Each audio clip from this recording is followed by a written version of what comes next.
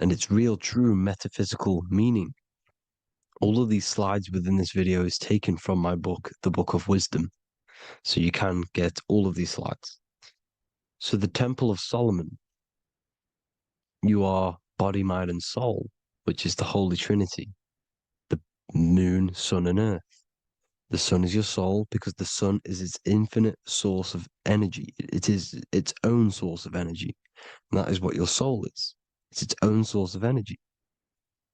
The moon is mind. This is why you call people a lunatic. You're a lunatic. Luna means the moon. And inside of your mind, you have a specific mood. Mood is moon. And mind in German is Mond. And the word Mond means moon. And earth is your physical body because your body contains of the four elements, the four physical elements. Well, the Temple of Solomon is the temple of the soul and the mon, the soul and the mon, the soul and the mind. And it's the temple of the Holy Spirit in the Bible. Everything leads back to one singular point in the center of the brain. The brain is not the mind. It's mind over matter. Okay. The brain is the physical manifestation of the mind. The brain is the electrical computer which decodes the light waves given to it by the mind. This is why everything in the body leads back to one singular point. And we'll go over this in a minute. But this is controlling the physical body. This is the within. If you rearrange within, it spells high twin because within you is your twin, your true self. And it's just an entity in the center of the mind. And if you shut your eyes, you can feel it. Your awareness is in the center of the brain. So there's just an empty chamber in the center of the two cherubs, the two brains. They are two separate brains. They're two hemispheres. And the empty chamber, when scientists chop it up and see it's just an empty chamber, well, because you can't see in that plane of reality, you cannot see the mind. You cannot see thoughts. It is invisible to the human eyes, to the visible light spectrum, to the two eyes. The reason why we call it the third eye in the center of the brain, it's not the third eye, it's your true self. It's the mind and soul. It's an eye because it does see. It's the all-seeing eye that you always see here. There's some Masonic artwork showing the two pillars, the two cherubs, the two hemispheres of the brain, and the inner eye. This is the eye that sees all things. What do I mean by seeing all things? Not physically. It sees the mind. It's what, because your soul is watching the mind. You can observe the mind. You are not the mind. And if you meditate deeply enough, you can go beyond the mind. It's the all-seeing eye. It sees the mind. It sees what emotions you're feeling. It sees what you're thinking. It sees what you're seeing with the two eyes. It's the all-seeing eye. It sees all things. It's omnipresent. It's everywhere. Because the mind can be anywhere. The mind can switch itself into any place it wants. There is no limitations with the mind. So there is two hemispheres in the brain. And in the Bible, there is a quote saying the most holy place between the two cherubs. The two cherubs is the two hemispheres of the brain, and the most holy place is between them, which is what the Masonic artwork is showing. This is the all-seeing eye, the soul and the mind in the center of the brain. And you will not see this with the two eyes. So when scientists come to seeing the empty chamber in the center of the brain, they wonder because they do not understand the occult side of the world. They do not understand the layers of reality. How the two eyes, everything physical comes from the unseen. Everything seen comes from the unseen. Now, the two hemispheres of the brain play a major role in our lives. The right hemisphere is the artist. The left hemisphere is the scientist. The right hemisphere controls the left side of the body. The left hemisphere controls the right side. So there's a crossover. Now, the right hemisphere is to do with your feminine energy, creativity, unification, metaphors, visualization, intuition. The left hemisphere is to do with sequencing, facts, materialistic details, language, and logic. So they keep us normally trapped within the male aspect of our mind, which is the left hemisphere. You know, if you listen to Spotify, Apple Music, and radio, they're all tuned to 440 hertz, which shuts down the right side of the brain, makes you left brain dominant. And we learn, well, 90% of people learn to write with their right hand. They're taught to learn with their right hand, which is to do with the left brain. You see, so we are being trapped within this left side of the brain, which is all to do with logic, thinking logical, not creative. You know, very analytic. But the right side of the brain is to do with your creativity. So the right side of the brain is perceiving reality as a holistic perception. Now, what do I mean? If you're riding through a woods, for example, if you're riding through a woods, your right hemisphere is seeing the whole woods as one unified woods. The left hemisphere, the left hemisphere's job is to break down the perception given to it by the right hemisphere and break it down into individual trees. So what am I saying? The right hemisphere is seeing humans and everything in creation as one unified consciousness. The left hemisphere is seeing individual egos. This is why the left hemisphere is the place of the ego, the right hemisphere is to do with the higher self. They're both needed, though. I'm not saying one's better than the other. It's balance. Now, they don't want you to see the unified picture, perception of creation. They want you to think everything is individual, everything doesn't come from the one, because all things come from the one. And we experience the two in this reality, dualism. In order to understand the one, we have to experience the two to advance. So, anyways, let's get away from the two hemispheres. The right hemisphere, like I said, is to do with the higher self. And this is why in John 21:6, it says, cast the net onto the right hand side of the boat and you will find fish. Meaning, cast your energy, cast your perception into the right hemisphere of the brain, and you will find God, unification, and higher self. You will see things from a unified perspective, how we are all one, because we are all the same consciousness. The same spark that is in me is in you. This is why I am you and you are me. We are all the all-seeing eyes of God, just split up into individual bodies. We are all made up of the same essence, consciousness. And that consciousness, that mind and soul, is in the center of the brain. You are just in different avatars. And until we see this, we'll forever be divided and conquered. Until we figure this out as a collective consciousness, we will forever be divided and conquered and ruled over. This is why the Bible says, ye are gods. You are the sons of the Most High, because we are. We are the Word made flesh. We are God made flesh. Mark 16:19. So then after the Lord had spoken unto them, he was received up into heaven, head is heaven, H-E-A, and sat on the right hand of God. God is the consciousness in the center of the brain. Heaven is the head, and the right hand of God is the right hemisphere of the brain, meaning he sees things in unification, creativity, intuition, the higher mind, the higher brain. When Moses crosses the Red Sea is the corpus callosum, moving from the left to the right hemisphere of the brain to see unified perception of reality.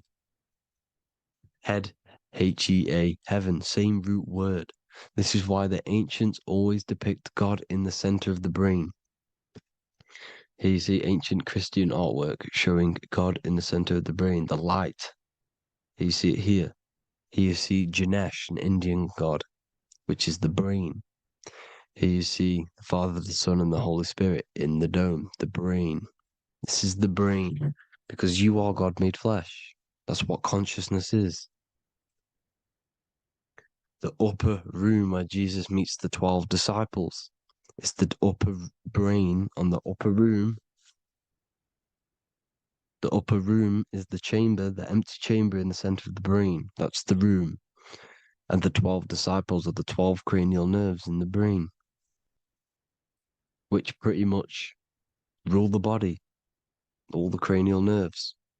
The tree of life, the cardiovascular system. This is why in Genesis it says the tree of life was in the midst of the garden. Midst meaning middle, because the middle of the body is the cardiovascular system, which is controlling all of the systems in the body. The tree of knowledge of good and evil is the nervous system. It's the spine and brain. This is what's detecting good and evil. The brain is the electrical computer with the left and the right hemisphere, decoding the dualistic world, decoding the light waves given to it by the external world. It is an electromagnetic computer. It is artificial intelligence. It is very intelligent, the brain and the nervous system, the human body as a whole. But the tree of knowledge of good and evil is the nervous system, because it is the tree that detects good and evil, makes you learn good and evil in this dualistic reality. Here you see Adam and Eve around the tree of knowledge of good and evil. Adam and Eve, male and female energies, with the serpent in the tree and the tree of knowledge of good and evil. Well, this is the spine, the brain, and the serpent is the kundalini of the spine. The serpent is the S. That's why S, serpent, S, the letter S is the serpent. Sex and serpents make an S noise. You know, the Bible cursed the serpent. So we don't figure out the true religion. The true religion is raising the Kundalini and becoming God-man and reaching our higher states, our true God self. Because once the Kundalini is saved and hits the pineal gland, it activates 100% of the brain when we're only using around 20 to 10% as of right now without the Kundalini awakening. So when you use it, you're activating 100% of the brain. You're activating all the dormant brain cells. You're regenerating the body. And this is the serpent in the tree of knowledge of good and evil. This is the spine, brain. This is Adam, Eve, the male and female energies. The light of the body is the eye. Therefore, if thine eye be single, thy whole body should be full of light. Matthew 6:22. This is the single eye in the center of the brain. It is not the pineal gland. It is what's inside the pineal gland. You have to go beyond the physical world, and there are no words to describe things that are not physical, metaphysics. And the whole body should be full of light. Well, this light is the same pyramid that you see. You are the pyramid with the all-seeing eye on top. This is why the ancients built the pyramids with the stairs in the middle symbolizing the spine, because once you open all the chakras and balance them and raise the kundalini, you activate all of the brain, which gives enlightenment. The word enlight in ment. Ment means mind, light in the mind. Enlighten the mind. And this is enlightenment. We are the temple. And Jacob called the name of the place Peniel, for I have seen God face to face. Within spells high twin. Within you is the God self, which you need to manifest into the external world. And he's seen God in Peniel, the consciousness. He's seen his true self, consciousness in the pineal gland. Genesis 28:10, Jacob's ladder. Jacob He took a rock there and laid his head on it to sleep. Jacob had a dream. He dreamed there was a ladder that was on the ground and reached up into heaven. Head is heaven. The rock he fell asleep on is the sacrum bone, because he's symbolizing the oil that comes down the spine, hits the sacrum bone and rests there, falls asleep, and it looks up and it sees the ladder to heaven. Because when you raise this oil, you become God man. You become God in heaven. You can leave the body at will. Do you not know that your body is the temple, that your body is the temple of the Holy Spirit? Corinthians 16:19-20. Or do you not know that your body is the temple of the Holy Spirit within you? Your body is the temple of the Holy Spirit, the soul and the mind within the center of the brain, the temple of Solomon, temple of the soul and the mind. Romans 8:10. Christ is in you. It's not external. When you give where attention goes, energy flows. When you give your energy to external things, your attention, your worship to external things, you're giving energy, meaning it's draining you, and you're feeding something within the astral plane, a mental thought within the astral plane. So with you realizing that the Christ is in you, that you don't have to worship anything outside of you, this means that you're internalizing your energy. You're not giving your energy, because where attention goes, energy flows, which means you become more present. You become healthier because you're not giving off all of your special electromagnetic energy that's charging you. This is why the religions ran by the Vatican is all external. They're exoteric. Exoteric means external teachings. The esoteric is the internal, the hidden teachings. In Psalms 82, I have said, ye are gods, and all of you are children of the Most High, because we are the Most High, split up into individual bodies. That's what consciousness is. Consciousness is the Most High, and we have to raise ourselves to the Most High. Brahma, Vishnu, Shiva, the Father, the Son, and the Holy Spirit. Why is it always a trio? It's a trio because it symbolizes us, the soul, mind, and body. The mind is the bridge for the soul to be in the body. What is the soul? It's the life force. It's the watcher. It's the all-seeing eye. The soul sees into different realities, and it gives life to the body of every reality it goes in. This is why you always see light around the all-seeing eye, because it is the energy, the life force, the light, life, L-I. Life is light, and it's the eye because it sees into the different realities. It sees into the dream world. When you're going to sleep at night and you dream, it's not a dream. It's another reality. You're a multi-dimensional creature. We live in a multiverse. There's infinite amount of views. And there is a version of you which is the highest self in a reality somewhere. And this eye has the ability to switch realities, which is exactly what astral travel is. Astral travel is the ability to switch reality beyond the 3D construct of this world. The Father, the Son, and the Holy Spirit, Brahma, Vishnu, Shiva. The Brahma, the soul, inhabits different bodies. This is why they have different heads. Vishnu, the mind, symbolizing gnosis, meaning knowledge. This is the serpent. The serpent symbolized knowledge. Shiva, the body. The Father, the Son, and the Holy Spirit. The bird, the soul, because the bird symbolizes the soul. This is why you have here the Egyptians showing you the soul leaving the body.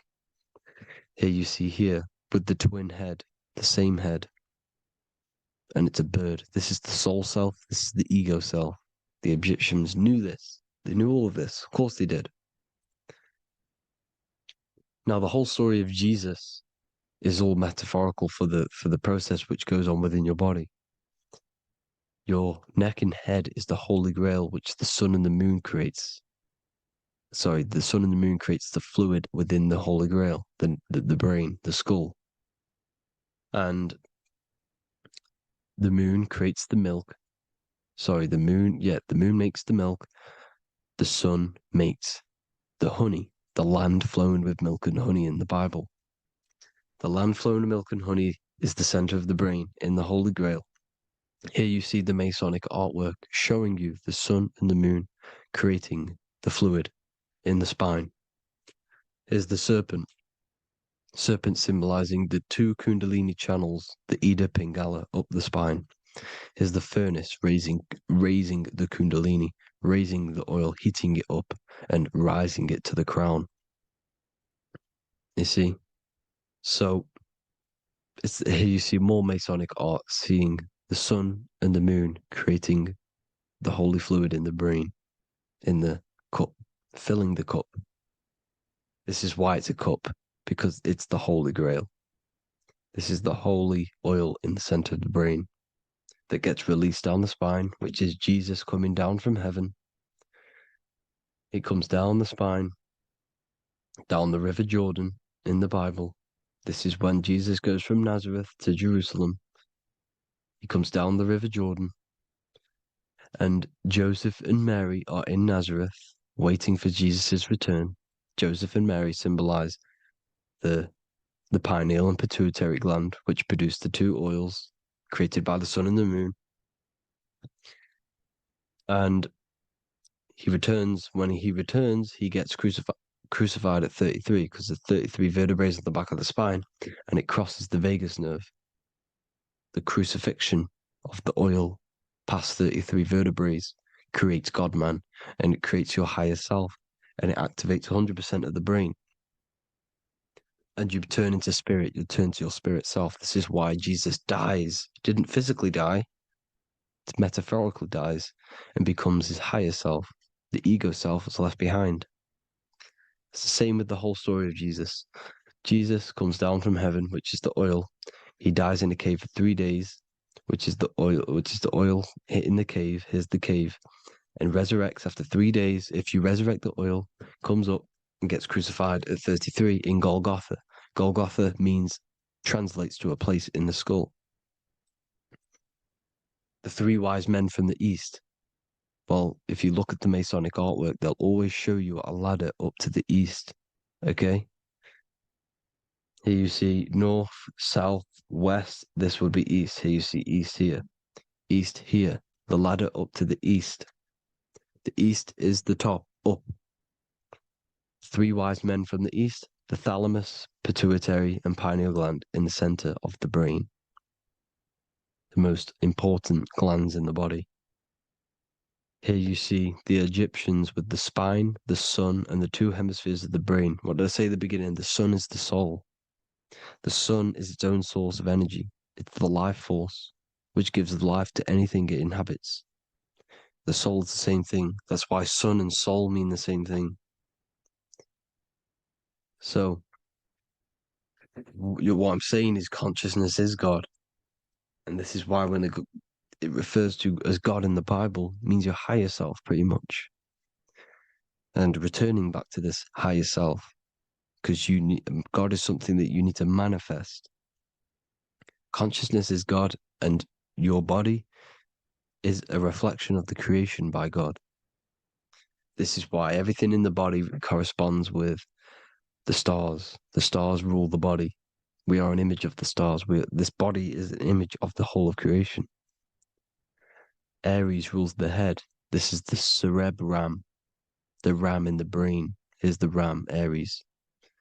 And we have something called the cerebrum, Aries, the ram. This is the Lamb of God moving to the higher mind.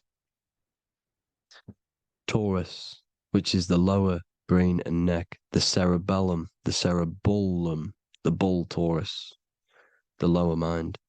And the cerebrum and the cerebellum, the ram and the bull, is what makes you ramble on. Ramble meaning walking. The higher mind and the lower mind working together makes the body ramble. Ramble is what makes you walk along. Thank you to Santos Bonacci.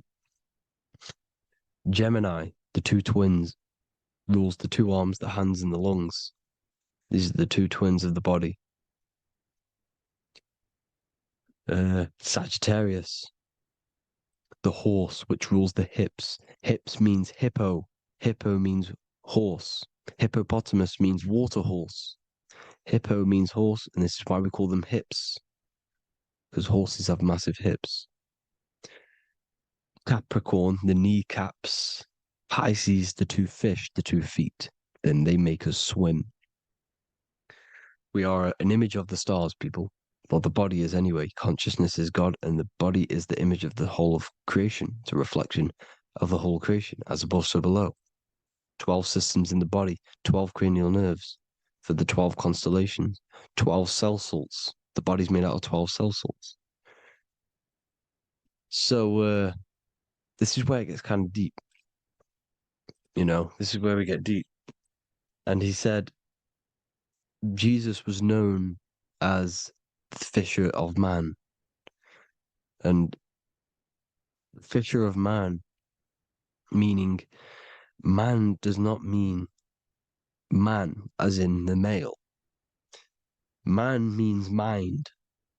He's the fisher of minds. So the Bible is not patriarchal. It's not patriarchal. Man just means mind, pretty much. So the fisher of mind, man, because he was fishing minds out of this reality into the higher realities. He was teaching people how to leave the body when he walks on water. Walking on water is the physical, etheric, astral, and mental. These are the different planes of reality. The ether is the either, because the ether is the substance that's on either side, astral and physical. It's the fifth element, is ether. And the fifth element is the water.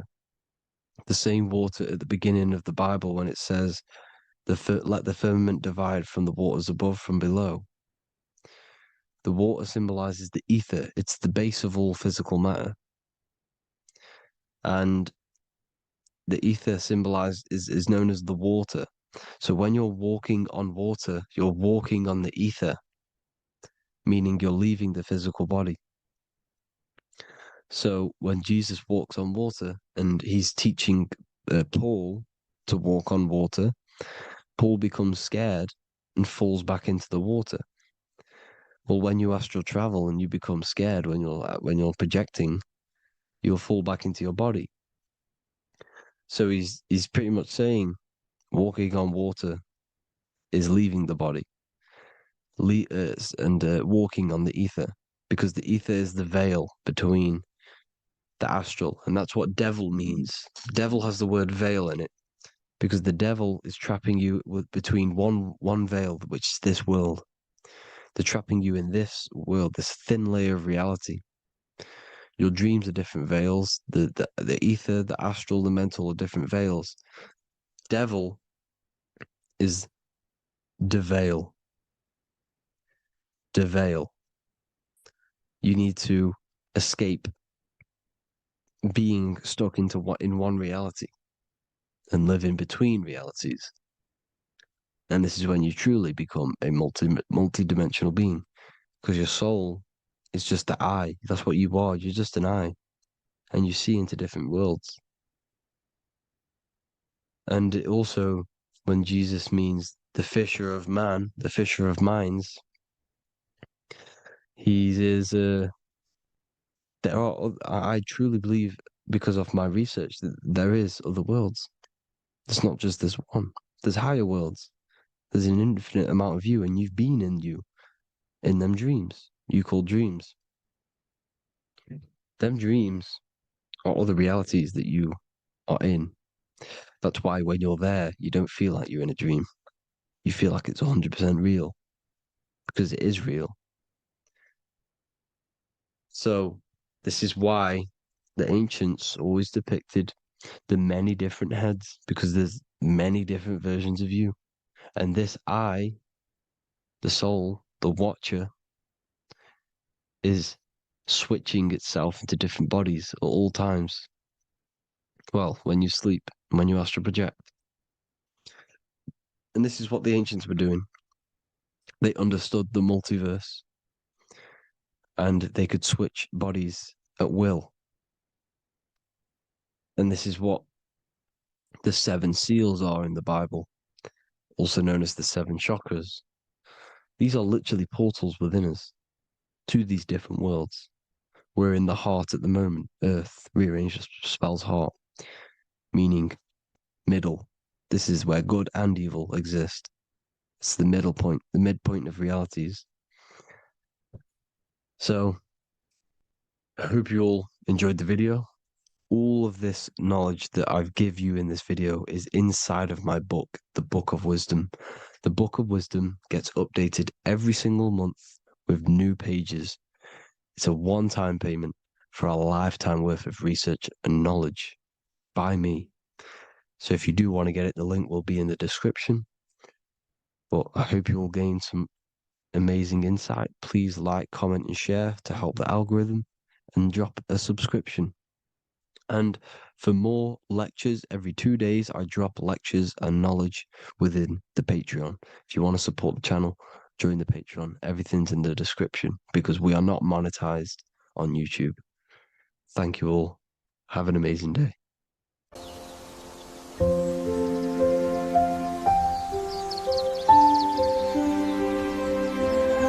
bookofwisdom.com. Visit today.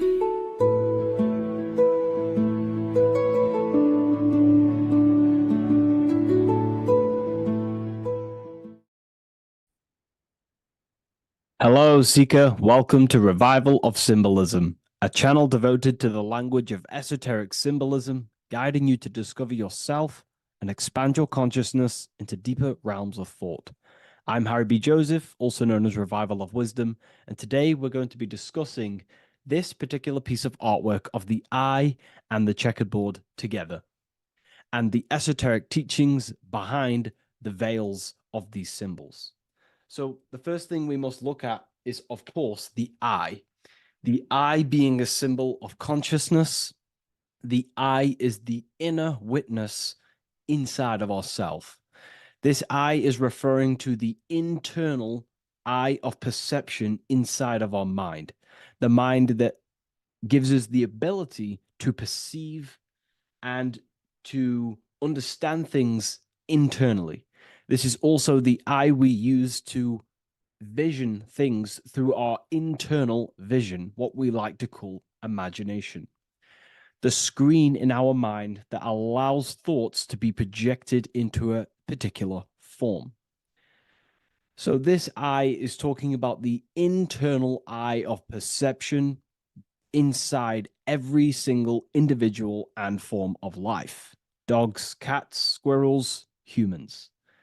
Every single form of life has this internal dialogue, the inner being that no one else can listen to but themselves.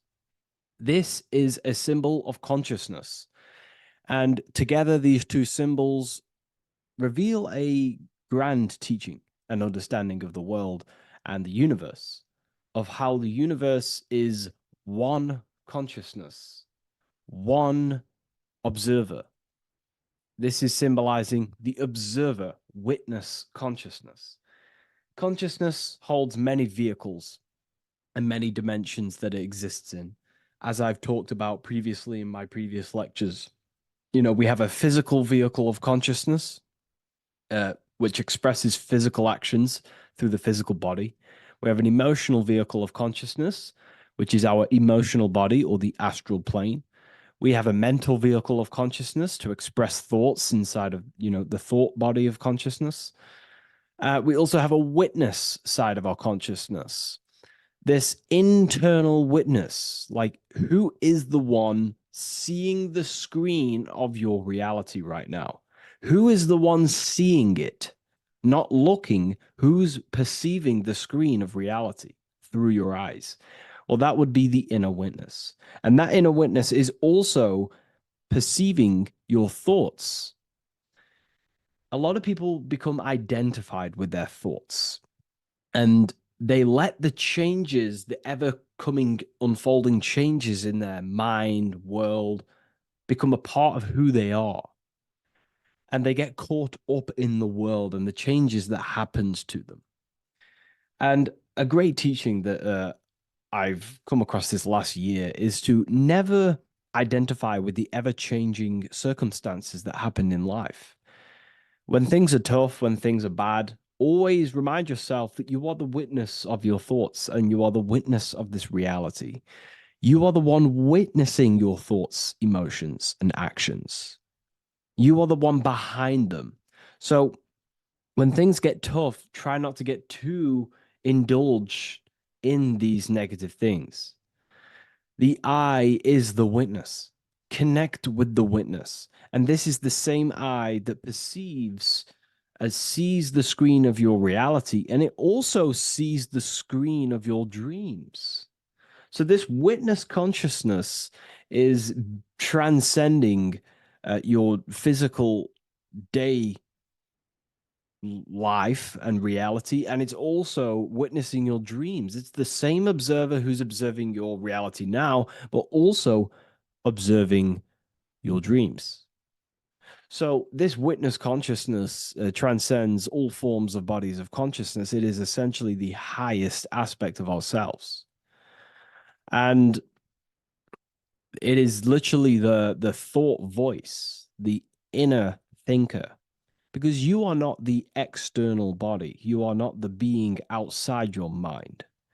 You are the being inside your mind who is actively thinking. I like to call what you are, what we are as consciousness is consciousness in action. We are the thinking inner thinker, the inner being. And it's about becoming into contact with that inner being again to unveil who we truly are. If we sit back and truly have a thinking session of, closing your eyes and going inside yourself, and you ask yourself, who am I truly? Who am I beyond all of my beliefs, memories, my body? Who am I beyond that? And it will lead you to the inner voice, the inner dialogue. But again, you are not the voice. You are the one hearing the voice. You are the silent, invisible one, the one behind the veil. So this is ultimately what the I is representing. It is representing the inner self shining, looking down upon the earth, upon duality, right? But this also reveals a great teaching as well, is that consciousness is universal. It is not something solely given to you. It is universal. It is a part of a greater whole. Consciousness is personal and also impersonal. We have our personal sense of self. We have this inner voice. We have this sense of who we are in this world. And that is our personal sense of self. But you can also transcend the personal sense of self by turning off the mind and fading into the collective impersonal consciousness, which is ultimately what you call transcended states of consciousness, altered states of consciousness, or astral projection. When you astral project, you are simply accessing this impersonal aspect of consciousness.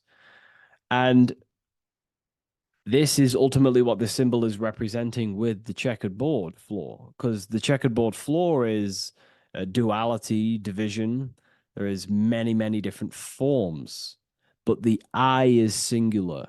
This is representing how the universe is one witness being, one consciousness expressing itself in infinite life forms and into division.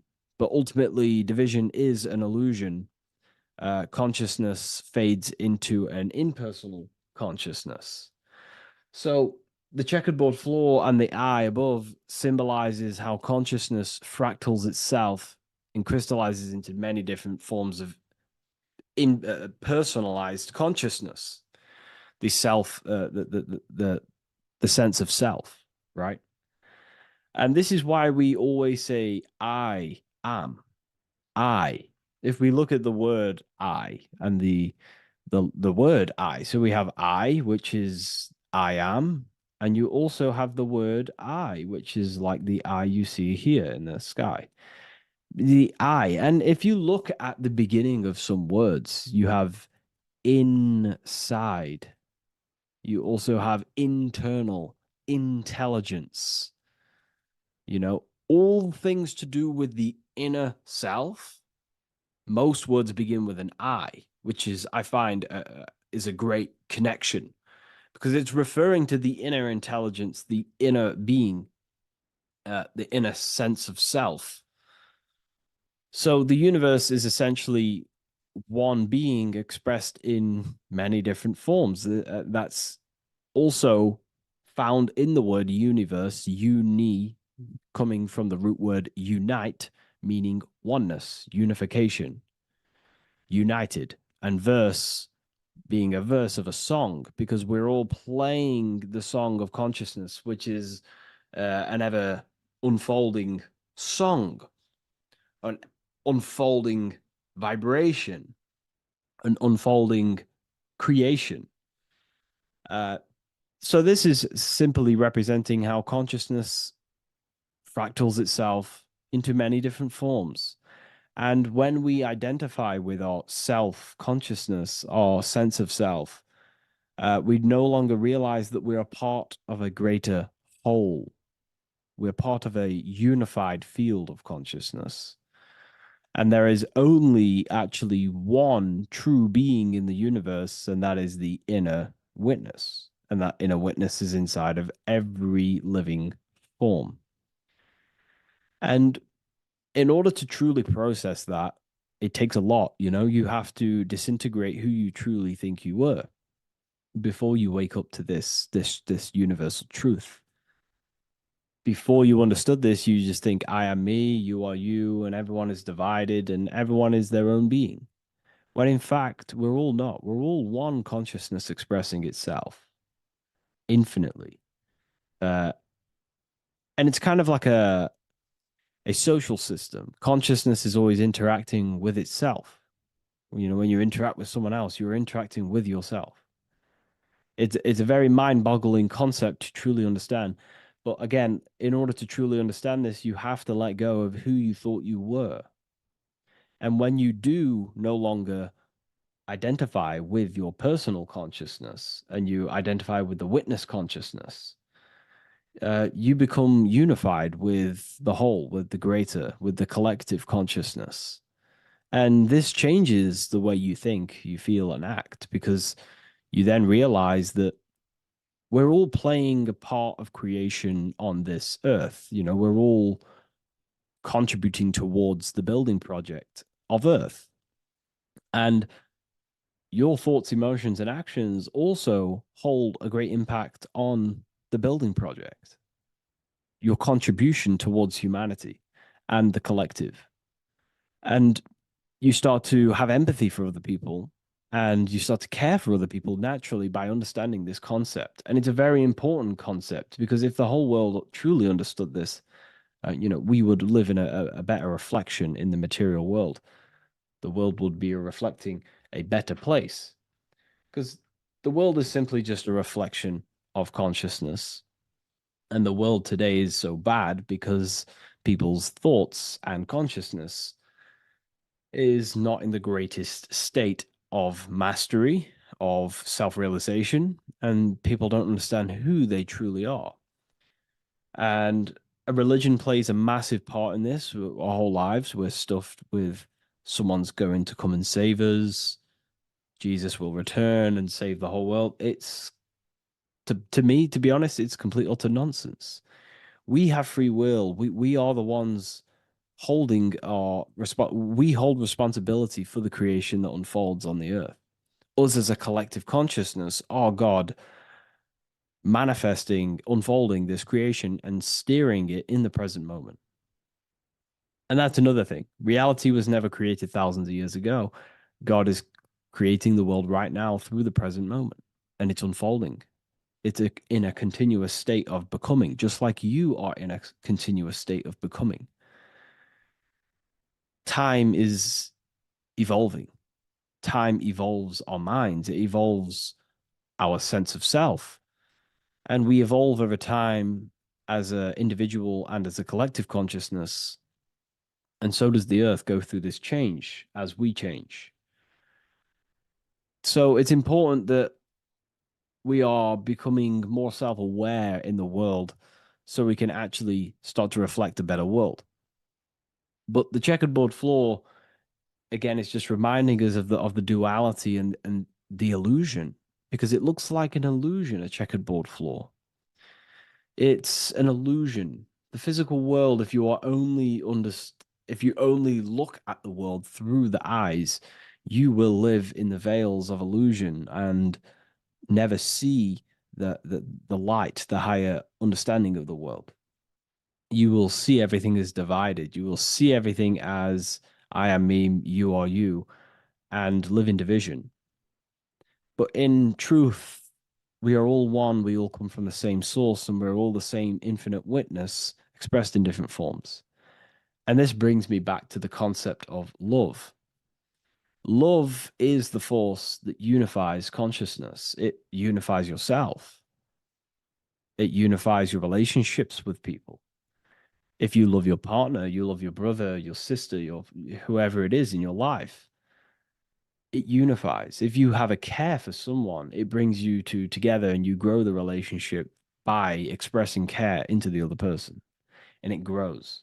So love is a very expanding, it allows things to grow, and it unifies things. And when you start to love yourself, you start to unify with yourself. And when you start to when you start to love nature, you start to unify with nature. So if we understood this, the world would be a better place. And love is the force that unifies the collective consciousness. If we truly hold love for ourselves, for others, other individuals, nature, then the world will become more unified. It unifies consciousness. This is the force of love. It's a very, very powerful, powerful force. And I do truly believe and come to understand now that love is the reason of all creation, which is the generative principle. All action is coming from a place of love or care. We only take action on what we care about. So even the sun is a symbol of love. It just expresses life, gives away all of its light, life, and energy to the earth and asks for nothing back. It is love, it is the expression of care. And that is what unifies consciousness. So, again, this is just talking about the inner witness and how consciousness expresses itself in many forms. And the checkerboard floor also transcends that idea that I've just described of how it's consciousness divided in many forms. It also represents a state of an individual's mind. The checkerboard floor is symbolic of being divided, you versus me thinking, walking down the street and thinking everyone's a threat. It also represents their thoughts, emotions, and actions not being aligned, not being unified. Their thought, emotion, action are scattered, and they're not creating things consciously.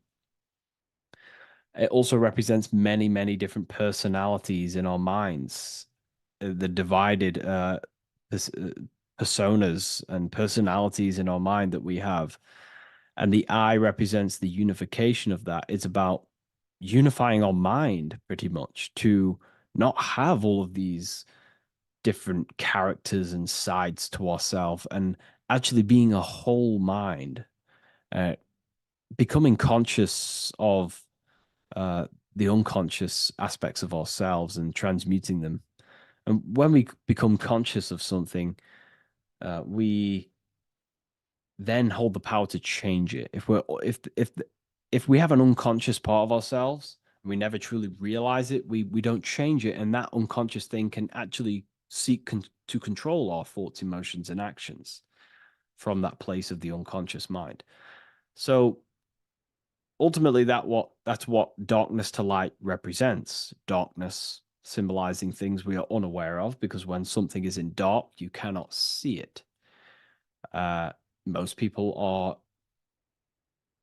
in darkness of their imagination. They don't realize the power of their imagination. They're unconscious of it. They don't use it. And to become conscious of that is to put it into light. Shedding light on something reveals something. If I shine a torch on an object, it's going to reveal it. It's the truth. So it's about becoming conscious of the aspects of ourselves that we may be unconscious of, and actually using them and transforming them as tools. And again, we have the I with light, with white and black. This is duality. You are also the witness consciousness, as previously mentioned, and the witness consciousness thinks in duality. We think we are the hater and the lover. We are the deceiver and the truther. The truth is that consciousness thinks within duality, and within the mind, beyond the witness, there is duality in thought. But in truth, you are not either. You are neither the positive or negative thought. You are the witness of it. There's a great saying in the Gospel of John, and I can't remember exactly the words, but it goes something along the lines of, lift the wood, I am there. Lift the stone, I am there. It's basically saying that everything is the I am, everything is the same consciousness. No matter where you go in the universe, you're talking to self, you're talking to the same thing, you're seeing the same thing. It is the same consciousness that is everywhere. So consciousness thinks within duality, and it is the light and the dark, and we have the ability to transform between them. And some people think that, darkness is all evil. Darkness is not inherently evil.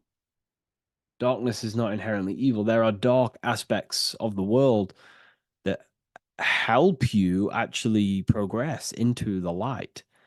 Without the darkness, consciousness can't move into the light, into knowingness.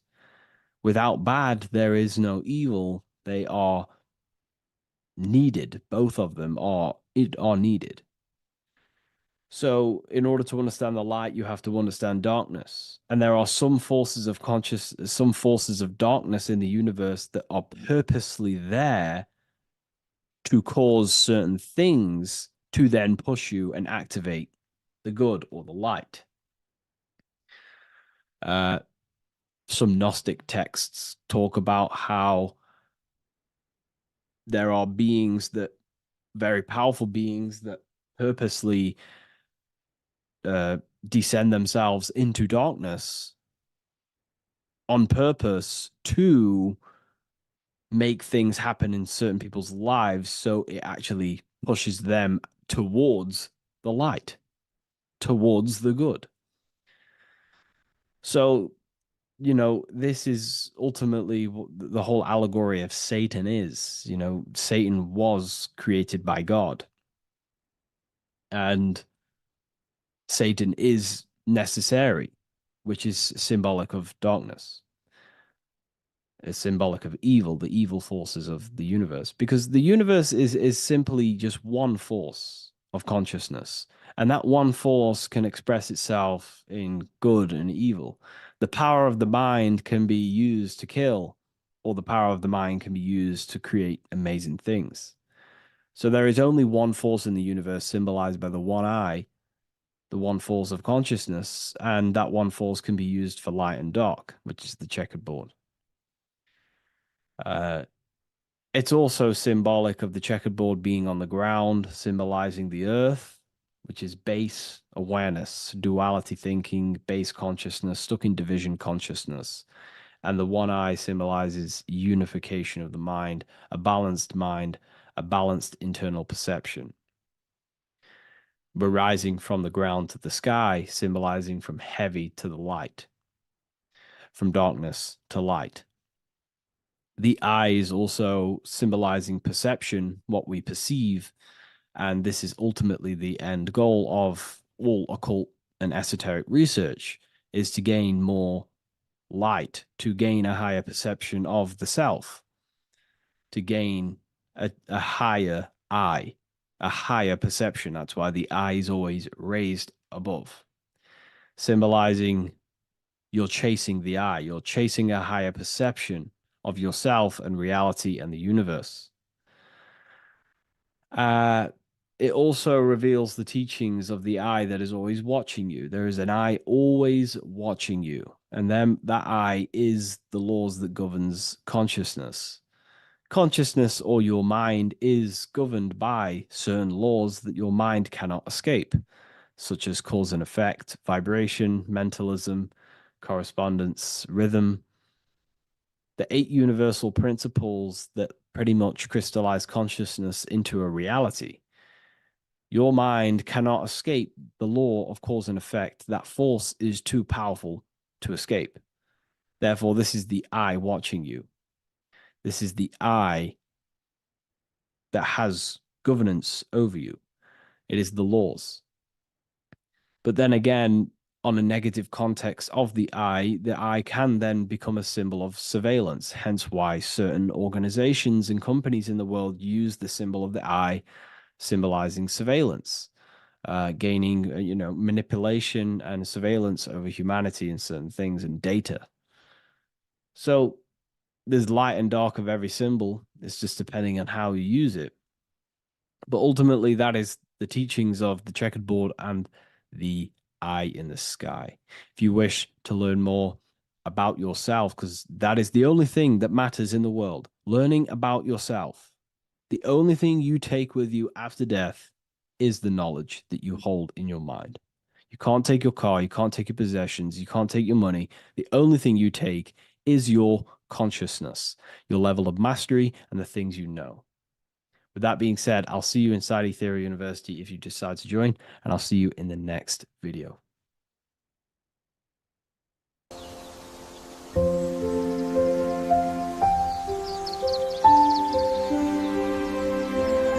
bookofwisdom.com. Visit today.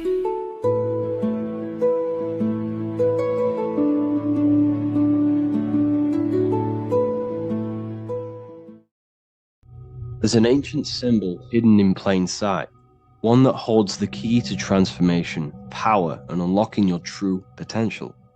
It's been used for centuries by mystics, rulers, and even modern science, but almost no one understands its true meaning.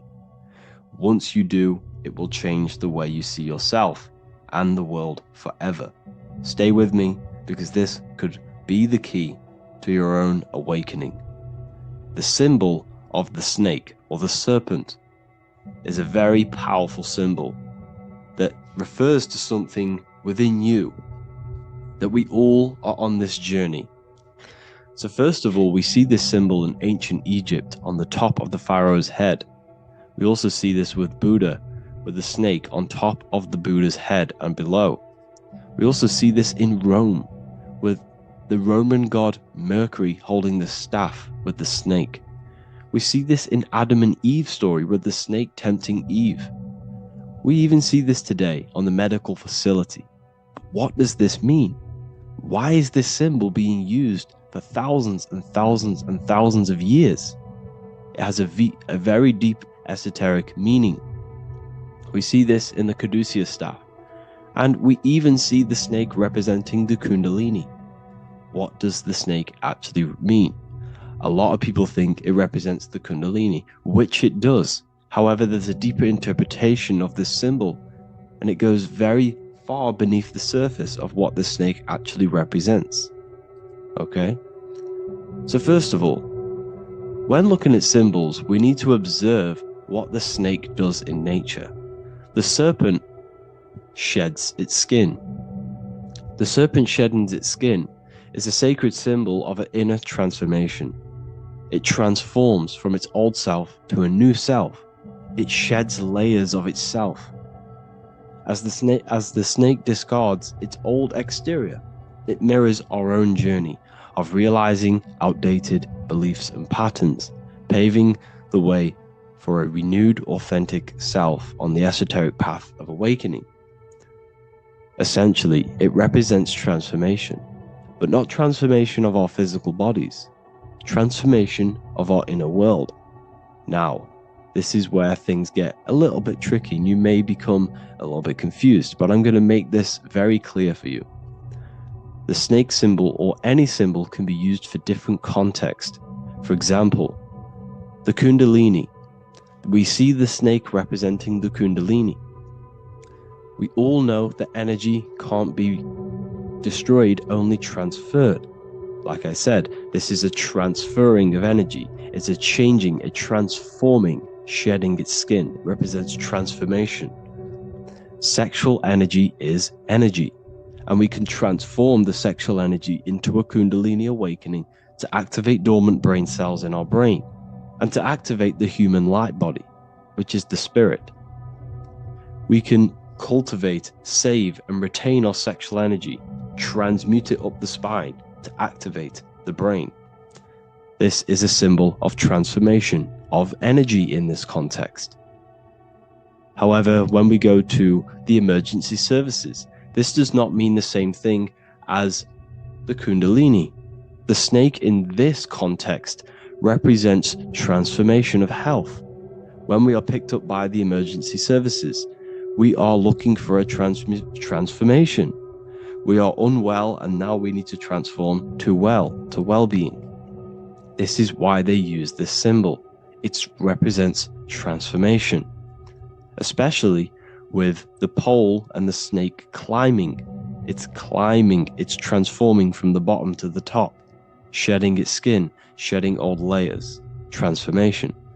We see this in the Bible with the snake tempting Eve to eat the apple of the tree of knowledge of good and evil. Well, what does this mean? Where's the transformation in this? Well, this is a very hidden one. The transformation takes place in Adam and Eve's consciousness and their mind. They go from a pure, whole state of consciousness, from being tempted by the snake, and they eat it and they transform into knowing the good and evil, into the dualistic ways of thinking and the dualistic meaning of this world. Let me rephrase that. They understand the dualism of this world, and they now understand the two good and bad ways of thinking. They know the knowledge of good and evil, of duality. They shifted from a whole state of consciousness into their consciousness being split into good and evil.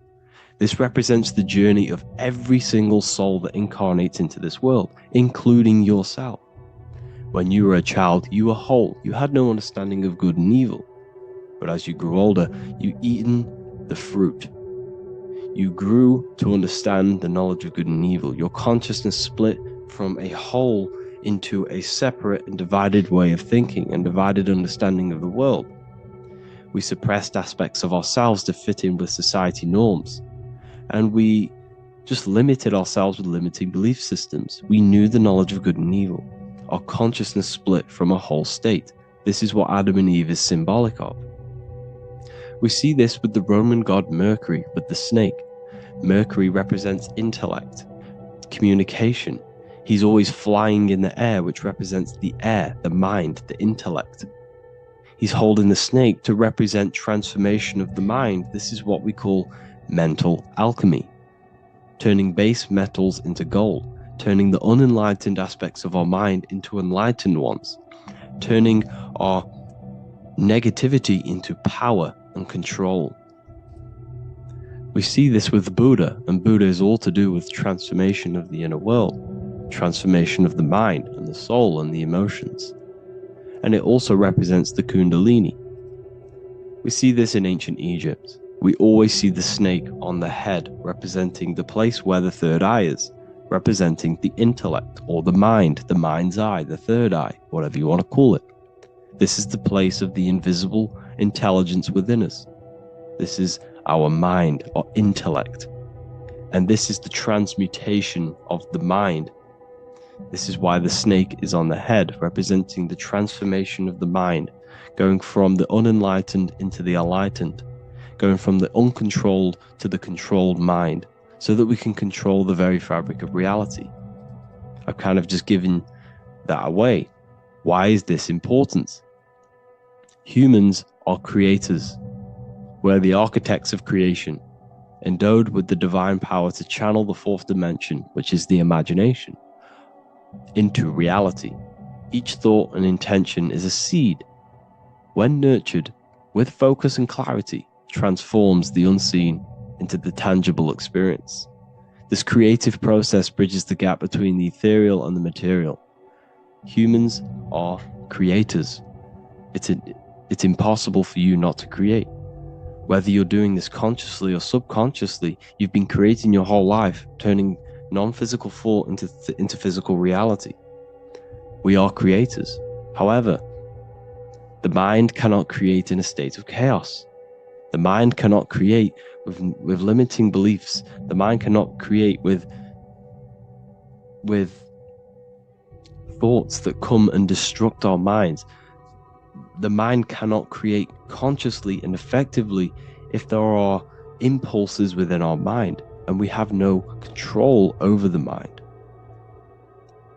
So this is where self-transformation comes within. This is where the snake comes in. The snake represents the transmutation of our mind from the uncontrolled to the controlled. In this context of the Egyptians with the snake on their head, it's all to do with mental alchemy. In the occult tradition, the mind is seen as a delicate instrument that demands constant vigilance. Left unchecked, it reverts to archaic and destructive thinking patterns. Like a finely honed blade, it must be continually sharpened through discipline and self-refinement.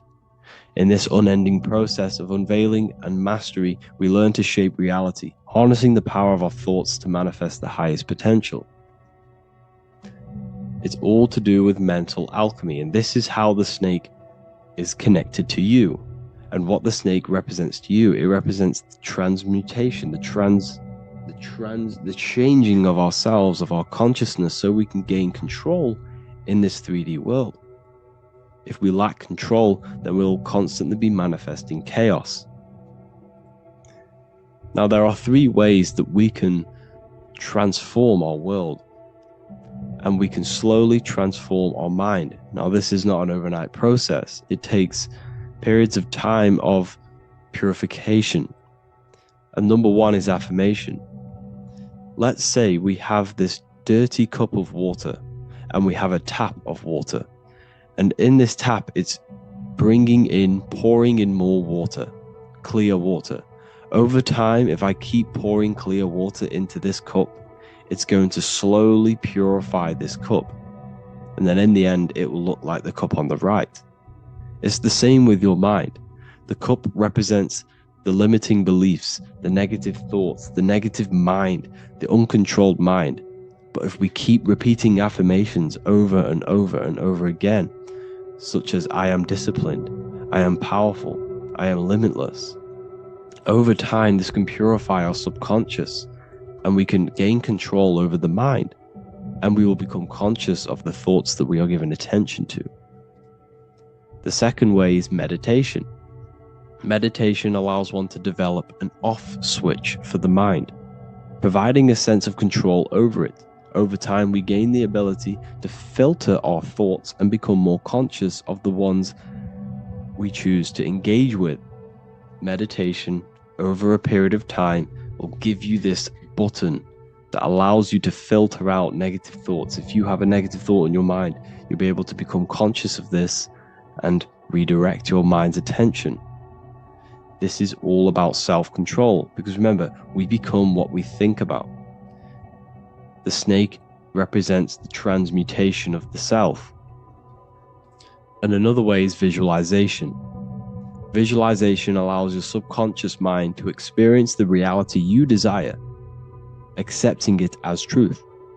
As the subconscious becomes more immersed in this imagined reality, it works to manifest it into your conscious experience. Your visual eye, visual eye. You're using the mind's eye to see and mold your future. That's what imagination is for, to create in your future. You can become your future now in your imagination. And this can slowly purify your consciousness, slowly purify your mind, which will then, if you do all three of these over periods of time, you will see great transformation from the inside out. And your outer world will start to mirror your inner transformation, because it's as within, so without. You change your inner world of consciousness, of thought and emotion, you'll change your external reality and your circumstances. So I hope this lesson has gave you a great understanding of what the snake actually represents. And now that you see it, you will see this everywhere. Every time you see a snake, you know it represents the transformation. So please, if you can, leave a like, comment, and subscribe, and turn on the alerts to make sure you never miss a video. And if you have any video suggestions, feel free to make a comment and I can make a lecture on it. I appreciate you all watching this video today, and I'll see you all inside my university if you're inside, and I'll see you all in my Telegram if you join, and I'll see you in the next video, of course. Thank you and take care.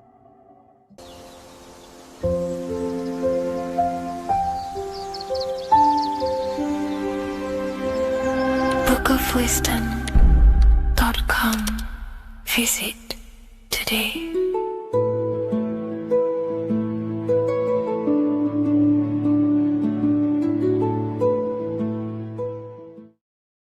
How are we doing, people? It's Revival of Wisdom.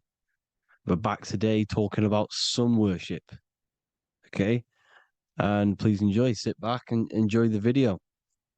First thing we need to understand is that the sun is the risen savior. It's the light of the world. Without the sun, we have nothing. Now, the sun is the Son of God. We didn't make the sun. No one owns the sun. But who created the sun? Obviously, the Creator created the sun. Therefore, it is the Son of God. And that is what Jesus is symbolizing in the Bible. The Bible is a metaphorical story. That's why it's called the greatest story ever told, because it is a story about the sun, the zodiac. It's about you, the systems in the body. It's about everything that is sacred in this creation. Now you can see the suns behind Jesus' head in all of the ancient portraits, even the ones that are more modern. You still see a sun on the back of his head, because he is the sun. He's the light of the world, our risen savior. And this is what Christians are lost, because they don't realize it's a symbolic story and they think Jesus was a historical person. He's not a historical person. Okay, this is what we need to get out of our mind. This wasn't a historical person. It's the Son, our risen savior. The Son is the soul. It's the soul of this creation. Because what is a soul? A soul is pure life force, pure energy. Whatever a soul inhabits, it gives life to. Like our soul feeds our body. The sun feeds the earth, because the sun is a soul, and that's why the ancients called it Sol. Because it's the soul, and it's in you, and it's the light of the world. It's the light of everything. It gives life to all things. Here's Jesus and his 12 disciples. The 12 disciples symbolize the 12 zodiac signs. Aries, it rules the head region, because the 12 zodiac constellations rule specific regions of your body. Aries, the ram, you have a cerebrum in your head. This is Aries on the head of the table. His Gemini rules the arms and the lungs. The two twins, Gemini. He's holding up two hands for the two hands and arms. The twins. Cancer has a knife in his hand. It's not so clear, but he has a knife in his hand. Cancer is the crab. Crabs have claws. And he's pointing at Virgo's Adam's apple, saying there's no Adam's apple there. It's a woman. Who's the sixth sign? The sixth sign is Virgo, the Virgin, the only woman in the painting. Now notice how there are 3 people in 4 groups for the 4 seasons and for the 3 months and 3 zodiac signs in each season: spring, summer, fall, winter. Matthew, Mark, Luke, and John with the suns on the back of their heads, because it's the 4 states of the sun. The 4 states of the sun. Now, 6th sign, Virgo, the Virgin, the only woman in the painting with no Adam's apple. Then we have the sun, Jesus, red and blue, red shift, blue shift. Electromagnetism. The ancients knew this. He's got one hand open, one hand down, because the sun gives and retrieves. The sun rises and it falls. It gives, then pulls away. That's what the sun does, and that's what he's doing. His arms are out, symbolizing the rays of the sun, casting down onto the earth, giving and then receiving. Libra, his 2 hands are equal. He's holding his arms out equally, because Libra is the 2 balanced scales. Libra is when the sun is balanced between the summer and the winter. It's being judged. The sun isn't balanced. That's what Libra is, the 2 scales. Capricorn is the goat. Goats have 2 horns, and you can see the 2 horns on his head here. See? So this is astrology. This is what Leonardo da Vinci is depicting here. It's astrology. He knew the story of the Bible is all astrology. It's all based on astrology. The Son of God, the real sun. Now here are some Bible verses. I am the light of the world. Obviously, that's the sun. What other light is there that lights up the world? The moon can't do it. It's the sun, the one and only sun, our risen Savior. Because if the sun didn't rise, we'd all be dead. So it's our risen Savior. And it dies for our sins every night and then gets reborn every day. Now, Jesus calms the storm. Mark 4:35-41. The disciples are all on a boat and there's a heavy storm. But Jesus is asleep. The disciple says, Jesus is asleep. We need to awake him. They wake up Jesus, and Jesus got up and rebuked the wind and said to the waves, quiet, be still. Then the wind died down and it was completely calm. Well, when Jesus was asleep, this is the sun not being risen. It's not risen yet. Because in the night times, that's when the storms happen on the sea and the ocean. And when they awake Jesus, Jesus rises because he's the sun. He rises and everything calms. Because when the sun comes, the storms go. You see? So it's the sun. It's all about the sun. Here's another, Luke 22:10. A disciple asked Jesus, when will we know it's the end times? And Jesus says, as you enter the city, a man carrying a jar of water will meet you. Follow him to the house that he enters. Well, this is clearly talking about astrology, the topic that Christians think is satanic, when they don't realize the whole thing's based on astrology. Because the end times is the end of Pisces, which is the 2 fish, which is the age we've just gone out of. And you can see all these ancient churches here with 2 fishes, because they knew it was the age of Pisces. There's an ancient photo, ancient artwork with the 2 fish, Pisces. And the end times, as it talks about in the Bible, when Christians think the world's going to end or something. But no, it's just the end of Pisces. As you enter the city, a man carrying a jar will meet you. Follow him to the house. The house is the zodiac sign that he enters. And the zodiac sign is Aquarius, because that's what it is. A man carrying the water. We know this is astrology because that is a woman's job in the ancient times. In the ancient times, the woman used to get the water. You would never see a man collecting water back then. That was the woman's job, whilst the man builds the houses, for example. You see, so we know it's talking about astrology because astrology is the man holding the bucket of water. It's the end of Pisces. Now we are in Aquarius. And of course, Luke 24:36, the risen Savior, the Son. Now, the Son is also born on the 25th of December, a virgin, just like Horus, Mithra, Buddha, Krishna, Hermes, and thousands of other gods, all born on the 25th of December. Well, it's because the sun moves 1 degree northward on the 25th of December. And on the 22nd to the 24th, it stays in the same degree because it's moving south. But then on the 22nd, it stays in the same degree on the Southern Crux constellation. And the ancients called this the sun dies on a cross because the cross is the Crux constellation, the Southern Cross. And it stays on that same degree for 3 days on the cross. The sun dies on a cross, and then on the 25th, moves 1 degree northward, bringing back the summer, the light, the warmth, the growth of crops. And this is the sun being reborn again, a virgin, because it's pure.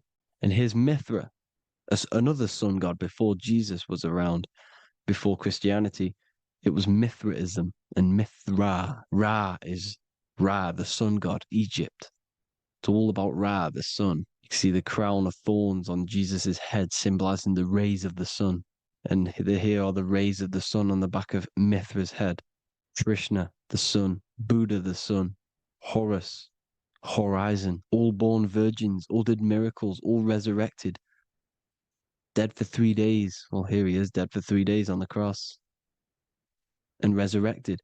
Because it's the most ancient religion ever been on the face of the earth. The worship of the sun. And we should worship the sun, because without the sun, we are nothing. The sun feeds us, feeds the earth, feeds everything. Without the sun, we are nothing. It's been reversed, and now we're worshipping man. When we're worshipping a man called Jesus, was never real. It's all about the sun, the most high, the most powerful, potent, celestial body in the sky, the orb that feeds us every day.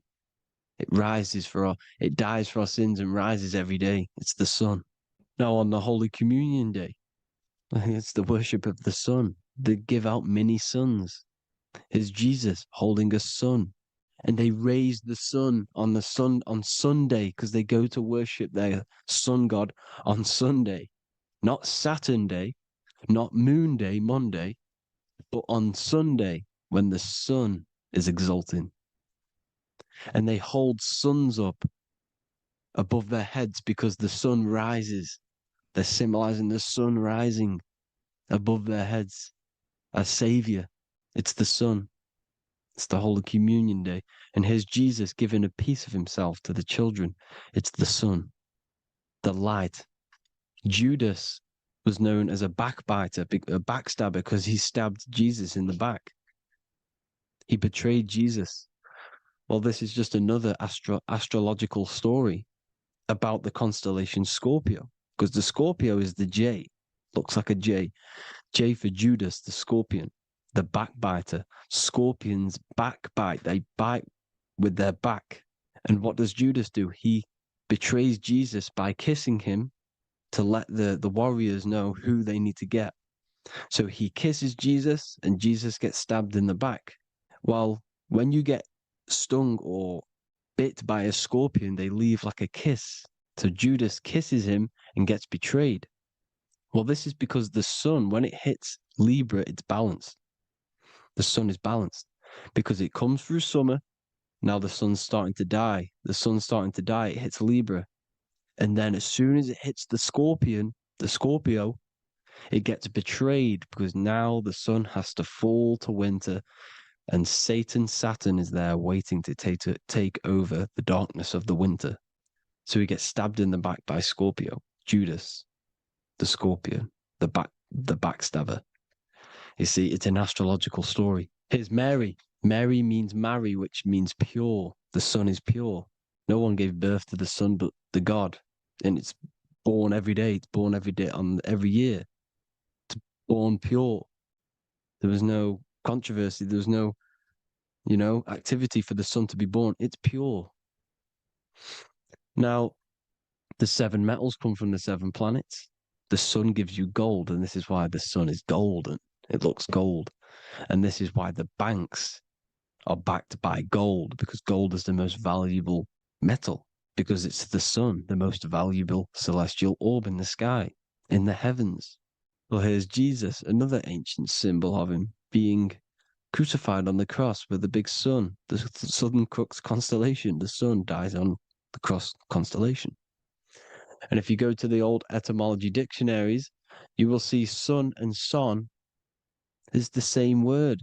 They come from the same etymology roots. You can use them for no matter what, but they've been confused today. But if you go back to the old dictionaries of etymology, they are interchangeable. You can use them. Son, sun, sol, it's all the same thing. The 12 disciples, 12 brothers of Joseph, 12 tribes of Israel, 12 breastplates on the stones, because it's all the 12 astrological signs. They could have used any other number, but there's 12. Because 12 is the mind, which is God. 7 is the number of matter, which is man. 7 energy centers in the body. 12 cranial nerves in the brain, because it's the mind. 12 is the 12ness. The zodiac is literally the mind of God, the signs of God. Now here we see here, Job 38, 31 to 33. Can you lead forth a constellation in the season? He's asking you, can you read the sky? Can you read the heavens? Canst thou bring forth the Mazzaroth in its season? Mazzaroth means 12 signs, the zodiac. Why did they translated every single Hebrew word in the Bible into English, but they decided to leave out Mazzaroth? Why? It's because if that said zodiac, Christians would have a different view on the Bible, but they leave that out. But Mazzaroth actually means the 12 signs, the zodiac, and the stars means sign. The word stars means sign because the stars are signs, things to come, which is off in Hebrew, which means sign, things to come. You see a sign on the road, it's something coming. But God is saying, no, what does he say? To qualify as a director, a judge of man's life on earth, one must be able to govern the heavenly bodies that rule the earth. It's telling you to read the heavens. We need to read the heavens. Astrology, the 12 zodiac signs, the mind of God. It's telling you, read the Mazzaroth, read the zodiac, because they are things to come in your life. They are signs. It's not satanic, it's made by God. God said, let there be lights in the firmament of the heavens to divide the day from the night, and let them be for signs. Signs are things to come. The 12 zodiac signs. It's all about astrology. Here's Mary holding the sun. His son, her son. It's the sun in the sky. The one and only, the most high. The soul, the solo because it's on its own. The most powerful, Ra, radiance. Here's the Pope holding the sun. All 3 popes holding the sun because they're sun worshippers and they know the true meaning and origins behind Christianity. Sun worship. Here's the Vatican. The Vatican is a sundial. Yes, this is literally a clock. Your clock, your watch is a sundial. It's got 12 sections on it for the 12 zodiac signs. 12 hours, 12 Horuses. Now here you see Jesus walking on water. Well, it's the sun, and here's the beard of the sun. Here's the pyramid of the sun, the illuminated one, the all-seeing eye, the sun. Here's the Ankh. The sun creates these symbols. The ancients knew this. Now, when you see these headdresses, these are actually the days of procession of the sun. Aries, Cancer, Libra. It's all about the sun. Here's some more sun worship going back to Egypt. Ra, Horus, Osiris, and Set. Jesus and Satan is Horus and Set.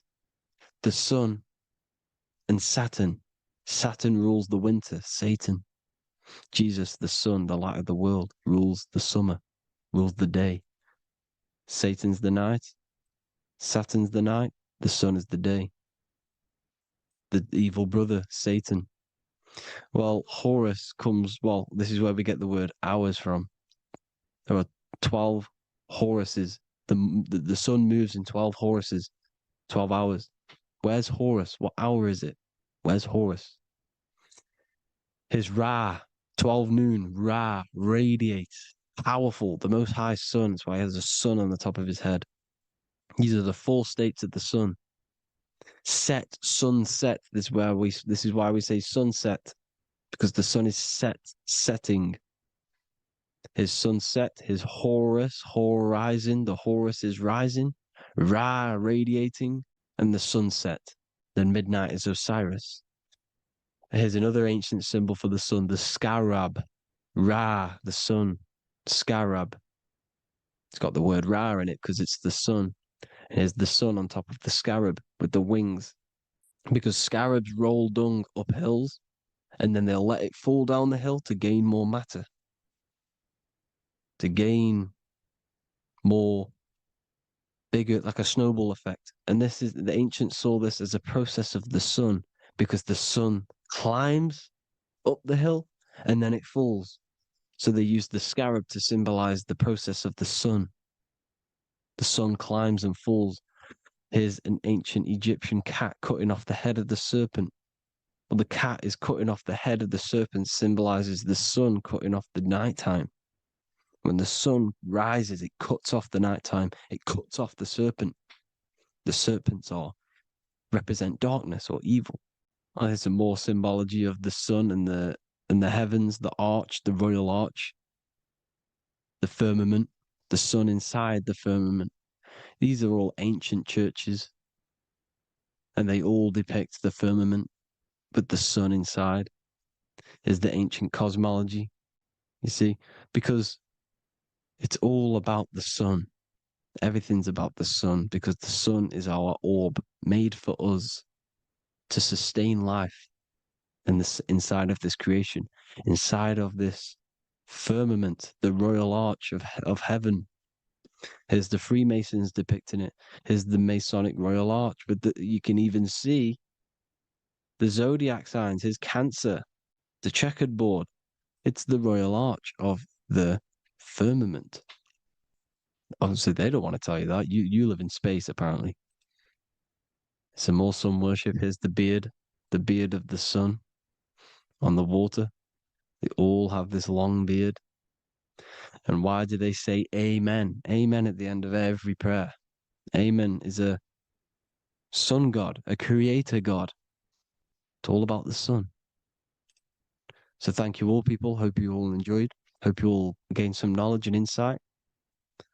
Please give me a follow, drop a comment, drop a like. Have a good day. Love you all.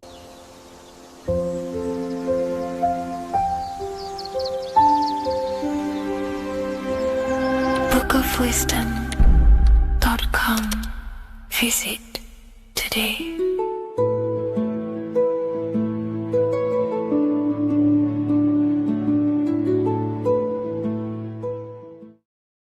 What is good, people? We're back with another video, and today we're talking about the chakras. Let's jump straight into this because I know there's been a lot of requests for this video. So let's jump straight into this. So you have 7 chakras, right? 7 chakras, and these chakras are feeding off your electromagnetic field, known as your aura. This is both positive and a negative pole, male and female, right? This electromagnetic field is made out of electric and magnetism, and together they come as electromagnetic. Now, your chakras, the word chakra just means wheel, spinning wheel, because that's what they are. They are spinning wheels of energy. They do not exist on this physical plane. They exist on the etheric plane. Okay. Now, these energy centers are known to regulate your emotions, and each energy center controls the organs and cells in that particular area of the body. So, for example, your sacral chakra will control the cells and organs of your sexual reproduction area. Okay, the navel chakra or solar plexus will control the digestion in your body. Same with the heart, same with the throat, right? So they are like mini brains for each center of your body. They run along up the spine, but notice the crown chakra exists outside the body. It's just above the head. Now, this process of the chakras is obviously the 7 colors of the rainbow, starting from red, which is the lowest vibrational color, all the way to violet, which is the highest vibrational color. This, like I said, these energy centers are feeding off your electromagnetic field. So if these chakras are unbalanced, they are taking too much energy from your electromagnetic field, making it weaker. Now, this is the North Pole. As you all know, the Earth is flat and we live inside of a giant torus field, and the North Pole is the Earth's heart chakra. And this is why the aurora borealis, or the northern lights, whatever you want to call them, that's why they are green, and they are being emitted from this center point of the Earth, because it's symbolizing the heart chakra, which is green, right? Now, you do work your way up to these. However, this is a torus field. You are a torus field. You have different layers of this torus field, right? And you need to balance all of these chakras, but you can't move up these chakras until you open the one below it. So it's like a stairway. You can't go to your solar plexus without going through your sacral. You see? So you have to work up these. However, you have to work up these and then live from the heart, because the heart is the center of the torus field. It's the balance between male and female poles, positive and negative poles. So you have to balance all of these chakras and then bring them all into one, which is the heart chakra. Now, they exist on the etheric plane. They exist on the etheric plane, and the etheric plane is a layer of the material plane. It's the one higher than the material plane.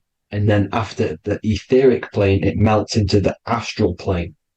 So they exist just between the physical and the astral aspect.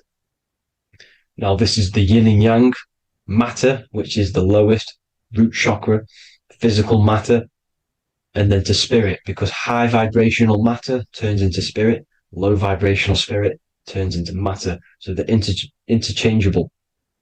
This is the yin and yang. Now, when you see ancient paintings with the halos, you see this is like a toroidal field coming out the top of his head, you see, with a halo. This was symbolizing in the old days, in the ancient days, that they've aligned their chakra, they've reached Christ consciousness, which is God consciousness, right? Now, this electromagnetic field is the apple that we bit out of in the Bible, because you see that apple is a torus field. So they were metaphorically or personifying the torus field. That's what the Bible is. It's a massive personification. It's all metaphors. You have to read it properly. It's got a greater meaning behind it. Now, when we bit from the apple, we ate from the tree of knowledge, which is good and evil. Our lower mind took over, so we materialized to feed our physical bodies. We materialized through Saturn. That's what Saturn does. Now, if you don't understand that, go and watch the video previous to this one called Occult Secrets of Saturn. And that will show you how Saturn is the materializer. Now, this is one of the secrets behind the Masonic compass, electric and magnetic, male and female, duality, positive and negative. Now, like I said, they teach you about the torus field, about a magnet. in school, but they don't teach you about your electromagnetic field. Everything alive has a torus field. It is the building block of this creation. Absolutely everything has a torus field. There's not one thing without it. And as you can see here at the center of the apple, that's where the seed is. That's where the life is. The reproduction of that organism. As you see, this is where the most electromagnetic energy is stored, in the center, because this is where the two duality, this is where the field meets, at the very center. This is why the seed is at the very center. Now, your spine is a elongation of the brain. The brain is heaven, and the bottom of the spine is hell. So this is Saturn, which is the root chakra. The 7 planets are associated with each chakra. Moon equals mind. Okay. Now Saturn is physical matter, as I've just explained. This is the lowest vibrational color. And they want you trapped down here, which is your hell state, your animal nature, your physical nature. They want you to identify as the physical body. They don't want you to reach these higher states of consciousness. Okay? Now, in the brain, you have 12 convolutions. Now, this is what they were symbolizing in the Bible with the 12 disciples. And obviously in the Bible, it says the upper room where Jesus met with his disciples. This is heaven, the brain, the higher states of consciousness. Now, this is your North Pole. This is Jacob's ladder. Okay. This is why you have 33 levels of Freemasonry, because it's symbolizing the 33 vertebrae, which are these little things here on the back of your spine. Because once the Kundalini energy from the bottom of your spine rises to the top, this is when you get enlightenment and opens your third eye. Spiritual enlightenment. As you can see here, this is Jacob's ladder. This is the Kundalini symbol, right? And they're even showing you this in the medical symbol. They're putting it in your face. The serpents are wrapped around the spine. Now, the serpents symbolize how the energy moves around the spine, because it's a torus field, you see? At the center of the torus field, it wraps around the center pole. It wraps around it, and this is how the energy moves up. So they're symbolizing it with the serpents. Okay? Now, every religion has a sacred river. For the Egyptians, it's the River Nile. For Christianity, it's the Jordan River, right? This river is the canal, the energy canal at the center of your spine, all the way leading to heaven, to the Holy Land. This is the chamber which the energy rises up, right?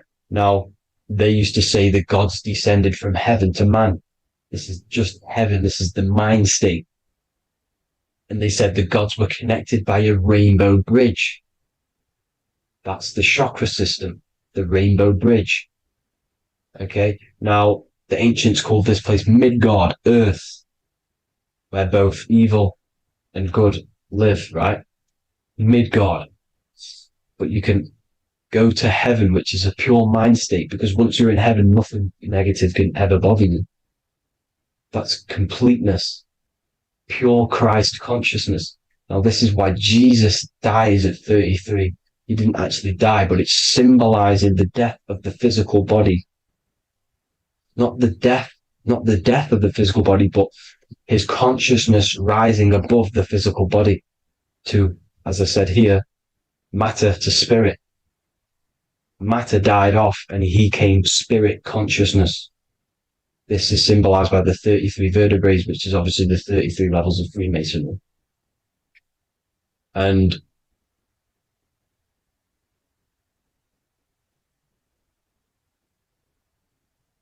now the pineal gland, which is at the very top of this Jacob's ladder, or the River Jordan, the canal, your 33 vertebrae on your spine. This is where the pineal gland sits, right? At the very top, at the center of your brain. Now, there's multiple ways this was symbolized. The eye of Ra, which is used by the Egyptians. Now, this pineal gland is the seat of consciousness.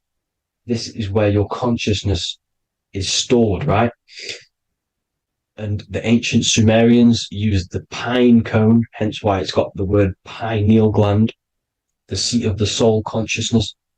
It produces DMT, dimethyltryptamine, which is known as the spirit molecule. And the pineal gland is wrapped in microcrystals. And we all know crystals transfer frequency and energy. Now, radios use crystals. A radio is a frequency transmitter turning a frequency into a frequency that we can hear with our ears, right? Because all the radios are actually playing right now in your ears. However, our ears can't pick it up, so the radio transmits it into a frequency that we can hear using crystals. So this is the power of crystals, and this is what our third eye is wrapped in, crystals. Now, this third eye is not actually your third eye, it's your first eye. When you're being materialized in your mother's womb, this is the first gland that is produced, and everything's built around it, because it is the consciousness. It is your consciousness. Your consciousness never dies, ever. It's an eternal essence. It lives forever. You never actually die. Only the mortal body dies. Now that's what we call life. Life is abided by time, and time is change.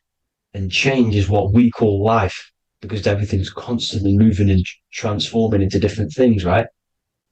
Now let's not get off track. The pine cone is obviously, this is in the Vatican here. The pine cone is symbolized as the pineal gland, pine. And this is the opened pine cone.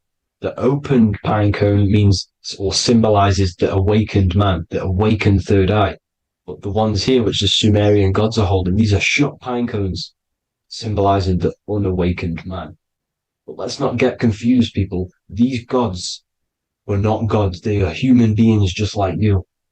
They reached Christ consciousness. They are nothing more special than you. They just had the ability to reach Christ consciousness. And obviously their knowledge was far more intelligent than ours, far more advanced than ours. They knew the truth about this reality to the depths.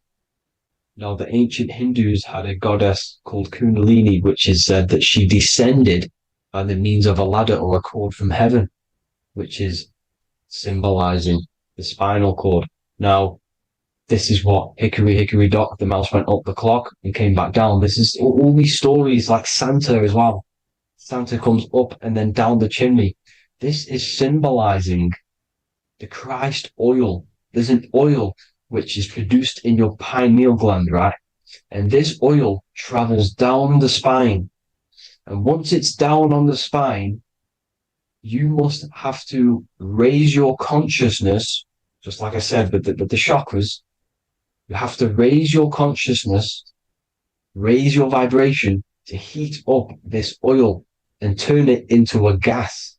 And it travels back up the spine through like the serpents up the spine, and this awakens the third eye once it's coming back up the spine and hits the pineal gland.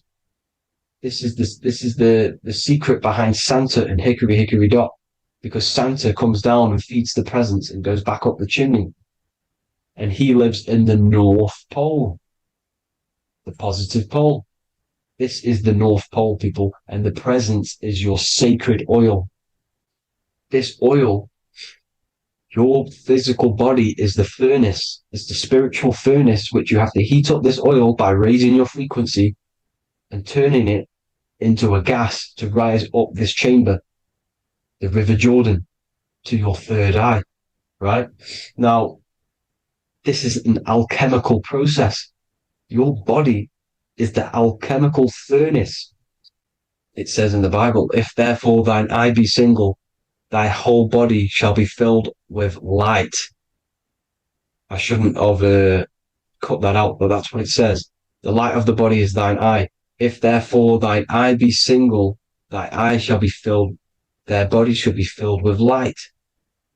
This is symbolizing the pineal gland enlightening the body, the spiritual body, filled with light.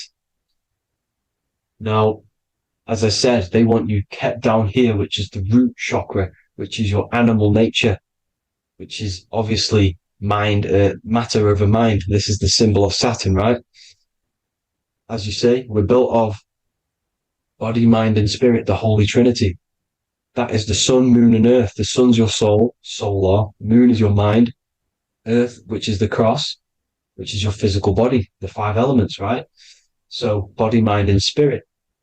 So the Saturn symbol is actually made out of the cross on top, which is the earth, and the moon on the bottom, which is symbolizing matter over mind, because earth is physical matter. You don't want to be matter over mind. You need to be mind over matter. See, they want you identifying as your physical body. They don't want you to realize you're an eternal consciousness. You're an eternal essence of consciousness which never dies. They want you trapped in your animal nature. And this is why the Baphomet has a goat head, because it's symbolizing your animal nature, which is evil. Not evil, but you're more likely to do evil things, right? Which brings bad karma. That's your animal side. This is why the Baphomet has an animal goat head. As you can see here, he's got the Kundalini energy here. So when you see the inverted cross, the cross is your body, as you can see here. The inverted cross means your chakra's downwards, down here. Your head's down here. Your mind is down here. But your mind needs to be up here, which is the upwards cross, which is Christ consciousness. And as we all know, 7 colors of the rainbow, 7 planets, 7 chakras. Red light is low frequency and long range. This is why Saturn is the slowest moving celestial body. And it's the lowest chakra, because it's low frequency, long range. The moon being the crown chakra, which is high frequency. This is why the moon moves around the quickest. The moon is your crown chakra, which moon in mind. See, so there are multiple ways of your chakras becoming blocked. Now, each chakra has a specific intelligence. It has a specific thing that it's doing for the body, right? Now, this can be overused. It can be abused. For example, masturbation. That keeps you down here in your sacral chakra, because you're abusing the energy center. You're abusing your sexual energy, which is then becoming unbalanced. So this is how energy, this is why these centers are pulling more energy out your electromagnetic field, because these centers are wheels. The chakras just mean spinning wheel of energy. So when you're abusing these certain centers, you're pulling energy out of your electromagnetic field, which is making your field weaker, which is making your frequency lower, which makes you prone to diseases, prone to lower negative energy, right? So you need to align these chakras. You need to unbalance them. And as you can see here, you can screenshot these to see how they're blocked. I'm not going to go over each one because it'll take me forever, but have a little read yourself. This is why they're blocked. Now, the ancients used to say Aum when they meditated. Now, these are the 7 vowels. There's not 5 vowels, there's actually 7. Now, when they say Aum, they're aligning all their chakras by saying this when meditated. This is where the Aum originated from. Now, emotion is energy in motion. So if you're feeling a certain way, that's the energy you've put in motion. It's a reflection. We live in a mirror reality. Everything's mirrored. Everything's mirrored. As within, so without, as above, so below. Everything's a reflection of some sort. So whatever you're feeling, you're doing something wrong. It's telling you you're doing something wrong from the root cause, because your energies are the effect. You're feeling the effect of something you've caused. The law of cause and effect. Nothing escapes it. Now, the Jehovah's Witness believe that exactly 144,000 faithful Christians go to heaven or be resurrected, right? This is not true. This is symbolic. 144,000 go to heaven.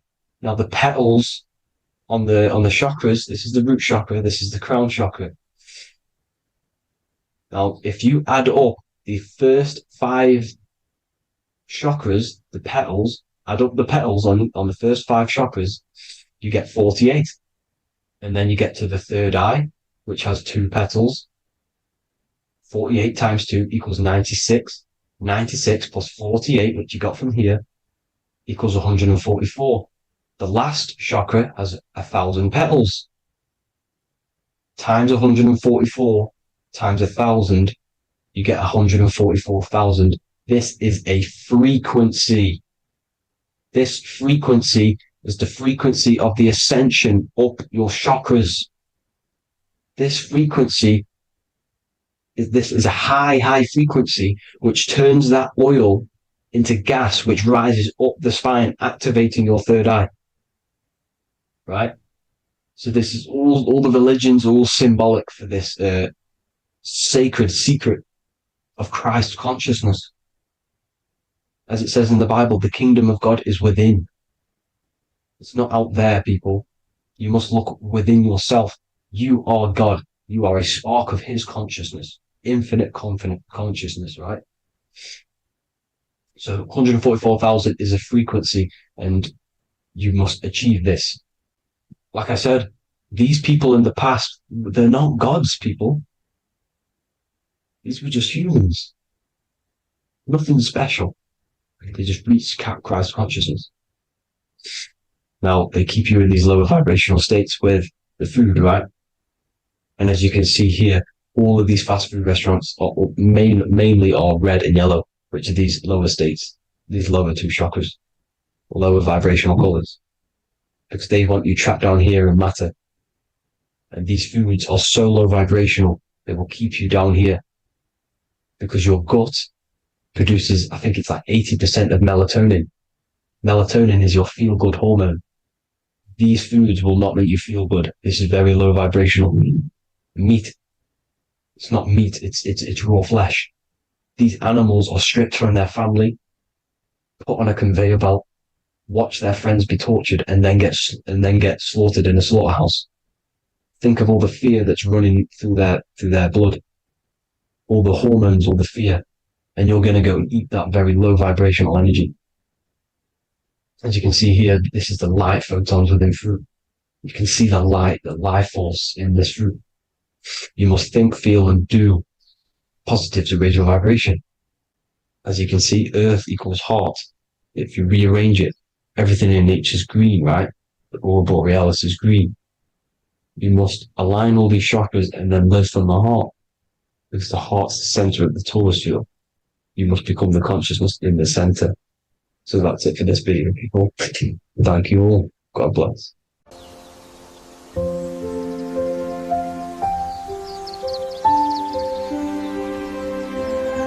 bookofwisdom.com. Visit today.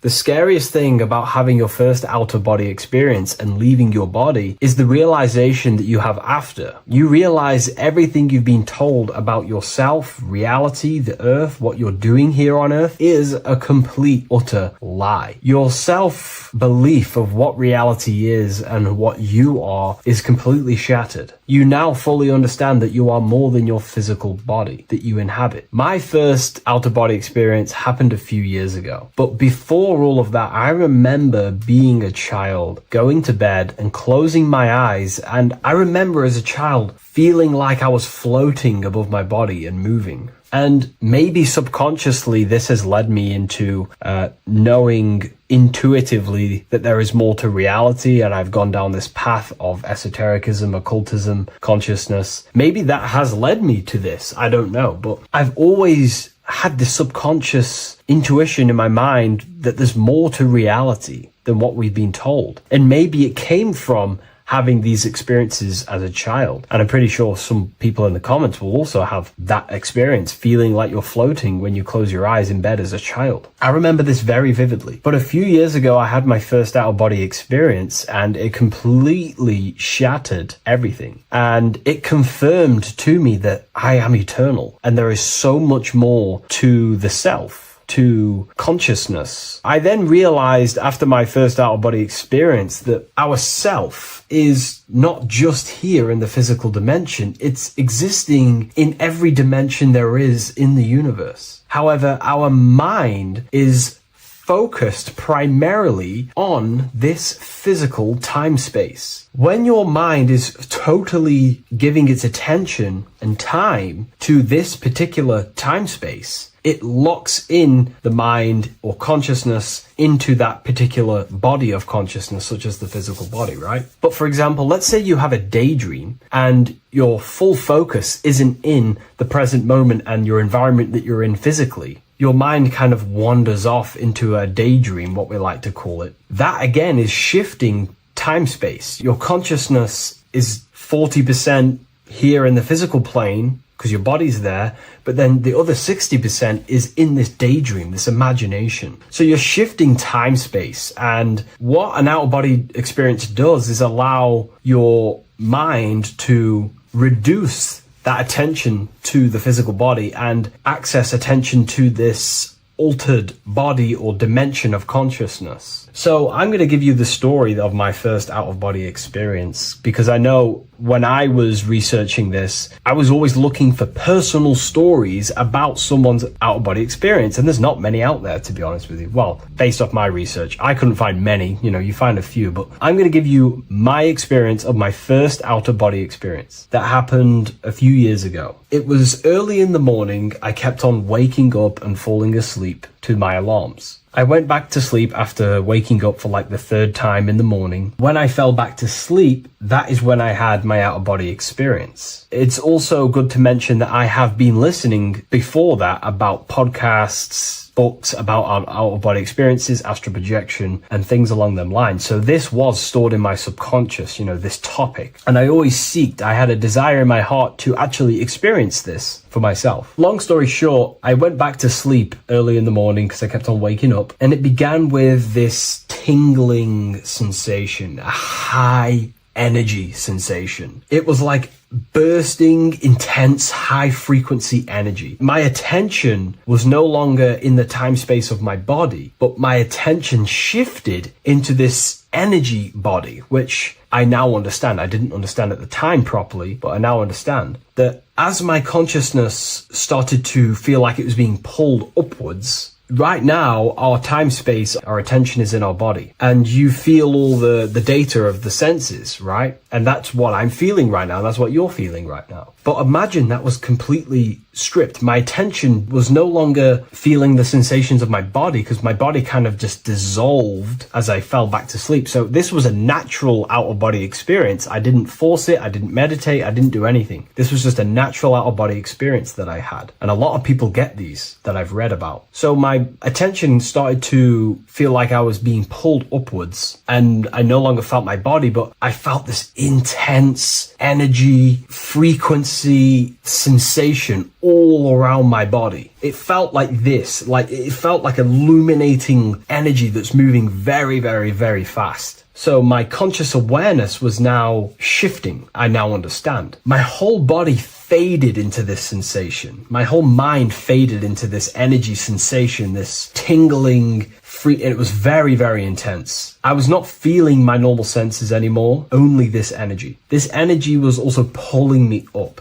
The more I was lifted up, the more intense the frequency became. So think of it like just a frequency resonator, how it just goes up and down, up and down. But then imagine the frequency resonator just going higher and higher and higher frequencies, and it would just get more and more and more intense. The energy was moving faster. This tingling was faster and faster and faster as I was being pulled up. Part of my mind began to fear this. My arms and legs grew very tense. I started to tense up because at this moment in time of the experience, I was very vaguely conscious. I was half there, half not. And as I was being pulled up, my physical body started to tense. And this is again when I started to feel my body again. But then I remembered what I heard out of body experiences is that you have to submit to the process. If you try and force an out-of-body experience, it will never happen, because an out-of-body experience is not truly out of body. What we're trying to do is trying to find a needle in a haystack. If you're trying to find a needle in a haystack, you don't go rummaging through the haystack to find the needle. What you do is you burn the haystack and then the needle reveals itself. It's the same with an out-of-body experience. We dissolve the senses of the body, so the body falls asleep, but the mind stays awake. As soon as I let go of this fear and I let go of the tensations in my body,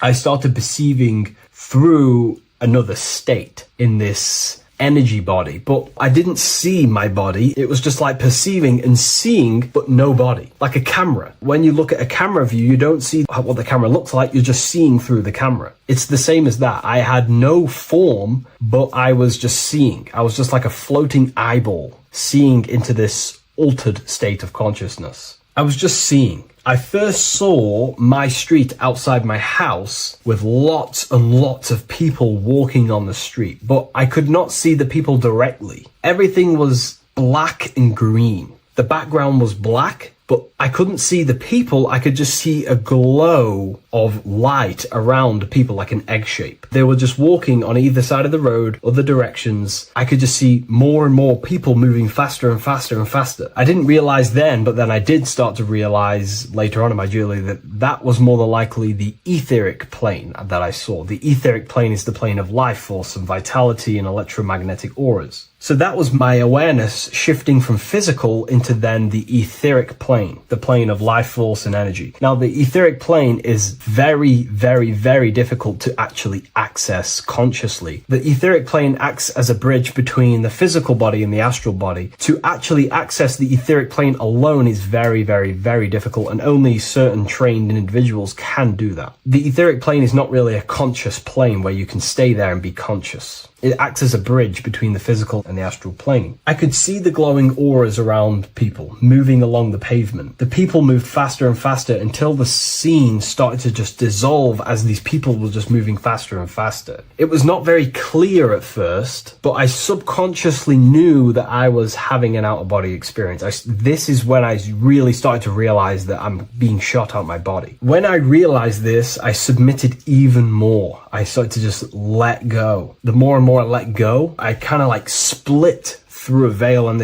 everything became super clear. Before, in the etheric plane that I think it was, the ethereal plane, things weren't very clear. I could only just see glowing auras. However, as I split through the veil of the etheric, this bridge, this place that I was going to, I then split and everything just came super, super clear. I was floating in the sky. I subconsciously knew that I was having an out-of-body experience when I realized this. As I was still being lifted upwards, I then split through the layer where everything just suddenly became super clear. But then I was awake, fully conscious, but I was not in my body. I was just like a camera in the sky. I had no body, no form. I could just see. When I entered this plane, there was some sort of voice guiding me through this whole process. It was a male voice, and it was basically guiding me where I was going. It was telling me what I can do here. This voice was pretty much saying, you can fly, you can think things into reality, you can do this, you can do that. While he was saying this voice, there was no being around me, but I felt a presence of another being. But this voice was just speaking to me mentally. Like, you can't hear it, but I just knew what it was saying.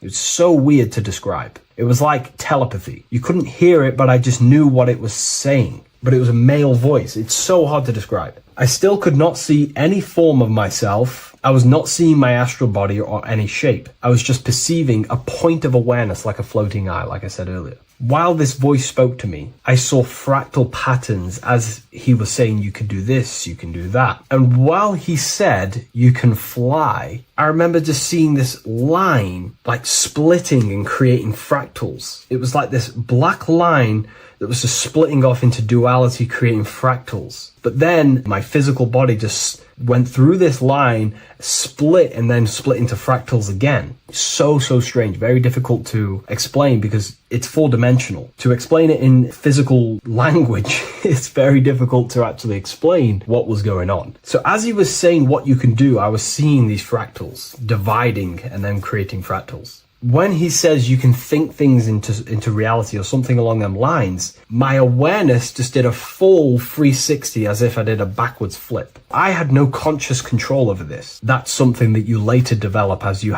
keep having these out-of-body experiences. Your first out-of-body experience, you probably won't be able to control what's going on, but you will have an out-of-body experience if you seek them. I could see all around as I rotated. I looked all the way down and then back to my original angle and point of awareness. During that rotation, when I started to turn upwards to do the backflip, I looked up and it kind of looked like the sun in the sky. It was very dark and gloomy. Now I know that was more than likely the lower astral plane because very dark and gloomy. And it was very kind of dense there. I looked up and I could see this. It was like the sun, but it was white, pure white light. And it was shining down over the astral plane. And that was the only light in that place. That's why it was so dark and gloomy there. And I then realized in that particular state, at that time, I thought that was God. I don't know what it was. Maybe it was, maybe it wasn't. Maybe it's the light of the higher mental plane shining through into the astral. But I looked up at it and I realized that was God. That was the source. That was the higher dimension beyond the astral plane, which is the mental plane. The higher astral planes and then the mental planes, the planes of thought. Then once I saw that, I was in complete shock. As I rotated backwards even more, I then get the view of seeing down, completely down, like a bird's eye view. And I could see like an old medieval gloomy town. It was dark, almost night, with very little light. The only light present was the light from above. The town was old-fashioned, gloomy, misty. I looked over it from above. Then the experience began to fade. I don't remember anything after that process. But I'll be honest with you, the process of leaving my body for the first time was extremely intense. The frequency, the energy were overwhelming but powerful. Letting go and choosing to have no fear was the key to that experience. Just to give you a little bit more wisdom on what I actually experienced now, what I realized what was happening, I now understand that the voice that I was hearing was not an external being guiding me. It was actually a higher aspect of myself, a part of my own consciousness that is not focused in the time space of the physical world. My physical mind is focused here in this timeline, but once I exited this timeline and focused elsewhere, the higher part of myself guided me towards that experience. This higher version of ourselves that we call the higher self is a higher dimensional being, but we're just unconscious of it. This being exists beyond our ordinary thinking mind. Our self exists everywhere in the universe, and we can unlock higher versions of ourselves as we progress on our journey of awakening and self-realization. Because let's say right now, only 10% of your awareness is actually in the physical plane. Science tells you that 90% of you is actually in your subconscious mind. 10% of your awareness is your conscious mind. So there's 90% of you that your conscious mind is not aware of. But our conscious mind becomes so addicted with the physical world and distracted with the physical world, it just gets totally locked in with the physical. And we never pay attention to the hidden aspects of ourselves, the unconscious aspects of ourselves. And that's why everyone in the esoteric and occult space talks about gnosis, seeking knowledge of self. Gnosis is not knowledge, it's knowledge of self obtained through direct experience. So gnosis is about rediscovering who you truly are. And another bit of wisdom that I could give you from this is that the observer is the same observer that is observing this video right now. You're watching this video, but who is the one seeing the screen? Who is the one seeing the screen of your reality, of what you call life? There is an inner witness consciousness within you who experiences and observes your thoughts, emotions, and actions, experiences and observes the screen you call reality. And that witness also witnesses your dreams. When you shift your awareness from your time space of this body into your dreams, that same witness is witnessing witnessing your dreams. So when you meditate, connecting with this witness aspect of our consciousness really does help to excel the process of having an out-of-body experience. Because a lot of people have out-of-body experiences, but they don't understand what's actually going on. They don't understand the nature of it. But it's all mental. You move mentally in that dimension. You create mentally in that dimension. The same that you do in this dimension, but just on a quicker scale, because things manifest in the astral plane instantly as soon as you think of it. Just like the screen in your mind, you think of something, you have a screen of an object in your imagination. That plane, it manifests instantly, but down here, it takes a longer time for things to manifest and condense. Once you understand that thought rules the universe, thought is the creative force of the universe, you start to understand, these different dimensions and these experiences that you have. But really connecting with that witness consciousness, that part of yourself that observes everything, really does help with excelling the process of having an out-of-body experience, or mystical experiences, or lucid dreams. Because connecting with that witness consciousness just makes you more conscious. Even in your physical life, staying conscious. Most people aren't conscious. They think, feel, and act unconsciously throughout their day, and they unknowingly create their reality. Connecting with that witness consciousness allows you to actually stay conscious over your thoughts, emotions, and actions, because they are giving birth to realities. That's pretty much my experience, my first out-of-body experience. What that did for me was make me so much more confident and powerful. Most of my fears just disappeared overnight. The fears of death, the fears of unknown, the fears of that I had of things shattered, disintegrated, because I understood that I am eternal. No one can use death against me to control me, because I know I am eternal. I now take riskier actions because I know I am eternal. I know that I will never truly disappear or die. So it really, really does help you, and it gives you a lot of internal power, because no one can make you scared of anything. You should not fear someone who can hurt you physically. You should fear someone who can corrupt your soul. That is the worst thing. Who can corrupt your internal world, because that is what truly matters. So I hope this helps you understand out-of-body experiences. Hopefully this can help you move along in your journey. It's good to hear other stories, because this is exactly what I was seeking when I was researching this stuff. Maybe in the future I can share some more stories about my out-of-body experiences now I'm a bit more advanced. But yeah, please leave a like, comment, and subscribe on the video, and thank you all for watching.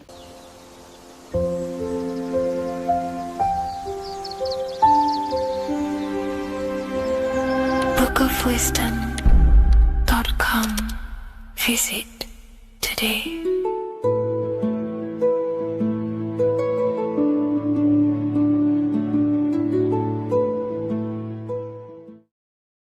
So depression doesn't actually exist, and in this video I'm going to show you how depression is actually a choice. And I'm going to give you some solutions on how to deal with it. And this is probably going to change your life forever just by doing this alone. Okay, so the first thing you need to understand about depression is that it exists in your conscious mind. It exists in your thinking mind. So what is inside your thinking mind? You have your body, your name, your reputation, your trauma, your memories, your family, your worries, your interests, your bills, your passion, dislikes, goals, right? Most people identify their lives with this. They identify their lives with their thinking mind. They think they're their name, their job, their reputation, their memories. But this is not who you actually are. Who you actually are is the observer of that. What happens if you stop thinking? What is left? You're left with unconditioned consciousness. You're left with the self, which is what we refer to as I. We are the consciousness, not the thinking consciousness. You are not these labels. You are not your thoughts. You are not your job, your name, your reputation. Okay? And the reason why I'm telling you this is because it's very important, is that we are something beyond this body, beyond this name, beyond our thoughts. We are the consciousness. So depression exists inside of the thinking mind, the conscious mind. Okay? So if you want to get rid of depression, you must learn how to escape the thinking mind. And not only just escape, but that's step one. In meditation, you do meditations, right? We sit still and we have to learn how to control the mind and turn off the thoughts. And when we turn off the thoughts, depression goes out the window, because there's no thought present in your mental field of consciousness to be depressed. Okay? You must understand, who is the one suffering from the negative thoughts? Who is the one suffering? Your mind is not suffering because the mind is producing the thoughts. Your body's not suffering from the negative thoughts. You are suffering. And who is you? You are a soul. You are that feeling. You are that person beyond the thoughts, beyond the feelings, beyond that. You are the one experiencing. You are that. Meditation gives us the ability to turn off the thinking mind. This allows us to escape our thoughts, okay? And it gives us, over a long period of time after meditation, you'll be able to turn this switch, and this switch will be able to turn off your thoughts. And by doing this, we will be able to control our conscious mind directly by the hand. So when you notice yourself gaining them negative thoughts, we can then turn off the switch of turning off the conscious mind and rising to our authentic self and knowing the thoughts are just illusions. Now, let me tell you something that's very powerful. Most of your thoughts are coming from beliefs. Most of your feelings are coming from beliefs.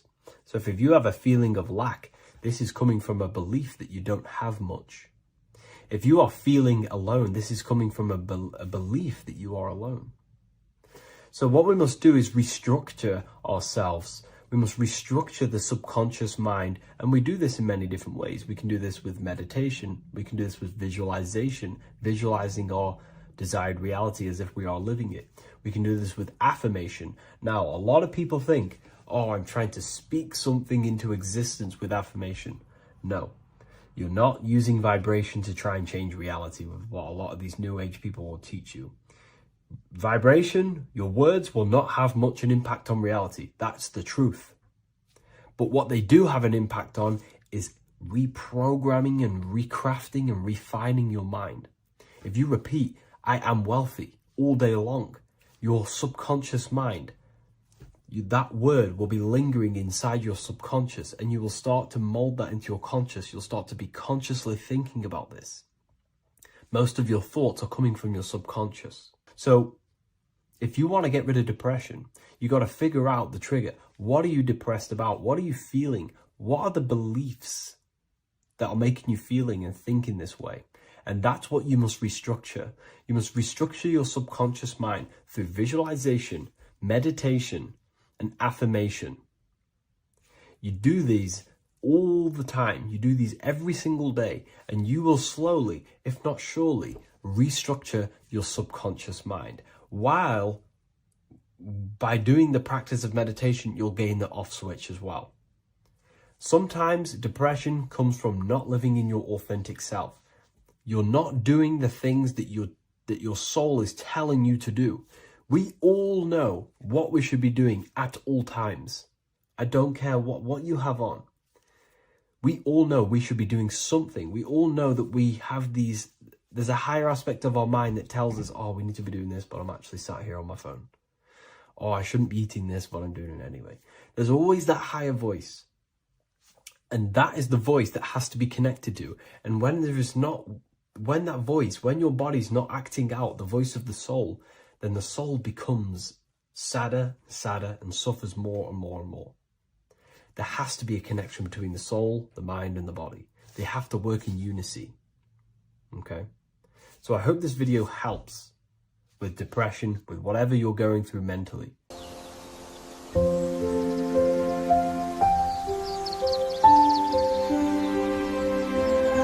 bookofwisdom.com. Visit today.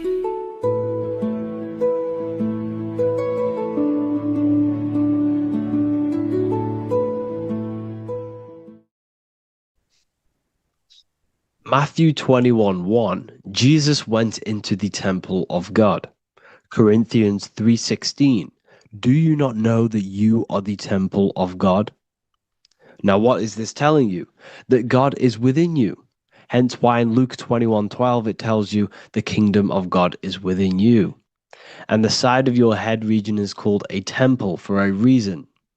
Because the brain encapsulates the mind. The brain is a physical manifestation of the mind. The heart is a physical manifestation of emotion. So we have these different layers of our consciousness. We have an intellectual, communicative aspect of our consciousness, which we would call the mind. We have an emotional aspect of our consciousness, which is the heart.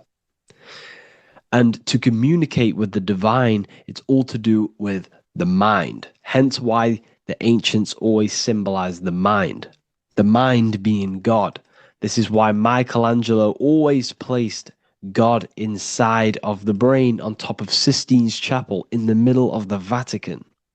He understood that God is in the brain. God is within you, not outside of you. The church tells you that God is in the sky because they are creating a externalization of the truth to create a business and a distraction so that you don't find the divinity within you, so that you don't find your power. Now you have Adam, the physical man, the physical body, the ego, the lower self. And he is resting. He's not trying to reach to God, but God is reaching because the higher consciousness within you is always trying to communicate with you. It's always trying to wake you up to your divinity. But the lower mind, the lower self, Adam, the physical self, is always in ignorance of truth, always in ignorance, and stays in a materialistic way of thinking, which is the lower animal self. And this is what we call a sleep or an NPC. This is the lower mind of man. But all you have to do is to move your finger to touch God. You have to look within yourself, within the brain, meditate, and you can find God. This is why in the Bible we see many references to the human body and anatomy to truly connect with God. Kings 6:8, the door to the middle chamber was in the right side of the house, which is the right hemisphere of the brain. The middle chamber is the pineal gland, where the seat of your consciousness is, where the seat of your higher consciousness is, the mind. And they went up the winding stairs, which is your spinal column, into the middle chamber, and out of the middle chamber into the third. So they went up the winding stairs. This represents raising your consciousness up the winding stairs. Your spinal column acts as a stairway of consciousness. Depending on what sort of consciousness you are operating in, depends on what part of the spinal column you are using. Because the spinal column ascends and descends consciousness. What do I mean? If you are in a reproductive way of thinking and you're always thinking about sex, you're jerking off all the time and you're always eating, all of your brain's power and your mind's power is being descended into the lower aspects of the spinal column, which represents hell, the physical state of man, Adam, the ignorant state. We're basically living off low-level pleasures like an animal. And the stairway to heaven is your spinal column.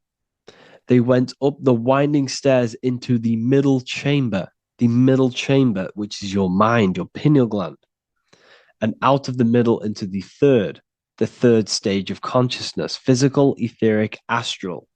When you meditate and you start to raise your consciousness during meditation, you enter the astral plane when you turn off thought. But this is the middle chamber inside of the brain. Here we see another painting inside of Sistine's Chapel of God inside of the brain. This is the brainstem. This is the brain. This is the frontal lobe. This is the back lobe. This is the back lobe. This is the cerebellum. Here's the reptilian brainstem. Here's the claustrum. This is what we are seeing here. Anatomy. Here is another one in Sistine's Chapel in the middle of the Vatican. This is depicting the brainstem. God's neck looks exactly like the brainstem. Here we see a real brain compared to God's neck, because the neck is just below the brainstem. And this is what they are symbolizing, because they knew that God is within you. God is a part of the human body. God is inside of the body, because the body is a vessel for consciousness, for universal consciousness. Inside of you, inside of me is the same spark of consciousness. And this same consciousness is spread out into every living essence because everything comes from the one source, the one God, the one consciousness. Matthew 6:22-23. The light of the body is the eye. If therefore thine eye be single, thy whole body shall be full of light. Practicing the single eye. What is this? This is meditation. This is entering within yourself. So the Bible's telling you to practice the single eye. But if thine eye be evil, thy whole body shall be full of darkness. What does this mean? If your consciousness is in an evil way of thinking, if your mind is filled with an evil, negative mind space, then your body shall be filled with darkness, with evil, with negativity. Because negative thoughts destruct the body. Positive thoughts heal and regenerate the body. So he tells you to be, the light of the body is the eye, your consciousness, the inner eye of consciousness, the eye that lets you see. And what do I mean? You look with your two physical eyes, but you see with the inner eye. What you see is perception. You look with the two eyes, and what you see is perception. You are seeing, you are understanding, and that's what consciousness, the mind, gives you. Consciousness or the mind is the force that allows you to be a human being, that allows you to understand things and interact with things and make decisions. It's an infinite intelligence. See, the mind is not the brain. This is a big confusion with people. Hence why the eye on top of the pyramid is separate from the bottom half of the pyramid, because the consciousness is separate from the body, the eye, the all-seeing eye. It represents the observer, the eye that sees into this body, into this world, into this. You are the perceiver. You are the invisible spirit within the body. Theologians 4:17. After that, we are still alive, and our left will be caught up together with them in the clouds to meet the Lord in the air. You don't meet the Lord in the physical air. Okay? This symbolism of the ancient Christian artwork is showing you this is symbolic. These things never happened. There's no man in the sky. Moses didn't go on a mountain to meet with God. The air represents the mind. This is why you say you're an airhead when someone's very stupid. Earth is your body. Water is your emotions. Fire is your spirit. Air is your mind, the invisible mind. So Anton Mengs, an ancient Christian art worker, is showing you anatomy of God in the clouds. But this is the anatomy of the human body, raising yourself to the mind and turning the mind inwards on itself during meditation. And that's how you meet the Lord in the air. You meet the Lord in an elevated state of consciousness. The air represents an elevated state of consciousness because the air is up. You have to raise your consciousness to meet the Lord in the air. This is why Moses went on a mountain to meet with God. The mountain represents elevation of consciousness, raising the mind up the spinal column, taking all of the mind's attention away from the reproduction and the physical aspects of self and raising it to the brain and turning off the brain and going inward into the air. It's talking about raising consciousness. It's allegorical. It's a spiritual, metaphorical text. The side of your head's called a temple because inside that where that temple is, right in the middle of where you call the temple, is the inner chamber, the open room, the holies of holies in the Bible, or the land flowing with milk and honey, or Mount Zion. There's so many different names for the brain, or the upper room where Jesus meets his 12 disciples, the 12 cranial nerves in your brain. This is the temple of God. Your body is a temple of consciousness. It encapsulates the consciousness. It encapsulates the mind and soul. John 10:30, Jesus states, I and the Father are one. Psalms 46:10, be still and know that I am God. He's talking about the I am within you, not within Jesus. Everyone refers to ourselves as I. I am God. When you say I, you're referring to the highest aspect of yourself, the aspect that is above all thought, above all emotion, and above all things. When you say I, you're referring to your pure awareness, your pure consciousness, the highest aspect of yourself. And anything after I is egotistical. I is God. The letter I is the Roman numerals for one, because there is one God, one consciousness. The letter I is one line, just like the number one. Matthew 6:3-4, take no thought. Therefore, take no thought. Take no thought. He says this 5 times because you must turn off the 5 senses and take no thought to connect with God. Be still. This is telling you to meditate and know that I am God. The I am within you. I and the Father are one. I and God are one. You, who you think you are, is a completely wrong. The body is matter. Your name isn't you. Your job isn't you. Your reputation, your trauma, your memories, your friends, family, worries, bills, interests, dislikes, goals, passions. Anything to do with the thinking mind is not you. Who you think you are is a part of your thinking aspect of consciousness. But once you remove thought, you are no longer your name. You are no longer your body. You're no longer your reputation. You are the I. You are pure awareness, pure consciousness. Pure consciousness. And this pure consciousness has latched on to this name, this job, the body, and your traumas. Your pure consciousness has attached itself to this character who you're playing in the physical world.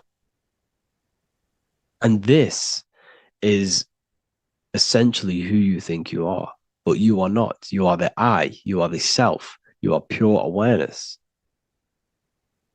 So, in order for you to detach from these things, you must learn how to detach from your name, your job, your reputation. And you do this through meditation by turning off the thinking mind. Turning off the thinking mind allows other aspects of your consciousness to open up. What do I mean?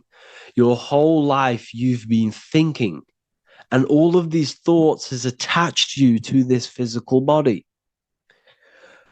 You haven't allowed your consciousness to open up. And you can only do this by taking no thought. That's why Jesus tells you, take no thought. When you turn off the thinking mind, other aspects of your consciousness starts to open up. Other aspects of your being can open up. And this is how you astral project. This is how you do all these mystical things and things to do with consciousness. It's taking no thought. Imagination, emotions, thought, and memory are all to do with consciousness. These things are not physical. You can't touch thought. You can't touch emotions. You can't touch these things because they are not a physical thing. So you must turn off these things for other aspects of your consciousness to open up. Okay? So essentially, the Bible is a metaphorical, astrological, numerological, metaphysical, spiritual, encoded text that talks about human anatomy, spirituality, and the true nature of the human experience.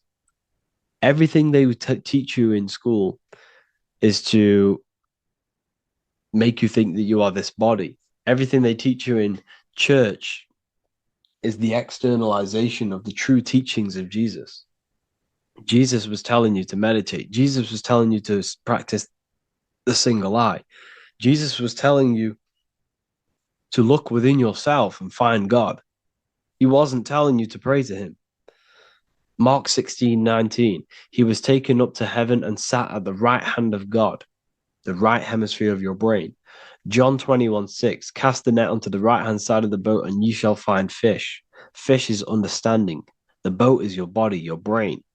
Cast your awareness into the right side of your brain and you will find understanding, because the right side of your brain is all to do with the creative aspect and the intuition and the spiritual sides of your consciousness. This is why God is here. This is why Michelangelo depicted God in the right hemisphere of your brain, because this is all human anatomy. And I speak about all of this in the brand new Book of Wisdom, Volume 2, which is now available. The start of the revolution has begun. This book is truly going to change the way people see the world. It's got so many more topics than the last one. It's truly a revolution. It's written in so much detail. It's very practical. I cannot wait to share this one with you. I just want to say thank you for the opportunity for me to create this book, because without you, I couldn't have created this.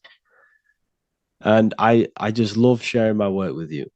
And I thank every single one of you for the support, the watch, like the views and the likes, everything, especially the people who have joined the university and stuff like that. And for people who have joined the university, you do get a free Book of Wisdom paperback if you just go to the general chat and follow the description, follow what the instructions that I gave you in the chat, and you'll be able to order a free Book of Wisdom if you are inside of the university. Plus, you get all of my other books, 2 books, and over 45 occult books on occult and esoteric things. You get lectures, live calls, a community, a manifestation mastery course, and a whole library and reoccurring updates every month, every week. So yeah, I hope you all enjoyed this video. Thank you all. Please leave a comment to help the algorithm, and leave a comment on what videos I should make. And yeah, I'll get to uploading on the YouTube a lot more now the second book is now released. I have a lot more time on my hands. No longer using my energy to create the book. I'm now going to redirect this mental energy into the YouTube. So there will be a lot more content coming. So I need some content ideas. So feel free to comment some ideas, some YouTube videos that I can create. Thank you all, people. Have an amazing day.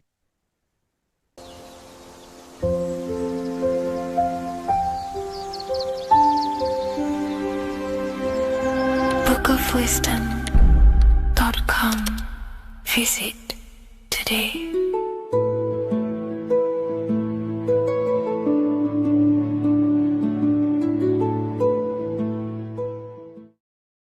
How are we all doing, people? It's Revival of Wisdom from the Wisdom Academy.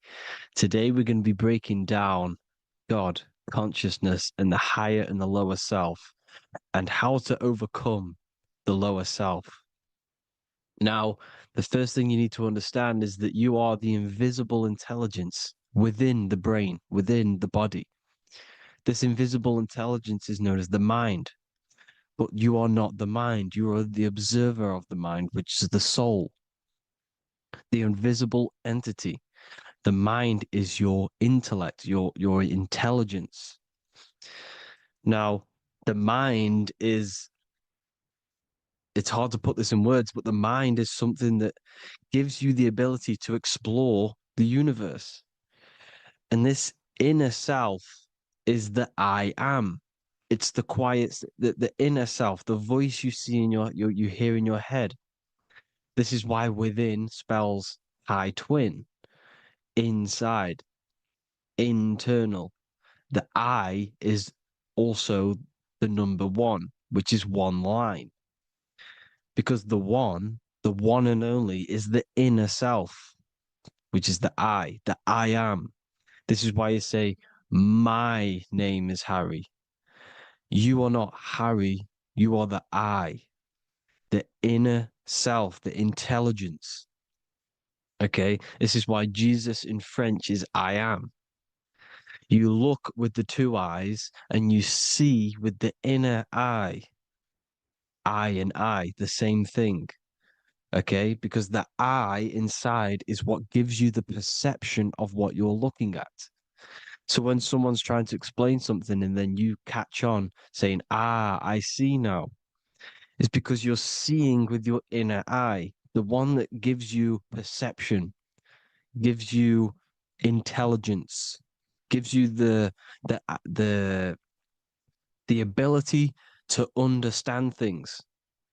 This is the internal I, the invisible self, which the physical body is nowhere near as complicated as this inner self. Is in infinite potential. God, God, generator, operator, destroyer, soul, mind, and body. Brahma, Vishnu, Shiva, the Father, the Holy Spirit, and the Son. They're all.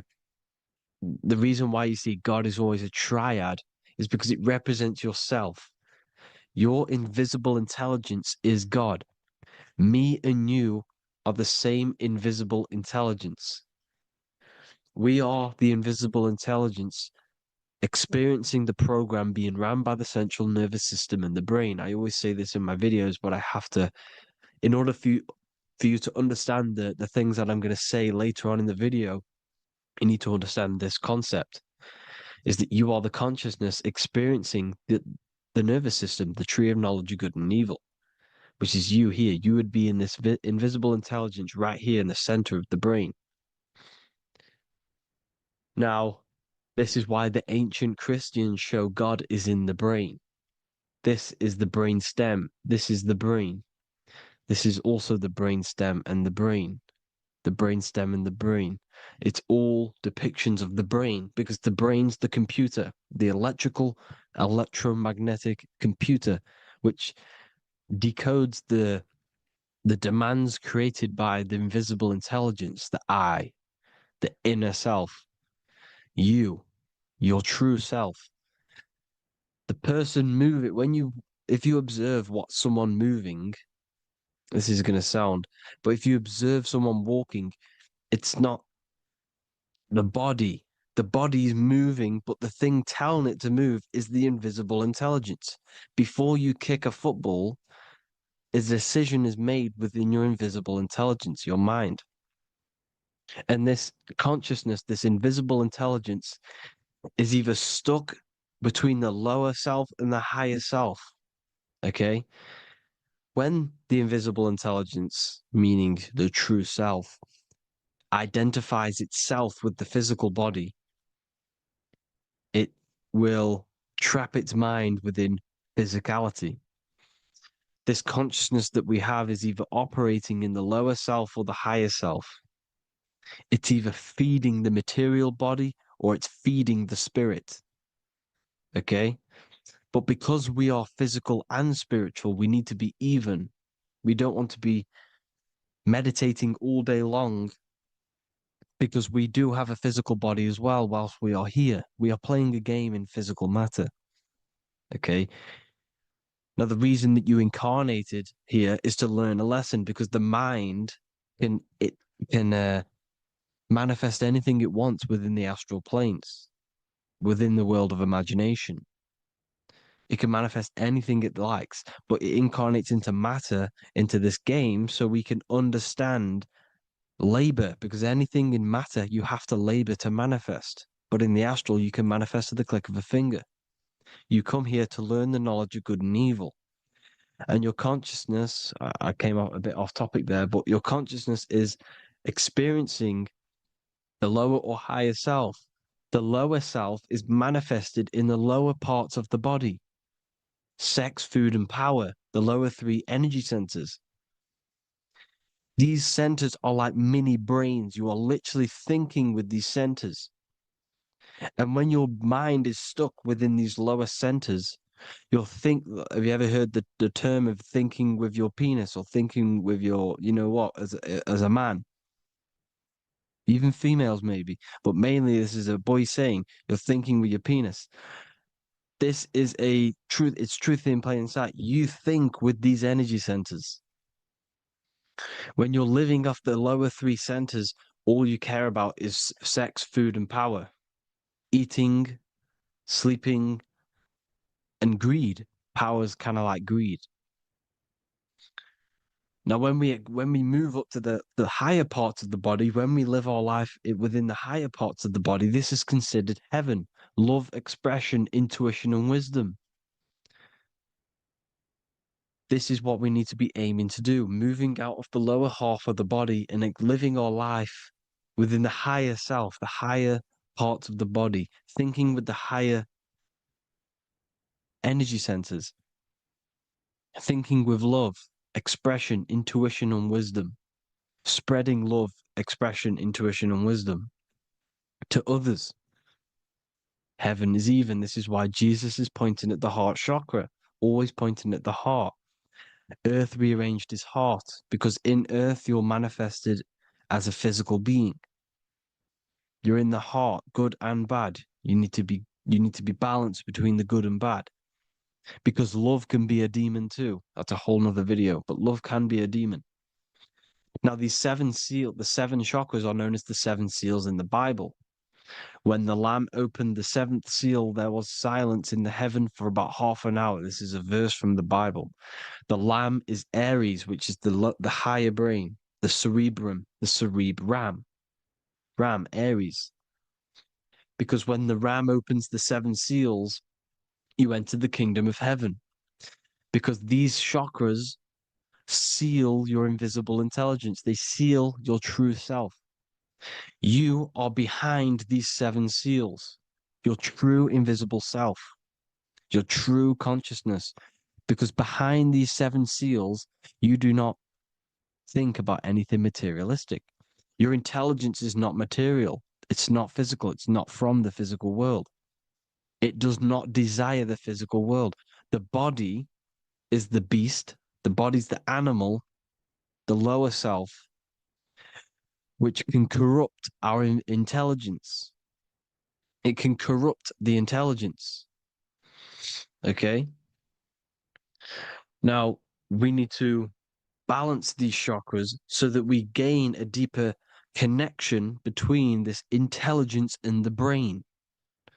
Because when there's a strong connection between the brain and the intelligence, your body and the intelligence, you have a strong connection. Therefore, you can manifest what the intelligence is saying at all times. Meaning, when, for example, your higher self, this is intelligence, the higher intelligence is always speaking to you. It's always guiding you. It's always telling you the right thing to do.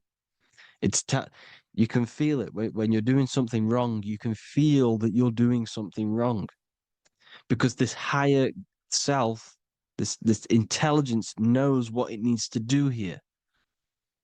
And when there's no connection between the body and this our intelligence, our true self, when we strip away, when you close your eyes for long periods of time, you will figure out you are this invisible, infinite, creative being. There's no words that I can't describe what it is, but it's the voice inside of your head that you can feel when you close your eyes. You are this being inside of the heaven, because this is heaven, this intelligence. And when there's a strong connection between the body, you can manifest everything it's saying. When everything is balanced, when you're no longer thinking with the lower centers, when they're all balanced, you're not thinking in particular with every center, you balance them all, you can manifest everything it says. Your body will act out what the intelligence is always saying. This is God in the brain, the intelligence, trying to touch Adam, representing the lower self. This is why they're not touching. Notice how Adam is resting, but the intelligence is always reaching out, stretching, symbolizing metaphorically saying it's guiding. I'm always reaching out. The intelligence, your intelligence is always guiding you. It's always reaching out to you. But Adam is ignorant of it. The lower self is ignorant of it. And that's why he's so relaxed and God is so stretching out. Because at our highest self, that when you think of when you want to better your life, that highest true version of yourself is God.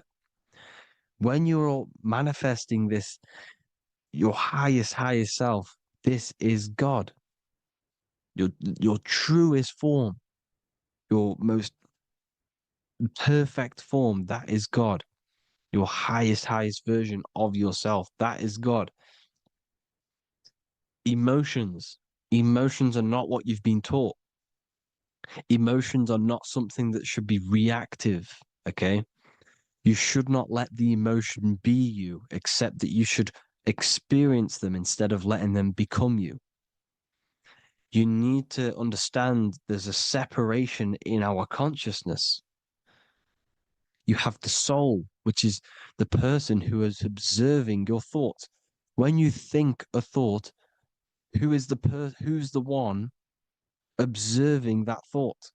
The soul, you, the I am, the I, the inner self, the one and only.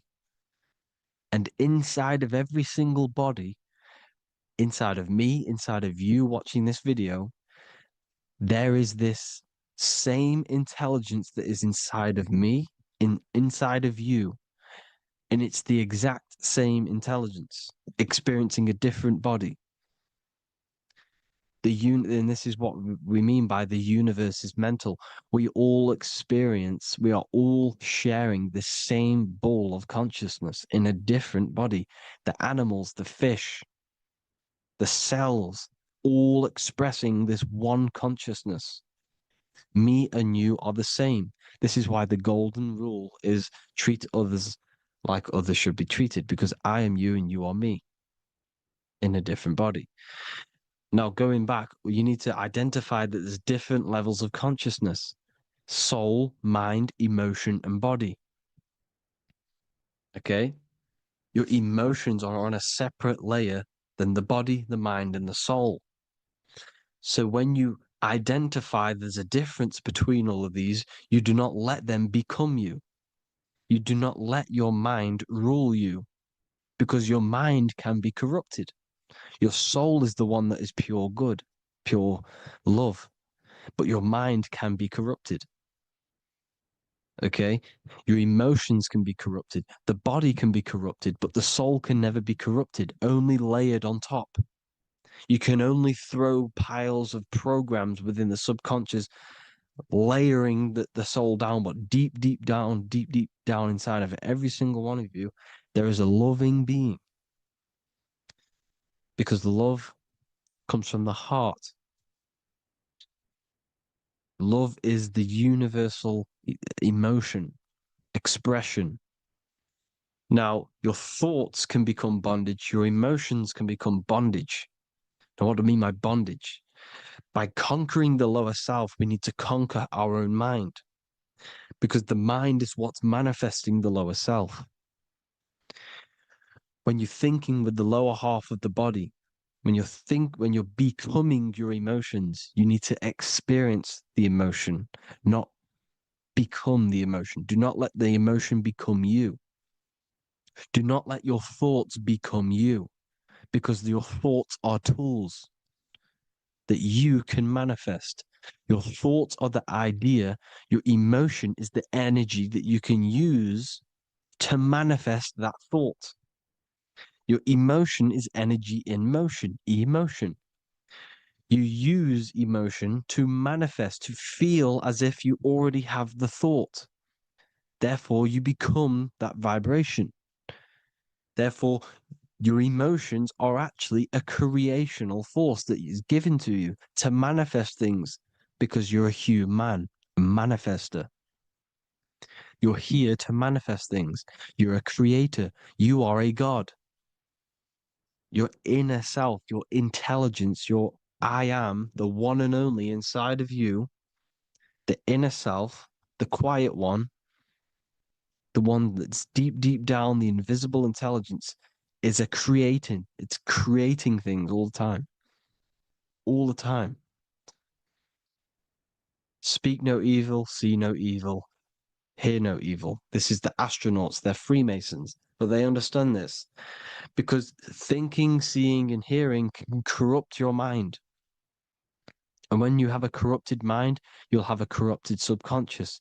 The subconscious will manifest into the body, because 90% of your behavior comes from the subconscious mind. So you got to speak, see, and hear no evil. A sin, what is a sin? To overcome our lower self, to overcome our lower self, the 7 deadly sins are not something that goes against an external God. A sin is something that goes against your inner guide, your inner conscience, the inner self that's always speaking to you. It's always telling you the right thing to do. A sin is something that goes against this inner guide. And this is why you can feel something where you can feel you're doing something wrong. Because the inner guide is speaking constantly. And when you commit these 7 deadly sins, which are 7 internal states which keep your invisible intelligence bound to your physical body. Because evil, right? Evil love bondage. This is why they stay in this realm and they control this realm, because they love the bondage of the body. They like matter. They want to stay in matter for eternal life. They don't want to ascend back into the heavenly realms where you do not have a physical body. You can explore the universe within the astral planes. They stay bounded to the body, bounded to the 3D construct of the physical world. They have greed, lust, envy, gluttony, wrath, sloth, pride. They want all of this. And if you want that, that's okay. But deep, deep down, you don't want that, because your soul is always telling you the right thing to do. Your soul knows what to do to get out of here. It needs to detach from the external world. Detach from all of these 7 internal states which bound you to your lower self, your lower centers. That's what a sin is. You know, you have a left and right brain. The left brain is always analytic. The right brain is metaphorical. So the right brain is producing a holistic view of reality. Now, what do I mean? And not view, perception. When you see, because your eyes are parts of the brain, so when you look at something and you look, that image is produced in the back of the brain in the visual cortex. And then the right brain produces a perception, a holistic, it breaks down what you're seeing into a holistic image, a holistic perception. So, for example, if you're in a woods, the right brain sees the whole woods as one big woods. The left brain is breaking that perception down into individual trees, branches, and leaves. So the left brain's to do with duality, the right brain's to do with wholeness, unified. The left brain's dualistic, analytic. This is necessary so that we can pick things up and manipulate them and break things down. We need the left brain. We need the right brain. I'm not saying any of them's bad, but the left brain, sinister in Latin, means left. Because when you're left-brained, you see everything in dualistic. You see everything is dual, when everything's actually one. We need to be focusing and strengthening our right hemisphere. I'm not saying sit in the right hemisphere all the time, but we need to be strengthening our right hemisphere. And this is why left is sin and right is right. Because when you focus on the right hemisphere, you see the holistic perception of creation. The right hemisphere sees humanity as one unified consciousness. The left hemisphere sees everyone as individual persons and egos.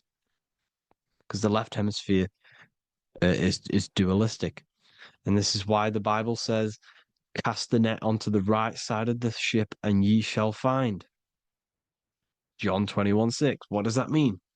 Cast your energy, cast your perception into the right hemisphere of the brain, and ye shall find unified consciousness.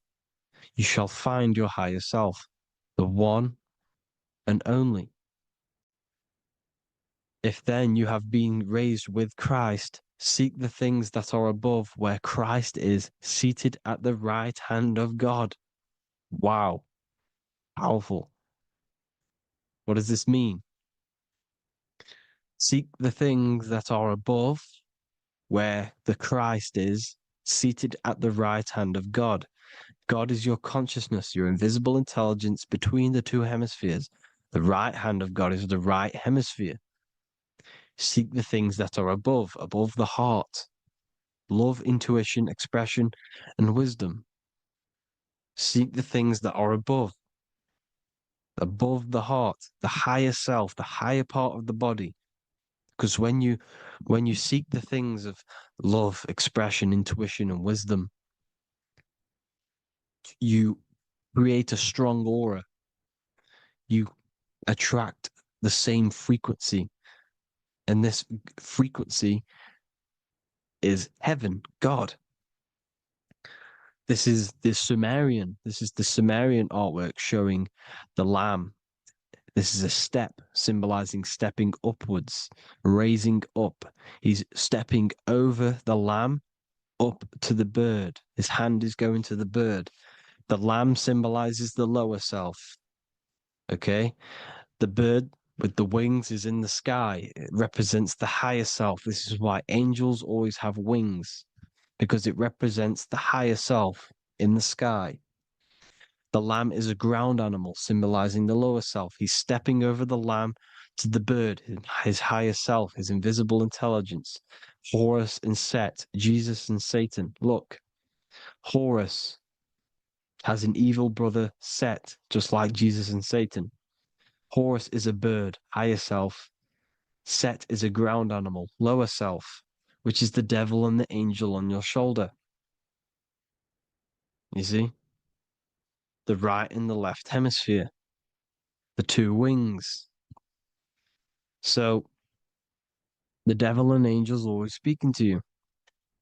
The higher and the lower self. It's the battle between the higher and the lower self, between the invisible intelligence and the physical body, because the body's the one that wants the sugar, it wants the pleasure, it wants the sex, it wants the porn, it wants all of the materialistic things, it wants the 7 deadly things. Okay, it wants this. There's a battle between the higher and the lower self, your intelligence and the body. This is why you need to become balanced, so that there's a deep connection between the body and the invisible intelligence that I am. You need to master your mind with discipline, and you gain a connection between the brain, the body and the intelligence. Resurrection, transmuting sexual energy. Okay, this is important. Res is Resh, which is Hebrew. The early Hebrew Resh symbol is the head. This is the head. Resh, erection. Erection is a sexual stimulation. Resurrection is rise erection. You got to raise your sexual energy up the base from the spine to the head. This is the Christ, the Christos. Because there's a psychophysical psychophysical oil produced in the brain every month. Go and watch my other video on raising the chrism. Okay? And every month there's this fluid produced in the brain, which takes 2 trips, because one's produced by the pituitary, one's produced by the pineal, magnetic female, magnetic and electric charge. And it takes 2 trips down the spine to the solar plexus, the bread of life in the Bible, or Bethlehem in the Bible, because the River Jordan's your spine. Goes down to Bethlehem. It gets born in Bethlehem, just like Jesus. Because when this oil travels to the solar plexus, it creates the seed, the seed of life, and it feeds the body, all the central nervous system, all the cells. It regulates the blood, does all sorts of good things for the body, this oil. Now, when you save your sexual energy and you raise your resurrection, you awake the Christ, you raise it from the solar plexus or the sacrum bone up to the brain, you activate 100% of the brain, and this is the true resurrection of Christ. instead of wasting the energy and giving away your sexual fluids, because behind the fluids is the energy. So when you release that fluid, the energy is out there. You've released the energy. Your sexual energy is the most potent emotional force a human could possibly feel. Same with any animal or anything. The sexual urge, the sexual emotion is the most powerful, potent emotion that you can feel. It takes over the whole body. When you feel sexually aroused, it takes over everything because it's so potent. And when you fight the serpent, when you fight the sexual energy, which is shown here in the Egyptians, the cat cutting off the head of the serpent, or Hercules fighting the serpent, or in the Greek mythology fighting the seven-headed dragon, the seven chakras. The serpent is your sexual energy because it symbolizes your kundalini. When you fight it and you transmute this energy instead of releasing it, instead of acting sexually on it, you can transmute the energy, transfer it from the solar plexus up to the brain. You can also you can do this with other tasks. Instead of releasing it, instead of raising it from the solar plexus to the brain, you can use it for other things. So, for example, you want to think critically. You can use it for critical thinking. You can use it for going to do exercise. You can transmute sexual energy into anything, but you can do this. You can raise the sexual energy, and you can use this energy to push the cerebrospinal fluid from the solar plexus up through the spine, up the 33 vertebrae to the brain, and it'll activate 100% of the brain. And this is the resurrection of Christ. Jesus was never dead. Jesus was never rose from the dead. It symbolizes the Christ, Jesus Christ. Christ is Christos, which means oil in Greek. The resurrection of the Christ, the Christos, the oil. And when it activates 100% of the brain when it's raised, and it can regulate all the systems, it can regulate all the blood, it can regenerate the body. And this is the true Antichrist. They don't want us doing this process. The Antichrist is not against Jesus, it's against the fluid in our body that makes us live hundreds and hundreds of years and makes us live as gods. This is the true resurrection. And when you fight the serpent, you fight your sexual urges, your sexual emotion, the most strong emotion that you could ever feel. You can do this process. And this is the true secret of transmuting sexual energy. Because when you transmute the sexual energy, you can become a god. And this is why Hercules is fighting the serpent. Notice how the serpent is low. He's reaching down to it. It represents the lower self. Because the lower self wants the lust. It desires sex. The body desires sex. There's a fight between the higher and the lower self. But when there's balance, there's even. Heaven is even. When there's evenness between these, this is the kingdom of heaven. This is when heaven is on earth. So at our highest levels of ourselves, the highest level of our intelligence, this is God. God is something that we manifest. We need to achieve Christ consciousness by battling the body. There is no battle outside of the physical body. It's an internal battle. Jesus and Satan have been externalized. Nothing exists outside of you, because I explained in the beginning how you are the consciousness experiencing the central nervous system. Therefore, there is nothing outside of you. It's all internal. Jesus and Satan have been externalized. Why? Because it's business. The church is a business. It's all a business. They've created these figures to be historical when they're not historical. The Bible's not historical. It's all externalized. It's called exoteric, when the truth is esoteric, internal teachings. So anyways, people, Balance the chakras, balance the 2 hemispheres of the brain, balance the conscious and the subconscious. Balance is perfect, the yin and yang. You are spiritual and physical. You live in day and night. You need to be balanced, oneness, seek oneness. And this is the true kingdom of heaven.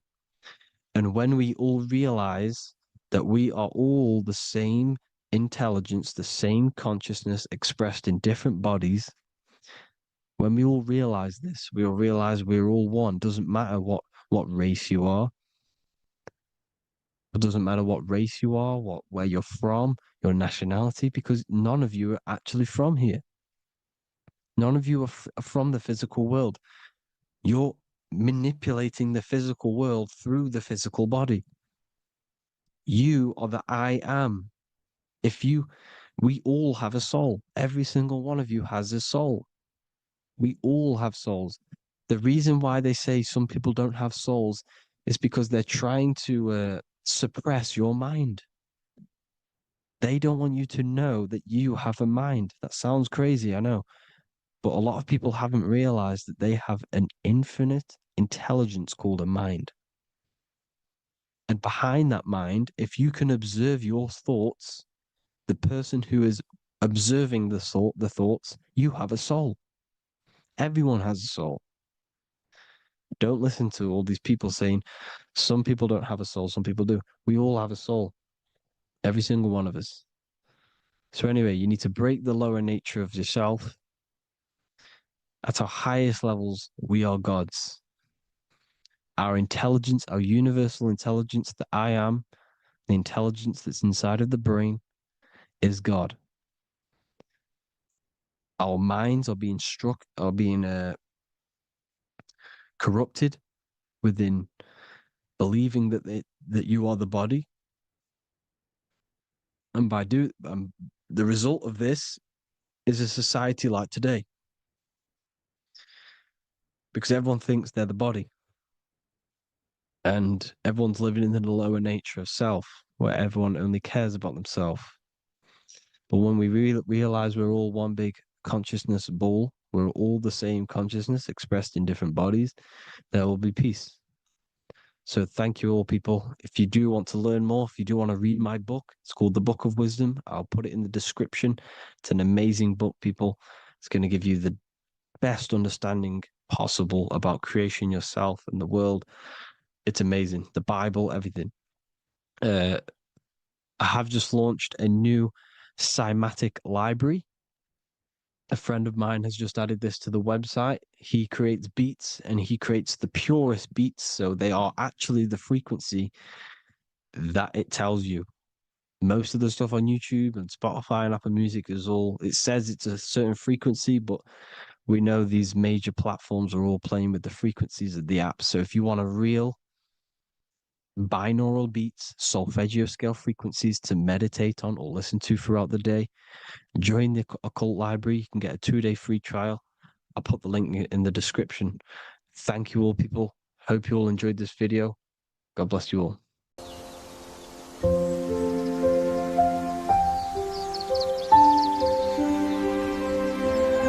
bookofwisdom.com. Visit today.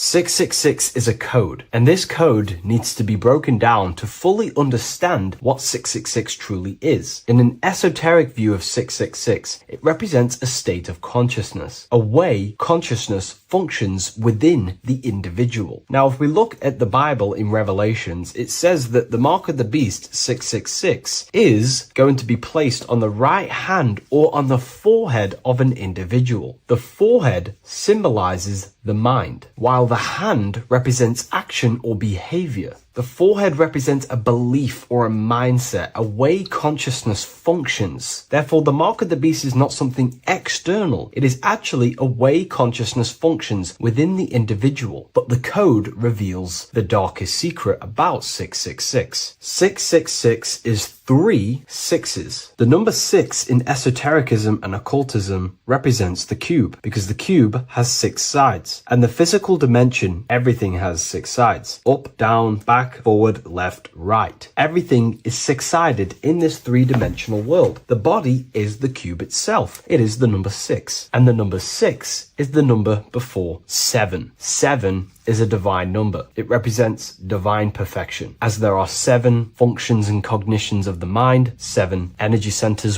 along the spinal column, 7 major planets for the 7 days of the week, 7 days of creation, 7 visible light spectrums, colors. The number 6, therefore, is often understood as imperfection, as the body is imperfect. The physical form is imperfect compared to our divine spiritual nature. But let's decode the 666 code properly so you can understand this. Now you understand that the number 6 represents the material 3-dimensional world, or the physical body of consciousness. We can then look at the number 3 because there are 3 sixes. The number 3 represents the 3 ways consciousness functions. Consciousness thinks, consciousness feels, consciousness acts. We have a mental body, an emotional body, and a physical body. Most people confuse these things to be all one. They think their mind is their emotions and their mind is their brain, and they interlock all of these, but these are actually 3 different bodies of consciousness. Consciousness has many vehicles or bodies it expresses itself in. So the 3 ways that we ultimately create our life, the 3 ways that shift our reality, and the 3 full things that we have full control over are our thoughts, emotions, and actions. If you try and control anything else other than these 3 aspects of life and consciousness, you are then breaking natural law. If you try and control someone else, you are then breaking their will, their natural rights. These are the 3 things you have full control over: your mind, emotions, and your body. Therefore, the number 3 represents the 3 ways that you express consciousness in this life or reality. And the number 6 represents the material body. 666 is the mark of the beast. Therefore, the mark of the beast could be a state of consciousness where your thoughts, emotions, and actions are all directed towards the physical, material 3-dimensional world, leaving no room for true spiritual connection with your higher self, no divine connection to the source or God, giving no attention to your true internal nature, to the self inside the mind. All of your thoughts, emotions, and actions are directed only for physical pleasures, for materialism, for status, for egoism, leaving no room for connection with the divine. And this is the mark of the beast. When people's minds become so obsessed with materialism, chasing desires for the material things, they disconnect themselves from their true internal nature. And we can see this today. People are becoming so obsessed with materialism, money, becoming rich, whatever it is, they're gradually losing connection with their internal self. They think that they are the body. They think that they are these 5 senses. But ask yourself, if I remove my thoughts, if I turn off my mind, who am I then? Because who most people think they are is a bunch of beliefs in their subconscious mind. Their name, their job, their reputation, their friends. If you remove the mind and no longer think, who are you then? The observer, the pure awareness, beyond the mind, the body, the emotions. That is your true nature. You are the internal thinker. And when that internal thinker becomes so attached to the external physical body and does everything in its power to think, feel, and act only towards the material things, you become disconnected to your true powers, to your divine nature, to literally God. If you don't want to become the mark of the beast, then have balance. Now, I'm not saying materialism is evil. Chasing material things is wrong. I'm not saying that at all. We all have a different views. But me personally, I like to have balance. Yes, I love reaching goals. Yes, I love living the best life possible for myself, materially. but I also make room for my internal world. I train my mind to have self-mastery of meditations. I try and lucid dream and astral project as much as I can. And I try and perfect my thought processes and my internal world as much as possible. So I live a truly balanced life between my inner self and my outer self, which is what these two pillars, Jachin and Boaz, represent, the inner and outer world. And the middle pillar in the middle represents the unity of the inner and outer world, living in balance. Or you see a person standing in between them, they represent the middle pillar, or a ladder. This is all symbolic of living in balance between the inner world of consciousness and the outer world of consciousness. Yes, this is Freemasonic artwork. You can learn a lot from their artwork and symbolism, but I hope this brings a bit more clarity about the number 666 and the mark of the beast. Please leave a like, comment, and subscribe to the YouTube channel if you want to see more. And one last thing, the Book of Symbolism has finally been accepted on Amazon, so you can now order this on Amazon in pretty much any country. As above, so below. This is one of the most crucial teachings within esotericism, occultism, or what we like to call it today, spirituality.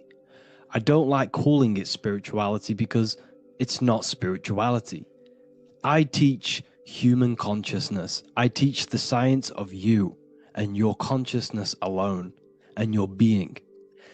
And in order to fully understand you and this world around you, you must understand this number one principle of as above, so below. There is many misconceptions of this, and there is many simple teachings of this. But I'm going to break it down today from the most simplest to the most complex, and you will see the connections between all things. This is the most important lesson you could ever learn, and I'm going to teach it you today.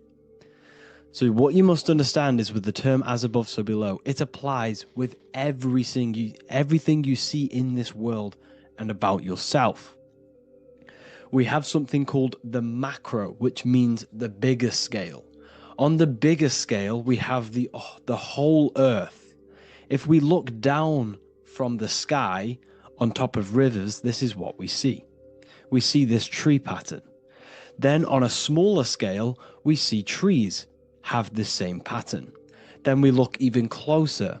We're going smaller and smaller into the leaves of the tree. We see the same pattern. Then we go even more micro into the human brain and look at the human brain cells, and we see the same pattern. This is proof this is a fractal universe, and everything is in the micro is reflected in the macro. As above, so below. As within, so without. On the macro is a reflection of the micro. So now that you understand this, we can go a bit further. A yearly cycle of spring, summer, fall, winter is a macro. A micro is a daily cycle.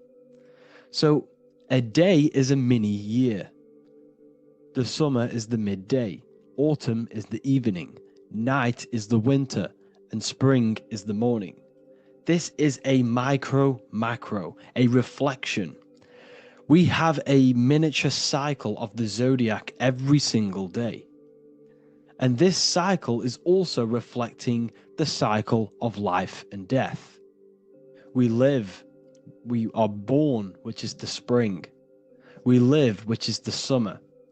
We then age, which is the autumn. And then we die, which is the winter. And then we are reborn again.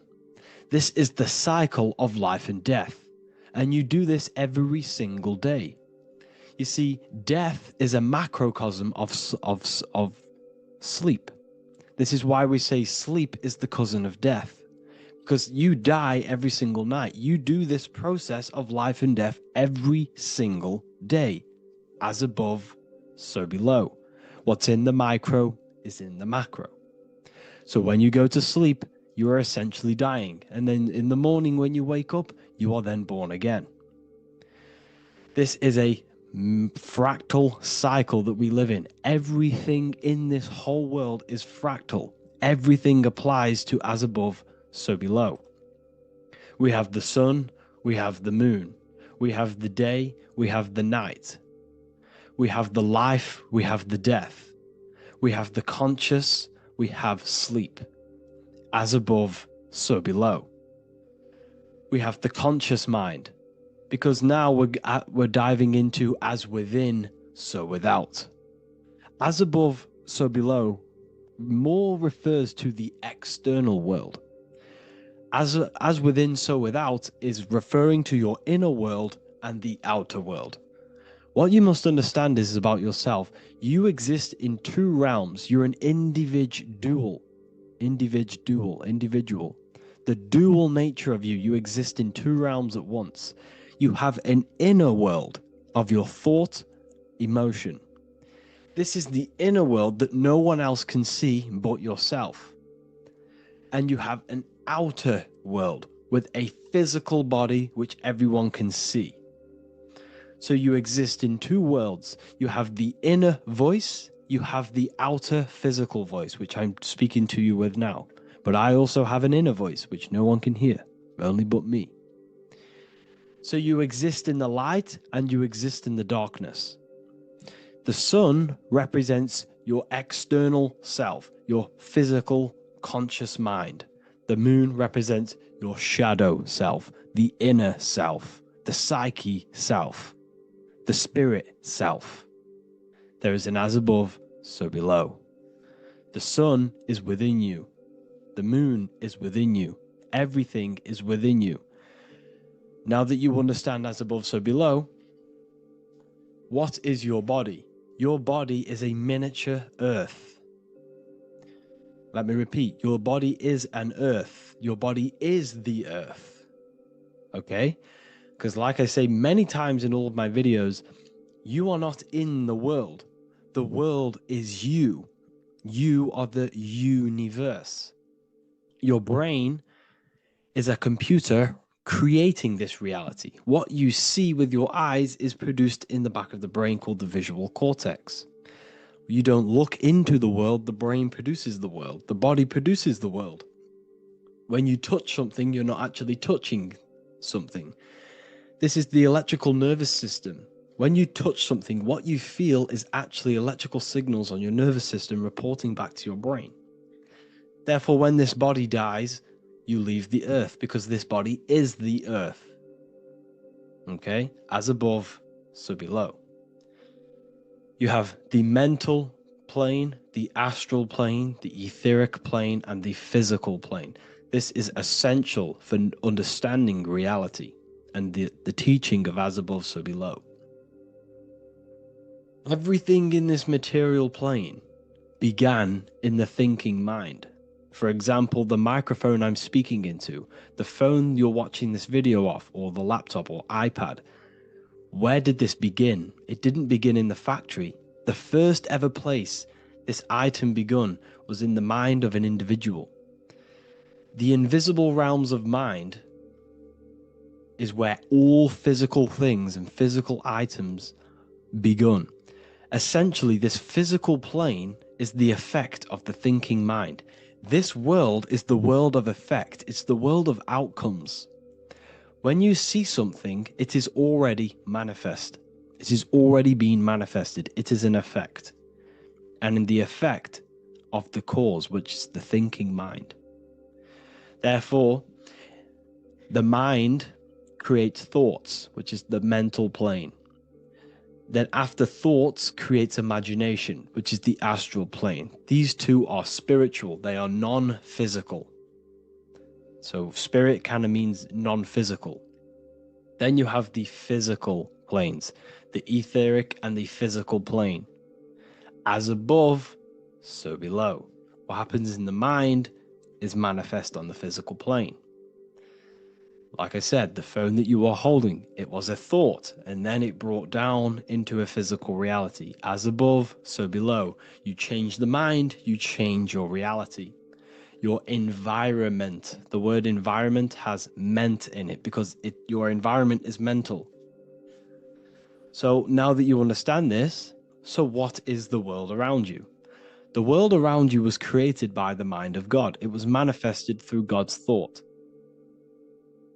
So you are living in the mind of God. You are a thought in the mind of God. God thought you into existence. But like I said, we are all We are all fractals. Everything is fractal. If God exists, this means that you are God, as above, so below. God created you through the thinking mind, and he gave you a thinking mind. So God created the macrocosm. God created the macro, the whole world. He designed the whole world, the sun, the stars, the moving. He designed this. But then he gave you the thinking mind to design your own life and create your own life in his world. You are a microcosm of God's macrocosm. Just like God thought you into existence and the whole world into existence, you are a microcosm thinking your world, your reality into existence. You see this now? Everything is a reflection. Everything is a mirror. Everything is fractal. So in order for you to change your reality, you must change these higher planes. Your thought and imagination are the two key aspects of creating physical reality. Every object you see around you was begun in these higher planes of the non-physical, and they were brought out of spirit into physical matter through the thinking mind and physical action. So now we're going to get a bit deeper. The brain is not the mind. Now that you understand, we have spirit and matter. As above, so below. You have a non-physical side of reality and a physical side of reality. The mind is the spiritual brain. The brain is a physical manifestation, a physical effect of the mind. The mind uses the brain to operate in the physical world. And it's the same with the heart. The soul manifests itself physically through the heart. The heart is a physical manifestation of the soul, of the emotion, thought and emotion, the mind and the soul, the brain and the heart, heaven and earth. So you have the inner world and the outer world, the spiritual, non-physical, and the physical. So we are all on this process of awakening, an expansion of our minds into new fields of thought, into new fields of awakening ourselves. Because essentially we are born into this world. But you are born many, many times. You can be born physically and you can be born spiritually. Like I said, everything is fractal. So just like when the baby finds out that there is a world outside of its mother, what does the baby do? The baby seeks a way out of its mother, and then the baby is now born into a new world, a world outside of its mother's womb. It's the same with you and your spiritual process. As your mind becomes aware that there are other realities beyond your physical body, it then seeks a way out. And this is why you are probably watching my YouTube, because you are now on the path. Something within you has guided you to this path of knowledge, truth, enlightenment, and expanding your consciousness. And it is your soul who brought you here. Your soul speaks through emotion, like guidance. Emotion is the language of the soul. When you feel very bad, this is your soul telling you you're not in the right place. You're doing the wrong things. Because the soul is always unfolding its purpose, which is expansion and learning. That is it. The mastery of the self and the learning of the mind is the only thing that counts in the end after this life. So you are on a journey of expansion, of learning, creating, and spiritual rebirth. As above, so below. What does this body tell you? When I see someone overweight, I don't see the overweight. I don't see the body. I see the mind. I see an undisciplined mind. I see a mind that lacks self-control. I see a mind that seeks external validation. That's what I see when I see an overweight person. I don't see his body. I see the result of his mind. Because what does the Bible tell you? You shall know them by their fruits. It's the same saying as above, so below. You shall know them by their fruit. The fruit is their manifestation. Your body is a direct correlation and manifestation of your mind. Your inner world projects your outer world. As within, so without. As above, so below. Now, what do you see when you see this man's body? I see discipline. I see strength, mental strength, not physical strength. I see mental resilience of pain. Because all of this man's mental energy has been manifested physically within his muscle.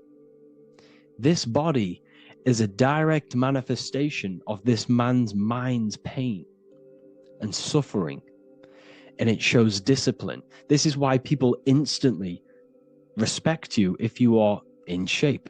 You walk into a room and you are in shape, people will instantly give you respect because they know that you are mentally disciplined. The body is a reflection of your inner world, and it's the same with your friends, your family, your connections with people. If you think about yourself very negatively all the time, and you don't have a good connection with yourself, you don't have a connection with your true self, this will manifest into every single relationship you have in your life. If you don't have a good relationship with your inner self, you don't have a good relationship with the people and the friends around you. Because as within, so without. If you think negative about yourself, you will only pick up the negative in other people. If I think very highly of myself and I think very happy and good things about myself, I will then see the good things in other people.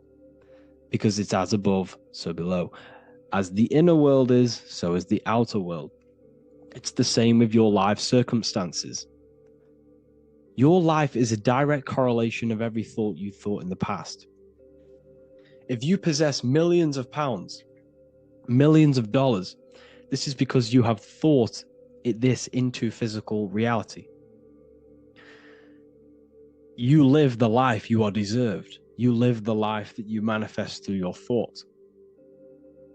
If you live a very poor life, this is a reflection of your mind. This is a reflection of what you have thought into physical existence. Because like I said, everything begins in the mind. As above, so below. And this is even present within the body. So where is the head? The head is at the very top of the body. And where does all manifestation begin? In the mind. That's where the mind is, in the head. And then the thoughts we think travel down the body into the heart, which is the emotion. Every thought we think is in the emotion. Every thought we think creates an emotion. This emotion then drives the action. Where does the action come from? The feet, because the feet move our body. We move with our feet to take action. Our hands. You see, so the body is even a reflection. I can't even say it. Reflection of the order of manifestation. This blew my mind when I figured this out. You see, the head, the thoughts begin here. This is the beginning of all manifestation. Then it comes down to the heart. This is the emotion. Then you take the action. The thought and emotion then sparks the action, which is taken with the hands and the feet. And where's the lowest point on the body? The feet, and that's touching the physical earth. So the head is where the thought is, the non-physical, and the lowest point on the body, which is touching the physical earth. So the head represents spirit, the feet represent matter, spirit and matter. Your room, if I walk into your room and I see a messy room, I don't see the room, I see a messy mind. The room is a reflection of the mind. If you have a messy room, this is your mind. It's an externalization of your unsorted mind, undisciplined mind. So like I said, we are all God, and we must find the God self within us. And I teach all of this inside the Book of Wisdom, Volume 2. This is not just a book, this is a revolution. This is the beginning of a new age with this book. If you have read it, I congratulate you. You should feel very proud of yourself if you have an open mind. You should feel proud of yourself for watching these videos, because not many people have an open mind. Remember this, people. You are special if you're watching these videos. You have the mind. You have the ability to see through the illusion. And I take my hat off to you. You want to take this to the next step? Read the book. Or if you want to take it to the serious levels, join the university. The university, you gain access to every piece of my material that I've ever done, all of my books, all of my lectures that are hidden from YouTube, that are hidden from everywhere else, the lectures that give you real power. And if you feel alone on this journey, we have a conscious community where you can connect with like-minded individuals, because I've been there. I've been there when you feel lonely, because you feel like no one else is thinking the way you are feeling. You can't talk to people about these things because people just think you're crazy. That's why I put together this, so we can connect, so we can unite, so you can connect with people, so you don't feel crazy about thinking about this stuff, learning about this stuff. And if you truly want to level up your life, people, and take your studies serious, this is for you. We do live calls, we do lectures. There's a whole library filled with books you can read. It's the perfect place for the truth seeker. I thank you all for joining. Please leave a like, a comment, a subscribe. Let me know any future videos you want me to make in the comments. Thank you all. Have an amazing day.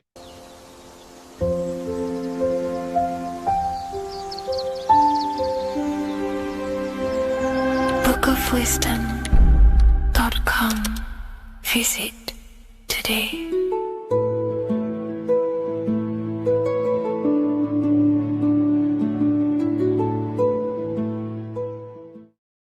What if I told you the devil is closer than you think, and it's not actually a real person, force, or spiritual entity outside of you, but a being and an aspect of your own mind and psyche? In this video, you will learn exactly what the devil is and the true esoteric meaning of the devil. The first thing we need to understand is that the universe is a mental universe. Look around you. Every action, every building, everything you see around you was begun first as thought in the mind, then manifested. We use the mind to build and shape our reality. The universe, the world, only exists inside of our mind. Therefore, God and the devil exist inside of our own psyche. So first of all, the devil is not a literal being, but a symbol of the lower self. It represents the unmastered, ego-driven part of the human mind, a symbol of destructive thoughts, emotions, behaviors, lives in realms of chaos, fear, hatred, lust, and ignorance. This is why we see the devil as red, because red is the lowest vibrational color on the color spectrum. It also corresponds with the root chakra, which is all to do with survival instincts. Red represents chaotic and intense emotions like hatred and anger. When we are angry, our face turns red. The devil represents our animalistic fundamental needs, our instinctual needs, our survival state of consciousness. We have a survival state of consciousness and a godly state of consciousness. Our godly state of consciousness is creating, not just experiencing in the animal state, but consciously creating reality. This is why we see the devil with a goat head, an animalistic head, and the head is where the brain is. The animal head represents living off instinct, the part of our mind that lives on urges, impulses, and instincts, eating, sex, power, ego-driven actions, and ego-driven thoughts. Animals are only aware of themselves. Animals live on instinct. They have no ability to consciously create like humans. This is our lower desires for the material world. That's not to say the material world is evil. However, when our consciousness is only seeking material things, this leads us down a path of self-destruction, because nothing material can ever satisfy our soul. Everything material is temporary. Therefore, the devil represents the part of us that seeks only material desires, only material fulfillment, the ways of thinking where we only think about ourselves and ego-driven thoughts. It also represents the unchecked, unconscious self, where we have no mastery over our thoughts, over our emotional impulses and no mastery over our actions. We're living in instinct and impulsive states, which causes chaos, selfishness, destruction, and keeps us bound to our lower material 3D state of consciousness. It's important to recognize that the word devil was never present in the earliest Gospels. Instead, what was mentioned was a spirit of evil. This distinction is crucial because it underscores that the idea of the devil, as popularly conceived, does not actually exist as an independent entity. Rather, it is a personification of the lower aspects of the human mind, a facet of our own consciousness. The term spirit of evil was not meant to denote a specific deity or being, but rather any force of negativity, whether it manifests as a destructive thought, emotion, or action. A spirit is a force, an energy, and we have three forces that create our reality: thoughts, emotions, and actions. We have full control over these three aspects which transform and mold reality. A destructive thought, a destructive emotion, a destructive action is a spirit of evil, and it originates from the darker aspects of the human psyche. So now, because we're on the topic of the devil, we have to look at the pentagram, which is obviously connected to the devil heavily. The upright pentagram represents spirit, air, water, earth, fire. Upright, which represents spirit, the most important element on top of the earthly elements, showing spiritual principles over material principles. As spiritual beings as we are, we have to put our spirit first, our higher self first, and material things second. Why? Because material things never satisfy us long term. Seeking material fulfillment will leave us feeling unfulfilled in the long run and very unhappy, and we can lose ourselves in illusions. We have to put our spiritual principles first. Seeking wisdom, knowledge, connection to the divine, and connection to our higher self is what gives us true fulfillment in our hearts and souls. But when we see this pentagram inverted, we now have spirit on the very bottom, which now represents earthly principles on top of the spiritual principles. We're putting our earthly elements on top of our spiritual element, which this inverted pentagram represents no longer caring about spirit, no longer caring about our invisible internal world, and only caring about this external body, food, sex, material things, cars, money, and all the things outside of us, the world outside of our mind. This is what true Satanism is. Satanism is not worshipping an external deity, but it is worshipping the self, only fulfilling the ego's desires. This is what true Satanism is, and we have all been conditioned to live in this state. Satanists want us to believe that there is an external deity called Satan or the devil, and the reason they do this is because they trick us, making us believe that we are not Satanists, while they are actually conditioning us to be self-seeking, ego-driven people, where we only care about sex, food, material things, and money, which is actually conditioning us to be Satanists. 80% of the population today are unknowingly involving themselves in Satanism, which is ego-driven thoughts, actions, and emotions, dwelling and living in this state where we only care about ourselves. When we are spiritual, we realize we are all one. We are all one consciousness family, and we need to do things that help and contribute towards our collective experience, helping others instead of seeking to serve only the self. The angel is depicted with wings, which represents elevation, higher self. The devil is represented with an animal horns, which is on the ground. The goat is on the ground, which represents the lower self. This is the elevated mind and the lower material mind. Horus, the bird, higher self. Set, the ground animal, lower self. Jesus and Satan. These are two forces, two characters that exist within the human psyche, not real entities. They are forces of our minds, and there is a battle between our higher self and lower self all the time within our own minds. There's always a part of us that's telling to do one thing and another thing, to do something bad and to do something good. There is this battle inside of our own consciousness. Here we have the human spinal column. The human spinal column is showing you the higher and the lower self. The higher self represents the head. The head is where the mind is. This is the creative essence of the universe. This is where all material things begin as a thought in the mind. We create with the skull, with the brain. This is our higher self, the heavens, connected to the heavens, the sky. And the lower end of the spinal column is where our reproductive organs are, where our gut is. Our reproductive organs and our gut is all to do with survival. The lower lower end of the spinal column, lower instinctual 3D based consciousness. The lower end of the spinal column is where our lower self dwells. Eating, consumption, power, and sex, lust. These are all emotional forces and instinctual based organs that are not inherently evil, but when we dwell and live off this lower end of the spinal cord, it keeps us in low states of consciousness. Our goal to raise to our higher mind is to balance this, not to overeat, not to abuse power, not to abuse sex and lust, but to master these organs and gain the ability to say no to these organs so that we can raise to our creative side of consciousness. Instead of dwelling in our instinctual nature, we can turn to our creative nature and consciously become a builder and constructor of reality. This is the true way of raising consciousness. This is the stairway to heaven, out of the animal consciousness to the higher consciousness. To wrap all of this up, it's all about gaining control over our instinctual lower nature and allowing our spirit to rule over our body and not our body ruling over our spirit or mind. The moment you let a thought become instantly an action is the moment you are an impulsive person. We are all trained to be this way. It is okay if you are in this state. The moment you let a thought turn straight into an action without questioning, that is the mind controlling you and you not controlling the mind. We need to gain control over the mind, and we do this through many different ways, through meditations,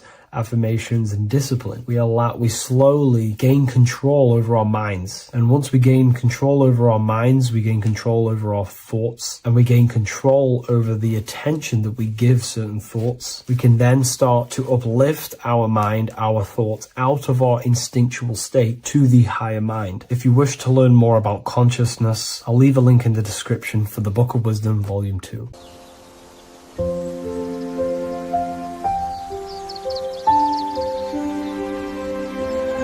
bookofwisdom.com.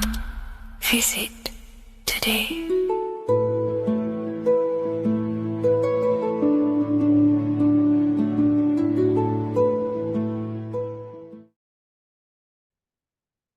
You don't just have a physical body.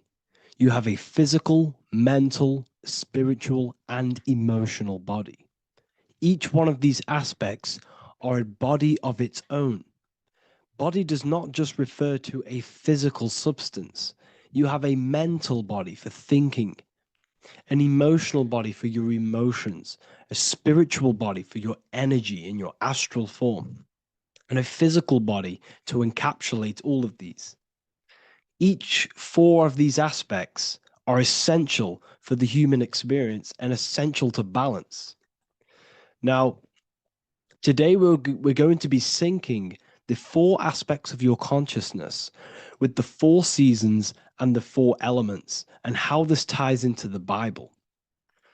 So we have four physical elements. We have 5 elements in total, spirit being the most important, but spirit is pure invisible.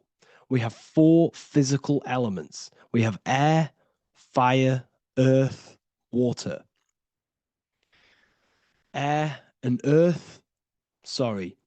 Earth and water are feminine. Air and fire are masculine. Air and fire are active. Water and earth are passive. The air corresponds with the mental body of consciousness. This is where your intellect, this is where your communication, this is where your thoughts, intuition all comes from. This is the mental body of consciousness that allows you to think, allows you to process, figure things out, and have intellect and gain knowledge. This is your intellectual aspect of your consciousness, located in the head region. We have a fire nature, a spiritual nature. This is our astral body. Our astral body is all to do with the subconscious realms, the higher realms of consciousness. This is the body that allows us to be free from the physical body. Our spirit is more of our energy. Water is our emotional body. This is what allows us to feel things, that allows us to gain intuitive feelings of conscience. So emotion allows us to understand what is right and what is wrong. When we feel something bad, we know that this is wrong. When we feel something good, we know that we are doing good. Emotions are a creational force that allows us to feel certain things to bring them into existence. Our emotional body is a creational force and should not be reactive, and they should be controlled. Most actions are stemmed from emotions. Actions bring thought into physical existence. Emotions are the driving power. They are what drives your actions. The thought, then the emotion, then the action. Earth is your physical body. This is your physical state that allows you to take mind and emotion into action, into fruition, into physical matter. This is what your physical body allows your consciousness, your soul, to interact with the physical world and bring things into physical existence. The physical body, the physical world, is an outcome and an effect of the thinking mind. All physical substance comes from the thinking mind. The pen, the phone you're holding, the microphone I'm speaking into, all began as a thought in the thinking mind, then it was brought into physical reality. Earth is the most dense. So it goes in this order: body, emotions, spirit, mind. The higher you go up, the more lucid and fluidic it becomes. The lower you go down, the more dense and dull it becomes. Air is the mind, fire is the spirit, water is the emotion, earth is the physical body. So this is why you are a microcosm. You have these four things within you. You contain of these four elements, which correspond to the four bodies of your consciousness, the four bodies of the soul. You are the soul. You are the spirit.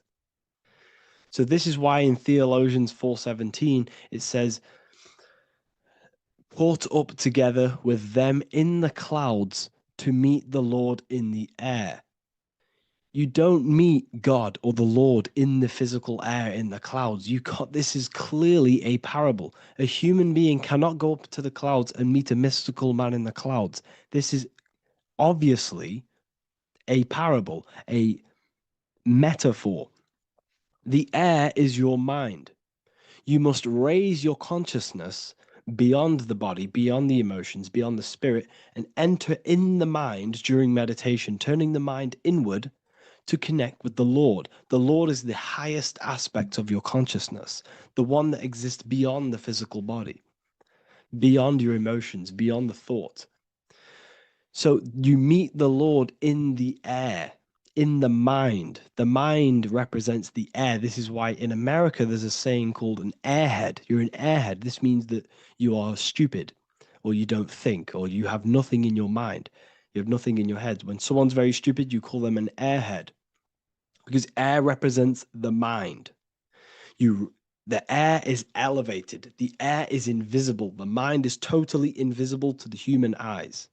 It is a metaphysical substance. In fact, it's not a substance at all. It's so fluidic. It's everywhere. The mind can be everywhere at all times. It can be anything. Nothing is impossible within the mind. Now, this is synced with the four seasons. The four seasons represent the four aspects of human consciousness, the four bodies of your consciousness, the four bodies of your soul. The sun is your soul, okay? And the sun travels around four seasons. Summer, when the sun is the most hottest point. Autumn, when the sun starts to move away from the hottest point. Things start to die. Then it goes to winter. This is when everything dies. This is when things enter in within itself. This is when darkness occurs. Then spring. This is the reignition of the sun. This is when the sun starts to bring back the warmth back to the summer. You have four seasons which correspond to the four bodies of consciousness. Fire is the spirit. This is when you are passionate. This is when you are taking action. This is when you are fiery. The sun is blazing. You're taking action. You're very passionate. You're very spirit. You're in the spirit. Autumn is water, emotion. This is when you start to become very reflecting. This is when you start to feel emotional. Because in autumn, there's lots of water. This represents the emotional body of consciousness. Winter is the mind. This is air. Winter, what happens in winter? Everything enters within itself. The leaves die, the trees die, everything dies and goes within. This is the mind. The mind is the darkness, remember. You close your eyes to enter within the mind. The winter represents meditation. In the winter, what do people do? They stay inside of their house. They research more. They read more books. They become more intellectual. They think more in the winter because we are so we're stuck inside.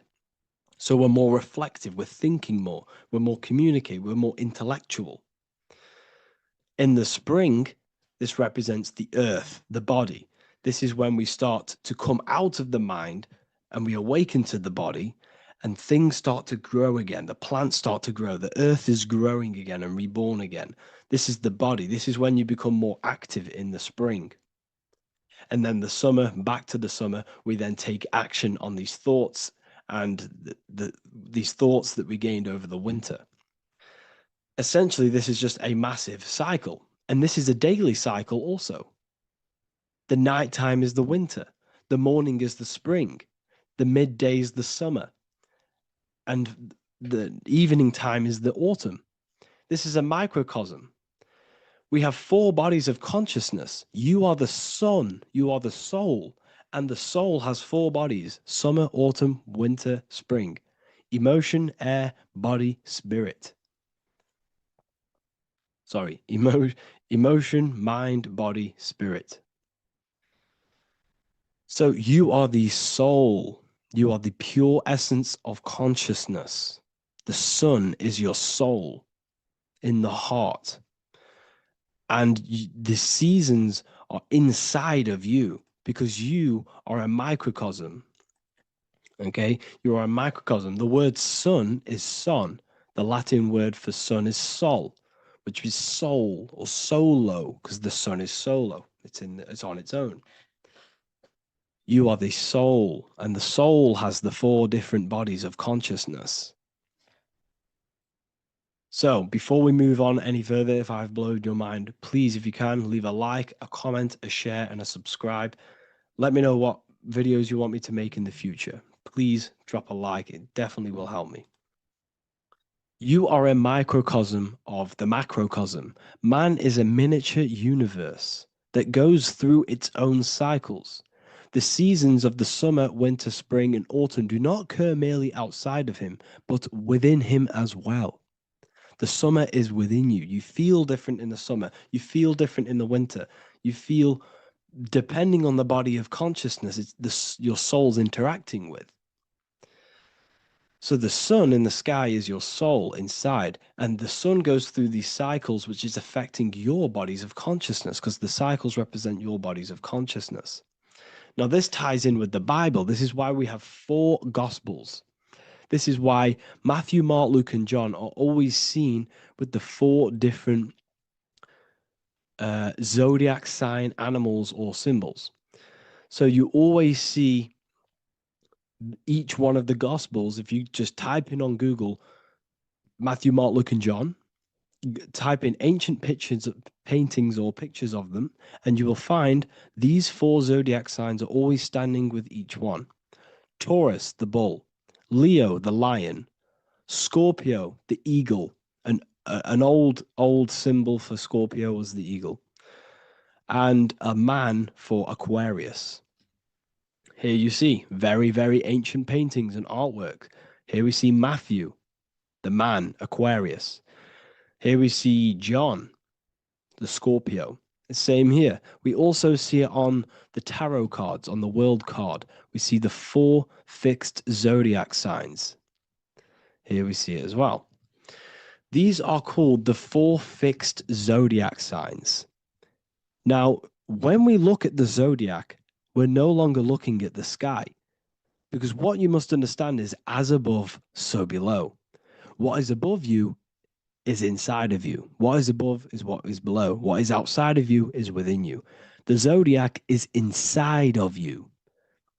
The zodiac revolves around the sun. The sun is your soul. These are different energies of your soul. Like I said earlier, the 4 seasons are the 4 bodies of your consciousness. And in each body of consciousness, you have these different energetic energies that you can work with. Okay, so this is the true astrology. This is the true astrology, the internal esoteric astrology. You can't find much information on this at all. Very hard to find. So what we're looking at are the 4 bodies of consciousness. Obviously, when you look in the middle of each, when we look in the middle of each season, spring, the middle of spring is Taurus. The middle of winter is Aquarius. The middle of autumn is Scorpio. The middle of summer is Leo. These 4 signs are known as the 4 fixed signs. Okay, Scorpio is fixed. It's the middle of autumn. Scorpio is a water sign, emotion. Aquarius is the air sign, the mind. Taurus is an earth sign, the body. Leo is a fire sign, the spirit. This is why we see Matthew, Mark, Luke, and John with the 4 fixed signs of the zodiac, which represent the 4 bodies of consciousness. Leo, the spirit, fire. Luke, Taurus, earth, body. Matthew, Aquarius, air, mind. John, Scorpio, water, emotion. Each gospel is depicting Jesus and showing Jesus in each gospel. Each one of these gospels is showing and depicting Jesus according to the different body of consciousness.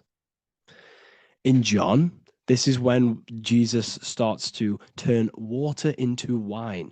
Water is emotion. Wine is transmuted emotion. This is when he does miracles with his emotions, water into wine.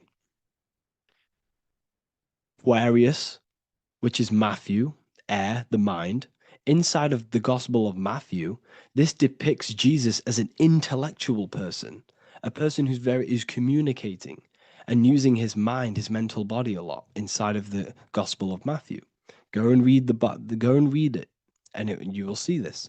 Luke, Taurus, earth, the body. Luke shows and depicts Jesus according to the body of consciousness, the physical body. He shows Jesus as a human, being a human being, helping people physically and helping people's physical needs, like giving away food and doing all sorts of good things for other people. Leo, Mark, inside of the Gospel of Mark, this shows Jesus as a spiritual teacher, a passionate person who is taking action. Each gospel is showing Jesus according to the different body of consciousness. And Jesus represents you, the sun. That's why it's called the Son of God, the light of the world. Jesus represents your soul, and your soul has these 4 gospels, the 4 bodies of consciousness, the 4 fixed signs, the 4 elements, and the 4 seasons. These things all correspond to your consciousness. So this is Leonardo da Vinci showing you the exact same thing. Jesus is the I am, the sun, the soul, in the middle, on his own. Luke, spring, earth, body. There are 3 people in each group. There are 4 groups, and there are 3 people in each group. 1, 2, 3. 1, 2, 3, 1, 2, 3, 1, 2, 3. Fall, winter, summer, spring. These are according to the 4 bodies of consciousness. Here we see Aries, which rules the head region. He's on the head of the table. Gemini, he's holding up the 2 hands because Gemini rules the 2 hands, the 2 arms. Gemini is the 2 twins, which is the 2 arms and 2 hands, and the 2 lungs. Here we see the beginning of summer, which is Cancer. You see the big knife here. Cancer, him here, this gray-haired guy, holding a knife for the crab. Cancer, they pinch. You have a knife, symbolizing the crab. Leo, the middle of summer, showing dominance. The sun is very dominant. He's got his elbow on the table, showing dominance. Virgo has no Adam's apple. Cancer here is pointing at this woman's neck, saying there's no Adam's apple. This is Virgo, the virgin, the only woman. Jesus, the sun. This is Libra, the balancing. He's holding his arms out, balanced, showing the balancing of the sun. Because when the sun enters Libra, the sun is balanced between winter and summer. So it's balanced. This is all astrology, but this is internal. Okay. This is Ezekiel's vision. Ezekiel had a vision in the Bible, and he saw the face of a man, the face of a lion, the face of an ox, and the face of an eagle. The eagle, Scorpio, the ox is Taurus, the lion is Leo, and the man is Aquarius. He saw the throne of God, and he saw the different bodies of consciousness. This is all symbolic for the different bodies of your soul. So when we look at the zodiac, we are actually looking at a map and the energies of our soul and the energies of our bodies and the energies of our consciousness. This is what we are looking at. Each zodiac is an aspect of our consciousness and an energy that we can work with and that we must purify. Balance and purification is essential. Imagine playing a brand new video game. Let's say a brand new video game came out and you had to play it. What happens when you play that game? You don't know the controls. You cause chaos in that game. You can't really run properly. You can't do anything properly. You're getting destroyed by other people who are playing that game. It's the same with your physical body. When you are born, you must learn how to play the game. You must learn how to balance the mind, learn how to balance the spirit, the emotions, and the physical body. We must balance and purify each body of our consciousness. We must look after our physical body with our physical health by eating physical, electrical food like fruits and veg. We must look after our minds by being conscious of what enters our eyes, enters our ears, enters everything. Whatever enters our five senses is affecting our mind, our mental health, our environment, mental. We need to look after our thoughts, control our thoughts by purifying our thoughts, only positive thoughts. Then we must purify our emotions, feeling only gratitude and love and not feeling these negative, dull emotions. Then we must look after our spiritual body through meditation and looking after our spirit. But remember, when we look after our mind, it all begins in the mind. Each body of consciousness is interlocked with the other. If you have an unhealthy body, you have an unhealthy mind, spirit, and emotions. If you have an unhealthy mind, you have an unhealthy body, spirit, and emotions. If you have an unhealthy emotions, you have an unhealthy spirit, mind, and physical body. They're all interlocked. You must balance each one of them. Look after your physical body. Look after your thoughts. Look after your emotions. Look after your spirit. But remember, the mind is the most powerful one. It's mind over matter. Once we look after the mind, because once we start to control our minds and control every thought we think, this will then turn into discipline in our physical body. Because once we learn how to discipline the mind, we learn how to discipline what we eat, we learn how to discipline what we feel, we learn how to discipline our spirit. This is all interlocked, but work on the mind first. Work on the mind first. All of this knowledge is inside of the brand new Book of Wisdom, Volume 2. This is a revolution of human consciousness. If you've read it, please leave a review down below. If you've read Volume 1, leave a review down below. This is the next revolution. I don't see this information anywhere. This is the next revolution of human consciousness. And of course, if you are serious about this and you truly want to gain enlightenment and join an amazing community where you can connect with me on live calls, lectures, the Manifestation Mastery course, you can gain access to my library with over 45 PDFs plus my books. And if you do join the university, you can order a Volume 2 free of charge. All you have to do is to pay for shipping. If you truly take your, your knowledge serious and you want to take advantage of life, join the university. This is where truth seekers belong. Just want to say thank you all. Please leave a comment. Please leave a like. It's going to help me a lot spread this knowledge to the world. And yeah, share this with a friend and subscribe. Thank you all.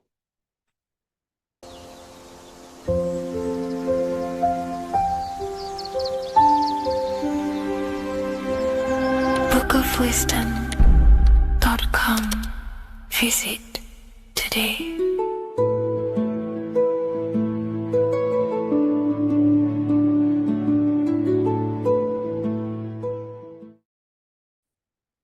What if I told you that you are under a spell and this spell is controlling you in every aspect of your life and you don't even realize it?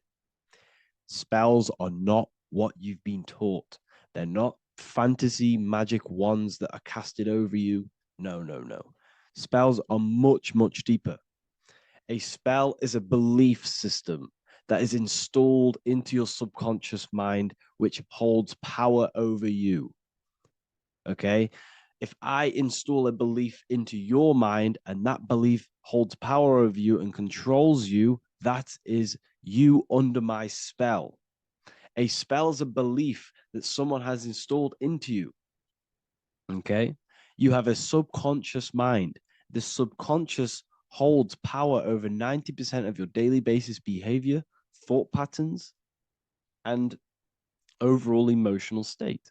Because the subconscious is the back end of our mind, the mind that we don't really have access to. It's the shadow self where all of our programs, all of our memories, all of our traumas, all of our everything that we've ever experienced is recorded and kept in this vast database called the subconscious.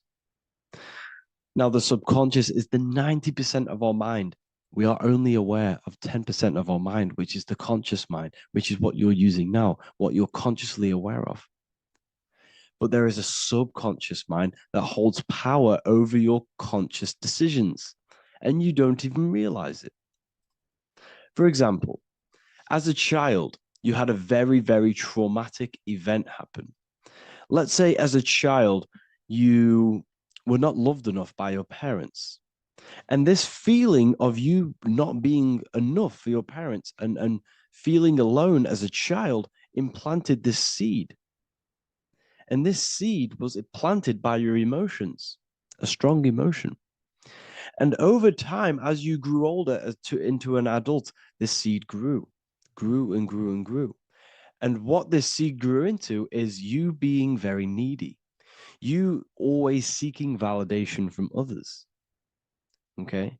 But you taking this conscious decision 10 years down the line actually stems from this hidden cause within your subconscious mind, within this little feeling, this seed inside your subconscious where you don't feel like you are worthy. So this results in a conscious decision of you seeking validation from others, being very needy from others. Okay.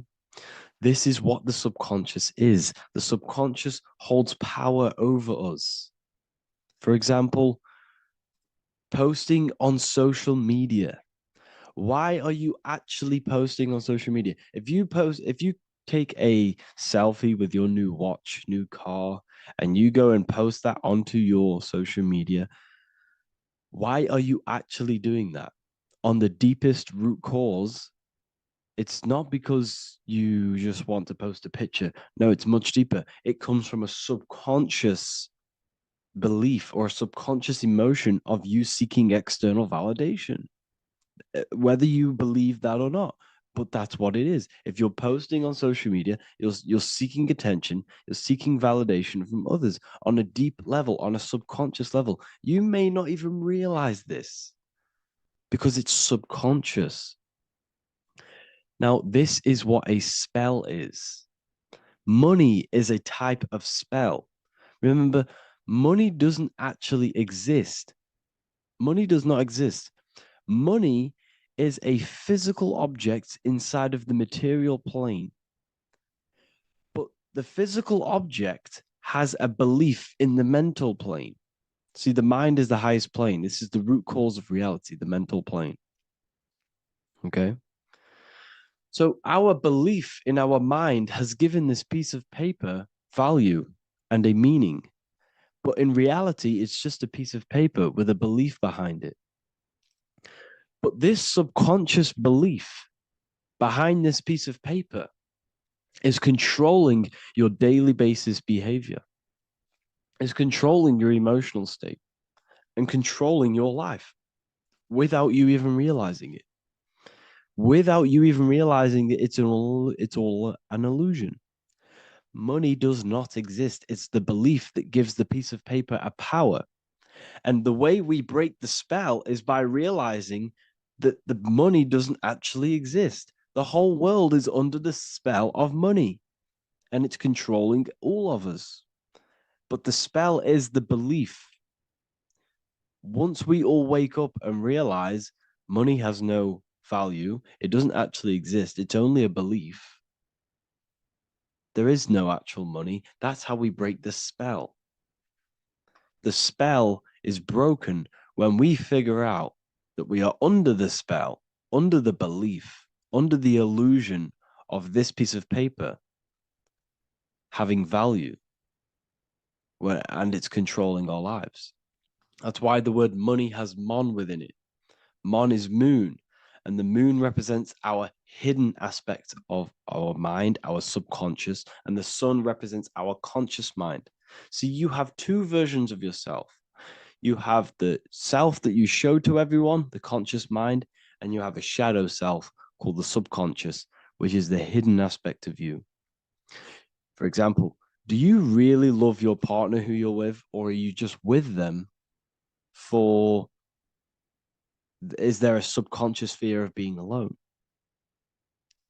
Do you really want to be with this person, or is it stemming from, are you staying with them because it's stemming from this fear of being alone, of being lonely? Or are you just with them because you have a subconscious sexual addiction? And all of your conscious decisions are actually coming from this little seed of wanting sex or not being alone. You have two versions of yourself, the conscious mind and the subconscious, the shadow self and the self that you show to everyone else. Okay. And the subconscious is what's holding power over you. When you drive your car, you don't consciously have to think about changing gear. You've done it that many times. It's on autopilot. That's the subconscious doing it. You can be walking down the street. Your conscious mind can be thinking about what you're going to cook for tea later, but your subconscious mind is controlling your body and walking your body. You don't have to think about moving the body. You just do it because you've done it that many times. It's a program. It's a belief in the subconscious that's giving this movement power. You see, the subconscious holds a lot of power over you. Our beliefs hold power over our daily basis behaviors and actions. Okay, like I said, posting on social media, this is seeking external validation. There's a subconscious stem, there's a subconscious urge bringing this desire into conscious reality. So we must break the spell of our emotions controlling us, our traumas from a child controlling us. For example, another example of this, let's say you were in a car crash years ago, and this car crash led you to having a very traumatic event, very traumatic emotion you felt in that car crash. You felt a lot of pain. That was impressed into your subconscious. And even to this day, you're probably scared of going into trains, going onto cars, going inside of vehicles. And you might not even be aware that it's actually stemming from this event that happened 10 years ago. That's the spell. That's the spell that's holding power over you. And you don't even realize it. You realize the spell when you realize you're being controlled by this old belief, this old trauma. That's what a spell is. A spell is not something I cast over you with a wand like in Harry Potter. Spell's much deeper. It's the hidden aspects of our mind that hold power over us, that control us. Okay? So how do we get rid of the spell? How do we break the spell? By installing new belief systems, by installing new programs into our subconscious. The subconscious is impressed by repetition and emotion. Everything you do on repeat, for example, tying your shoelaces, you can be looking up into the sky, closing your eyes, thinking about what you're going to create for tea while doing your shoelaces. You've done it that many times, you don't have to think about it. That's the subconscious taking over. Okay. That's the repetition aspect of the subconscious. For example, you could probably run down your stairs. You know exactly how to run down the stairs. If I tried to run down your stairs, every staircase is different. I'd probably fall over. But you've done it that many times, you know exactly how to do it. It's what we call ritual. When you have an evening ritual, when you tidy the house, you do your skincare routine, you wash your teeth, that's a ritual. This is what the ancients called ritual. When we do rituals, we're trying to implant something into our subconscious to either remove an old program, an old seed that is controlling us, for a new one that's going to grow into new light, into a new reality. So you can implant messages, implant new programs into our subconscious, which will then grow into a new reality. Okay? Because if I tell you something over and over and over again every single day, for example, if I say, you do what I say every single day I repeat this statement into your ears, about a month or 2 months in, you're going to start to believe in that statement and you're going to start to be under my spell. You're going to start to do everything that I say. So this is what spells are. Spells are subconscious beliefs that hold power over you and you don't even realize it. So we need to remove these old programs we have that are controlling us for new programs. And we do that through ritual, affirmation, and imagination. Repetition and emotion is key to impressing the subconscious. They are the two ways that spells are created, that programs are created. The subconscious only knows the now and it only knows you. So every word you say is a spell. So when you call someone else a name, you're calling yourself a name because your subconscious takes everything you say as truth because it only knows you. It doesn't know anyone else. So every night we can do affirmation. We affirm the reality we want. This is what we call a ritual. We sit down or we stand up, whatever it is, you affirm the reality you are, I am statements. And then you imagine that reality. And you do this over and over again, every day, twice a day, 3 times a day, however many times. And this will cause repetition. This will install a new belief system into your subconscious, which will then start to show in your external reality. It will start to put you under a spell of the new program. For example, if I install into my subconscious that I believe that I am rich, every single night I affirmate that I am rich, I am wealthy, I am free. And then I do a ritual. I start to imagine this reality. Every single night, I do these two things on repetition, and I start to feel the reality and imagine the reality. Over time, I'm going to start to believe that I am rich, that I am free, and I am wealthy without having the physical reality. And what this will do is that it'll implant a message deep within your subconscious mind. It will plant the seed of this belief.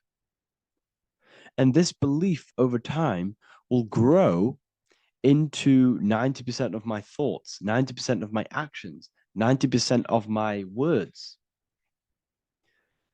My words, my thinking will change due to this new belief. I may not even realize it, but I'm looking for more opportunities to make money. I'm speaking to more people because of this belief that I've installed. This belief has triggered new ways of thinking. My mind, my conscious mind, is now only operating to fulfill this belief. And my conscious mind might not even be aware of it. You won't even realize that you're manifesting this belief of being rich. And that's how it happens. You implant the belief within your subconscious. You implant the spell into your subconscious, which will then gain control over you. So we need to make sure we're removing the negative spells, the negative programs that are controlling us, for new regenerated ones, for new ones that are going to create new realities, a better life. Okay?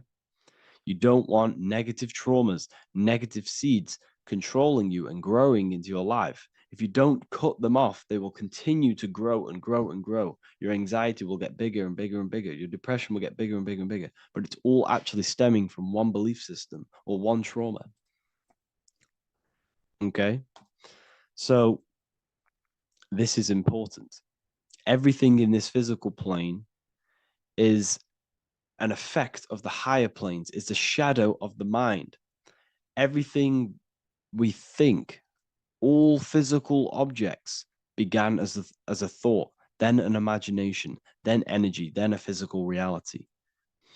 So we must change the mental plane. We must plant seeds into our mind to change down into our physical material life. It's about manipulating this higher plane so we can create change and effect in the physical external material plane. That's what magic is. This is what spellcasting is. This is all what it is. It's not fantasy. This is the manipulation of the higher planes of consciousness, which your mind has access to. You have access to these higher planes. Okay? This is exactly what I teach in my university. I teach different rituals. I teach specific rituals to get rid of certain things, certain belief systems. I teach all different rituals, all different ways for you to create your own reality and live the best reality you want. We also have all of these different courses. We have Activating the Inner Eye. This will teach you exactly how to lucid dream and activate your inner vision of imagination. We have the Sexual Alchemy course. This will give you the power of transmuting your sexual energy into creativity.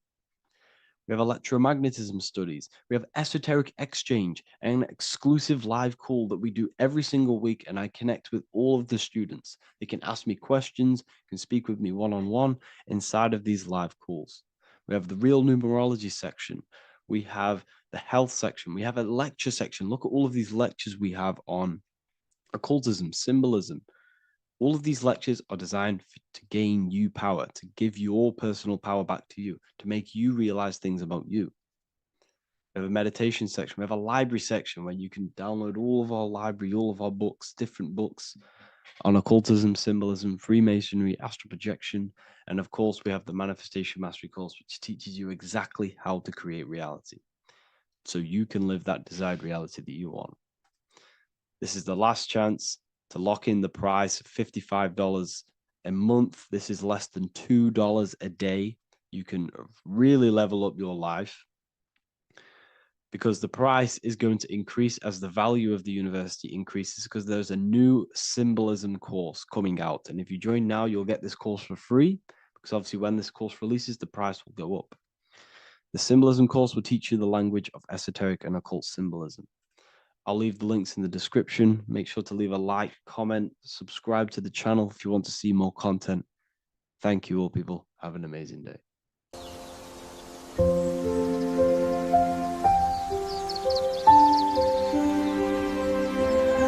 bookofwisdom.com. Visit today.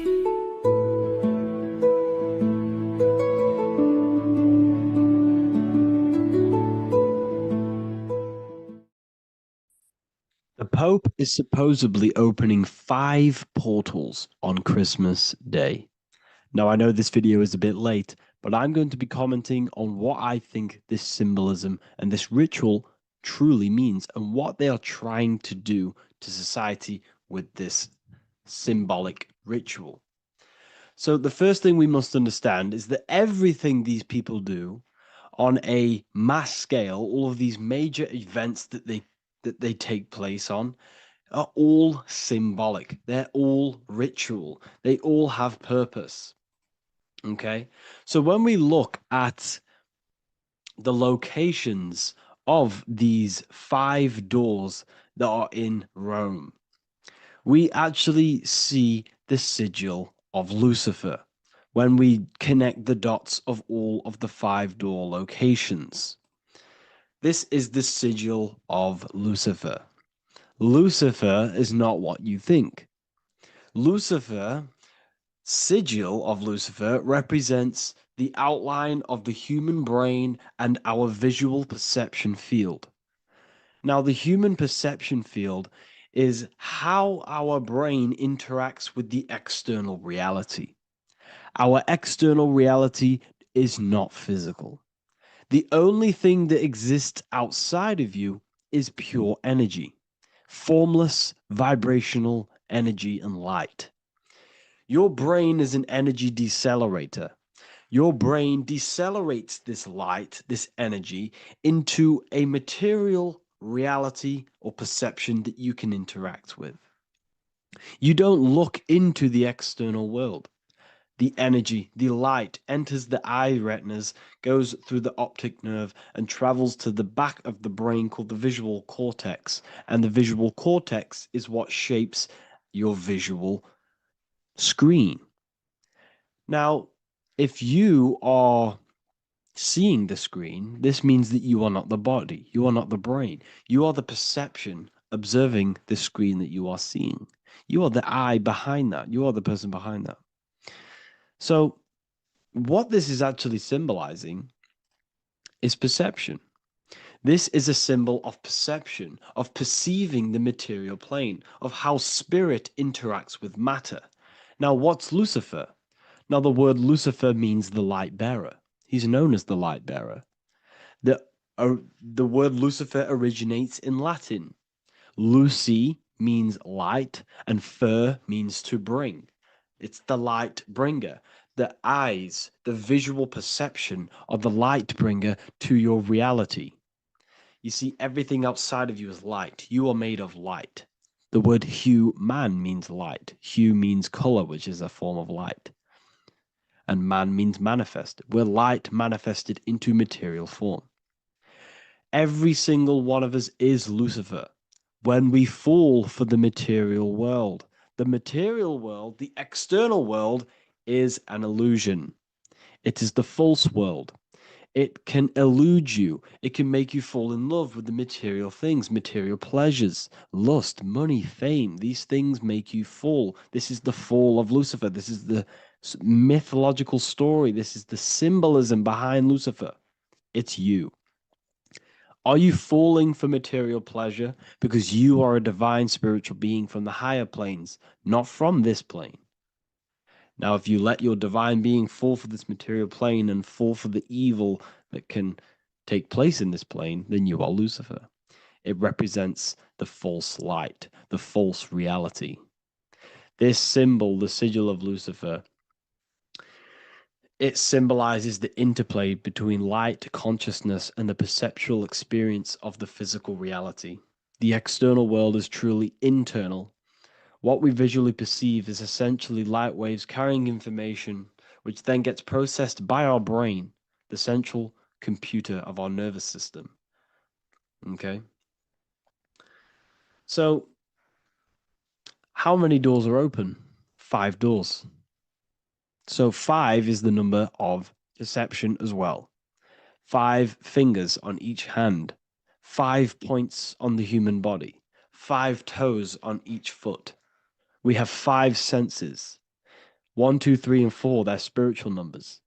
6, 7, 8, and 9, they're material numbers. 5's the gateway. 5 is the middle bridge of how our spiritual self interacts with the physical self, how spirit interacts with matter. So this ritual is symbolic of perception. This is maybe bringing in a new perception. A new event will happen after this, a new perception of the world. Or personally, I think this ritual was to obviously shape the collective consciousness, because your reality is an externalization of your inner consciousness. It's simply just a mirror. Your material life, your material world outside of you is simply a mirror reflecting with mathematical and geometric precision of your internal consciousness. Your consciousness is creating and causing the effect called reality, physical reality. Your life is a result of every thought you thought in the past. Therefore, with that being said, everyone who perceives this ritual of, oh, the Pope's opening 5 spiritual portals, who's letting in demonic energy into the world, they're going to let demonic energies and demonic spirits all in the world. Well, what if I told you the only portal they're opening is a portal in your own mind for negativity? By you believing in negative forces coming into the world and going to possess everyone, that's opening up your own mind. The collective spiritual community has been brainwashed in thinking there's going to be demonic energy. Therefore, what will happen? There will be demonic energy. Not because the Pope opened up a portal to the demonic energy, it's because everyone opened up their own minds to the demonic energy. Therefore, we as a collective consciousness shape the external world on a macrocosm scale. For example, the microcosm is your personal life. Your personal life. You have created it through consciousness. Your belief system is just externalized in your world. But on a collective scale, we all believe in money, for example. And because we all believe in money, and we believe that this piece of paper holds value in our minds, okay, in the mental plane, this has an effect on the physical plane by shaping the physical plane by being ruled by this belief as on a macrocosm scale. Yes, I know that money doesn't exist. It's just a belief in my mind. But that doesn't have an effect because the collective consciousness believes that money has effect, has power. When it doesn't, it's just a piece of paper with a belief behind it.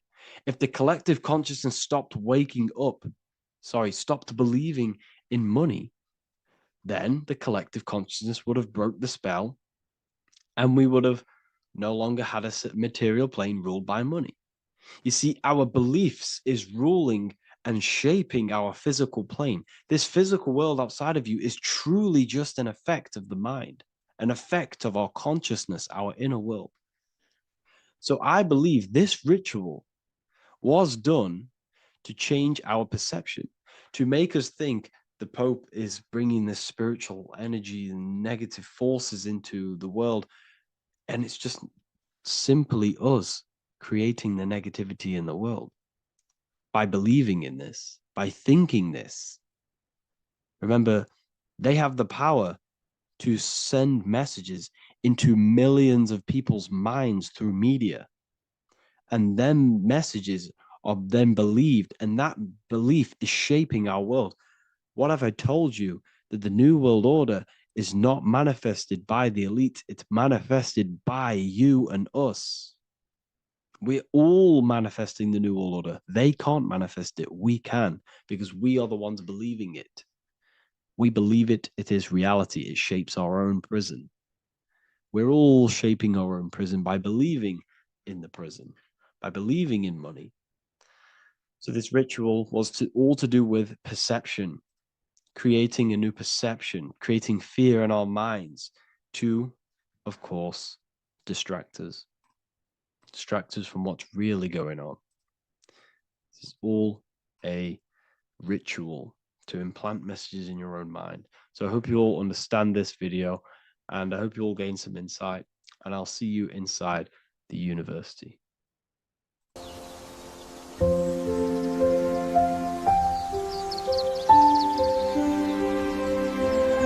bookofwisdom.com. Visit today.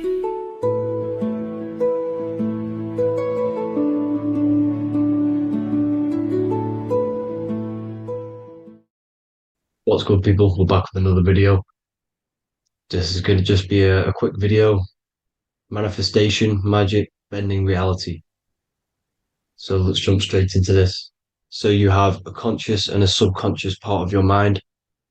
The conscious is what you're conscious of, what you're actually doing, where you can choose or not. However, the subconscious is the part of your brain which is automatic. So all of the systems in your body, like the digestive system, your heartbeat, these are automatically being ran. And you do not have to tell these systems to do anything. You do not have to consciously tell your heart to beat. It's automatically doing it. And this is what the subconscious mind is controlling. It's like the dark aspect of your brain or your mind. It is the way bigger aspect of your mind. Okay, it controls all the systems in your body. Okay, and this is where all of your programs are.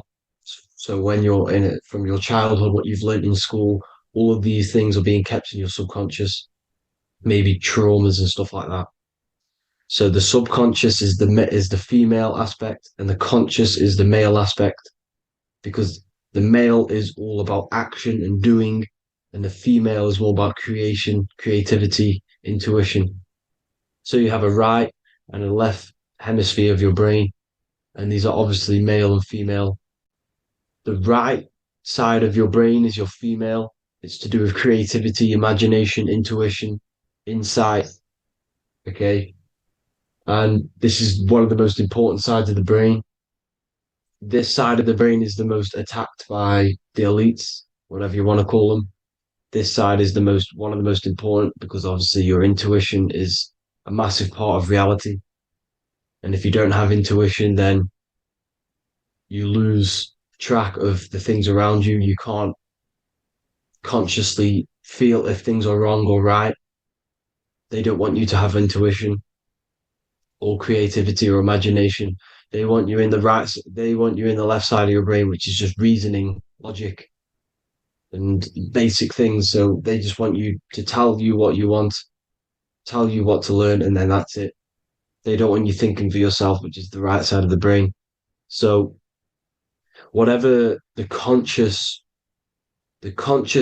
side of your mind impresses the subconscious side of your mind.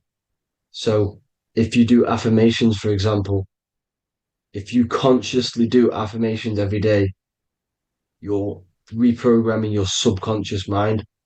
You're impressing a vibration and a word into your subconscious mind, and therefore it will reprogram it. So the male and female aspect are symbolized by the Star of David as well. The male being the upside triangle, the female being the downside, connected all in one, because we both have male and female energy. So every thoughts are electric, which is the male aspect. Emotions are magnetic, which is the female. Each thought creates a wave of vibration in all directions. So think of it like a water drop in a pool, but it going out in every single direction. It's not just flat. And these thoughts have a certain frequency, has a certain vibration. That vibration has a certain frequency. And this affects your aura. Every thought, every emotion directly impacts your aura and the strength of your aura. So if you're angry all the time, your aura in the astral plane will look red.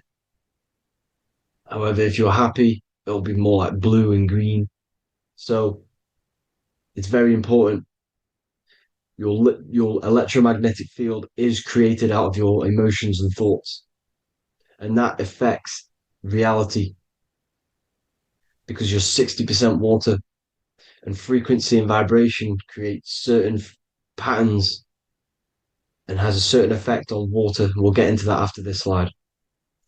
So each thought that people are thinking around you, you are actually subconsciously picking up these thoughts because it's emitting this vibration in all directions. So this is why you can pick up thoughts of other people on the odd occasion. However, when you're more in tune with your intuition, your right side of your brain, you can start to pick up on vibrations, thoughts, and other people's auras. You can pick up on the energy once your third eye is open, and you know whether you should be in that environment or not. This is what we call an atmosphere when we go into a room and you can feel the tension if someone's been arguing, for example. This is the atmosphere, this is the vibrations, these are people's auras emitting these certain frequencies and vibrations. Okay. So our aura is contained of multiple layers. Obviously, we have the physical body. This is the electromagnetic layer. However, you have the different planes of existence, the spirit, mental, astral, etheric, and then physical. The physical is the lowest plane of existence. And the physical plane is a product of all of the planes above. So the mental impresses on the astral impresses into the etheric, and then the etheric creates the physical object. So the mind is the root cause of reality. The mind is the cause of everything. Your consciousness is pure cause. There's no effect. Everything you see in this reality is the effect. Everything that you experience is the effect, because the root cause was the mind. The decisions you made you experience that certain experience. And that decision was created on the mental plane. And this is just pure thoughts. And thoughts are things. If it exists in your mind, it is a thing. It's a certain frequency. So if you have a certain level of thoughts, if you're thinking positive, for example, you're going to have a strong aura, you're going to have a higher vibration. And that attracts like. Like attracts like when it comes to thoughts and vibrations and electromagnetism. So if you're thinking positive all the time, speaking positive, doing positive, you're then creating a higher vibration, and that's going to attract people on that similar frequency to you. Everything is electromagnetism, frequency, and vibration. Everything. You see, so this is why, for example, if I put my hand to a TV screen, if my finger was the same vibration as the TV screen, it would go straight through it. However, the particles in my hand and the particles on the TV screen are two separate vibrations, and this is what causes the friction to stop and not my finger to go straight through it. So, like I said, when you don't feel the vibe of someone, when you don't feel right, you don't really get along with someone, this is a vibration. Your vibrations are not matching, they're not similar, they're two complete different vibrations, and they're not aligning properly.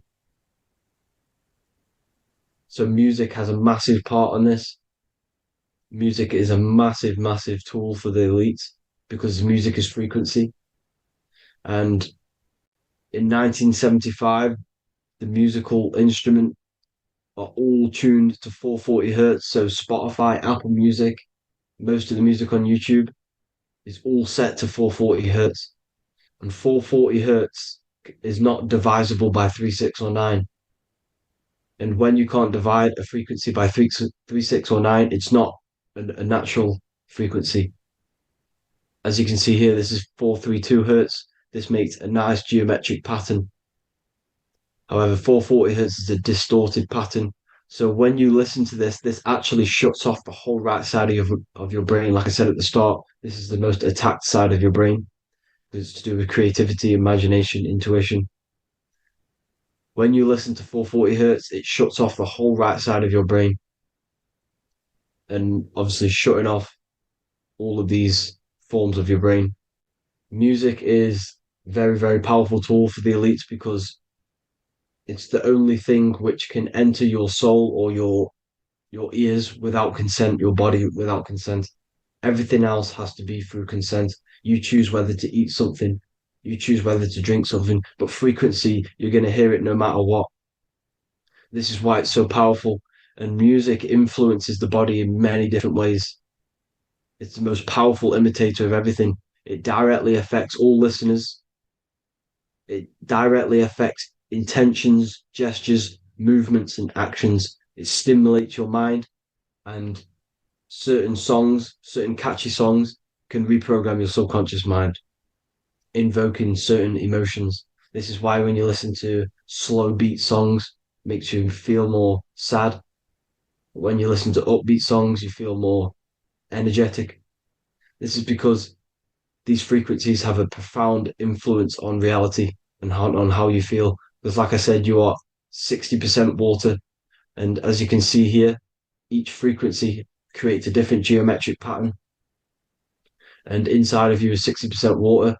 So, like I said, 440 hertz is going to make a distorted pattern in your water. And this is going to have a profound effect on your emotions and your reality.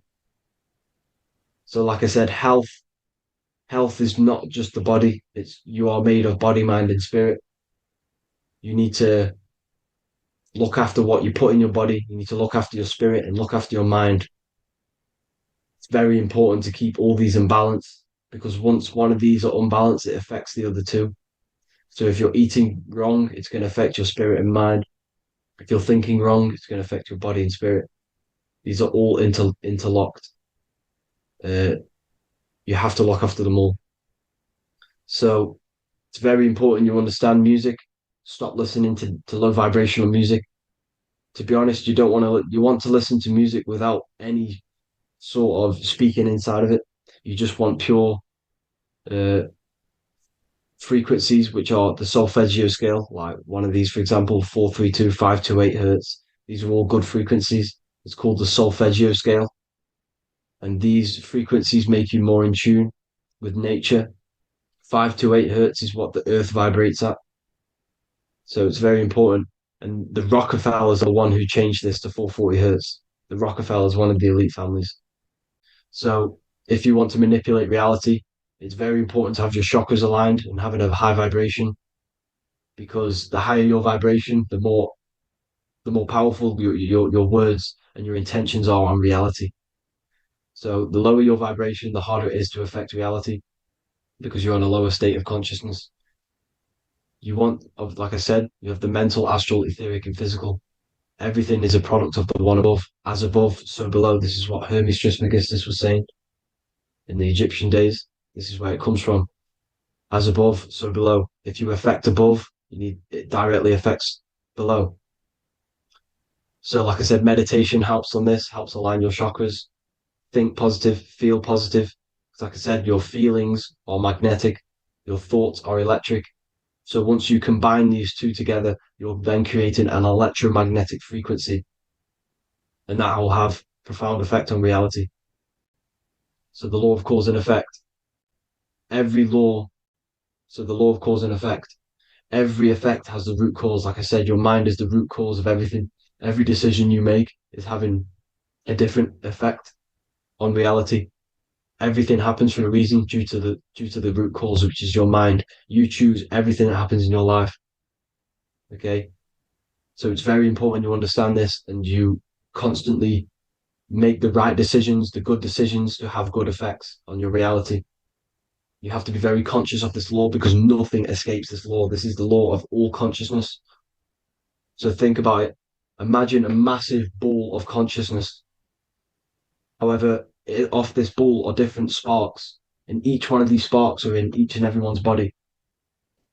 This spark is governed by these laws, the law of cause and effect, the law of correspondence, the seven hermetic principles. It's very important you understand this because this mass ball of consciousness is what is obeying these laws. And everyone has this spark of consciousness inside their third eye. And like I said, everyone is the same consciousness. This is why if you do bad onto someone else, that will directly affect your reality. So if you hurt someone, it's going to come back to you in one way or another because you are that same consciousness. This is like a mirror reality. As within, so without. Whatever you feel on the inside, you're gonna see that on the outside. You're gonna experience that reality, whatever you've impressed. So there's different ways to bend reality to your will. This is kind of a sort of magic. So obviously you have black magic, which is manipulating reality to harm and influence others, or to be very selfish. And then you have white magic, which is manipulating reality for the good of humanity. So you do have to be very careful with your intentions, people, when you're trying to manipulate reality, because this is nothing to be played with. If you are manipulating reality for the wrong reason, it's going to come and bite you in the ass in some way or another. because everything is balanced. Everything balances out in this reality. Nothing escapes the laws. Not one thing escapes the laws. So if you're stealing from yourself because it's just going to come back in one way or another.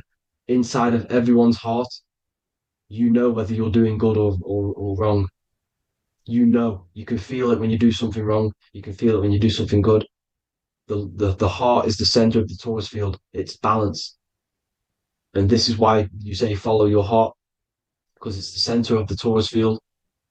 It's very important to listen to this inner voice inside of you, because that is telling you the right things to do, the good decisions to make. And when you keep following that voice, that good voice inside of you, it takes you to your life path. Very important to follow that voice. However, don't let the ego get in the way of it. Don't care what your friends are going to say. It's very important to understand this. So you have different ways of manipulating reality. You have sigil magic. This is where you create your own sigil or symbol. You create your own sigil and symbol, and then you charge it. You behind that symbol you have an intention. So, for example, if you want to manifest wealth, you create a sigil which represents what you want. You create that sigil, you draw it out, you charge it, because wherever your attention goes, energy flows. So whatever your attention is, you're sending energy that way.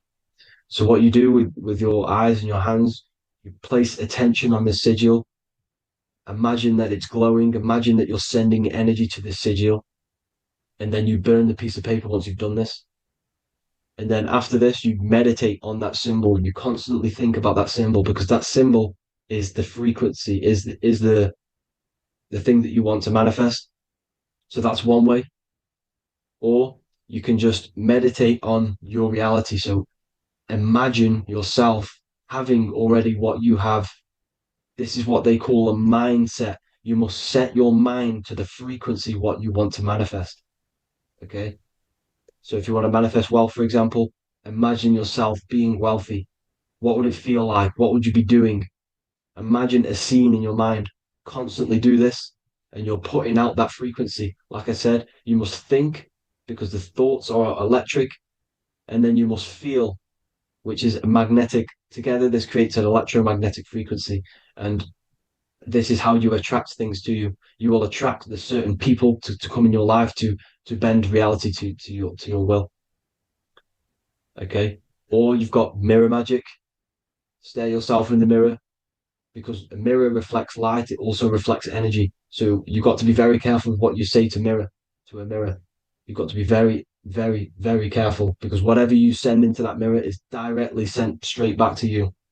So if you're thinking negative, you're sending negative energy back straight to you, and that's going to have an effect on your reality. Affirmations are very important, because your words are frequency, your words are vibrations, and each word you say has a certain frequency. If it's positively charged, it's going to affect you positively. If it's negatively charged, because like I say, your brain and your mind is like the director of energy. That's what your brain is. And it directs energy into certain things. You can either positively charge it or negatively charge it. And this brain is creating your reality constantly. It's manifesting your reality constantly in the present moment. So this is what the government knows. The government know your mind is the root cause of reality. This is why they call themselves a government.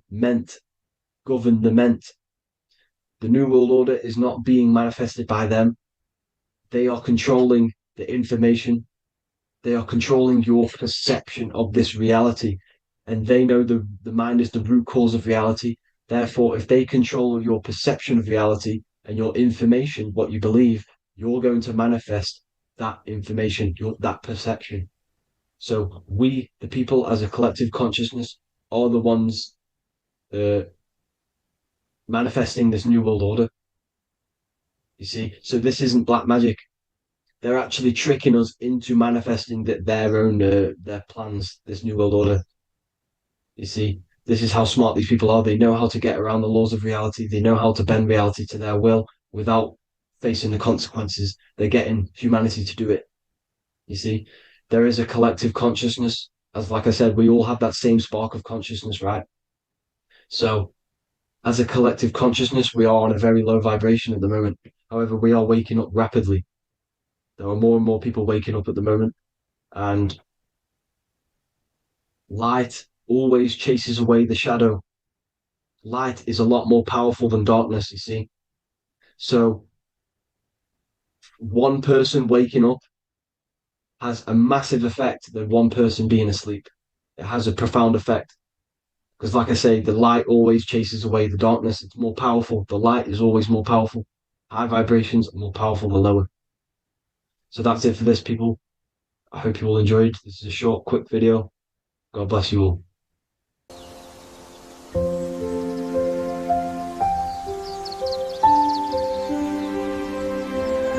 bookofwisdom.com. Visit today.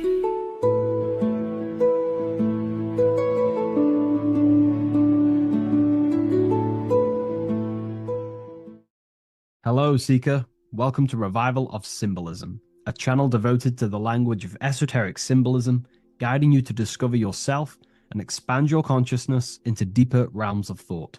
I'm Harry B. Joseph, also known as Revival of Wisdom, and today we're going to be discussing this particular piece of Freemasonic artwork, and in the context of force and form. This is a very important ideology to understand about life, your reality, and ultimately to gain your personal power. So if you want to gain your personal power, you have to understand force and form, which is one of the most basic understandings and teachings within the occult schools of thought. So if we look at this piece of artwork that we have here on this Freemasonic drawing or painting, whichever it is, we see in this context force and form. Now, there is a lot going on in this piece of symbolism. There's so much more than just force and form. However, in this video, we're just going to be breaking down the force and form aspects so you can gain an understanding. Here at the very top, we have light rays. This represents force. Here below, you have the physical manifested plane, form, force and form. All creation is force and form. It is the interplay of force and form. Force is the invisible energy that moves, and form is the pattern that contains and directs that movement. Force without form is chaos. Form without force is lifeless. So without any force, there would be no movement or manifestation. Without form, there would just be chaotic forces within the universe. So force and form are the opposites in duality, force and form, okay? So without any force, which is your spiritual life force, your consciousness, which is force, your body wouldn't even exist, because your body is the formation of the spiritual forces. Your life is a creation of your forces, such as thought, emotion, imagination, desire. We're going to be breaking that down in detail so you can use these forces in your life, okay? So we have light rays here. This is a force. This is light emanations coming down from above into the world of form. We have to understand, no physical action on the physical plane, there is no force. All force takes place within the astral and etheric realm. So that's what we must understand. Force takes place in a higher dimension. What you see in the material realm is the formation of that force. So every movement in the material is made manifest through the invisible forces. When you take an action, there is a reason why you are moving the body. And for me, for example, I've written the new book of symbolism, and it's out November 17th. The force that driven me to build that, to take the actions to build that, is a force, and that is an emotion or a desire. So that we all have a desire, which is the force that moves us. And that desire is not a chemical reaction within your nervous system. That desire is, in essence, a spiritual force that takes place within the astral plane. So we have the mental plane. Below you have the astral plane. Below that you have the etheric plane. And then below that you have the physical plane. All creation begins in the mental plane, what we think about. But then if we have a desire about a specific thought, we have a specific emotion towards a specific thought, such as, I don't know, making money. We all have a desire to make money. right? That desire then focuses down the mind, because you can think any thoughts you wish, but if you do not have a desire or an emotion towards it, the mind will not be narrowed down to one specific thought. So then that thought has an emotion or desire behind it, which then manifests itself. The thought descends into an astral form. The thought takes the body of an astral desire or imagination. That imagination and desire feeds the human heart. That human heart feeds the force through the physical brain, through the nervous system, and then allows the body to take physical actions. So each one of us has forces. So it's very, very important that these forces, such as desires, are not random and they are controlled. Because if you desire many different things, you are uncontrolled, you will have many issues in your life. You will have, if you have uncontrolled desires of lust, uncontrolled desires of vanity, uncontrolled desires of low pleasurable things of the flesh, your desire will not be controlled. Therefore, your force is scattered. So in order to gain self-mastery and to get what you want out of your reality, you have to control your desires, your force. So you have force and form. This is why down here you have people taking physical actions. You have, people running around taking action. And up here you have the forces. So it is the astral forces that is in constant rotation and interplay with the physical material realm, force and form. Force originates in the higher planes of consciousness and descends through the mental and astral into the physical. Within the mental plane, force takes the shape of thought. Thought is the first outline of form, the archetype that gives structure to creative currents. When one conceives an idea, the pure spiritual energy flowing through the consciousness becomes clothed in mental matter. This mental form is the mold through which all subsequent energies must pass. It defines the direction of movement and determines the quality of the outcome. Within the astral plane, the same force becomes emotion, desire, and vitality. Here, the mental pattern receives life. The astral body, being composed of the substance of feeling and magnetism, fills the thought form with motion and color. Force in the astral plane is dynamic, fluid, and responsive to rhythms of desire. If desire is pure and unified, it directs energy faithfully into the form conceived by the mind. If desire is scattered or conflicted, the astral force distorts the form, producing confused results in the physical world, confused actions, chaotic actions, if you do not have your desires and your heart under control and your emotions under control. Thus, the quality of one's emotional life determines how effectively forces passes through the pattern of thought. So the emotional quality of life, of your life, is determining your actions, because we all take action on what we care about, on the force that is driving us. So we must unify our heart with the higher mind, with higher thought, thoughts that are not selfish, thoughts that are not egotistical. In the mental plane, there are three subplanes. We have higher mental plane, middle mental plane, and lower mental plane. Higher mental plane is higher thought. This is what people call the higher mind. A lot of people say the higher mind, but they don't know truly what it is. A lot of spiritual people will just throw these words around. The higher mind is simply the mind that exists within the higher mental plane where higher thoughts take place. Thoughts that are guided with love, that are guided with selfishness, without being selfless, thinking with, without being egotistical. For example, if you think, how can I make money? How can I gain? How can I do all this stuff? And you're thinking how to make money for yourself, for personal gain. That's a selfish thought, and that will manifest in the lower mental plane. If you want to become more of a powerful mind and gain your personal power, you want to think in a different way to penetrate the higher mental plane, because the lower mental plane, most minds in the collective consciousness operate in the lower mental plane, because that most people think unconsciously. Therefore, their minds are not trained to think in the higher mental plane. So most people dwell in the lower mental plane. This is where all the lower thoughts are. There's not very good ideas because the collective consciousness is there. Once you start to raise your mind, you then start to learn to think differently. Instead of thinking, how can I make money? How can I gain? How can I, get this? Think differently. Think on a collective scale to penetrate the higher mental plane. Think, how can I benefit the world? How can I do something that's going to benefit people? Because money will come as a side effect of that. That's just one example. So when you shift your mindset to use the higher mental plane and train your mind, you're gaining willpower. You're also penetrating the higher mental plane where better thoughts are. You receive better thoughts, better guidance through thought forms. That's a whole other lecture I can make. Thought forms, which are basically demons and spirit guides, what people call. They're just thought forms. So we truly do live in a mental world, and everything is force and form. symbolized by the light and the material reality. The individual who understands this relationship between force and form begins to work consciously with the descent of energy through the different planes of consciousness: mental, astral, etheric, physical. When you hold a clear mental image, you create the form. You fill that image with emotion and desire, you generate the force. When you act upon that energy, you complete the circuit of creation. The process is simple yet exact. Force always seeks form, and form always requires force to live. If the mind is undisciplined and the forms it creates are vague, force dissipates into confusion. Energy without direction creates turmoil in the astral body, manifesting as restlessness, anxiety, or inconsistency. If the emotions are intense but the form is weak, the force becomes misdirected, often leading to chaos in one's actions. Conversely, if the mind creates a strong form but the emotions are dull or lifeless, the form remains unanimated, a structure without vitality.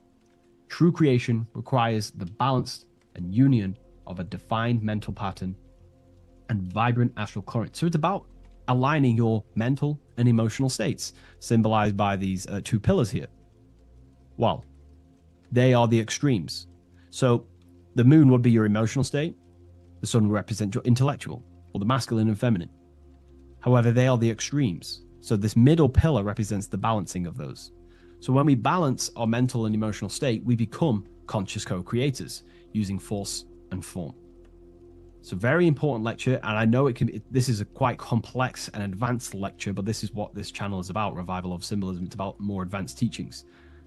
But hopefully you can get your head around this. There's a few books out there you can definitely read. I can't think off the top of my mind, but you can read this stuff up. It's great information. It will definitely help you in your life. Force and form. And if you haven't already, join the waiting list. I'll leave a link in the description for the Book of Symbolism, November 17th on revivalofwisdom.com. If you wish to be notified, I'll send you an email. I just want to say thank you for your support. Please like, comment, and subscribe, and share to a friend. I'll see you in the next one. Absolutely. Let's refine that into your signature deep and esoteric.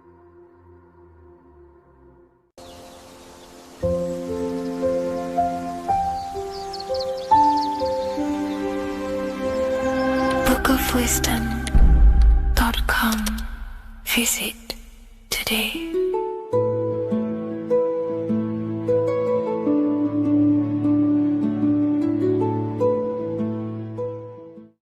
Welcome to Revival of Wisdom. Welcome people, we're back with another video. Please make sure to hit that like button, subscribe, and turn on notifications to never miss a video. The Earth is a giant torus field consisting of a positive and a negative pole. The Sun being the cathode with a positive charge and the Moon being the anode with a negative charge. This is why the Sun rules over the day, giving you lots of energy, and the Moon taking your energy from you, making you go to sleep. Now, the plane that we live on is called the plane of inertia, and at the center of this plane of inertia is the North Pole. This is where the two electromagnetical energies meet. Now, this is where the most electromagnetic energy is stored. This is why all compasses will point north, because it's the most magnetic place in this reality. So the Sun and the Moon is spinning around this center point, which is stirring the ether of this reality and making everything move in circles, meaning this is a cycle. Everything's recycling itself. It's an organic simulation. The ancients also knew about this sacred land at the center of this reality, known as the North Pole. As you can see on this map from the 1500s of the North Pole, you can see 4 islands around this center black rock. Ancient civilizations like the Mayans, the Buddhists, and ancient Chinese also depict these 4 islands. The endless symbology of these sacred lands at the center has been going on for thousands of years. These sort of secrets are now kept by the elites, but as always they have to show the truth in plain sight, and this is what they are doing with the Windows symbol and also the Wizard of Oz. Now in the Wizard of Oz, as you can see, there's something called Munchkin Land. Munchkins are these unusually short people. Then on the ancient 1500s map, it says Pygmy. And then the Pygmy people in mythology are also these unusually short people. Just like Santa and his elves, they come from the North Pole. And elves are these unusually short people. These stories that we are told about Santa and Munchkins are putting truth in plain sight about this sacred land. This sacred land at the center of the earth is where the aurora borealis comes from and is being emitted from this black hole in the center, also known as the black sun. The aurora borealis is the Earth's aura, hence why it has the word aura inside of it. It is the life-giving essence to all life within this realm. As this dualistic reality we live in consists of both physical and spiritual, the black sun is like our sun for the spirit. It's our spiritual umbilical cord, connecting us to the spirit realm. And the rising sun is the opposite. It's our sun for our physical 666 carbon suits, known as our human body, our physical aspect.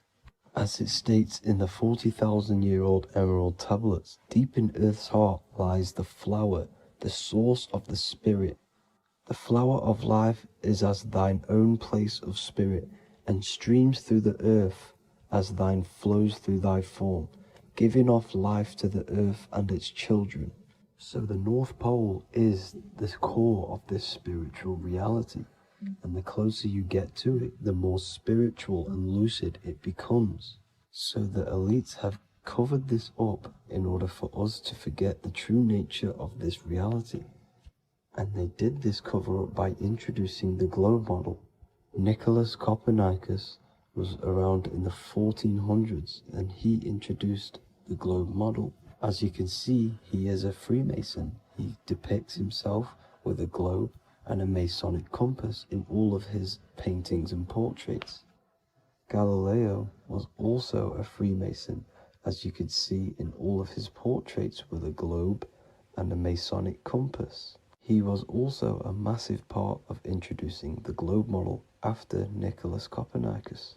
So yes, the globe model was a spiritual and political move to gain more control over the masses. After the globe model was then introduced, they introduced the theory of evolution by another Freemason, Charles Darwin. See how these two theories go hand in hand? They both degrade humanity and they make you confused of where we actually came from.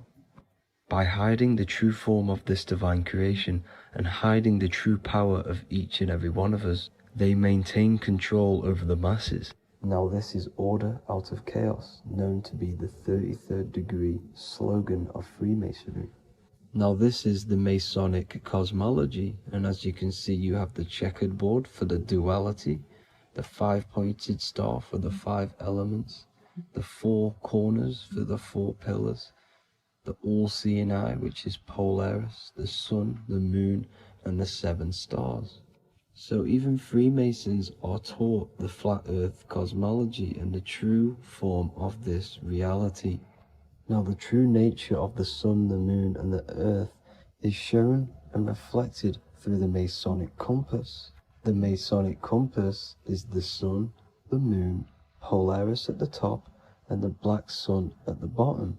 It makes sense why all the scientists who introduced the globe model all used the compass and the globe together, because it's truth in plain sight. As I explained in my other video, all Freemasons have to take the oath, so it goes to show, why are we all learning these theories from Freemasons who can't talk about certain topics that they learn about? Why should we believe their theories when they're holding back the real truth about this reality? Now going on to NASA. NASA means to deceive in Hebrew, and they are also funded by the government. They are not a private company. The old owner of NASA, Werner von Braun, on his grave has the Bible verse Psalms 91, The heavens declare the glory of God, and the firmament showeth his handiwork. Now why would the owner of NASA put this on his grave? Seems a bit suspicious to me, alongside with the NASA astronauts are all Freemasons. And not to mention the countless mistakes they've made on their live videos in space stations, the moon landing, and the CGI footage of the Earth, which is obviously photoshopped. Just by tricking the masses that they live on a spinning ball, the elites gain the perception of the masses. Not only does it hide the divine creation we're inside of, it hides the divine spark within you. It hides the creator, the source. And by believing in space and we live on a spinning ball, it makes people come to the interpretation of that we are a coincidence and we do not have any purpose. And of course this is false. When you come to realization that we are all a divine creation and we can create our own divine life in this reality, life becomes more sacred and you start to enjoy little things. The elites want you to believe everything exists only in the five senses. They want you constantly looking outside of yourself because they know that will keep you on lower states of consciousness. Now this brings me to our next point. By tricking the masses into the heliocentric model, the elites started to advertise aliens in the movies, in cartoons and magazines in the late 1940s. Now this is subconsciously programming us about aliens and extraterrestrial threats, which then they can use to their advantage. And this is something called Project Bluebeam. They are more than likely going to fake an alien invasion to push this 2040 agenda, which is for one government and one ruling currency. That's it for this video, guys and girls. Hope you all enjoyed. Please make sure to leave a like and a comment. God bless you all.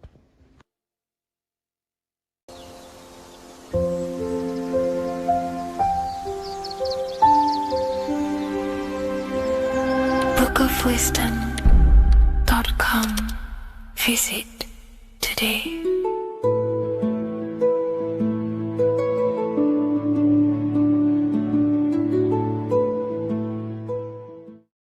Creation demands destruction. Every time you release your sexual fluids, you're destroying a part of yourself to create an extension of yourself. For example, if you want to create a business, you have to destroy your time, attention, and energy in order to create the effect of the business. All creation demands some sort of sacrifice or destruction. This falls under the law of polarity in the universe. It's the same with your sexual fluids. Your sexual fluids, especially as a man, contains minerals, all the minerals in your body. It contains your vitality. It contains your DNA. It contains the blueprint of you, and it can create a whole new human being. You are literally playing with the power of creation if you are releasing your sexual fluids too much. Sexual fluids also extend beyond the physical plane. They contain astral forces because all physical creation is a mental creation. We live in a mental universe. Everything begins as a thought in the mind, then the thought takes the form and the body of imagination, which is an astral force. Imagination turns into etheric emotional energy. Then the etheric emotional energy turns into the physical action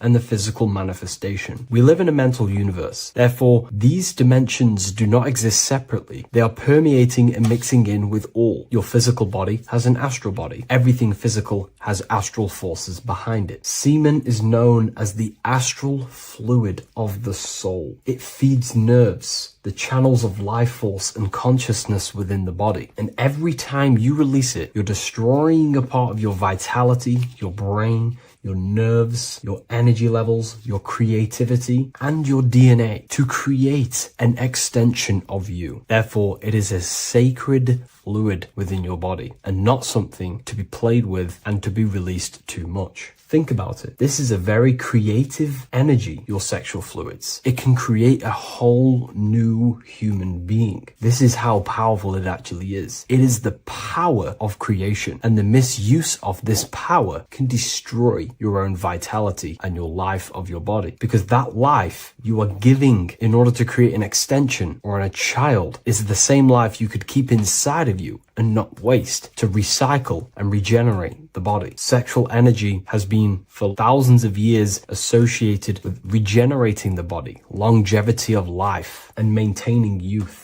Not only that, every time you release your sexual energy, it floods the brain with dopamine. Dopamine is the brain's reward system, created within the middle of the brain. It releases every time you've achieved something. However, sex or an orgasm is the most powerful feeling you can feel. It's the most amazing, intense feeling and release of dopamine you can possibly feel as a human. Therefore, if you flood your brain with this high amount of dopamine every single day, you are getting the epitome of human feelings every single day. Therefore, you will become numb to everything else in reality. You won't be able to enjoy the small things in life. And I know this firsthand because I experienced this myself. As soon as I stopped, this is when I started to enjoy the little things in life, seeing family, and I actually gained more energy, more ideas. We'll get into this a bit later. It is a creative energy. It creates a whole new human being. Therefore, if we maintain this energy, we can maintain our creative power within us, because that's what we are. We are all creative beings, moving energy from higher dimensions of consciousness, the mind, into lower dimensions of consciousness, the physical world. You hold the power to create. You are not in a world. The world is working through you. You do not possess a life. Life is working through you. You are not in a universe. You are the universe. It's moving through you. There is no past, present, and future. The present moment is you. When we release every single day or frequently throughout the week, like I said, we're triggering the brain's reward system, dopamine, which makes you feel as if you have already achieved something. And if your brain is telling you you have already achieved something by overusing your sexual fluids, then you will not have the motivation to achieve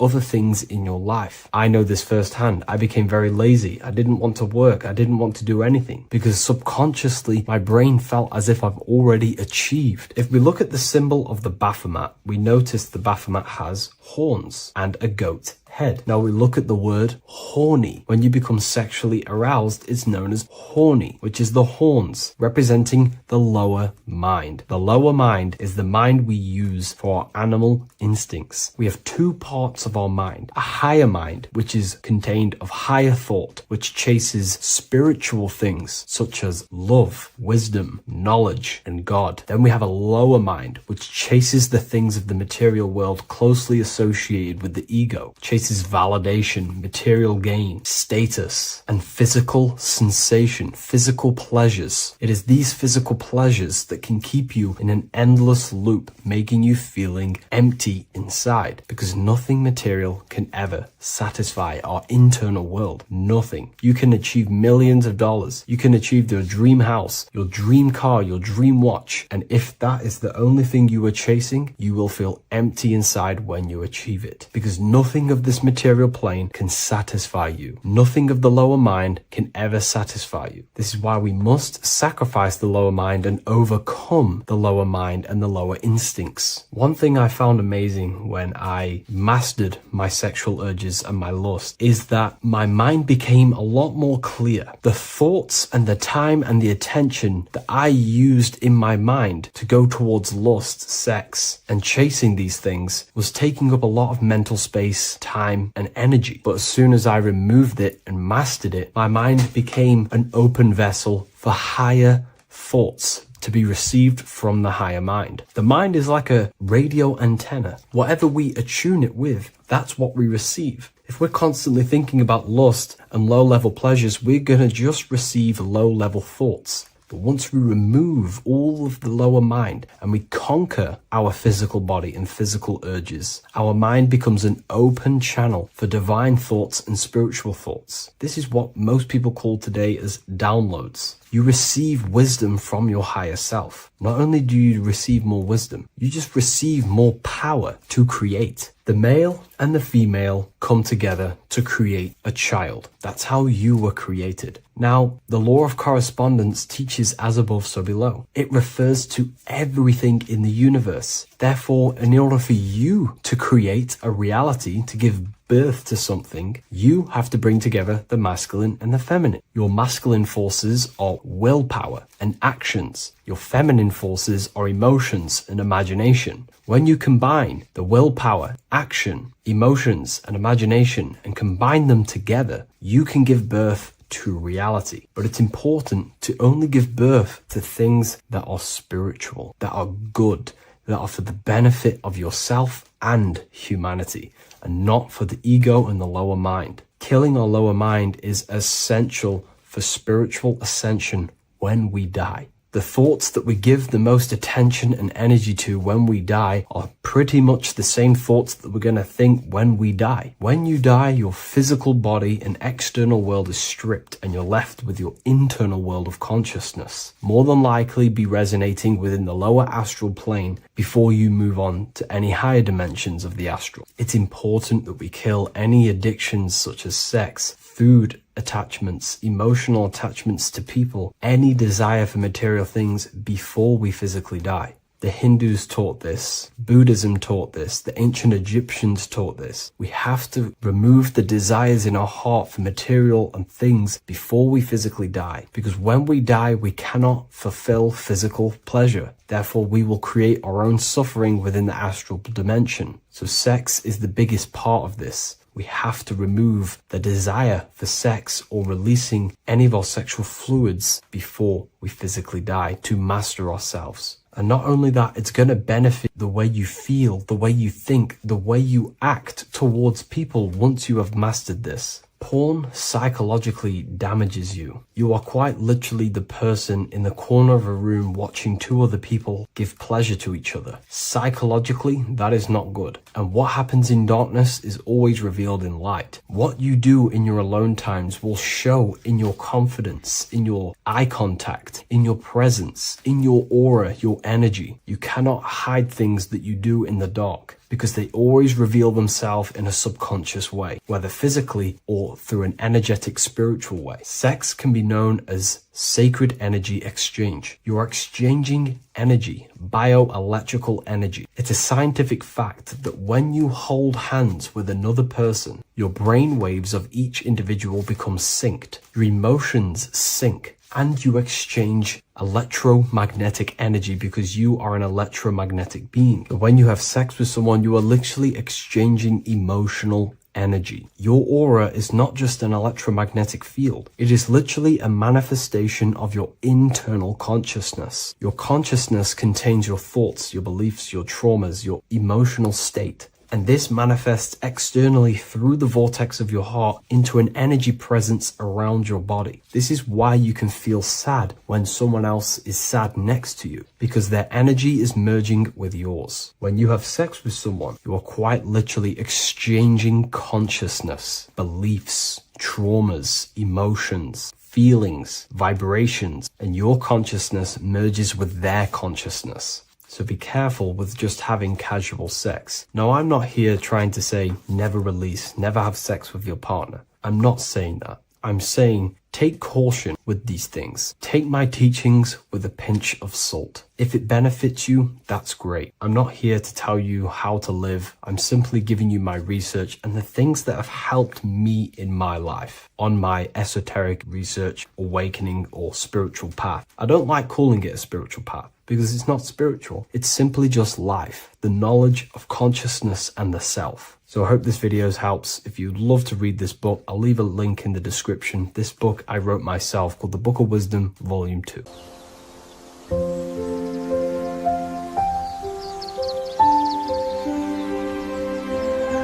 bookofwisdom.com.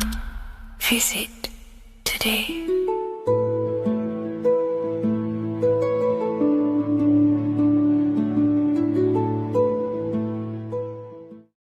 Welcome to Revival of Wisdom.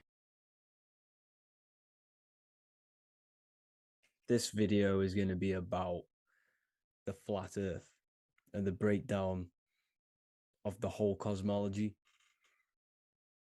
We're going to be digging very deep. I've got a lot of pictures and images to show you, and a lot of dots to connect.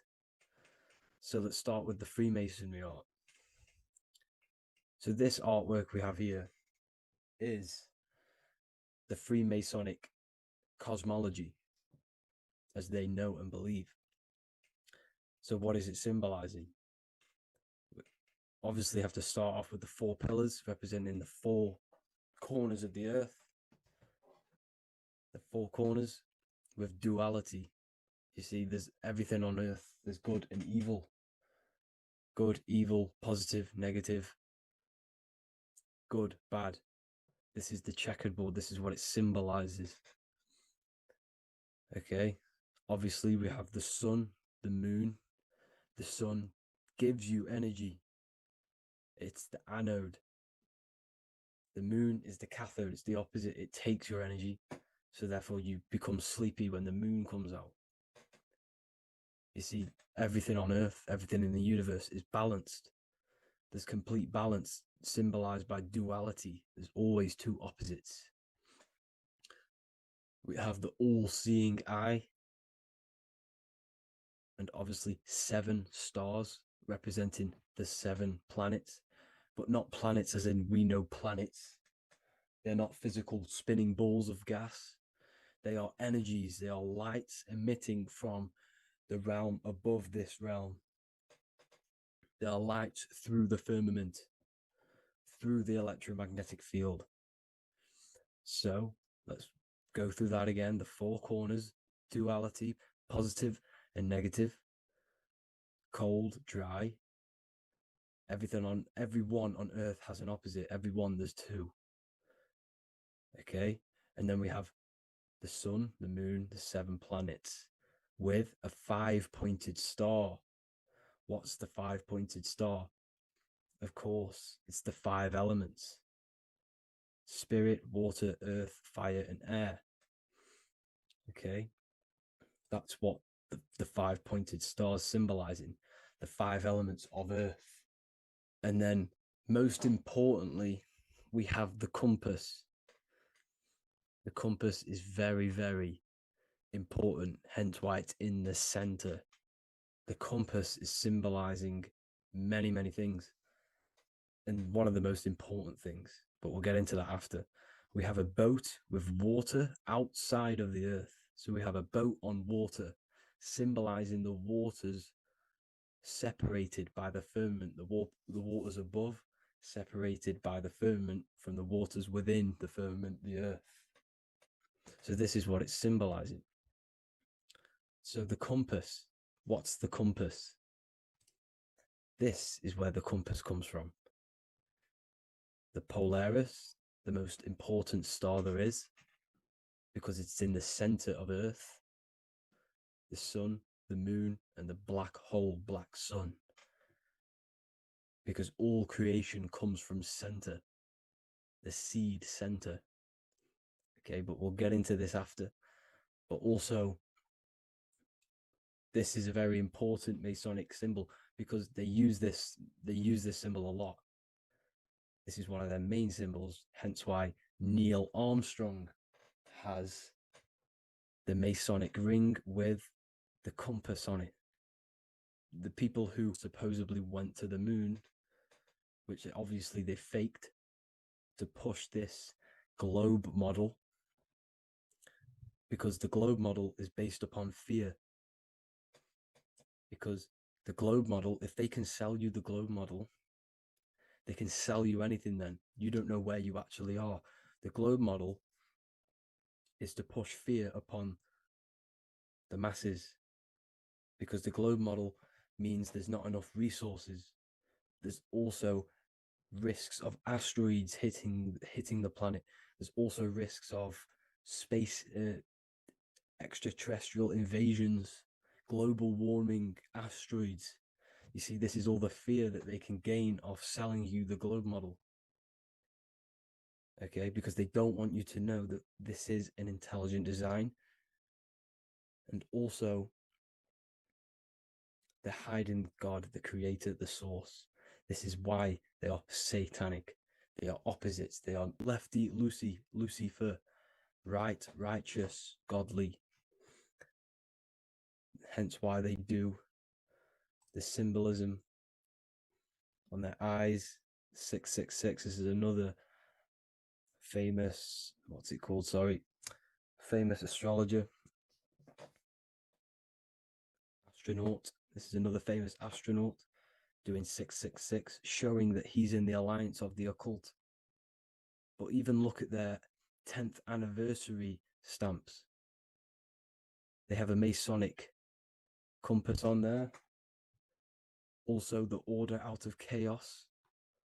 Order Out of Chaos, double-headed eagle. Okay, the Order Out of Chaos ring, which they wear. So all of these astronauts are in the occult. They are lying to you. They are in with this order, this Masonic New World Order, whatever you want to call it. So let's break this compass down a lot more. Because as I showed you here, the center, okay, this is what the compass is symbolizing. Let's go into the North Pole map. This is from 1595. This is a rough estimate of where this map came from. It's from around the 1500s to the 1600s, maybe 1400s. There's not an actual set date on this map because obviously our history has been tampered with. But let's break down this map and the symbolism that they use towards this map, because this map is the map of the North Pole. Okay, so in the center, we have the black rock symbolizing the tower, the pole, North Pole. And what's on top of the North Pole? Obviously, it's Polaris. North Pole and Polaris. Okay, with the 4 islands around the center. Okay, 4 islands around the center. And this is what blew my mind, right? They say that Santa sounds similar. And if you look at this pole that's pointing to the North Pole, you see this line here. So this is obviously from the 1600s. What color is Santa? He's red and white. Just like this map pointing to the center is red and white, and Santa comes from the North Pole. So it's not a coincidence that they use red and white. They're mocking this map because obviously they took over after the 1500s, 1600s. They took over around the 1800s. So they're mocking this map with Santa coming from the North Pole with this red and white line to the North Pole. Notice the 4 islands. Okay. Like windows, their symbol, they obviously in the occult, they're part of the New World Order, is symbolizing these 4 islands with the blue behind it for the water. Okay, so this is another occult logo. They're symbolizing this center because the center is so important. Okay, we'll get into that. Also, we have the Mayan cosmology. This is the Mayan cosmology. This is what they created. This is their artwork with also 4 major lands around the center. You see this 4 with green in between them all. 4 major lands with the underworld. You see this underworld is also symbolized by the Masons with the coffin of the skull and bones, the deceased, the dead. Okay, so this is also mentioned in the Book of Enoch. Okay, and it's called Sheol. Sheol, the underworld.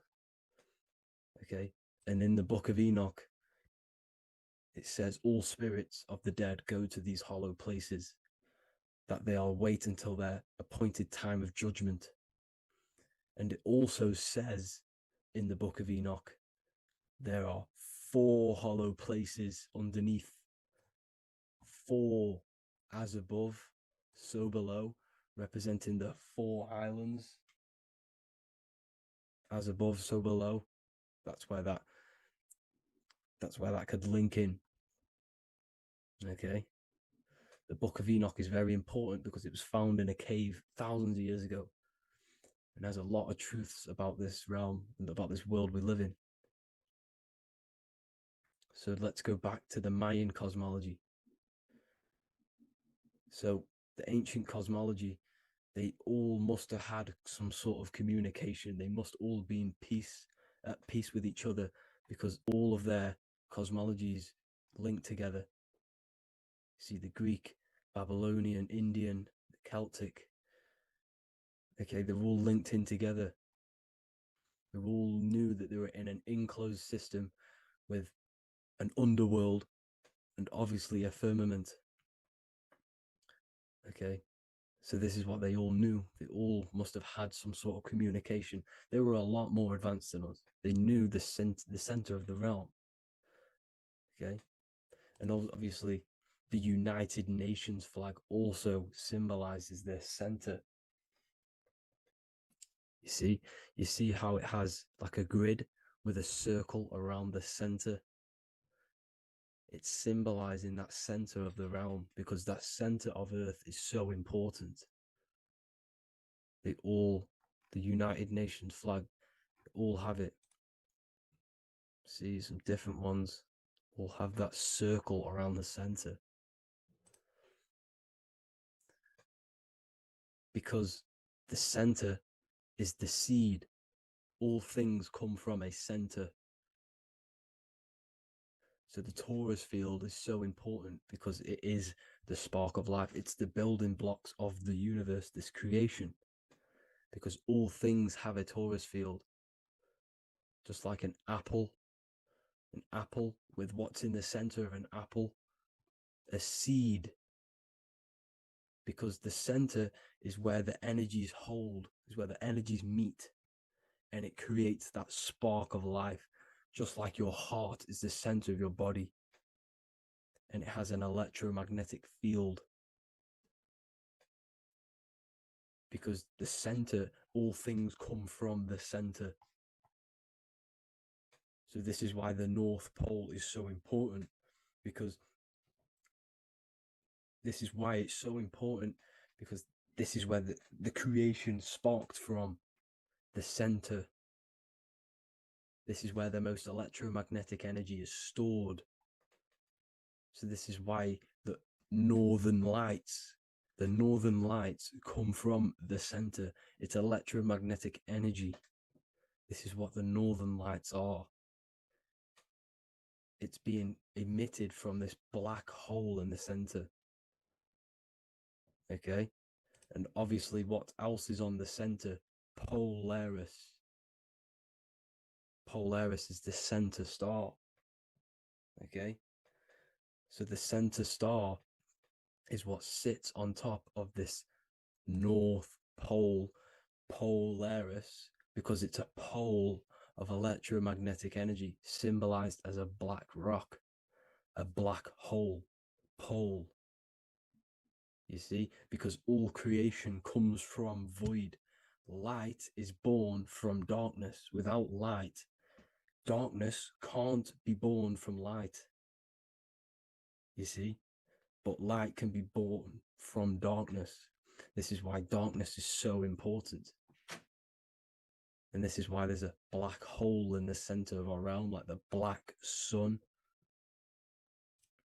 The black sun, the Polaris star, the North Star. You see, so this is this North Pole, Polaris.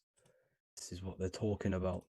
And this is why compasses are an 8-pointed star, because Polaris is symbolized as an 8-pointed star. This is where a compass will point you to. It will point you to that center. So notice how a compass has this black hole in the middle. You see? And it will point you to this meeting point, the north, because in the center is the center of the torus field of the earth. This is where the most electromagnetic energy is. You see, everything gets sucked into the black hole. Okay, this whole reality is being projected from that center point just like your eyes suck in light. It's a black hole. Your eyes suck in the light of this light being emitted from this center place, this electromagnetic energy at the center, which is the seed of everything, of everyone. You see, just like an apple has the seed in the center in darkness, because in the center of the apple, it's dark. It's black. It's pitch black. But that's where the seeds are. That's where the life is. But Polaris is so important because it's that center star which lines up. It is the pole, it's the top of the pole of the torus field. So Polaris would be here at the very, very top. And this is where the compasses point you to. And this is why the star of Ishtar, the 8-pointed star of the Sumerians, also talked about this 8-pointed star, and it's called the Star of Ishtar. Okay, and who is Ishtar? Ishtar is the goddess. Okay, so she's not a male, she's a female, because every creation is brought through a female, a womb. Every single human on earth is brought through the womb, the sacred feminine energy. And the womb is pure darkness.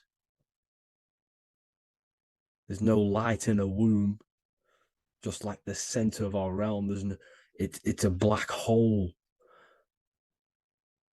Okay, and guess what? She's the god of fertility and sexuality. She is responsible for all life. Okay, so the star of Ishtar is the star of Polaris, which is symbolizing the responsibility for all life, the center of our realm, the black sun, the black hole. Okay, so this is what that god of Ishtar of the Sumerians is talking about, the goddess, the womb, the seed of creation. So this would be the portal, more than likely the portal in and out of our realm, because it's the top of the torus field. And what's above this realm is the heavens. So this is where you get sucked in from the heavens. Your soul gets sucked in and brought onto this plane of existence called Earth. These are some space NASA symbols. Look how much Polaris symbolism there is. And notice how it's at the center. You see this circle? This is like a half circle. And at the center is an 8-pointed star of Ishtar. It's the same thing. It's Polaris. It's at the center. And notice on some of these, look, this one is a bear holding the key and an arrow pointing to the Polaris star, so that they hold the key to Polaris. Another one with like a demon holding a key to the what? Polaris on top of him. Also an eagle, which is a Masonic symbol. The eagle holding a key on top of the center. You see, and notice how there's an arrow going up to the Polaris and an arrow down, as above, so below, to Earth. So you can go out of Earth and into Earth through Polaris, and the eagle holds the key. You see? The eagle holds the key, just like this. This demon dragon holds the key to Polaris. And look at this one, Earth, with an arrow up to Polaris, the 8-pointed star. So Polaris is more than likely that portal which the Anunnaki used, the Sumerian gods used, because the Anunnaki symbol is also an 8-pointed star. Okay, And like I said, that center is the seed of creation. The center is the black hole. Okay, just like your pineal gland is at the center of your brain. The pineal gland is at the center of your brain. And that's what connects you to that spirit realm, to the source. That's it for this video, guys. Thank you all for tuning in. I hope you all learned something today. Please leave a like, a comment, and please subscribe to the channel for more content. God bless you all.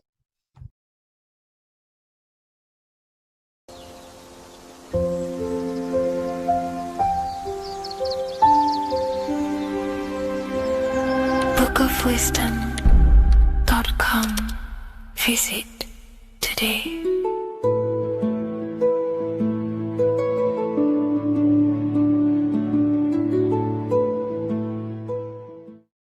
Welcome to Revival of Wisdom.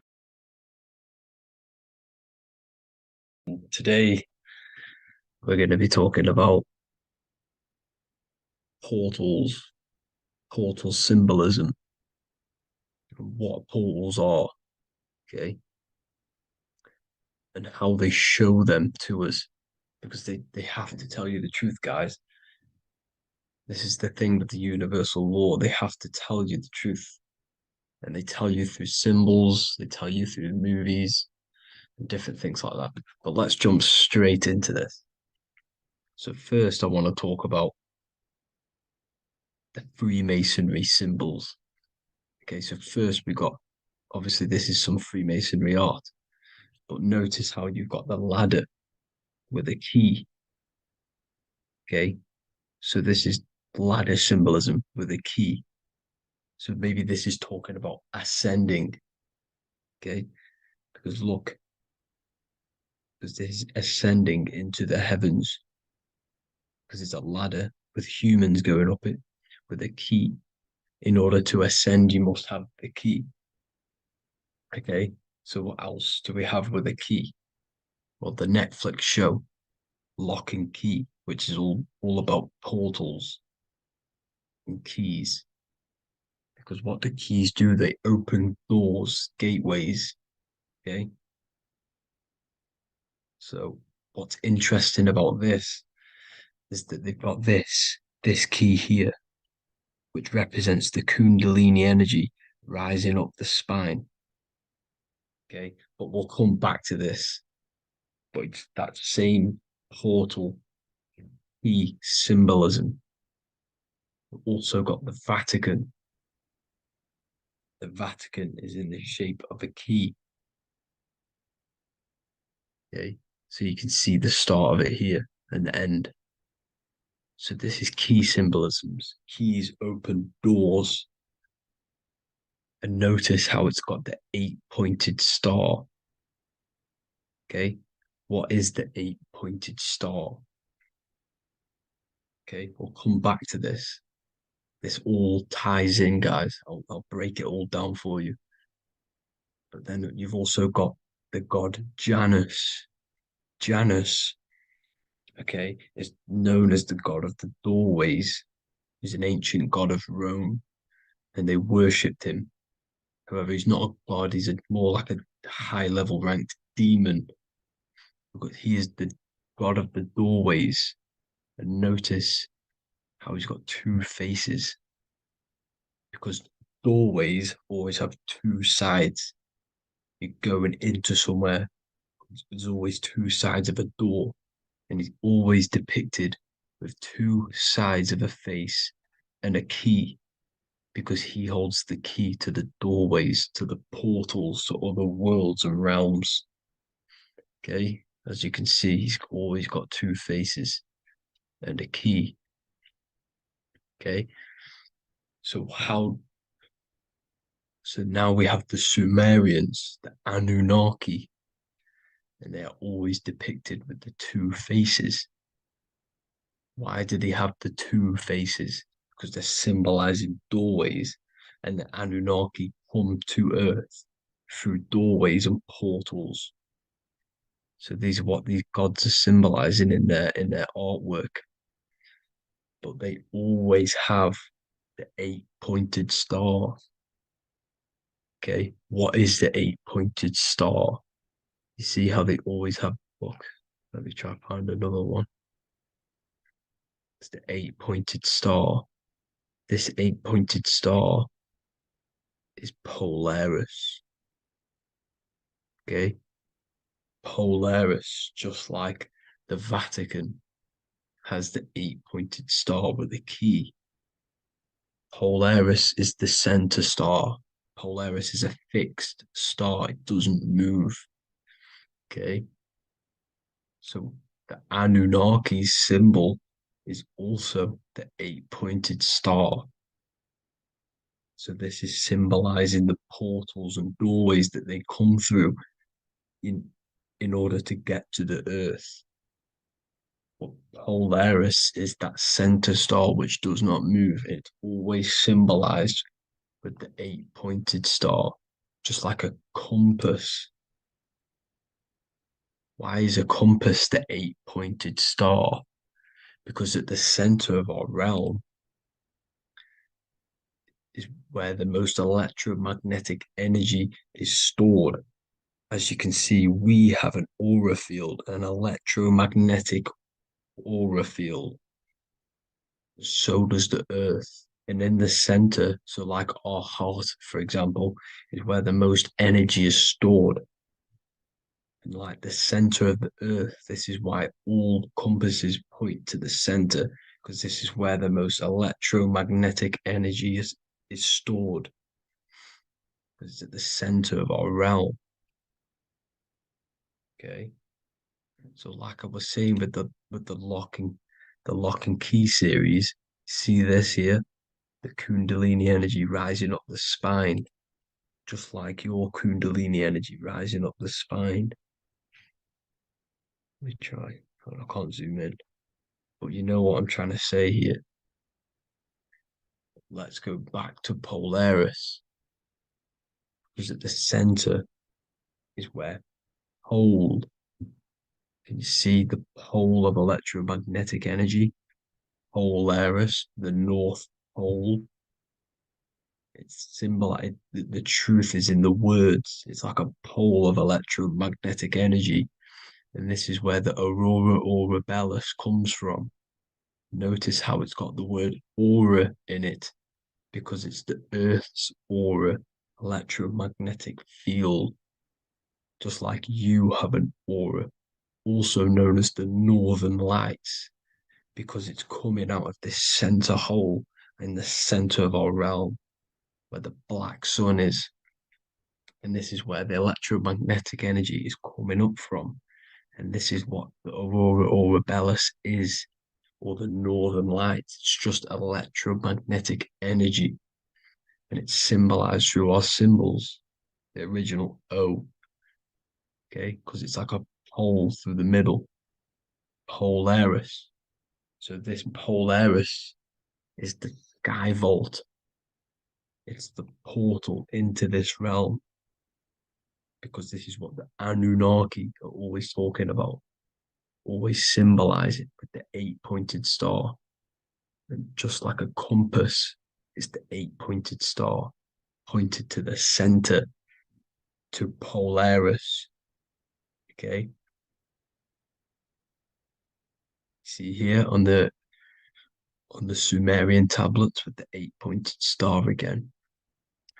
And how we know it's talking about portals with this 8-pointed star is because CERN 666 are opening up portals to the underworld, letting in demonic entities into this realm. How do we know it's a portal? Because their Hydro Collider has 8 points, just like the 8-pointed star. So they are creating synthetic portals to the underworld to let these demonic entities into our realm. But what is the key? Because if we're talking about ascending through Polaris, Notice how here on the masonry art, this luminary here, so this is the sun, that's the moon. This is Polaris because it's a luminary with what? 1, 2, 3, 4, 5, 6, 7, 8 beams coming off the luminary, just like the 8-pointed star. So you see the ladder with the key going up to Polaris. It's symbolizing ascending out of Earth. So what is this key that they're keeping from us? Because it's a human holding a key going up the ladder to Polaris. Well, chakras. We have 7 chakras. Okay, so this is what they are telling us in the lock and key symbolism. The Kundalini energy rising up the spine. Okay, just like they have 33 vertebrae on the back of your spine. Okay, this represents the Kundalini energy going up your 33 vertebrae, just like in masonry has 33rd degrees. Okay, so what is the key? Your chakras. Your chakras have to be unlocked. Okay, you have to unlock your chakras, and you can't unlock this one without going through this one. You have to go through them all. It's like a ladder, just like Jacob's ladder. You can't go from the bottom to the top. You have to unlock each one. Okay, just like you have 7 chakras, you have 7 layers of your aura. Okay, you have to unlock your chakras to the highest point in order to reach Christ consciousness. And this is the key that they're talking about. They're symbolizing the organic portal within each and every one of us to ascend out of this realm. Okay, so this is the key that they're talking about, and they're holding back this knowledge to keep us trapped in this 3D realm. Okay, so like I was saying with the 33 vertebrae and the Kundalini energy coming up the spine, 33 vertebrae, you can see this sort of symbolism going up to the light, because it's the light you see here.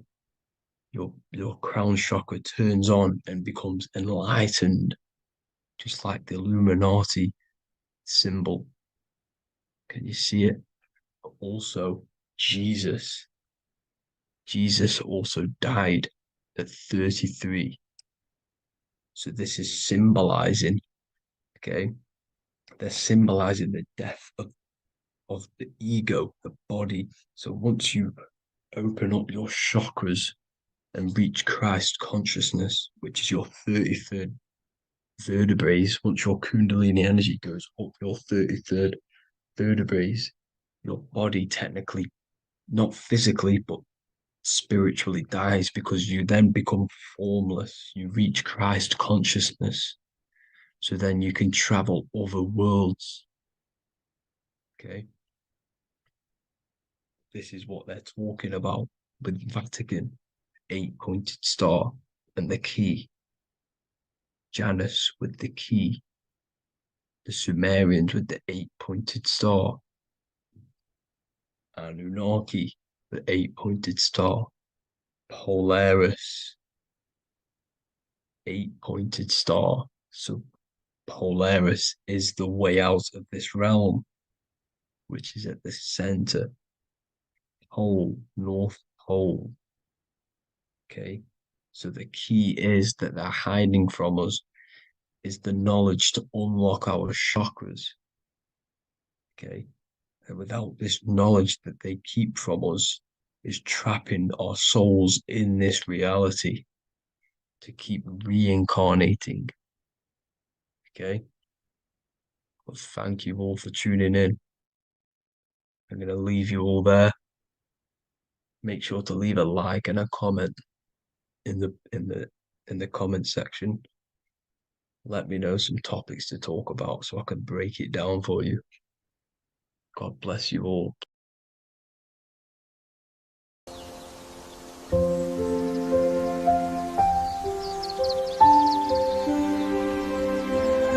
bookofwisdom.com.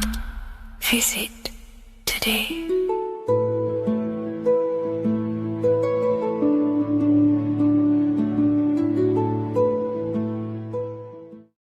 Do the elites actually worship Saturn? In this video, we're going to be discussing the occult and esoteric meaning of the 7 planets and the abuse of the Saturnic energy within today's world. This will help you gain a deeper understanding of reality, yourself, how you create reality, and what these 7 planetary energies actually truly are. In order to understand anything within the universe, we have to understand the law of correspondence, the law of as above, so below. There is one consciousness expressed in infinite forms. Me, you, the squirrel, everyone who possesses consciousness within this universe is an expression of the one divine consciousness, what we like to call Source, God, or the grand architect of the universe. We have to understand there is a large scale, but the large scale is mirrored in the small scale. If we look at lightning, this is a large scale. This is the macrocosm. Then we go a bit smaller to the trees. We see the same pattern. Then we look a little bit smaller into the human body. We see the same pattern of the nervous system. Then if we zoomed into the microcosm, brain cells, we still see the same pattern. This reveals the universe is a fractal universe. The large is reflected in the small. And this is the symbol of the Fibonacci sequence, which represents this as above, so below principle. The big spiral represents the macrocosm, but then this spirals into the tiny spiral. This symbol goes for eternity, never touching, never finishing. The large is mirrored in the small. With understanding this, we can realize that we are a microcosm of God. We are our own universe. We are our own world. Your body is the earth. Your mind is the mind of God, just in a smaller version. You are a drop in the ocean of the vast collective consciousness. With that being said, everything you see outside of you is inside of you. As above, so below. The 7 planetary energies on a macrocosmic scale are the 7 energies that form the physical world. The physical dimension is crystallized thought. Everything you see around you was thought made manifest. Thought imagined, then created in the physical reality.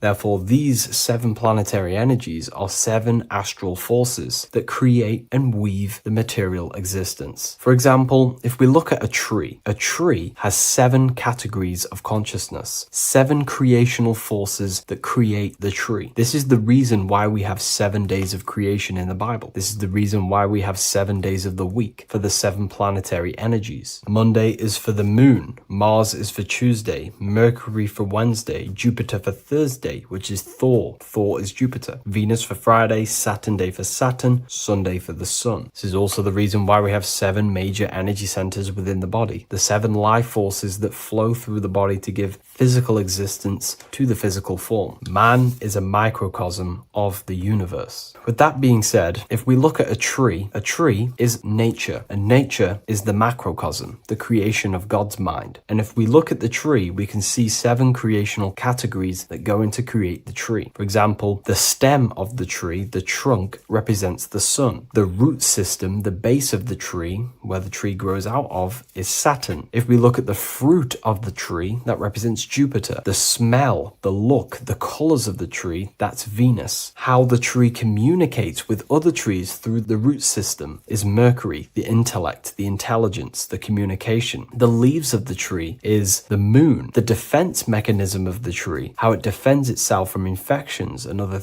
territories, is Mars. So we can see all physical matter, all physical creation demands these 7 categories of consciousness, these 7 planetary forces. But again, that is the macrocosmic scale. The macrocosm is reflected in the microcosm, which means you have access to these forces, these 7 planetary energies, and you use them to create anything in reality. You've been using them maybe unconsciously your whole life. For example, this book that I've created, the Book of Wisdom Volume 2, you can find it in the bio if you're interested in reading it. It has the 7 planetary forces that go into this tree, into this book. I used the sun, which is my passion and my drive to take actions. I used Mercury, which is my intellect, my thinking, my communication. I used Venus, the layout, the look of the book. I use Mars, my defense of my work, my trademark, my copyright. I use Saturn. Saturn is my time, my discipline, my attention. I use Jupiter, which is the why, the reason why I created it. I used the moon, which is my care. My care is the generative force. Whatever you create in your reality is because you care. You care about keeping a house above your head. Therefore, you go to work and earn money. Care is the driving force to create anything in reality. What you see right now watching this video is because you care about watching this video. If you lose care about watching the video, you will turn it off and continue to do something else. All creation demands these 7 forces, hence why we have here a midsection. Sometimes we see the symbol of the earth, which is a circle and a cross in the middle, because these 7 forces create earth. But again, this video is specifically aimed to Saturn. We're going to be discussing Saturn's Saturnic energy because there is a lot of misunderstanding in today's world, and I'm going to give my perspective and my research on the energy of Saturn and how we use it and how it's being abused in today's world. Saturn externally, because remember, we have an external world, an internal world, a macro and a micro. Saturn externally in the material plane governs the foundational and enduring aspects of existence, such as the roots of plants, the bones of our body, even the insects that dwell beneath the ground. It represents the dull, hard, unyielding forces of life, symbolizing structure, limitation, and conditioning. Under Saturn's influence, things become rigid, bound by the god of time, bound by restriction and boundaries. In Roman mythology, Saturn is revered as the god of time, ruling over the cycles, beginnings, and endings. This connection with this emphasizes Saturn's role in marking the passages of life, aging,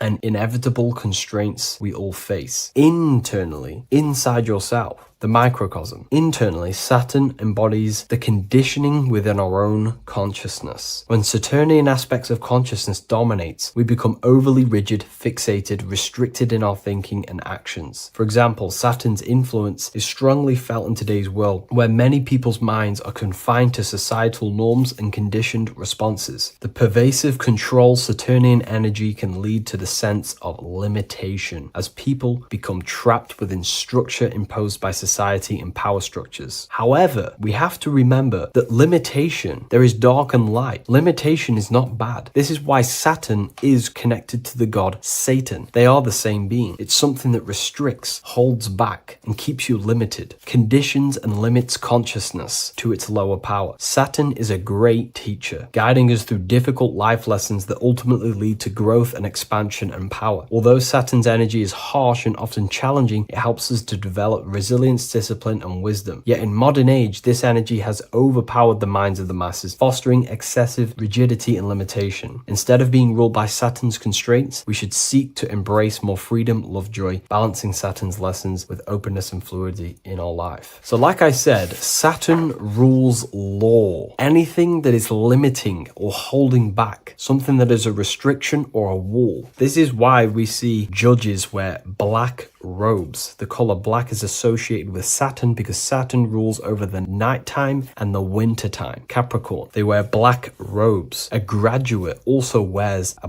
black robe with a black square cap on its head because black is associated with Saturn, restriction, limitation. University graduates wear this. Personally, not to offend anyone, these educational systems that we have in today's world are not here to give you power, to find you the power of consciousness or yourself. They are simply to restrict you, to keep the mind limited in a certain belief system. That's not to say the things in university are completely useless, but what I'm saying is it is a conditioning by the educational system. And if we actually look at the top of the hat, it's a square over a circle. And in Freemasonry, we see the compass on top of the square. In Freemasonry, we see the square underneath the compass on top of the square. The square creates squares and the compass creates circles. So this is symbolizing the square, which is is matter, the circle, which is spirit, matter over spirit when it needs to be spirit over matter. This is a symbol of conditioning, limiting the mind into being locked in the five senses and base consciousness. Saturn's energy is keeping people restricted. This is why there is so much Saturn symbolism in today's world, because Saturn is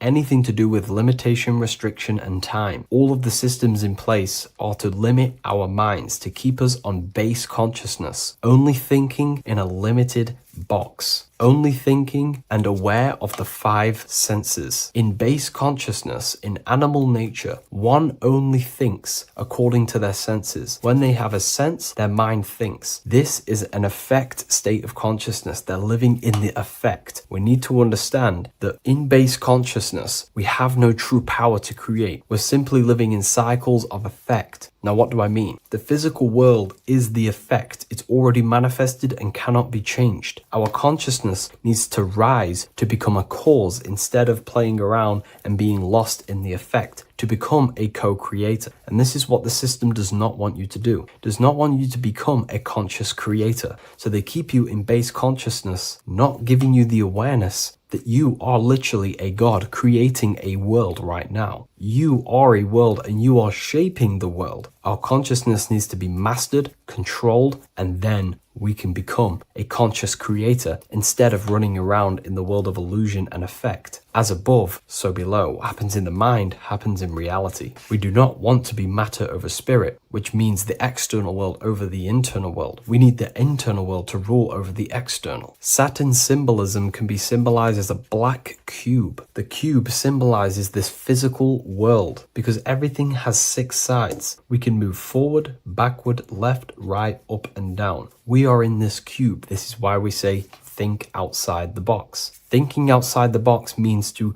become a cause and not an effect. The mind needs to be a cause, an instruction center, and not just thoughts that are reinforcing the effect and lost in the effects of the material world. Instead of reacting, we need to become a commander. This is a symbol of conditioning and the physical plane. Black is dull, lifeless. The physical world is lifeless. It has no power to create. It has no power to do anything. It is simply a projection and an effect. You, the mind, consciousness, are the cause. You can create the effect. In today's system, Saturn's energy is heavily relied on, which is just simply man-made laws, restrictions, time wasting, and keeping people in base consciousness, only aware of the physical 5 senses. Let's get something straight about the elites. They do not worship Saturn. There is nothing to worship. They simply use the energy of Saturn to keep people limited. They're not using the planet Saturn, but they're limiting people in their belief systems and physically where they can go, restricting boundaries, countries, restricting people's minds through mass media, which is all symbolism of limitation and restriction of Saturn. They're not worshipping it, they're using it and abusing it. Saturn could be anything in your mind that keeps you limited. If you have a limited thought that does not allow you to take action on something, that is a Saturnic energy within your own mind. Anything that is indoctrination, anything that is boundaries on you, that is a Saturnic energy. Some people say that the Saturn and the moon are working together to trap our soul. This is highly symbolic. Saturn and the moon are not forming a matrix to trap your soul and keep you reincarnated. Again, this is symbolic, and in the esoteric version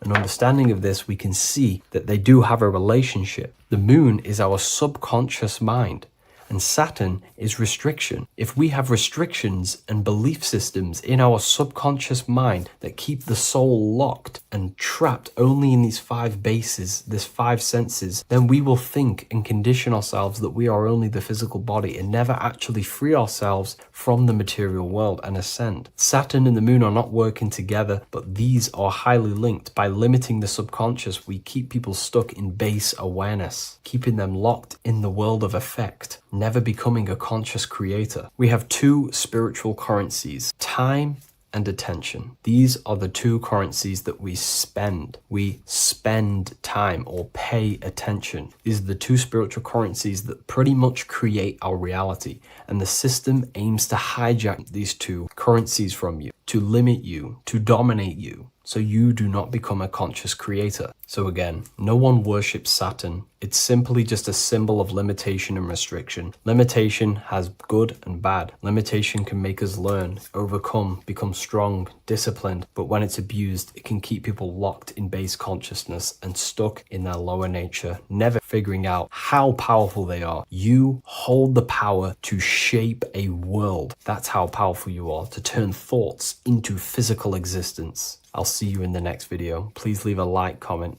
and a subscribe. Welcome to Revival of Wisdom. Welcome people, we're back with another video. In this video we're talking about how Jesus Christ and Christianity is all sun worship. The Holy Bible of Christianity is not meant to be taken literal for history. It is a story and has lots of metaphors. Starting with the symbol of the cross of Jesus. This cross originates from this ancient cross of the sun. This symbol has been used for thousands of years, way before Jesus was a thing, in Europe, America, Asia, and all around the world. In fact, this symbol is still being used by Christians today, not knowing it represents the sun. This is a 4,500-year-old artifact, a golden plate with an equal-armed cross found in England. The gold to symbolize the sun, and the equal-armed cross for the 4 equal seasons of the year. So this is why in the Bible you have Matthew, Mark, Luke, and John, symbolizing the yearly cycle of the sun and the 4 equal seasons. Also in the Bible, Jesus is referred to as the light of the world. So yes, Jesus represents the sun. He is a metaphor for the sun. Hence why in all of these pictures and images and paintings of Jesus, there's always a sun behind his head, and some even with the sun cross behind his head. Jesus also has 12 disciples, which represent the 12 zodiac signs and the 12 months of the year. This is the Last Supper by Leonardo da Vinci. As you can see, the sun, being Jesus, is in the center, because the sun is in the center of the zodiac signs. There are 4 groups which symbolize the 4 equal seasons. Each group contains 3 people symbolizing the 3 months and the 3 zodiac signs in that season. There is only 1 female in the painting, which is Virgin Mary, who symbolizes Virgo, the astrological sign. So yes, Jesus symbolizes the sun with his 12 zodiac signs and 4 gospels for the 4 seasons of the year. However, there is another phenomenon.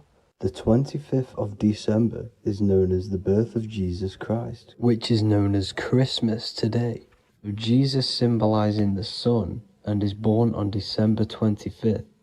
This is the day the sun moves 1 degree northward, bringing back the warmth, the growth of crops, the life and light back to the northern hemisphere. Everything is springing back to life, as we call it, spring. So it is said that the sun is born again on the 25th of December, and Jesus is known as the risen Saviour, because the sun is our risen Saviour, because it gives life to the whole of this realm, the warmth, the crops, and without the sun rising in the morning, we'd all die in about 2 weeks. And we all know how Jesus died on a cross. The sun also dies on a cross in the southern hemisphere. It dies on the Southern Crux constellation. And on December the 22nd, 23rd, and 24th, the sun remains in the same position. So the sun dies for 3 days and it is born again on December 25th. When it moves 1 degree northward. And this is when the sun is born again, or resurrected just like Jesus. Constellation Virgo is prominent in the spring sky in the northern hemisphere. So therefore, the sun is born a virgin, Virgo. And as you see in this image, you see Virgin Mary holding the sun. Us as humans do not own the sun, so therefore God owns the sun. So yes, the sun is the Son of God, and this is what Jesus is symbolizing. And just how Jesus sacrifices himself for humanity, that's what the sun does. The sun gives out all of its energy so we can live. There are many other Bible verses which represent Jesus as the sun. Now in Matthew 8:23-27, his disciples are in a boat and there is a massive storm. Jesus is asleep, meaning the sun has not arose. And the disciples say, "Save us, Lord, we are perishing." Quote, "Then he rose and rebuked the winds and the sea, and there was a great calm." End quote. Now this is a metaphor for the sun rising and calming the storm, because in the ocean, when the sun is down, that's when there are great storms. The worship of celestial bodies go back thousands of years, and it's called astrotheology, and it can pretty much be traced back to all ancient civilizations. Now going back to the ancient Egyptians, the god Horus, the god of war, and he symbolized the sun in the morning. Ancients used to say that he walked over the sky in 12 steps. Yes, this could symbolize the 12 zodiac signs. It also symbolizes the 12 hours of daylight. So we have 12 hours of Horus, but now they've rearranged the word to hours. Horus and hours. And when the sun rises, Horus rises, we say horizon, which is Horus is rising. That's the etymology of horizon. Another Egyptian god called Amun-Ra was known as the god of all creation. He was the first god of them all. Amun was also a sun god. Therefore, after every Christian's prayer, they say Amen, sending their prayer through the sun to God. So this all goes back to the worshipping of the sun. Sun worship was around way before the Romans. However, in the Roman times, their sun god was called Mithra. Mithraism was the main religion before Christianity came into play. Mithra was the son of God. He died on a cross, and he was dead for 3 days and resurrected, just like Jesus. So the Catholic Church was not made in heaven, it was made by the Roman Empire. They mixed all the sun religions of Judaism, Mithraism, and other Arabic religions, and combined it into one, so Caesar, the Roman emperor, could gain his own religion. So yes, Christianity was a political move to gain more control over the masses, because it was a worldwide government at this point in time. So here is a Sumerian helmet with the rising sun symbol. And then the Romans also used this rising sun symbol on their armor. So sun worship has been going on for thousands of years, and it still goes on today. However, with all the programming and the low IQs, today we do not get the full interpretation of the Bible and these stories from the past. And Christians and other religions are all brainwashed to not question their religion and not realize their true origins and where they come from. I do advise you all to do your own research and come to your own conclusions. However, I'm just pointing out the facts and connecting dots for you all to see. That's it for this video, guys and girls. Thank you all for tapping in. God bless.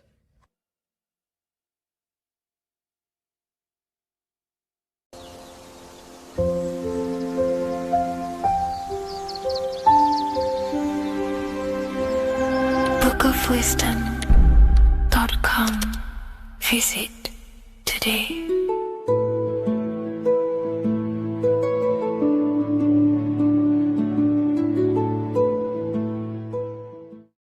The Freemasonic square and compass is not just a symbol that represents Freemasonry, a lodge, or a secret society.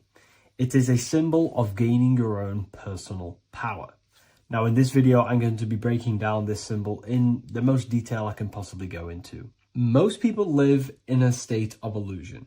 They live their life impulsively, acting based on their five senses, tasting.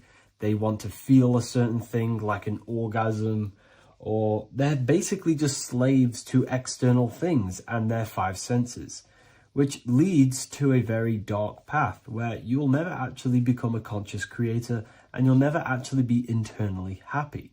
The Freemasonic square and compass reveals some deep wisdom about this. Now let me break this down. If you want to gain your personal power, listen up. The Freemasonic square and compass is a compass which is used to create circles. Now, if you notice something about the circle, they have no beginning, no end. You can't tell where it begins and ends. It's eternal, which means this represents consciousness. Now, if you don't know what consciousness is, if you close your eyes, you have an internal world. You have thoughts, emotion, visualization. This is all consciousness, spiritual.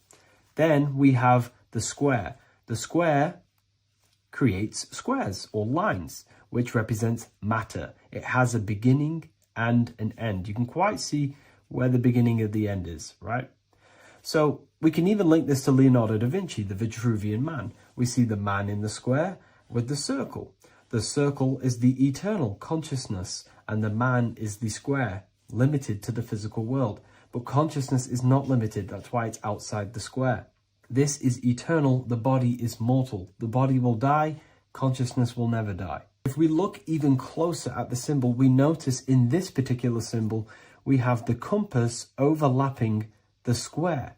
This is very, very symbolic. This represents spirit over matter, also known as mind over matter, consciousness over matter, the circle over the square. Like I mentioned earlier, most people are slaves to their senses. They go through their day and all they do is chase validation and feelings. They eat all day to feel good, which means they're a slave to their taste. They're slaves to their feeling. They masturbate, which means they're a slave to orgasms and external things. They're literally being governed by the external world controlling their internal world. They're literally living life on autopilot. And don't get me wrong, I was guilty of this too. We're all guilty of this when we join this world because we're not taught this sacred knowledge. Until you actually stop and recognize this, you'll be living life on autopilot, literally not even living. You'll be running off subconscious programs, seeking external validation and being ruled by these five senses. The square underneath the compass represents consciousness on top of matter, which means the internal world is controlling the external world. It is the mind controlling matter and not matter manipulating the mind. In the occult and esoteric world, it's very important that you are conscious of every action that you are taking in your day-to-day life. Never act subconsciously. Always be conscious. What are you thinking? What are you acting? What are you giving your attention?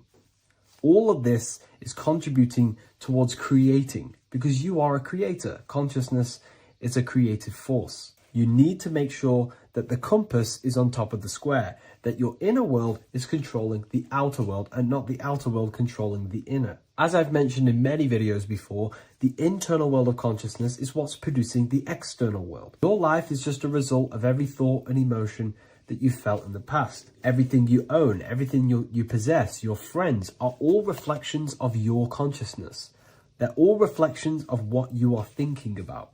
When you change your thinking, your external world starts to rearrange itself. On a basic level, this symbol represents the combination of spirit and matter. You are a spiritual being and a material being. You are heaven, the sky, and earth, the ground. You are heaven and earth, spirit and matter infused into one. You are a bridge between the divine and the earthly worlds. And you can bring down these higher realms of consciousness, thought, imagination, and emotions into a physical, tangible reality. To do this consciously, we need to make sure the external world is not manipulating the inner world. Because if your internal world is being controlled by external circumstances, for example, you have a circumstance happen in your reality, an emotion triggers inside of you, and that emotion is a command to create more of that. And the thoughts that you think are creating more of that negativity. So it's a constant cycle of negative manifestation if you let the external world control your internal world of consciousness. So we need to make sure the compass is on top of the square, that the internal world are commands and not reactions to create your external reality. And not only just to create, but to actually enjoy life. If we let the external world bother our internal world, this means that we have some sort of mental or emotional attachment to the external world. We need to detach from the external world. Why do I say that? Because it's temporary. It's an illusion. We are going to die one day, and none of this will matter. You need to understand that everything in this world is temporary. You have to be okay with losing things, losing family, losing things in this world, because it's guaranteed to be temporary. We need to make sure the internal world is order and not chaos, commands and not reactions. Now, at the back of the Book of Wisdom, Volume 2, the book that I've wrote here, I go over the different meanings of the different arrangements of the square and compass. Sometimes we see the square overlapping the compass, which is the opposite of what we've just broken down. Or sometimes we see one leg of the compass on top of the square and one leg of the square on top of the compass. These are all highly symbolic. When we see the square overlapping the compass, this pretty much represents the beginning of the Freemasons' journey, when their internal world is being controlled by the external. They have a lot of spiritual growth and a lot of learning and inner work to do. Now, when we see half and half, one leg of the square on top and one leg of the compass on top, this represents the Masons' gradual emergence from the material realm into the spiritual. This interplay of symbols reflects the process of gaining greater light and knowledge as the Masons ascend from material concerns towards spiritual enlightenment. And of course, we've just broken down what this means. This represents spirit over matter. They're not chasing external physical things anymore. They're actually chasing and gaining validation and happiness from spiritual growth, more knowledge and deeper understanding of consciousness and themselves. Most people chase external material things, which actually don't make you happy in the long run. You could be given £1 million today. In a week's time, you would be back to the same original state of consciousness and actually chasing more and more millions of pounds. It's because nothing physical in this tangible world will ever satisfy your internal world of consciousness. So through spiritual growth, we can actually become happy and seek higher understanding, higher consciousness, which actually satisfies us eternally. So when we see the compass on top of the square, it symbolizes the triumph of spirit over matter. This arrangement not only signifies the mastery of spirit over the material realm, but also represents the resurrection, ascent, and dominion of spiritual principles over all earthly conditions. It's all about gaining personal power and spiritual growth. It's all about spiritual evolution, going from matter to spirit. The external world controlling the internal world to the internal world ruling over the external world, where the mind becomes a powerful tool to actually create and command reality. The mind cannot create and command reality if it's being governed and tossed all over the place by external circumstances and thoughts. Here's a quick tip on how to know if your mind is controlling you. If your phone notification goes off and you're working on something and you instantly go to reach and pick up the phone as soon as the notification goes off, that is an indication that your mind is controlling you and you are not controlling it. The mind is the direction of consciousness, it directs the flow of your attention, your energy, your consciousness. So to practice to gain mind over matter is simply just meditation, allowing the mind to sit still and focus on one thing for long periods of time. And over time, this will gain mastery over your attention and your mind. If you are on your spiritual path, this should be your goal, your internal world becoming the master. The mind becoming a vessel for you and not a vessel controlling you. It needs to become a command center and not a reaction. Please like, share this with a friend, and subscribe to the channel if you're new. Leave a link in the description for the Book of Wisdom Volume 2. You're living in 4 planes of existence right now, but most people are only aware of one. And that's why they feel lost, disconnected, and stuck in cycles they can't explain.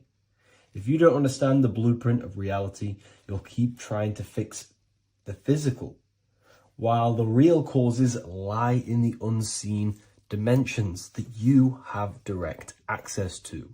You must understand is that the universe only exists in the mind. Everything is a projection of consciousness. Therefore, consciousness produces everything. Our internal world is consciousness. Our external world is this physical body, physical world.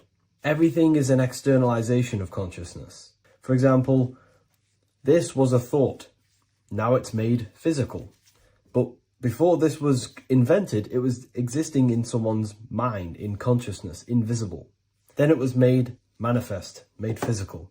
So everything in this physical plane is the effect. The cause is consciousness, mind, the mental plane.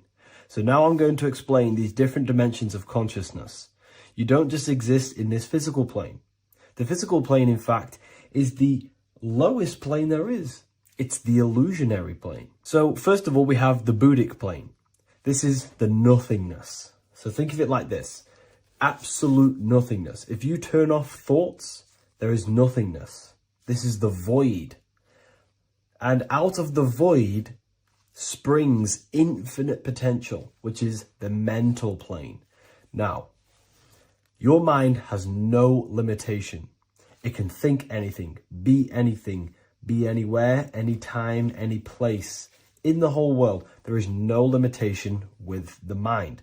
This is the realm of infinite possibilities. This is the realm of thought. Thought is a dimension, information and thought. To go a little bit deeper on this, there are pockets of thoughts, what we call in the occult fields of thoughts. Your mind does not think thoughts, it receives them. Your mind is like a radio. Whatever the mind is tuning into, setting its mindset, setting your frequency or setting your mind, you will receive thoughts based on that set, whatever you set your mind to. So there are pockets of thoughts that we penetrate in the mental plane. The mind is the mental plane, the infinite possibilities. This is the spark of creation. This is where all things begin to manifest as an idea in the mind as a thought. So if you want to gain certain information, you need to meditate or do thought exercises where you are penetrating that dimension of thought, that pocket of thought. For example, if you want to find a way on how to make financial wealth, you would use your mind, set your mind on wealth and money and think, close your eyes and think about that specific topic and see where your mind takes you. And you will expand your mind into different pockets of thought and gain information. So this is the mental plane. This is how you can use the mental plane. You can use the mental plane to do this. Then we have the astral plane. We have higher, middle, and lower astral plane. The astral plane is the body for thought. So every dimension, physical, etheric, astral, mental, Buddhic, is a body for a dimension above. Each dimension below is a product of the dimension above. So for example, the astral plane is imagination. This is the lucidic realm of imagination. This is where thoughts begin to manifest into some sort of form. It's not a physical form because this is physical, but imagination is a lucidic form. It's not really physical, but it's there. It's a projection of light. It's astral matter condensed by the willpower of the mind. So depending on the vibration of that thought will depend whether it manifests in the higher astral plane, middle astral plane, and lower astral plane. If you think about more material things and visualize material things, this will manifest on the lower astral plane because material matter is low vibration. Now, that does not mean it's evil. That does not mean it's bad. Okay? It just means low vibration just means more material. But if you think and imagine more spiritual things, this manifests on the higher astral plane. So the astral plane is the screen in your mind that allows you to vision an apple, that allows you to vision anything. It's that mental projection that's inside of your mind. Now, this is what we call the third eye. It's an eye because the eye is the mind, and the mind can see into the astral plane. It perceives this spiritual world, this lucidic realm that we have access to. This is where also infinite potential takes place. This is the realm of spirits, demons, jinns, whatever you want to call them. Spiritual entities exist in this because this is where thought forms manifest into form. This is where thoughts create bodies. Think of it like this. The mental plane is a thought of a chair. The astral plane is the imagination of that chair and all of the different possible chairs that could possibly be. The etheric plane is the energy double of that chair. And the physical plane is the physical chair. So as you can see, the higher we go up, the more formless and lucidic it is. The lower we go down planes, the more dense it becomes. This is formless and this is form. Everything manifests through this process. This highlighter is down here in the physical plane, but the idea began in the mental plane. Everything begins in consciousness before it creates a physical body. It goes through this process. Therefore, if you want to start to mold and create your own reality and create things in your world, you can use these planes to your advantage. You can use your mind to do mental thinking exercises by closing your eyes and expanding your mind into a different pocket of thought to gain wisdom, gain information, gain downloads. The way you do that is simply get into a meditative state, close your eyes, pick a topic that you want to think about, and see where your mind takes you, but always remain centered on that topic. And you can do this for maybe an hour or two or half an hour, and your mind will take you places where you will unlock information. You can even use this to make decisions in your life. Think of the topic and see where your mind takes you. You'll gain information. This is how you use the mental plane for ideas. The astral plane is imagination. You have to reconnect with your imagination very vividly. Your imagination, your consciousness is infinite.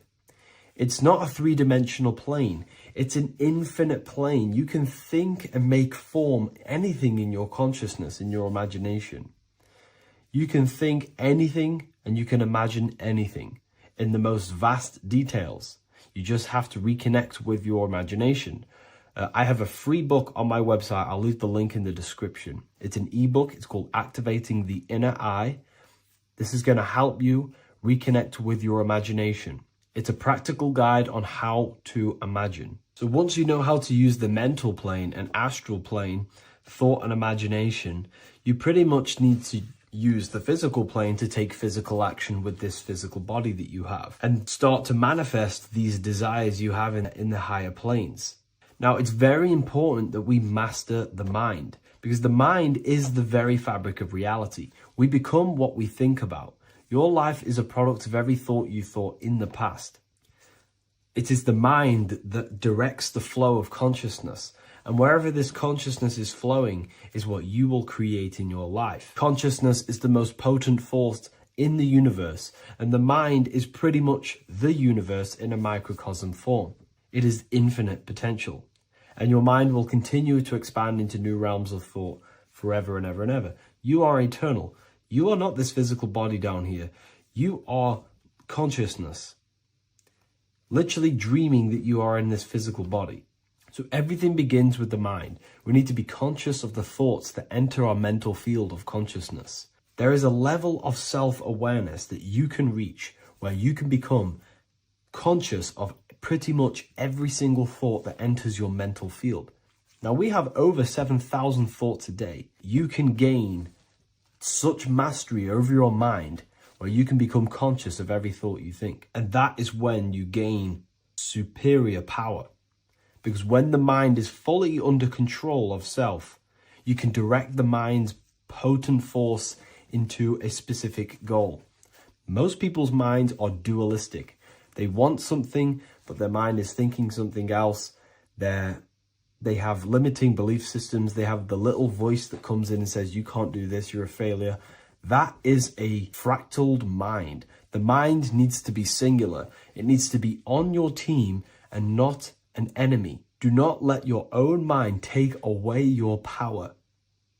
Your mind should be on your team, giving you power, giving you the best possible thoughts and the best possible beliefs. When the mind is in this condition and on your team and not taking away your power through the destructive thoughts, it becomes a potent, powerful force used for manifestation to create anything. And the way we get the mind on your team is through constant meditation to learn how to control the mind and turn it on and off.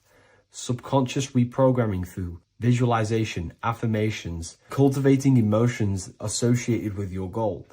All these 3 ways we can reprogram the mind slowly over time so that it becomes powerful and becomes on your team and doesn't give you negative contradicting thoughts. When the mind is fully aligned on one thing, it can create massive empires and things in your physical reality. So I hope this video helps, and I'll see you in the next one.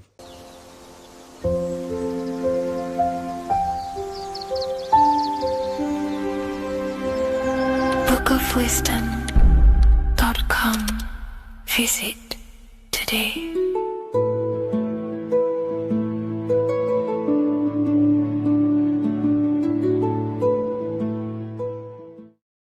Welcome to Revival of Wisdom.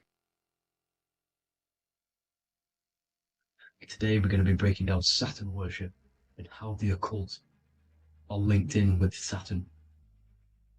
Okay, so first of all, let's start with the celebrities.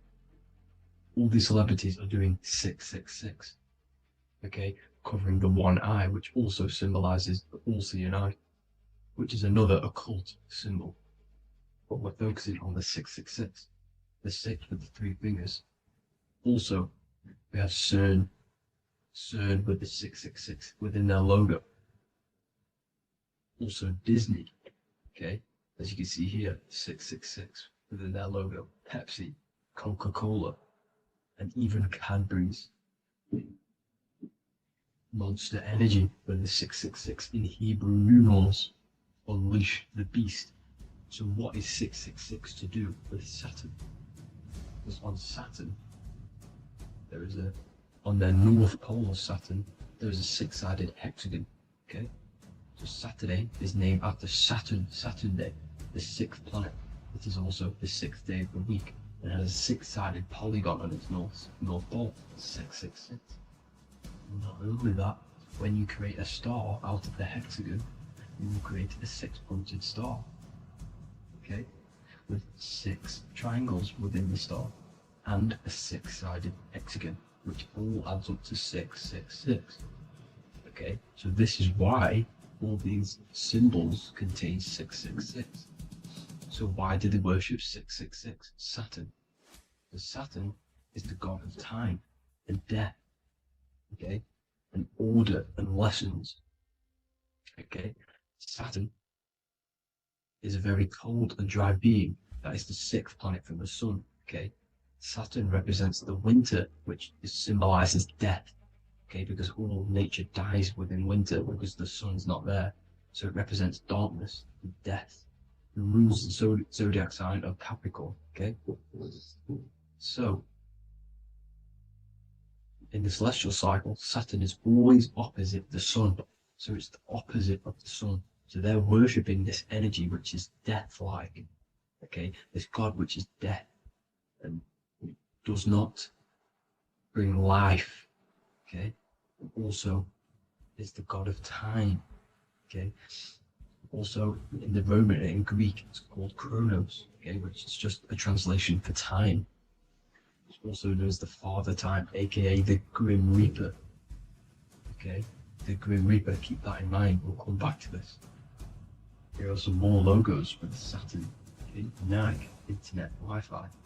Okay, all these occult logos all worship Saturn. They are a satanic occult. They worship this death god, this evil god. Okay, this is where the cube now comes in.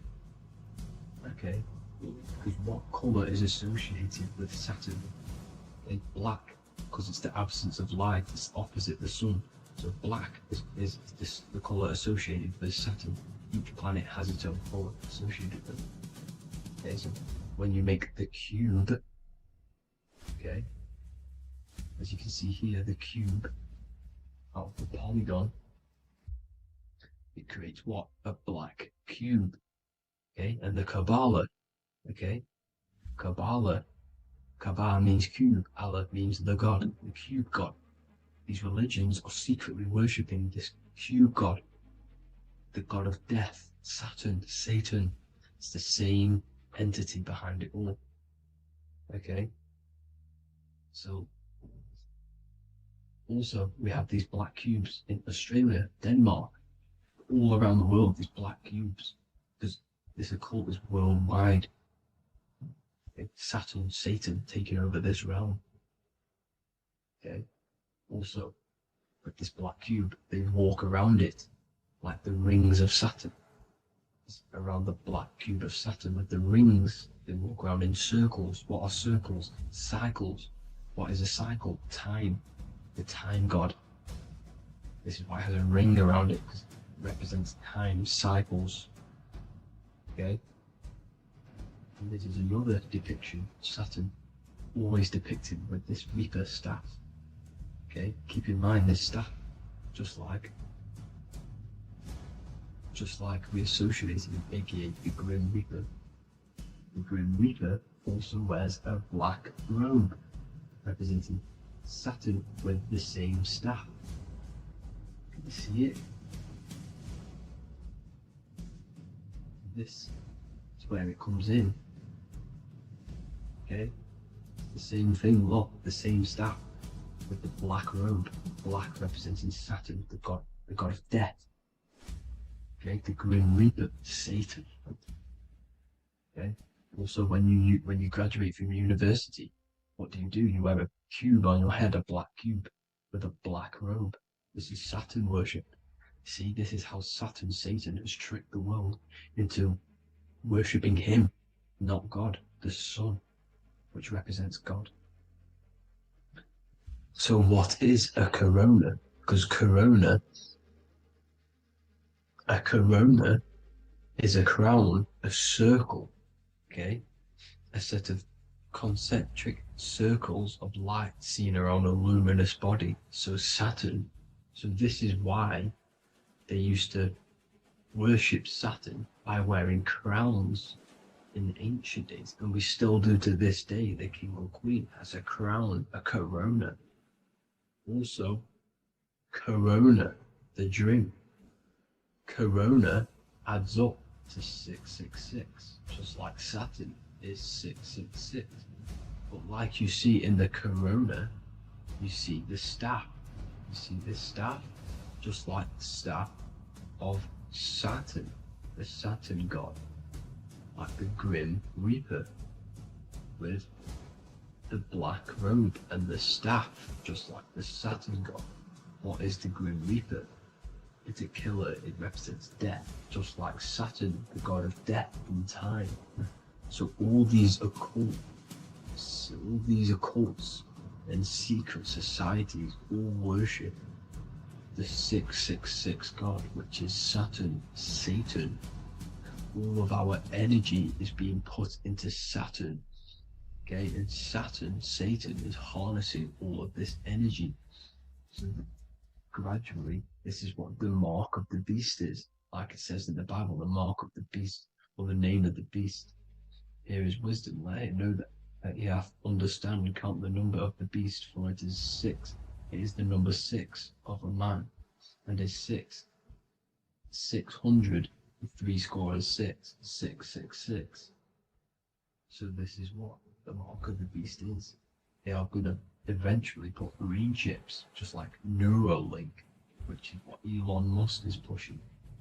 Okay, so this chip is the mark of the beast, and it's going to be implanted to our hands or brains. Okay, and they will manipulate our consciousness and it will manipulate our DNA, and it will directly connect us to AI. And AI is linked in with Saturn, Satan, as the demons and the people who rule this world are in love with AI. They want to connect humans to AI. And this will control our consciousness completely and give all of our energy back to Saturn, Satan, this deity that they all worship. Just like when you get married, you wear a wedding ring, the rings of Saturn, over the finger, which represents the sun.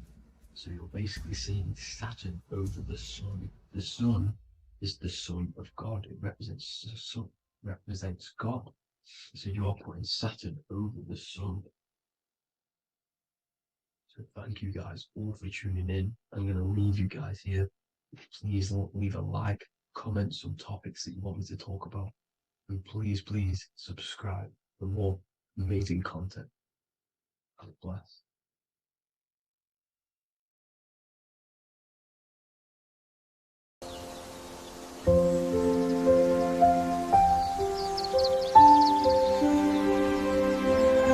bookofwisdom.com. Visit today.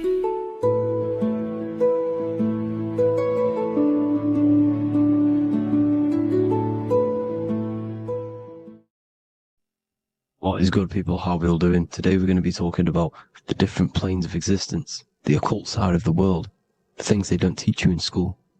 And of course, you can only find that on this channel, so welcome. So you need to understand is that your consciousness moves through these different planes of existence, these different states of consciousness, which make up all of you. Okay? They are all interlocked planes. They are all interpenetrated into each other. They are all one. They melt into the plane above and below. You see, each plane is a product of each plane. As above, so below. Now, the higher you go, the more fluid, the more dreamy, the less dense it becomes. The lower you go, the more denser it becomes, the more solid it becomes. The lowest plane is the physical plane, which you are obviously aware of. You are inside of the physical plane now. But while you are in this inside of this physical plane, you are indeed inside of all these other bodies which you have not awakened yet. You have to awaken these different bodies. You have these bodies. Okay? It's like a ripple effect. And the center is the most dense, the most solid. This is Earth, heart, the heart of the ripple. And the further you go out from the center, the more dreamy, the less fluid, the more fluid, the more less dense it gets until you're one with the all. You see? And this is what it's like. This is what this system is. It's like a ripple effect. Now, let's jump straight into the planes. First, you have the physical plane, made out of 4 elements. 5 elements. The ether is the mother of the elements. It's the womb of the elements. It's the 5th element. And it gives birth to the 4 other elements. 4 is stability. Tables have 4 legs, and this is why the ether gives birth to 4, because it's the foundation of the physical world. Fire, earth, water, air. They are not pure. Each one of the elements melts into the other one. For example, earth and water both share cold. Water and air both share wet. You see? They compose of each other. They melt, they mold into each other based off the vibrational state of the ether. That's what it is. The 4 elements are the vibrational states of the ether. Okay? So you have the 4 physical elements making this, physical world. It's the lowest world. It's the world of effect. This world, whatever you see, whatever you experience, it's the effect. You can't change anything by manipulating this world. You got to manipulate the higher worlds to affect this world, you see? As above, so below. This is the lowest plane. It has 3-dimensional. It's the 3rd dimension. Space, height, and thickness. That's all it is. Front, backwards, upwards. You see, it's 3-dimensional. We cannot perceive the hidden side, which is the interior of this existence. We cannot perceive the interior from our exterior view. We are looking into this world. Okay, this is the exterior view. We can't see what's inside of that. That's the fourth dimension, which is the next one. It's the most gross and dense plane. Four states of matter, the most slowest vibrational molecules, exist in this plane. Above this plane, you have the ether. Okay, the word ether and either are the same thing, because either connects two scenarios in languages. I either support Manchester United or Liverpool. Either is connecting them two scenarios. The ether is doing the exact same, as you can see here on the planes of existence. It connects the astral world, which is very important, to the physical world. It's connecting these two worlds. So it's the ether. It's the ether. The ether is pure potential. Energy flows through the ether. It is pure energy, pure potential. Okay? The physical body is an exact copy of the etheric counterpart body. So every physical object has an etheric energy double. It's like a blueprint of that object. Every single object has an energy double, and that's the etheric double. Okay? The etheric body determines the shape of our physical body through its lines of force. All through life, it rebuilds and restores the physical body. Physical problems show up first in the etheric body, because as above, so below. You manipulate the higher planes, it will manipulate this plane. And this is why sorcery works. You know, contact with astral plane entities. We'll get into that a bit later. So the reason why we can't see this plane, this energy world, which is all around us, which we are inside of right now as we speak, is that the molecules that compose it are further apart than those of the physical plane, making it invisible to the two eyes. That we can't perceive it. Our eyes cannot physically suck in that sort of information, and our brain cannot decode it. This is why, you know, they brainwash us with all these programs to keep us asleep, to keep these other bodies we have asleep, so we don't find out about these other bodies, and is to make you believe that everything's just a material. Only the material world exists. They don't want you to know is that everything that you see is a result of something you cannot see. As above, so below. There are realities within this reality. This is what I'm breaking down now, these different planes, on how this reality works.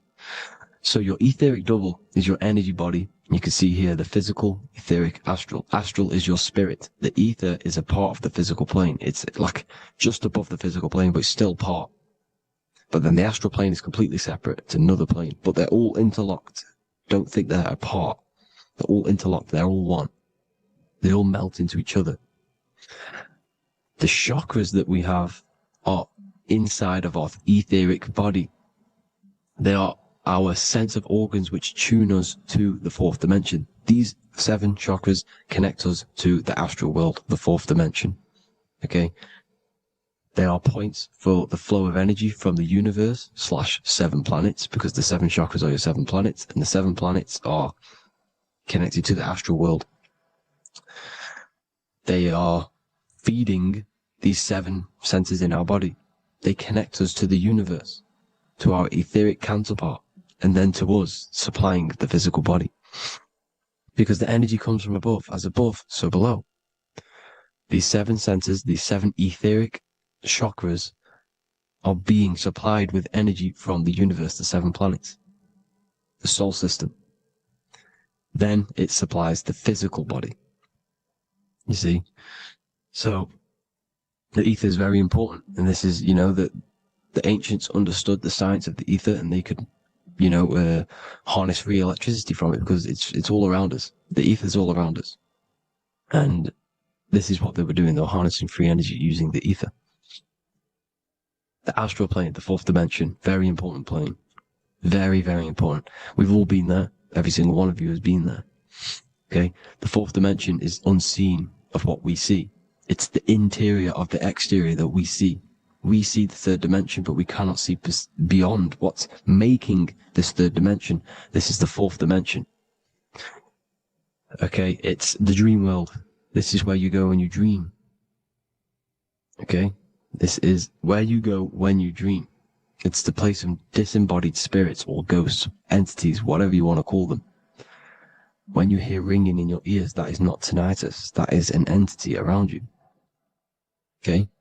That is an entity around you. The fourth dimension is where thought forms exist. Mental images. Thought forms as in what you see in your mind when you think of an image, because the mind is the highest plane of existence. Mind is the highest plane of existence. And it manipulates all of the planes below. So it goes the mental plane, then the astral plane. So the thought is in the mind, the mental plane. That just the thought alone, no image, but then the form depiction, the thought form exists. It manifests in the astral plane as a sort of image, an entity, a living conscious being. So this is why thoughts are things. You see, thought forms exist within the fourth dimension. So when you imagine something, when you are, for example, right now, look into your hand and imagine there's an apple in your hand. If you can see that, you are seeing into this fourth dimension. You can only see into this fourth dimension using the mind's eye, not the two eyes, the mind's eye. When you shut off the two eyes into darkness, the third eye opens. The mind's eye is open, and you can see, this is astral travel. You got to work on astral travel, and you will see this astral plane, this fourth dimension. And there are 3 different sections to this astral plane: higher, middle, or lower. So yes, there is a kind of a heaven and hell, and a Midgard. Heaven being the higher vibrational entities manifesting higher vibrational thought forms existing there, the lower vibrational thought forms existing in the astral plane. But these thought forms are beings. You can create these beings. They're called elementals. Okay? If you entertain specific thoughts for long enough, this will plant a seed and it will grow. If you so for example, you have a bad feeling or whatever, what's a good example? Unforgiving someone. You keep that energy inside of you for long enough, it will manifest in the fourth dimension. You entertain that thought long enough, it will manifest. And it will create an etheric body, and it will be an entity which will harm you. It will feed off you, this low vibrational energy. Your mind is so powerful. It creates thought forms, and these thought forms can take consciousness, can take bodies, etheric bodies. Now, that's why it's very important that you master your mind, master your thought patterns. So this fourth dimension is the astral world. So when you have a nightmare, this is the lower astral plane. You're in the lower astral plane. Whilst this physical body rests at night, your consciousness, while you awaken this other body, your consciousness goes inside of this other body, whilst the physical body lays asleep. You see? So it's all inside of you. This is what you need to understand. You just haven't awakened these bodies yet. You can awaken them. You just got to awaken them. Okay? The next is the mental plane. This is the mind, the source, pure cause, pure motion. The most less dense, the most fluid. No form. There's no form to the mind. Astral plane is the first plane where a form takes existence, pretty much. The mental world has no form. It's pure mind, pure intelligence. Thoughts alone exist here without any images or manifestation. The most fluid, the most dreamy, the most causal plane. All of the rest take the effects of this plane. That's why it's mind over matter. Your thoughts they create vibrations. Each vibration is vibrating on a specific frequency, which creates mental images, creates effects down here on this physical plane. This is why it's so important to master your mind. Master what you think. Master your mind. It's the hardest thing to master. You could conquer the world, but it's probably harder to conquer your own mind than to conquer the whole world. I can promise you that, because the mind can play tricks on you. You got to listen to that inner guide within you that will constantly manifest the good things. So anyways, people, hope you learned a lot from this. Please work on trying to activate these other bodies. I will maybe do another video on trying to activate these bodies. If you wish, please comment down below if you would like to see that. And have an amazing day. Please like, subscribe, comment down below any any video ideas you want me to do, any information you want me to spit. Thank you all. Have an amazing day.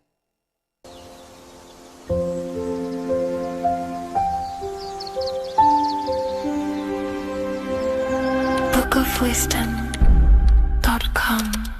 Visit today.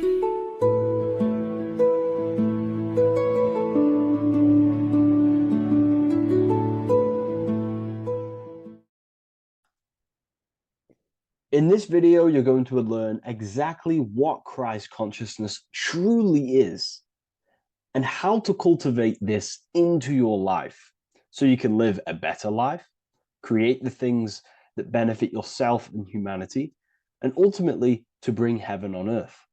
This is the true way. If you're familiar with my work, you know that, I'm pretty much obsessed with symbolism.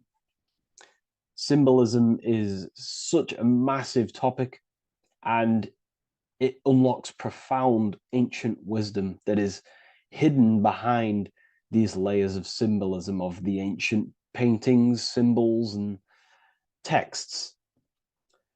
So I was going through some Christian artwork and I came across this painting. It's a well-known painting called The Sacred Heart of Jesus. And it just blew my mind what this is revealing about human consciousness and Christ consciousness, which is what Jesus represents. If you're not familiar with Christ consciousness, you should definitely do a bit of research on that. But I'm going to explain it today in detail. So when we look at this painting, we are looking at symbolism. We're looking at consciousness, a state of being, a state of living, a way of thinking, a way of feeling, and a way of acting in the world. As I've said this many times, we're all creators. We all create and generate reality. And you don't just have your personal reality, you have a collective reality. Your reality is affected by the collective consciousness. Depending on the collective consciousness's understanding of reality will also affect your life. We have a collective life and a collective experience.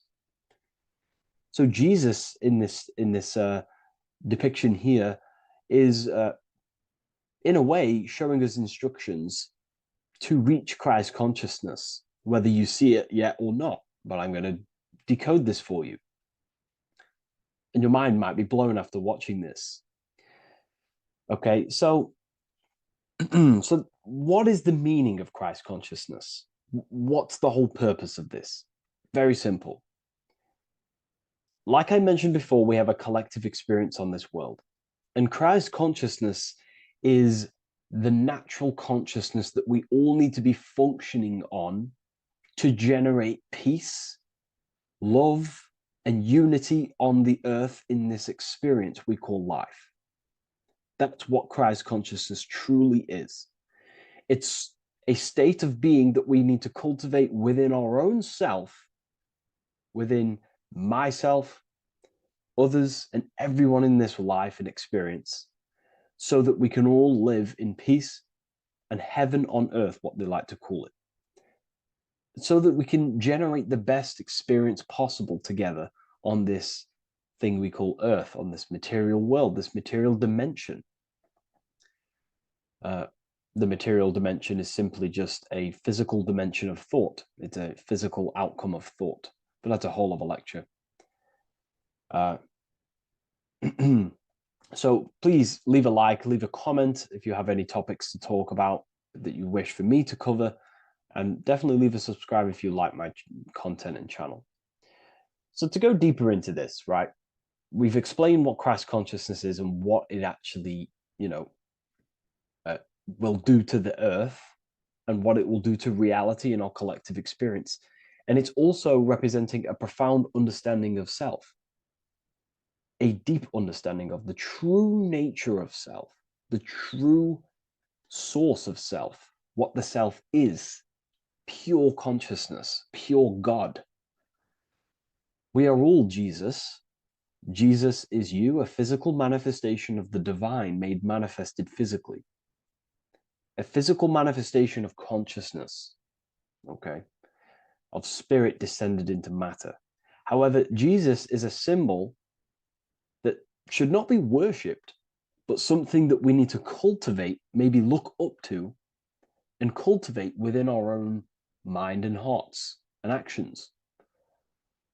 So he is someone that we should embody into our own very own being. We need to reach a level of intellect, the mind, a level of emotional understanding, and ultimately this creates Christ consciousness. Okay, and now I know that was very vague what I just said, but I'm going to explain it a bit more. I don't want to give it fully away yet because you need some more information, more keys. So let's observe the top end of this painting. Jesus with this circular light emanating around his head is symbolic of the mind, of our thinking aspects of consciousness, the way we generate thoughts, ideas. The mind is also good at also ruling communication. It also rules what we give attention to. Okay, so this is symbolizing the mind of every human being. The mind is a very powerful center of consciousness located in the head, of course. This is why Jesus is the head at the top with the circle around it, representing the mind. Now, to reach Christ consciousness, we need to purify our minds. Purification of the subconscious mind. The subconscious mind is the hidden aspect of our mind with all of our memories, belief systems, and everything we've ever experienced is stored within there. We have traumas there, we have bad belief systems that hold us back. So it's about reprogramming the subconscious and aligning the subconscious with higher consciousness, with higher understanding of self.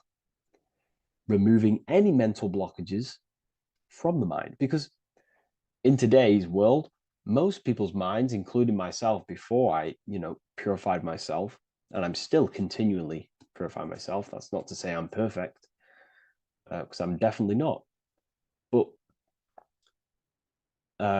what I was saying was purifying the mind so we can have a powerful mind. Because like I was saying, most people's minds are not their own friend. They let their mind control them. They let their thoughts create negative influence on them, negative emotions. They let their mind destroy their confidence, destroy themselves.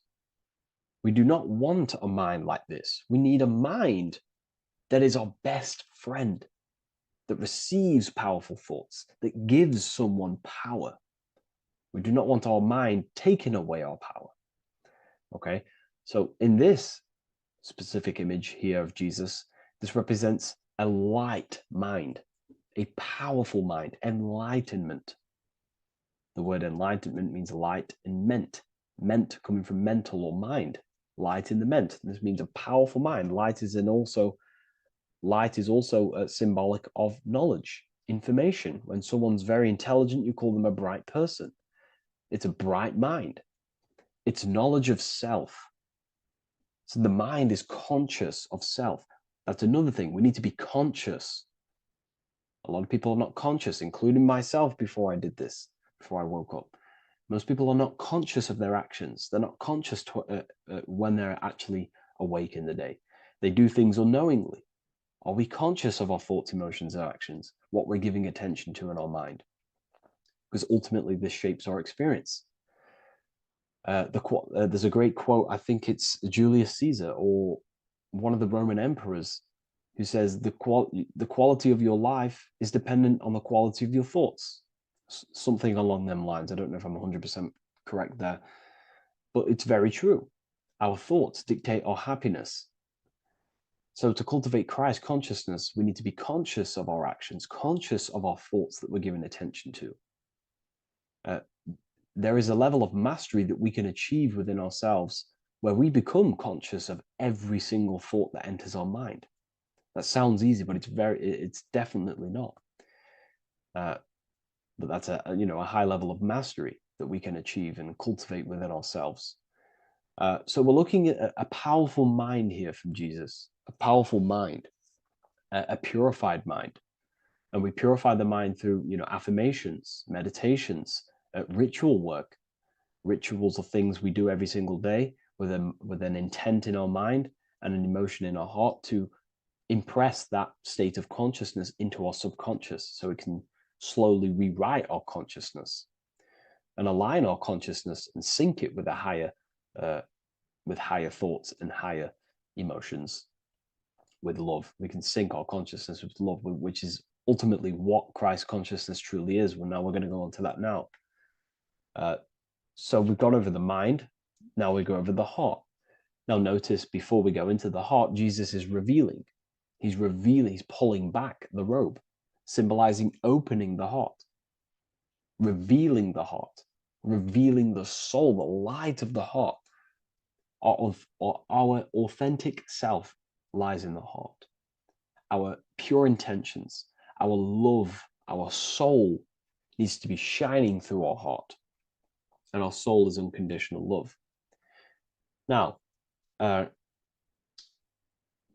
that's not to say that we can get corrupted hearts. We surely can have corrupted hearts, for sure. We can love sick and twisted things, and that's evident in today's world. People love killing people. People love hurting people, manipulating people. People love power. Now, that's obviously an inversion of the natural state of consciousness for humans. When we're born with a natural state of love, of unconditional love for the self, for everyone else, for animals, insects, the earth. We love everything as a child. And not only do we love everything, we actually act upon this. As a child, we do not act on anything we know is not good. And I'm talking early stages of being a child, before we're indoctrinated, before the mind and heart become corrupted. We are pure. This is symbolizing this. Light represents also purification and truth, because when you shine light on something, it's the truth. You see it. You shine it through the darkness. It reveals. So light, this is symbolizing revealing the light of the soul, of love consciousness, holding love in the heart, true love. Not love for sick and twisted things, but true love for the self, the body, and for everyone else and all things. Holding love in the heart. There's a famous saying of keeping the sun in your heart. Keep the sun in your heart. It's a very famous saying. The sun is a symbol of love. What does the sun do? It gives abundantly. All it does is give light, give energy, power, light to the earth, and everything is feeding off this source. The sun expects nothing back. It just abundantly gives. It's a symbol of love. This is the love principle of creation. Now, the heart is also governing our actions. What we think about, in our mental field of consciousness, is directly corresponded and observed in our hearts. What we think about directly corresponds with what's going on and what we feel in our hearts. Thoughts produce emotions. So if we give attention to negative thoughts, there's no wonder we're having negative emotions in our hearts. So purification of the mind is also having an effect and purification on the heart. Because when we purify our thoughts and only give attention to powerful thoughts and positive thoughts that uplift yourself and humanity, then we're going to also see this change in the heart, see this emotional change in our consciousness. So this represents the purification of a purified heart, the light emanating around the heart. love for the self, love for one another. And you're revealing this. You're shining the heart on others. This represents, revealing your true self to everyone without suppressing aspects of self. Revealing the light, not holding back the light. Because people in darkness will look at people who are spiritual and say, oh, he's into the woo-woo stuff.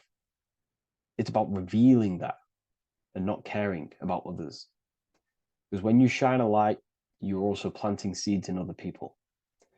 Now, I'm going to tie this together with the hand gesture. Now, what we're looking at here, we're looking at a hand gesture with 2 fingers up. We have the middle finger and the index finger upwards. And notice how they're crossed over. They're crossed. They're not separate.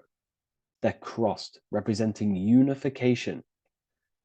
Unification here. This is a unified 2 fingers. 2 represents division. Crossed over represents oneness. It's the unification of the mind and the heart. A lot of people talk about this, but not many people go into detail about it because, for many reasons. But this is the unification of thought with emotion. This is how we truly reach Christ consciousness. And ultimately, when we do gain the love in our hearts and we do slow, it's a gradual process of cultivating love for the self and everyone else in the world, because we're so programmed to be divided. But it's a slow progress. But when we do cultivate love in our hearts for the self and one another, love is a very, very nurturing and growing force. Like I said, the sun earlier, that is pure love energy. It makes everything grow on the earth. While love in your heart grows connections with people. It grows care. You go out your way to do things to people and give people things. It's a very nurturing and growing energetic force. And me personally, I think the whole universe is built upon love. The whole thing. Without love, without the love, there is nothing. Nothing is, love is the only true emotion that truly exists. Everything else is either an opposition of love or a different degree and branch of love. Love is the only true emotion, and everything is built upon that principle. Okay, love is what guides us to a higher consciousness. When we cultivate love in our hearts, we become a vessel for light, more energy, more vibration. Our electromagnetic field expands, or biofield, when we hold love in our hearts. It's a very powerful force. And when we do cultivate a strong spiritual compass within our heart, because that's what our heart truly is, it's a spiritual compass. It tells us, well, it doesn't tell us, it knows what is right at all times. If you think something, your heart tells you whether that is right or that is wrong, whether you should act upon it or whether you should not. The heart knows what's good and evil. No one told you this as a child. As a child, you already knew this. You came into the world, you knew what was right and wrong. You knew it was wrong to hurt people. So this unification that he's doing with his hand symbolizes thinking with the love of the heart. Represents thinking with love of the heart. Thinking with love of the heart for the self and the collective. Now, ultimately, what this does is give birth to perfect action. Why? Why does this give birth to perfect action? Think about it. Every time you've taken an action, why did you take the action? You would have thought about it, you had a feeling towards it, a care energy, and you took action. Why do we go to work? We care about paying the bills and staying in our house. We go to work to earn money. We think, we care, we act. Everything you see in front of your reality, on the screen that you're seeing right now, you've called your eyes. Everything is in front of you because you care. It's the heart energy that leads the body. Okay? And that's even present in the body. Have a look at the body. We have the head, thought, then emotion, then our feet is at the bottom, and our feet take action. Thought, emotion, action. Thought, emotion, action. So even the body is basically a blueprint of how creation is manifested. So we receive thoughts from the divine planes, from the higher planes of consciousness. We receive them. That's another thing that I missed. If we purify our minds, we're basically attuning our mind to a higher part of the mental plane, and we will receive higher thoughts. We will receive thoughts that are more genius, what we like to call today, or better quality thoughts. We receive good ideas when we attune our mind to a higher consciousness. Okay, so we are like a radio. We receive thoughts based on what our mind is set to. That's why we call it a mindset. So, like I was saying, we receive thoughts through the head.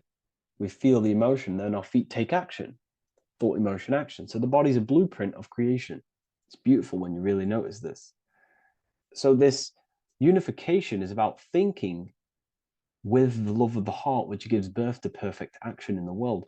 And this is the state that we need to cultivate within myself and everyone in the world, so we can give birth to heaven on earth through action.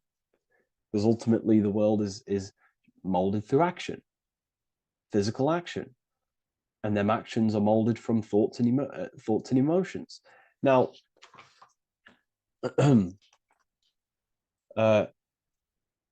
just to have a little announcement, I am now opening 10 more spaces inside my symbolism masterclass. We have 10 more spaces. You're going to learn about a lot more about symbolism. It's very affordable. I'll leave the link in the description if you wish, if you care about gaining more information and learning the ability to read symbols. So what is the inversion of this?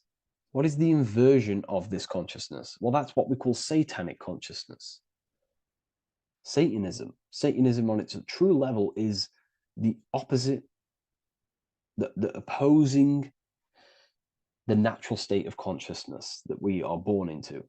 It's about thinking with no emotion, thinking and acting. This is what the Skull and Bones represents here. So the Skull and Bones Secret Society, this is their main logo.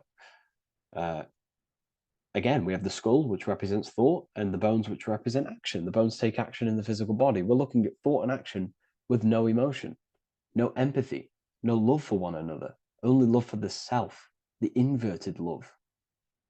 Okay? We're looking at gray. Gray is a symbol of dullness, death. There's no emotion in gray, because colors provoke emotion. When we look at a color, it invokes an emotion.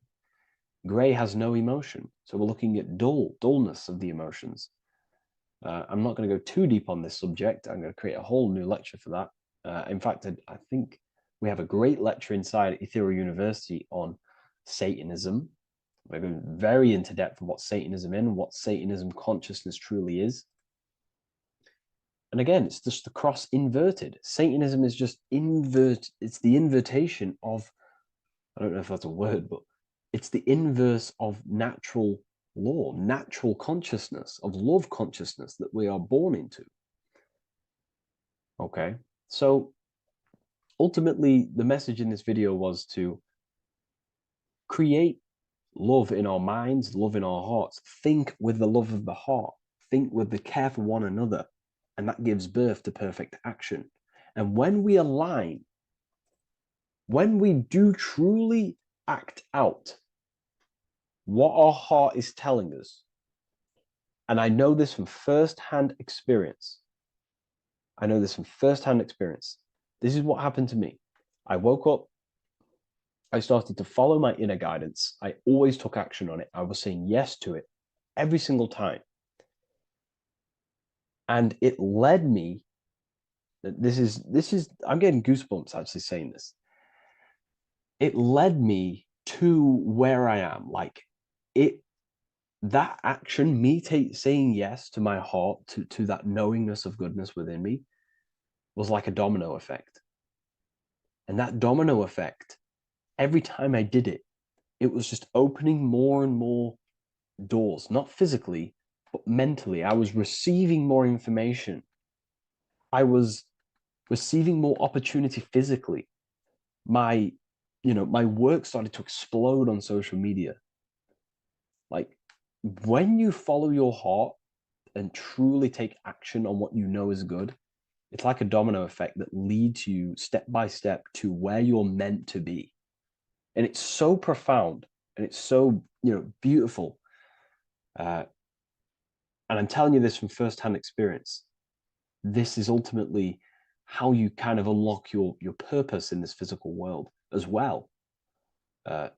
So not only is it going to create a better world, it's also unlocking your true soul form and soul purpose while you're here. It's very beautiful. So I thank you, everyone. Please leave a like, comment, and share, and subscribe to the channel. And I'll see you all inside Ethereal University if you decide to take your studies to the next level. Take care.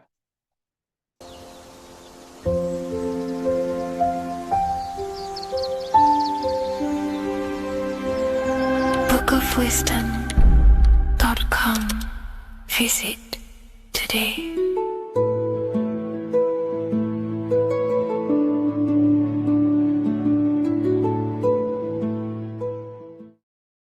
Hello and welcome to another video, people.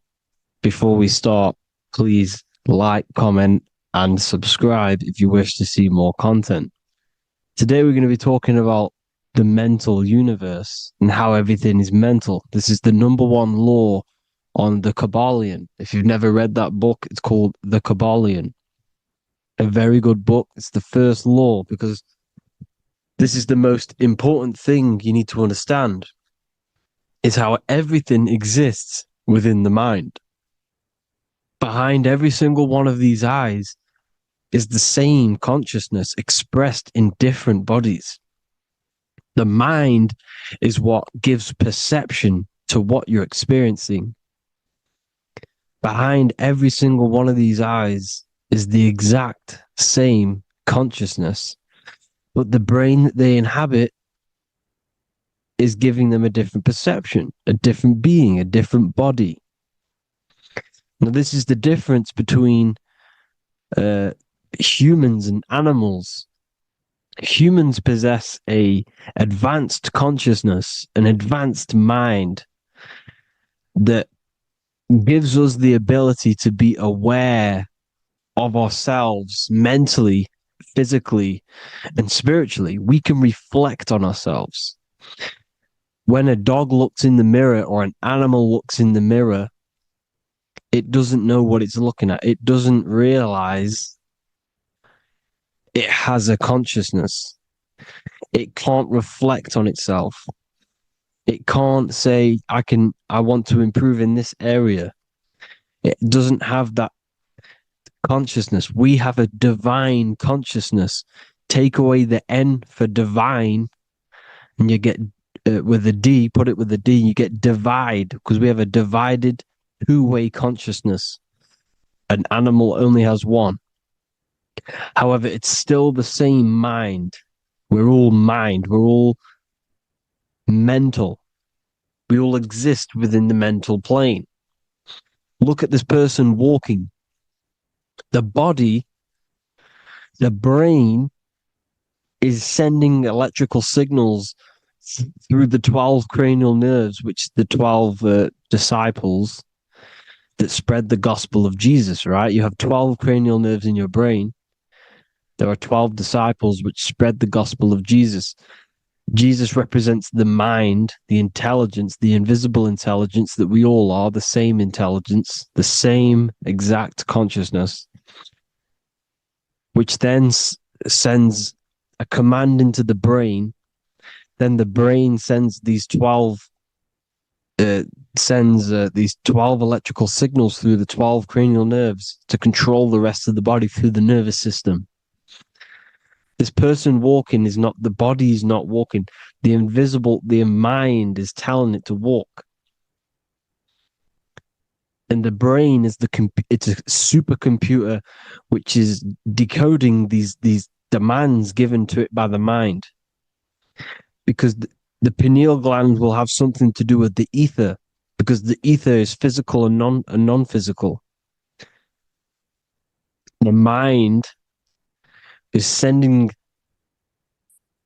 the commands through the ether to the pineal gland, which is then getting broken down into electrical codes within the brain and sent throughout the nervous system to control the body. And this is why in the Sims simulation, because the body's the simulation, it's a false reality. It's the fake reality. It's not the real you. You are formless. There is no form. But the third dimension is a dimension within your mind. Matter, mind, light is all a product of your mind. It's all in the mind. Now, this is why The Sims has this green little diamond on top of the head. Because this is you. This is your invisible intelligence controlling the character. Okay? It's controlling the character. And this character is in the world. Your consciousness isn't in the world. The world exists within you, but the body is a vehicle for that realm that you land in. When you have a dream, your mind transcends this body into another body, duplicates your body into another universe, unite. Unite is one. We're all one. It's all one universe, expressed in many different ways, infinitely. And the vehicle that you land in is the body to operate in that realm. This is the all-seeing eye, as you see here. The eye, this is all the intelligence. This is the ball of consciousness, God, expressed in different bodies. We're all this same one in different bodies, as you can see here. And this intelligence is expressing infinitely throughout the universe. An infinite universe. There's no beginning, no end. There was no beginning of the universe. There is no end. It's infinite, always has and always will. But the mind is what gives you the ability to explore the universe, to make perception of it. We are God in disguise. We are God in disguise. We are God in flesh. But the body can become attached to the mind can become attached to the body if the mind is not aware of itself. When the mind is that blinded by matter, and we lack knowledge and understanding of what we truly are, a formless, infinite being, a traveler. This is why Freemasons are called Freemasons. Mason means traveler. Free. You're a free traveler because your consciousness is a traveler of the universe. When we lack understanding, our mind bounds to the body because we don't separate the body with our different layers of consciousness. When we separate them and identify that we are mind, body, emotion, you then can apply this knowledge to when you want to astral travel and explore the different realms of your mind, because the mind is the universe. People, this is what we need to understand. The mind is the universe. I am you and you are me. This is the Egyptians showing you this. The Ankh is the symbol of life. This is the one ball of consciousness, mind, giving it the Ankh life to all the different life forms. The cows, the birds, the snakes, and the big Ankh given to the humans, because the humans are the most intelligent. We have the most advanced consciousness. We have the most advanced consciousness. This is why the one is giving a big Ankh to the humans here. Here you see again, this is not the sun. This is also showing Ankh giving out its life to all things infinitely. And this is the Most High. We are the Most High in disguise. When we strip off the body, we strip off the desires for the physical world, we strip off all of these fake identities that the mind gets attached to. That is God. The universe. You are the universe experiencing itself. I and I. The letter I and the number 1 is just one line. The letter I is the number 1. Because your I am, when you refer to yourself as I, every single one of you who's watching this video refers to yourself as I, which is the one. We are all the one. We are all intelligence. We are all invisible. We are all the one. 1 is the only number. 1, 2, 3. Everything goes up in ones because there is only one. Doesn't matter how far you go down the line with numbers, all of their numbers are created by 1 because there is only one. It's me and you are the exact same consciousness expressed in different bodies. Mind, cause. There is only one cause. There is only one mind. There is only one being. But because we lack understanding of this, we think we are the bodies. And this causes division because the physical world is the most illusionary world. It's an illusion. It's all an illusion. Now you see with the two, you look with the two eyes, but you see with the inner eye, the mind. Okay? The mind is the mental plane is a shared plane. And it gives perception to what you're looking at. The mind. I'm affecting you when I speak. Because the mental plane is shared. We all share mind. We all express mind. When I'm speaking to you, I'm affecting you because we are mind. So the words that I'm saying, which are being manifested from my mind, are being manifested through my body into vibration, is affecting you. I'm affecting you with what I'm saying. And these words are having an effect on your mind because we're all mind. This is why you need to be careful what you're listening to, music and all sorts. Because music can also create thought loops within your mind. Because the chorus, we shouldn't be listening to choruses. Choruses are loops. And what they're saying in the chorus is being looped. And this can create thought loops within your mind. Go and listen to an old song that you used to listen to about 5 years ago, 10 years ago, 20 years ago. Go and listen to an old song and you guess what? You will get nostalgia. Why will you get nostalgia? Because that song will trigger the thoughts that you were thinking in that time of listening to that song. So songs with choruses create thought loops and they reprogram your subconscious mind. It's important why music is very powerful. Mine and mind, same word. See, language is the truth, people. This is why I use language in all of my presentations, especially the English language. It's riddled with occult truth. I is my me. I, you, and me are I, one. We are not the name, we are I. Every single one of you is I because we are all the one, all mind. Now, the only thing that is truly mine is my mind. When you say something is mine, it's an illusion. It's not yours.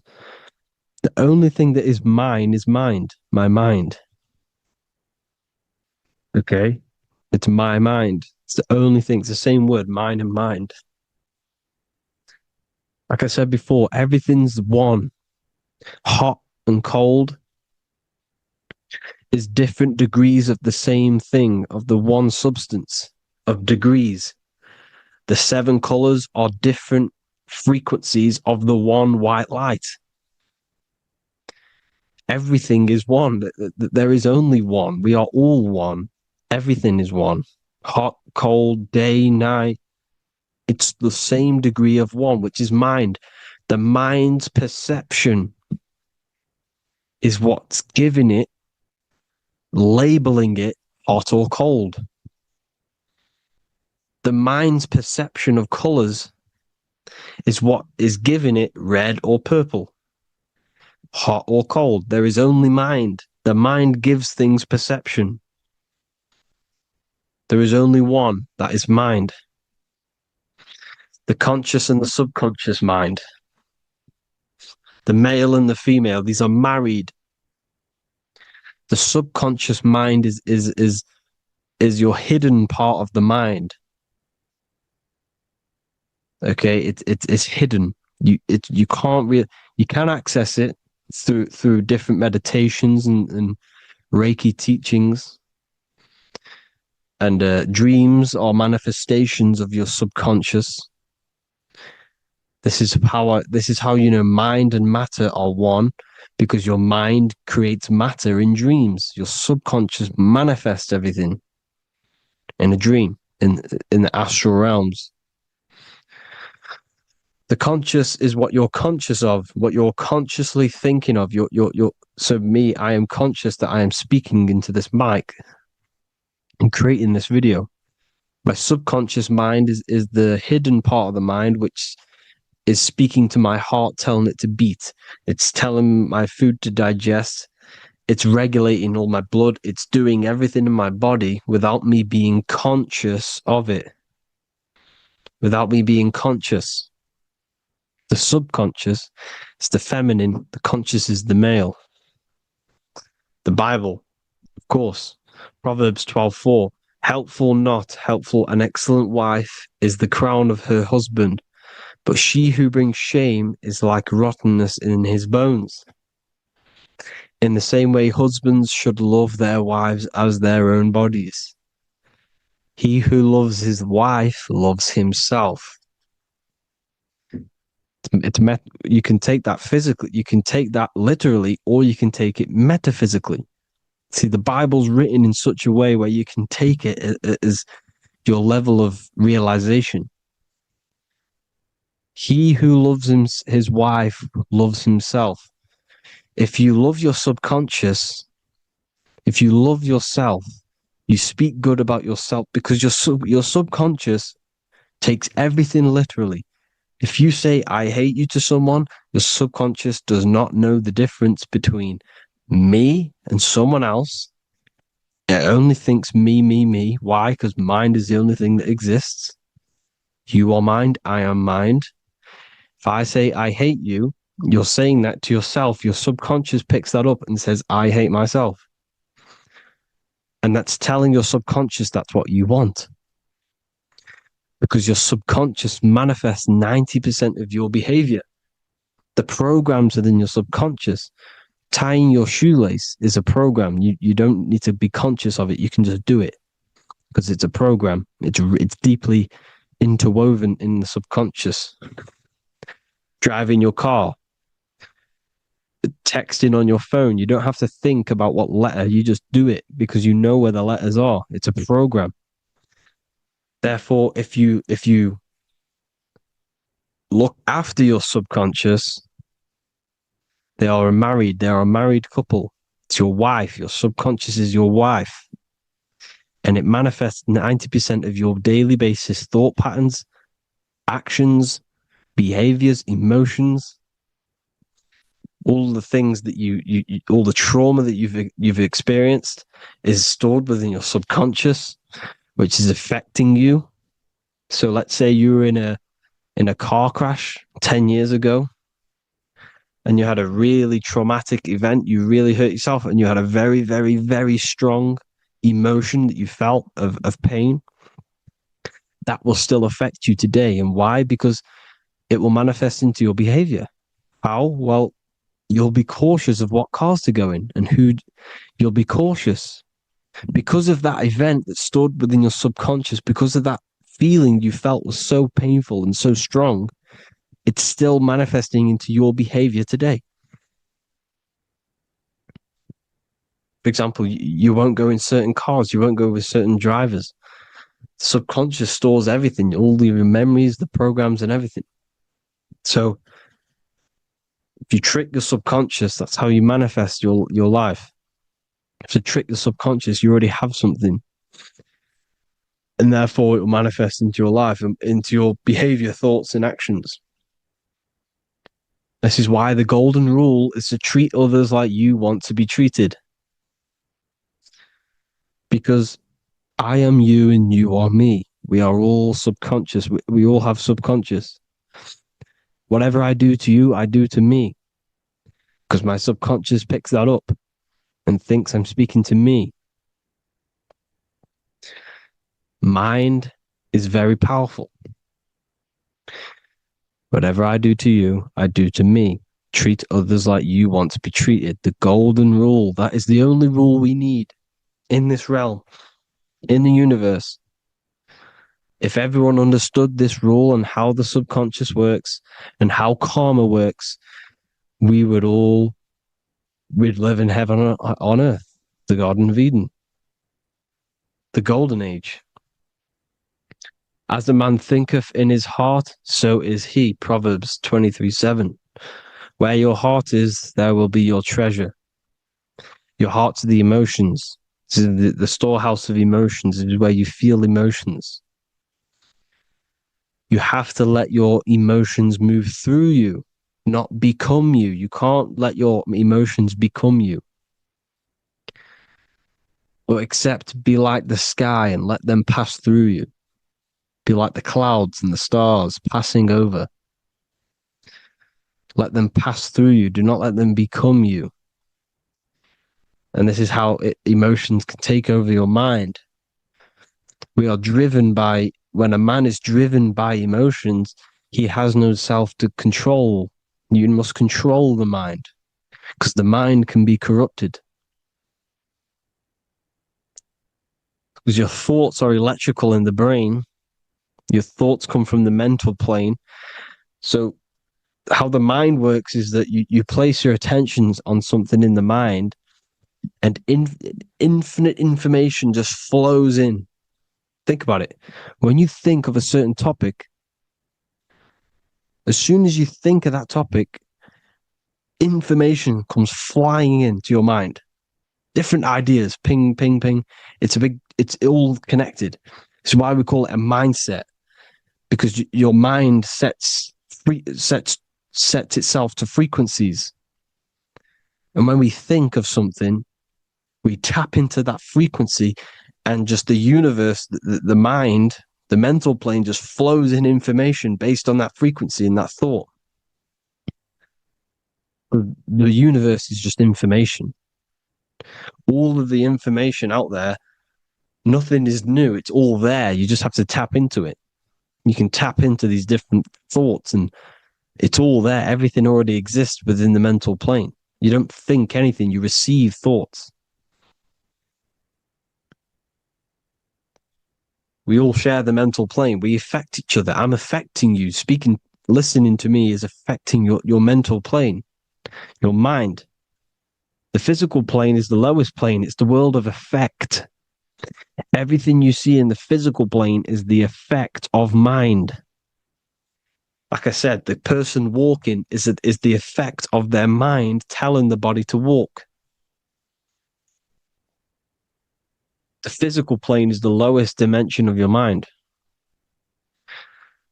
Mother Earth, we are in a mother. We're in the womb still. The earth is feminine. It looks after you. It provides you with food for free. It grows on trees, with water. It's Mother Earth. It's the womb. The, the dome above your head is your mother's belly. Okay? Is your mother's belly. You're in the womb still. You're forever in the womb because your mind's constantly expanding. Because when the baby's mind figures out that there is a reality outside of its mother, it starts to hear the people on outside of its mother, what does it do? It figures a way out of the mother, and it becomes born again in the water, in a hospital, into the other world. It's the same with our minds. When our minds figure out there is other worlds beyond this physical, we explore them. The astral plane, for example. You figure a way out of the body. Because when you're the firmament, look at the word firmament, meant at the end. Firm is firm, something strong, something like a rock is firm. If your mind is firm like a rock, you will be stuck under the firmament. So, for example, people who are very programmed and can't think outside the box, they have a firm mind and they'll be stuck under the firmament because your mind is the only thing that's keeping you under the firmament. It's the only thing. When you're doomed, doom is dome. This is the dome, which is your head. Your head is the dome. Above your head, above the earth is the dome, the ethereal barrier. But that's just an external manifestation of your head. You don't leave the earth, you leave your body to leave the earth, because your body is the earth. It's a dimension within your mind. So when you're doomed, you're domed. Your reality is your level of realization. You realize something, or when you have an idea, the mind, and the EYE or I, same thing, mind, it's all mind. Reality is your level of realization. You realize there's other worlds, that's your reality. Your perception's your reality. Mind in Latin is mens. Jesus was known as the fisher of men, which is the fisher of minds.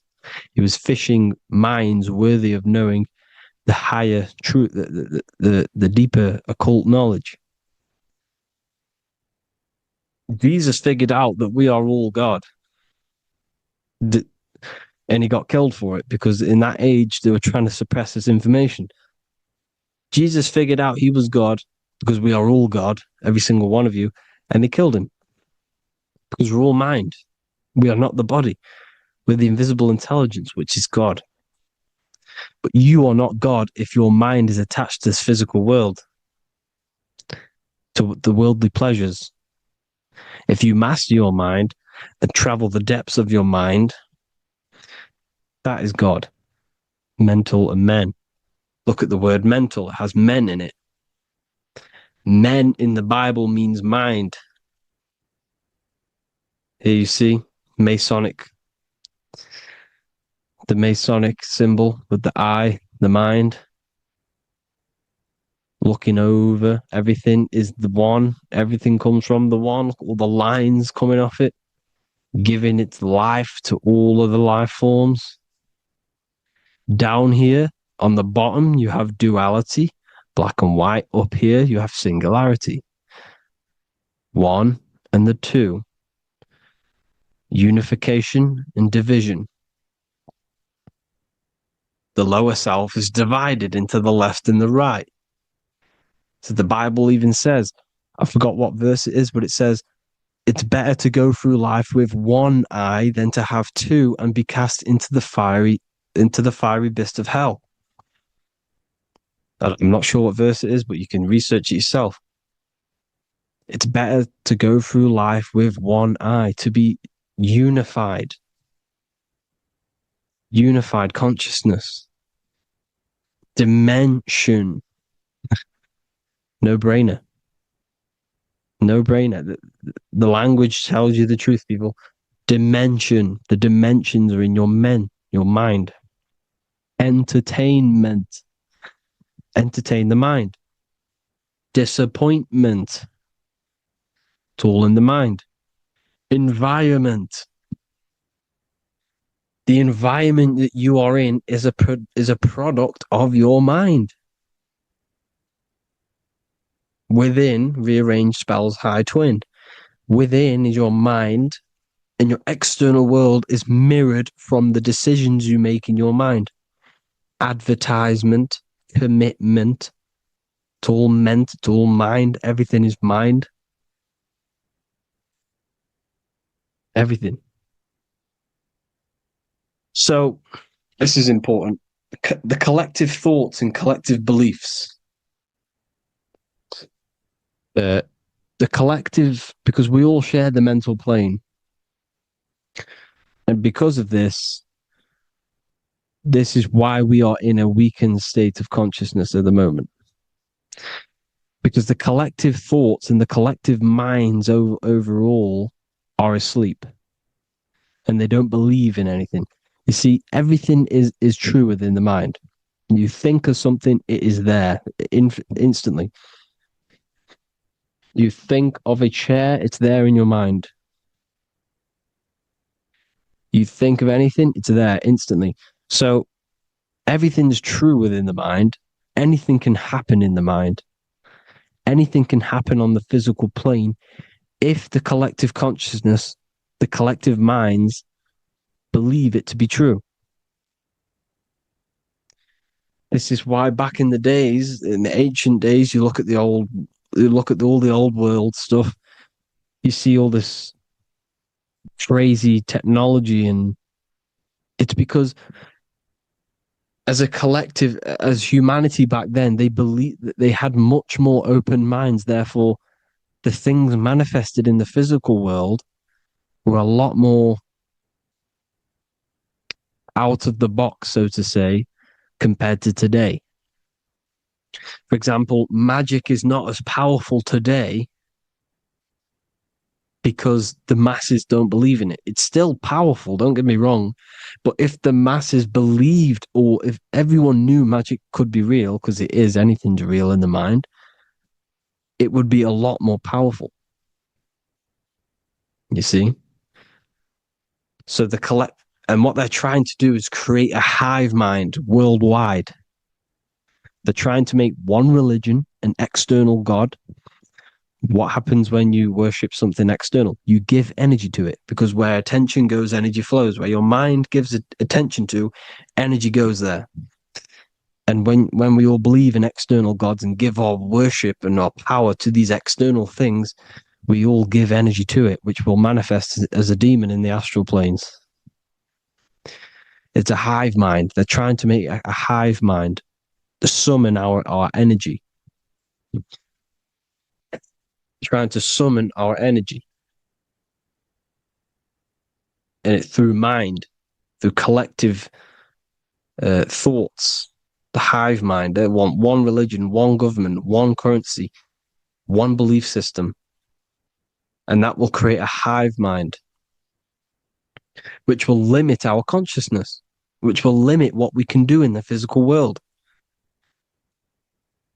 Because if everyone doesn't believe in certain things, it cannot happen, because it's all in mind. Mind is so powerful.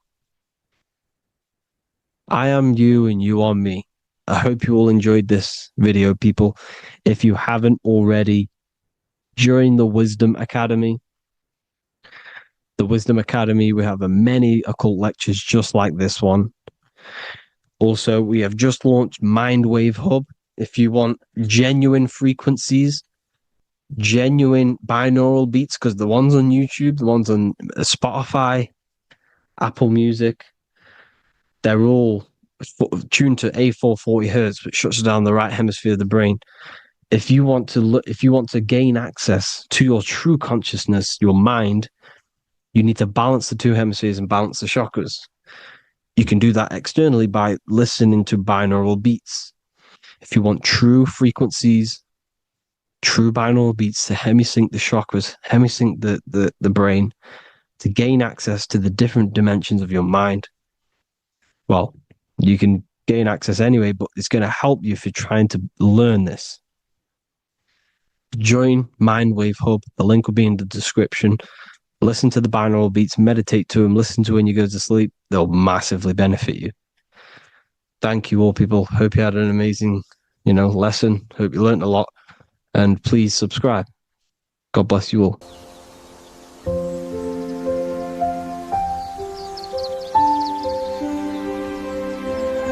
bookofwisdom.com.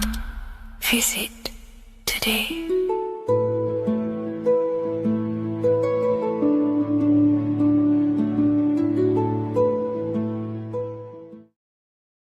Hello, everyone, and welcome to another lecture inside Ethereal University. In this lecture, you will learn about the death process and how to prepare for it, and why that preparation is so important. So let's get straight into this. You must understand, as a spiritual creature that you are, you have a visible nature and an invisible nature. You never truly die. You are an eternal soul experiencing a temporary physical world. The inner world of thought and emotion is eternal, while the outer world of matter is mortal. Everything that is seen is mortal. Everything that is unseen by the eyes is immortal. When you die, your external physical world will be stripped away, leaving only your pure consciousness in its raw form, drifting within the astral plane. So here you see your physical external body and your internal world. And your internal world is your state of consciousness.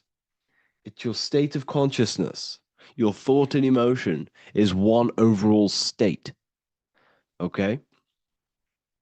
So you must understand these planes. You have the physical body, the etheric double, an astral body, a mental body, and the Buddhic body. When you die, you leave the physical plane. Then you will more than likely leave the etheric plane, because the ether acts as like a portal. Everything comes out of the ether and returns back to the ether. I can break that down in another video in electromagnetism. But electromagnetism is ether, energy coming in and out of the ether. You will, every single day you die, every single day. There's a cycle of life and death occurring all the time. Every single day, you go to sleep, you go back, your consciousness slips back through the ether. And then when you wake up, your consciousness comes back through the ether into the physical plane. Death is just a bigger macrocosm of the microcosm cycle of life and death. So you will return back to the astral, which is the realm of imagination, infinite possibilities. And this is where thought forms start to manifest. Okay, so depending on how advanced you actually are mentally and emotionally, will depend how long you stay in the astral. Now, what we must understand is that there is many different components to the astral. We have the higher astral, the middle astral, and the lower astral. These are all vibrational states. So if your mind and soul is operating in lust, lust, desire, hate, food, physical addiction, smoking addictions, then these are quite heavy. These are quite heavy attachments to your consciousness, and they're quite low level desire, which means they have a low vibration. You will manifest in the lower astral when you're stripped from your physical body. The lower astral is not inherently evil. However, there's just low vibrating things going on there. Low vibration does not mean evil. Okay? So, just like bad doesn't mean evil. Okay? In the lower astral, you are going to see lower astral beings. You're going to see spirits, souls with low level desire. Okay? People who are attached to the physical plane, people that lust, people that do these things. Technically, this is hell, but you can escape it by escaping yourself. Now we're going to break all this down. I'll break all this down properly once you understand the full context. So depending on your level of desire, you will manifest in a corresponding layer of the astral plane. If your mind is still attached to the low physical desires, you will find yourself in the lower astral realms. But if you have few desires and have detached from the worldly attachments while you are encased in a body, then you will rise into a higher or middle astral plane, mainly the middle. Okay. The higher astral plane is very formless. So as I broke down here, this is, well, the physical plane is the lowest dimension. This is the most form, the most matter. It's quite heavy. The higher you go, the lighter it becomes, the more fluid, the more formless it becomes. So you see here, it says denser down and lucidic up. So this is more lucidic in these higher realms. This is more dense in the lower realms. So this is why the ancient Egyptians were always talking about, I'll show you this. This is showing you death. So first of all, we have Anubis, which represents death. Here you have the heart, which represents the soul. And here you have a feather. And this is a scale. You see how this is a balanced scale? So what this is symbolizing, this represents death, this represents your heart, and this is a feather. So when you die, your heart must be as light as a feather, which means your emotions, your soul, should have no attachments to the world. It should be light. It should be detached. This is why the word light and light are the same. Light is in heavy and light is in very bright. Because when you're less attached to the things, your soul shines, you're authentic, you're light, you're very bright soul, and you have no attachments. Your light is in not heavy. So you must detach from the worldly desires. We have to detach from the smoking, the food. This is why we should fast. Smoking, this is why we should detox. We should also meditate. We should also be able to sit with ourselves for long periods of times. Okay, I'm going to break all this down properly. But that's why the Egyptians show you the symbolism here. Okay. So you're stripped of your material body. So that state of consciousness you're in right now, your inside world, if you shut your eyes, that state you're in, that is what you're going to experience when you die. Okay. And you're going to be manifested into the astral. In the physical plane, you can mask or hide almost anything. But in the spiritual realm, you cannot. The astral body, your thoughts and emotions directly shape your spiritual body, your astral body, revealing your true inner state. So your desires that you can hide in the physical plane, your emotions, your thoughts, you can't hide any of that in the spiritual plane, in the astral plane. That will directly shape who you are, your color of your astral body, and your astral body as a whole. So here we have Kim Kardashian. If you could see this lady's astral body, you would run so far that you would be horrified for the rest of your life. If you could see their spirit, their astral form, it would be horrific because their mind is so attached to, physical things, so attached to desire, money, fame, worship, power. These people do not want to die. These billionaires and millionaires will never want to die. They will do whatever they can to stay alive because they understand when they die, they have to face themselves. They have to face their inner world. And their astral body, their true authentic self on the inside is horrible and horrific and so low vibration. So this is where it comes in. You must be as light as a feather. This is what the Egyptians are showing you in their artwork. Your soul must be as light as a feather. In order for the soul to ascend to a higher plane and not look at that physical plane and say, I want to go back or I want to desire things down there, you must detach now and prepare for death. Hell is not a place, it's your own personal suffering born from within. If your mind and soul are deeply attached to mental fixations, emotional wounds, and physical addictions tied to the material world, that pain will follow you into the astral. This is your true judgment day. You judge yourself when you die. You see your authentic self. There's no hiding. Right. Imagine right now that you that everything you cling to was stripped away. No matrix, no electricity, no food, no TikTok, no phone, no possessions, no distractions, no one else. Could you sit alone with yourself for just 1 hour? Could you sit alone with your thought and emotion? That moment of truth is what you must begin to prepare for. Could you sit alone with yourself?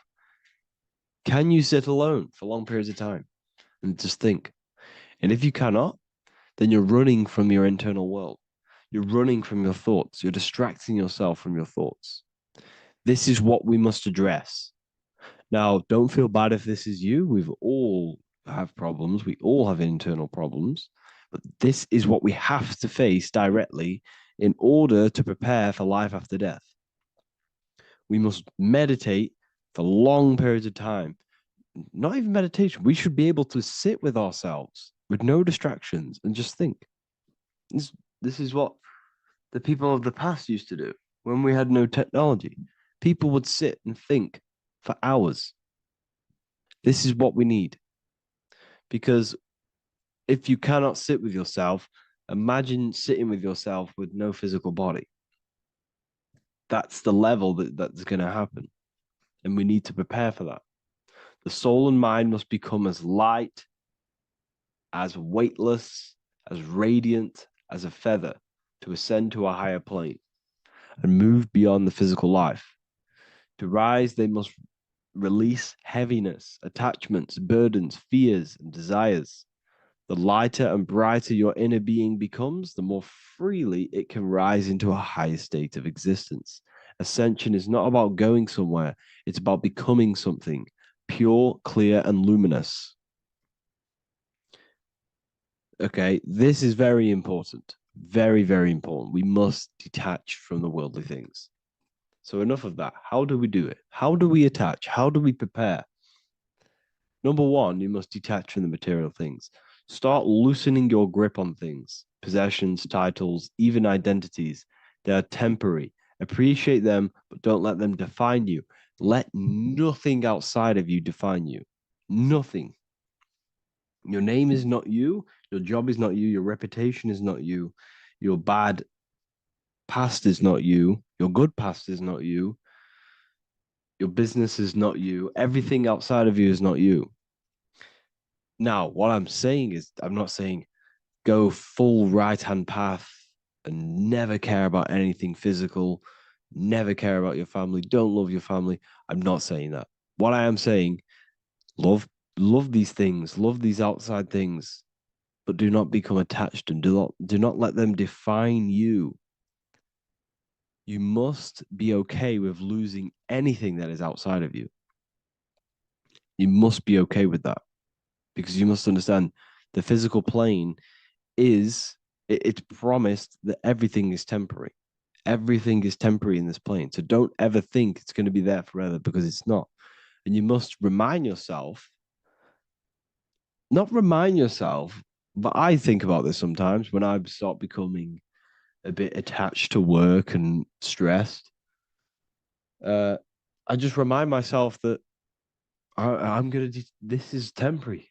I'm going to leave this world one day and I'm not going to care. So you must have the balance. Okay. The balance is key. You can go down that right-hand path and just fully cut off from the world like a monk and shave off your hair, disconnect from the physical world. You can do that. That's not wrong. There's different paths in life. You have the left-hand path, purely physical. You have the middle path, which is balance between the physical and spiritual. Then you have the right-hand path, which is monk mode, where you fully disconnect from the world. They shave their hair off to disconnect from the physicality. They meditate for long periods of time. This is what they're doing. They're preparing for death. Monks prepare for death. They understand this. They understand that you don't die. Your inner world is the true world. The inner world is the only world that exists. Everything outside of you is an extension of you. Number 2, cleanse the mind. Watch your thoughts. Are they rooted in fear, anger, regret, or craving? Meditation, mindfulness, and inner reflection help purify the mind. The cleaner your thoughts, the lighter your spirit. So your astral body is formed by your thoughts. It's formed by your emotions. If you sit around thinking about eating all day, you're going to have a very heavy astral body. It's going to manifest in the lower planes. But if your mind is thinking about good things with good intentions, love, knowledge, expansion, you're going to manifest even the middle or the higher. And there are ways to even ascend out of your astral body. Yes, you can ascend out of your astral body and out of the mental body, but that's all very advanced, and I'm not going to teach that yet. I'll make another video on that, but you can ascend from them bodies. The astral plane is not the end. You can keep ascending as a soul until you're left with just the pure essence of the soul. But we're going to, anyways, cleanse the mind, reprogram the limiting belief systems, let go of mental attachments. And the way you do this is by getting a piece of paper and writing down every single attachment that you have. And you're going to realize, dude, there's more than you think. Okay. We have to detach from these. We have to. 4, practice presence. Can you sit in silence with yourself? The more at ease you are with your own inner being, the less you'll feel death. The afterlife is just an extension of your inner world. It's so important. This is so, so important. Can you sit with yourself? If you cannot sit with yourself, you have some inner work to do. You have some thoughts to address, some beliefs to address, and some feelings to address. Okay, so practice sitting in the present, meditation, or just literally sit there and try and be okay with yourself. And if you can't be okay with yourself, then there's something you need to address, whether it's a belief system, whether it's an emotional trauma, or something. This is what we must reshape, refine, and let go of. Live truthfully. Speak and act from your soul, not from fear or ego. The more authentic you are, the more aligned you become with your true self, which carries beyond this life. The ego is your mind's perception of itself while being incarnated in this world. It's been shaped by your experiences, your thoughts, your beliefs, and your emotions. So your ego is basically this false thought form that you've created. It's a false layer of yourself that sits on top of your true authentic self. It's basically your physical character. When you were young, you had no ego. You were pure. You had a pure consciousness. But then as you grew older, your ego started to grow, and it still is growing because it was shaped by experiences, things you've gone through, things you said, things you believe, things you think. It's created by you, by your mind. And the ego is close to the word echo. The ego is the echo. It's an echo. It's a layer. It's a false identity. It's a false layer that sits on top of your soul. And if you don't get rid of that ego, if you don't know how, well, not get rid of it, but balance it. If you don't know how to rise above that ego and you die, it's that ego that's going to be pulling down when you die. It's that ego that's going to be your suffering. Okay. 7, connect with the divine, whether through prayer, meditation, tune into something greater than yourself. The connection is the soul's compass beyond this world. If you can meditate and rise above them clouds of thought, that's the soul, that's the observer. we must connect with that. Okay, this will definitely help with just allowing yourself to connect with your true self. Meditation's great because you can just fully detach from the world. And the more you meditate, the more you can prepare for death. A powerful way to cultivate detachment is through daily detachment meditation, done either at night or in the morning or the first breath upon waking. Or do this as many times as possible per day. Start by physically grounding yourself in the present moment. Say out loud, I am here right now, nothing else matters. Let that phrase draw your awareness into the now. Just keep saying it until you're present. Then begin to slowly list everything you identify yourself with, one by one. I am not your body. I am not my body. I am not my name. I am not my possessions. I am not my house. I'm not my children. I'm not my everything. I am not my thoughts. Release each layer gently. Imagine, if you want to, if you have a good imagination, imagine placing these things into a big box. Placing your body, placing your name, placing your possessions, placing your house, your car, your thoughts, your beliefs into a box, and then shut that box. If you have a good imagination, do that. That can help. And you'll be left with yourself. And you're not even that. It goes even deeper. Eventually, you'll reach the mind itself. Detach from the language that the mind is even using. Now, that's very difficult. And not many people have ever thought about that, and they've ever even been there. Detach from the language that the mind is using. Think about that for a second.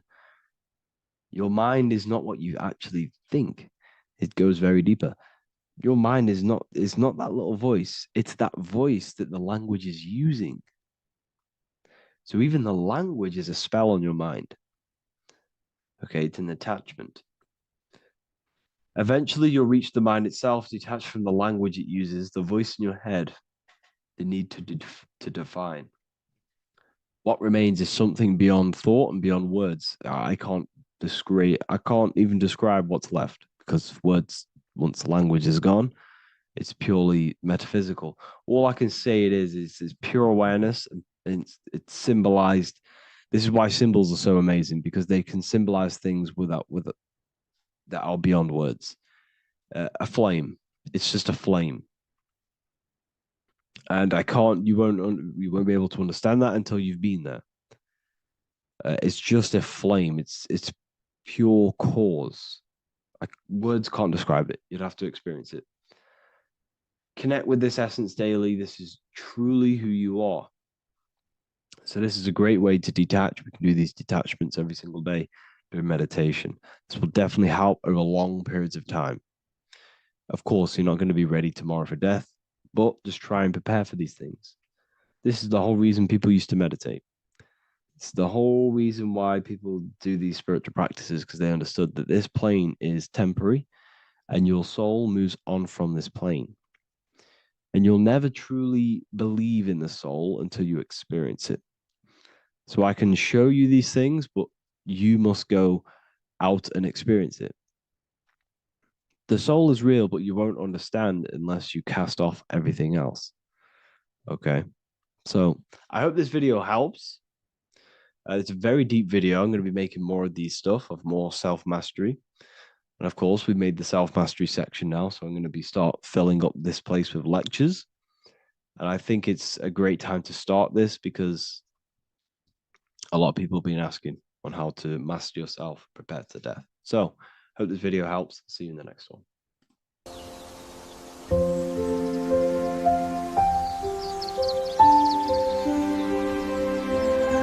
bookofwisdom.com. Visit today.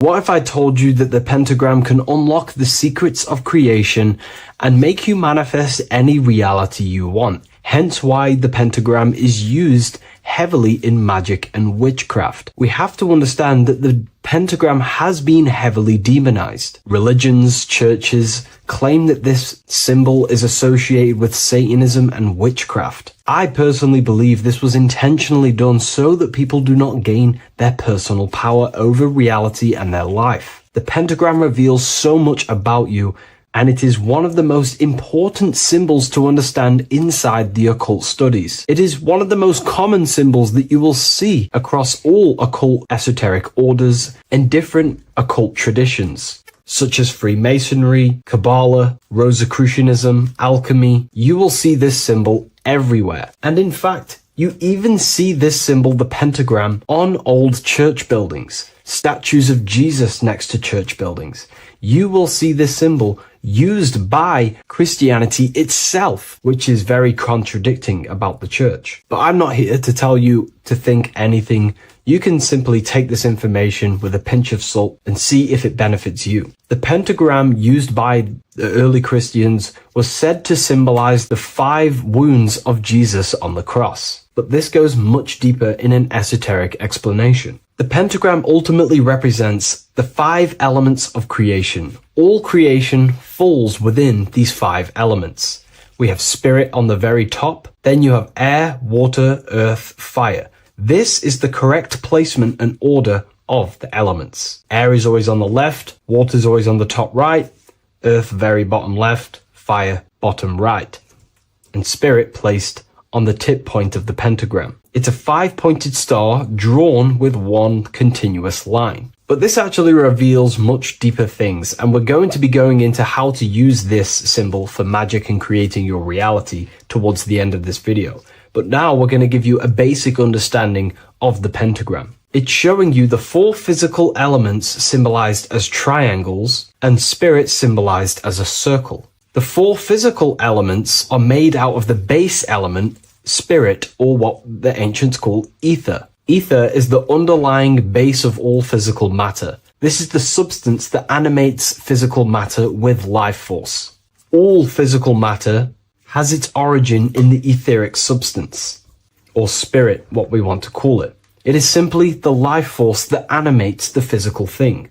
However, if we go deeper onto this symbol, it also represents something personal to the individual who wears this symbol. If you wear this symbol, you're basically saying you're putting your divine nature over your material nature. Your divine self is in control of your material self. You put your spiritual needs before your physical desires and needs. Hence why the spirit is on top, looking down over the 4 physical elements. The circle is continuous, one line, eternal, no beginning, no end. The triangle has beginning and end and points. You can see the beginning and the end when you draw it. On a deeper level, this is pretty much showing the process that symbolizes the structure of the macrocosm, the universe itself, showing how the invisible spiritual planes condense and crystallize into the visible physical world, spirit turning into physical reality. But if you wear this symbol, you're basically saying, I put my divine nature over my material nature, showing that your spiritual nature rules over your earthly existence. You put your spiritual needs first. If you see this inverted, it is now the opposite, placing spirit on the bottom, basically saying, I desire the physical things over the spiritual. But what exactly is your spiritual nature?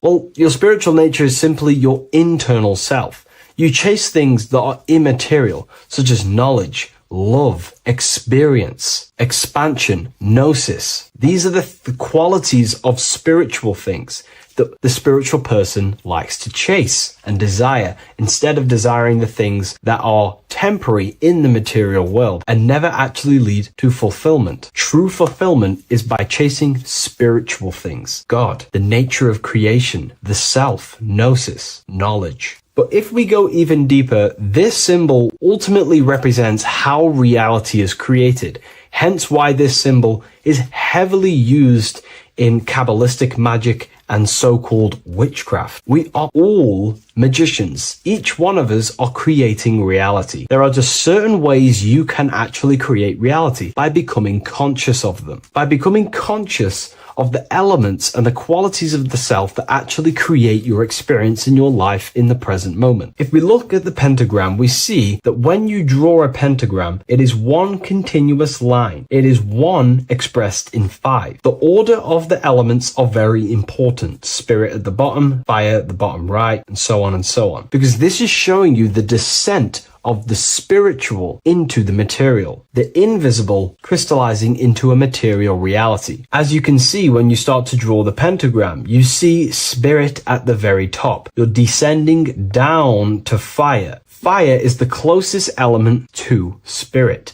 Hence why in magic and witchcraft, people like to use candles. So you're descending first into fire, then into air, then into water, then into earth, then back into spirit. Because of course, the cycle of creation unfolds itself. When you die, you return back to spirit, and then you reincarnate yourself back into physical reality if you wish and desire to. Everything is under this process of matter spiritual. In the daytime you wake up, you're in your material body. When you go to sleep, you enter your astral spiritual body. Everything's in this continual process, renewing itself in spiritual, then material. But the reason why this is associated with magic so heavily is because each one of these elements corresponds to a different body of consciousness, a different vehicle of consciousness. Consciousness has many different vehicles it uses to create the tangible self, the physical reality. For example, consciousness has a spiritual nature. The spirit element in this case symbolizes the emanation, the descent of the one power, the one force that we are all using. Each one of us is using this one power, the power of the source consciousness,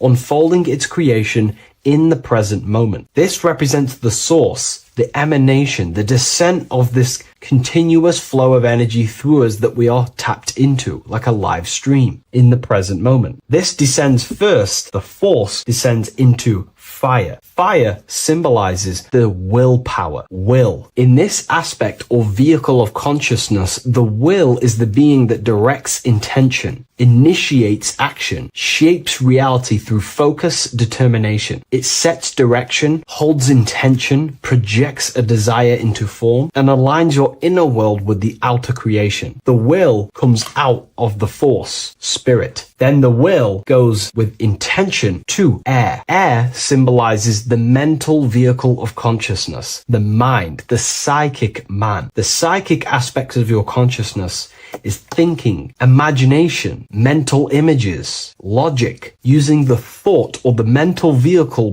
body of consciousness. Then that thought has an emotion, which is then water. So it goes from the force to the will to the intellect to the water, the emotional body of consciousness. The emotional vehicle of consciousness amplifies the thought into an emotional desire that you want to take action on. No one takes random actions, and if we do, we say we're very bored and we don't care. The water is the energy, the emotion you have to fulfill something. And that emotion then descends into earth, which is the physical body to take the physical action in the present moment, to fulfill that desire, to fulfill that will, that thought, that desire. And that is how reality is created all the time. Now, there is much more that you can go into with the pentagram, because true magic is about changing consciousness at will, not casting random spells. It's the ability to change the direction of consciousness using the power of the will to direct these forces to create change in the internal world so it can project outwardly in the external world. Because consciousness creates the external reality. What happens within us, we see change outside of us. So true magic is about manipulating the forces and the vehicles of consciousness that exist within our own mind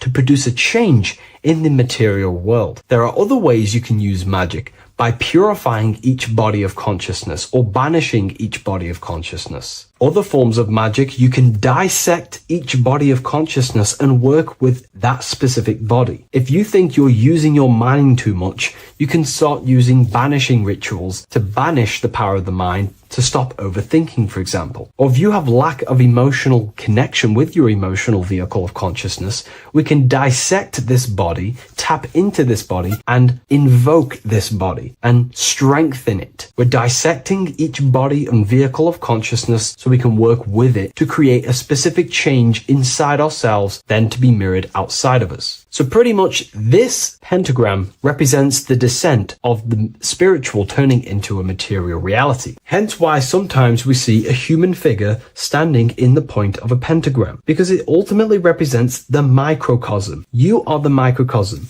You represent the entire process of spirit into matter, the invisible into the visible, the formless into form. The pentagram, drawn in one unbroken motion, captures this divine act of creation, showing how consciousness flows downward through the elements or the vehicles of consciousness to bring forth the material reality. The Book of Symbolism will teach you all about this. It was released November 17th. A lot of people have taken advantage of this. You also gain a free ebook with this copy. Every order comes with a free ebook. And if you wish to get your copy of the brand new Book of Symbolism, you can find it in the description or revivalofwisdom.com. Thank you, everyone. I'll see you in the next video. What if dreams aren't random at all, but messages from a deeper part of yourself trying to show you things? In this video, you're going to learn exactly what dreams are from an esoteric view, how to control dreams, and how to dream more frequently. Dreams are not nonsense. They are expressions of the subconscious mind. In the daytime, we're using our conscious mind, what we are aware of. This represents the daytime, the sun, the external world. We're operating in the external, outside the body in the day. But when we go to sleep, we return inward. Everything does this breath. We breathe in through the nose and out through the nose. Everything does this in and out process in the universe. We live, we die every single day. We wake up, we express things in the external. Then at nighttime, we return back to darkness, back to the internal. This is the breath of the universe. We have summer, we have winter. This is the breath of the sun and the seasons with the earth. You have an internal world and an external world. External is physical, the internal is spiritual. Like I said, when we go to sleep, we are returning back to the internal world of your own consciousness and subconscious mind. Your subconscious mind holds everything about you, your memories, your traumas, everything you've ever learnt, your language, your name, your job. Everything you identify with is stored within this vast network of the subconscious mind. It is your own personal consciousness. Therefore, when we dream, we return back to the subconscious mind, and we are in fact thinking, but in a subconscious way. The subconscious does not speak the same language as the conscious mind. The conscious mind uses language, thoughts, and all things that are very logical and very easy to understand. The subconscious is the complete opposite. It is very indirect, metaphorical, and symbolic. The subconscious communicates and works in symbols. Ultimately, symbolism is the language of consciousness. This is why in occultism and esotericism, it is filled with occult symbols, because symbols are used to communicate directly with the consciousness within, the subconscious mind. And the subconscious mind is ultimately connected to the collective consciousness. We are all connected and tapping into the mental plane, where we receive thoughts, ideas, depending on what we attune our mind to. That's why we call it a mindset. But getting back on topic, the subconscious mind is your own personal network. It is like a net, an interconnected web of your thoughts, memories, traumas, emotional blockages, and all the things you identify with and have experienced in your life is stored within this network. It can be seen as a web. One example of the subconscious mind using symbolism is this next story I can tell you. Let's say I was in a very traumatic car crash as a young child. I experienced a lot of emotional trauma in that car, and that deeply impressed my subconscious mind with that trauma of emotion that I felt. Therefore, every time I see a car in my external world, that car is now a symbol that represents the state of consciousness I was feeling in that particular time of the traumatic car crash. The car is a symbol for a state of consciousness within my subconscious mind. Just like when you see a word, that word triggers what you believe that word to be in your subconscious mind. Symbols are the language of the subconsciousness. Therefore, when we dream, we are basically seeing symbols of our own personal subconscious mind. Our higher mind, which is basically our subconscious, the higher version of you that exists beyond your human thinking mind, communicates using symbolism. The higher mind does not speak human thoughts, human human language. It speaks the language of symbolism. Therefore, when we dream, every event, every person, everything that happens, and everything you see is your own personal subconscious mind materializing within the plane of the astral plane. This is a dimension that sits just above the physical world that everything is pulled out of. For example, look around you. Everything you see around you was thought, then imagined. Imagination is the astral plane, and this astral plane sits above the physical world. As above, so below.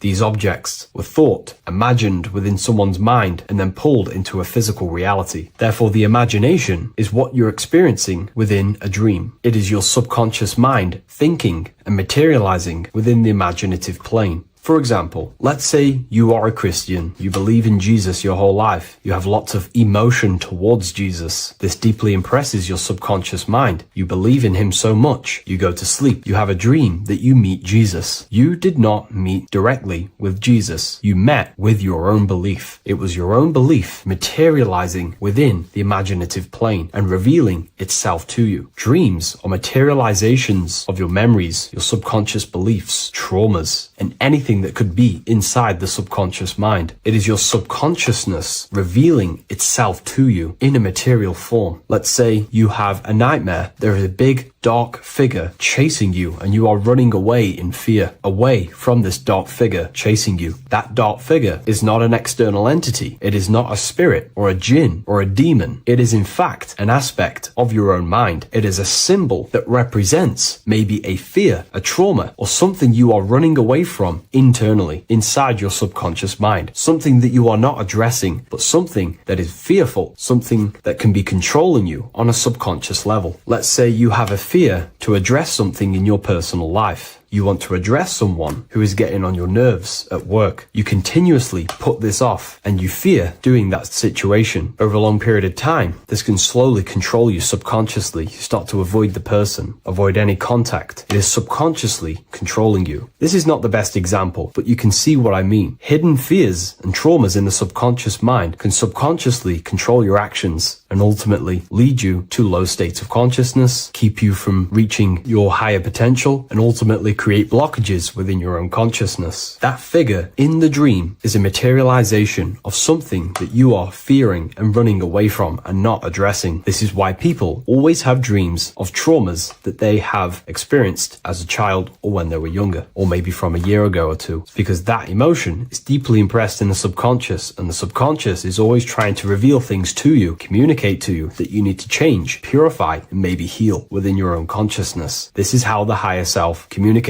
to you, through the language of symbolism. Once you understand this, dreams can become a very powerful tool, not just entertainment at night time. Your consciousness never rests. Your consciousness is eternal. It is the very spark of the divine. Your body needs rest. Your consciousness is not physical. It does not need rest. So this is a way you can identify what your dreams are trying to show you is by writing them down. A dream journal. Every single dream that you have a book placed near your bed. Every time you wake up, first thing you should do is pick up the book and write every single detail that you can remember about the dream. The people that you met are all symbols or aspects of yourself. Maybe it is a friend you saw in your dream. That friend represents a state of consciousness that is within you and is trying to reveal something to you. It's about making the subconscious into the conscious, to become conscious of the unknown. Write down every detail, everything you saw, every event that played out, even the details of the clothes that they were wearing. Everything is symbolic within dreams. Write everything down and then analyze the dream. Don't analyze it from a logical mind. Analyze it with the right hemisphere of the brain, which allows you to see metaphors, read between the lines. Try and gain the message that it's trying to show you. What does this overall mean to you? And what could this reveal about aspects of yourself that you need to heal or maybe take action in your life and world? Because your higher self is always guiding you towards awakening and fulfilling your mission in the manifested physical world. Dreams speak in symbols, not logic. Ask about your dreams. What is this trying to tell me? Don't take things literally. Essentially, look for an emotional tone and symbolic resonance. With practice, you'll begin to understand the personal language of your subconscious mind. Now that you understand that, again, please leave a like or a comment on this video. This is now a technique for lucid dreaming and dreaming more often. This is not going to happen overnight. This is not an easy method. It simply takes practice and dedication. Every morning, choose 3 time slots. For me, I choose 4:30, 5 a.m. and 6 a.m. 3 alarms that are going to go off at these 3 times, half an hour apart from each other. Each time you wake up, stay awake for 5 to 10 minutes. Turn off the alarm. Try and keep your conscious mind awake, but drift back into sleep. There's no other better way for me to explain that. It's very difficult, but try and keep the mind awake, but the body falling back asleep. More than likely, you will drift off back to sleep. Then the next alarm will go off half an hour after. This will wake you up again, guaranteed. You will probably drift back to sleep by repeating this process. After the 3 alarms go off, each one of them times, you're either going to have a dream or a lucid dream, but definitely you will have a dream. And if it doesn't work one time, keep trying it. I've been using this method for a very long time, and I can tell you 70-80% of the time it triggers a dream, and a very vivid dream. And it's ideal for lucid dreaming because keeping the conscious mind awake while letting the body fall asleep, you can become conscious within these subconscious realms of your mind. But when you are conscious inside the dream world, you can do what you want, but you also want to let the dream naturally unfold. If you try and take too much control, then you will wake back up. If you feel any fear in your dream, you will wake back up into the material world. Another tip to dream more often is to meditate before bed. Simply close your eyes and think about nothing for 5 to 30 minutes. Detach from everything outside you, your name, your job, work, thoughts. Mentally detach from the world and the physical pleasures and become pure awareness before you try and go to sleep. This will help you become conscious while being within the self. If you wish to learn more about consciousness yourself, the Book of Wisdom Volume 2 can definitely help you. I'll leave a link in the description. Thank you for watching this video, and I'll see you in the next one.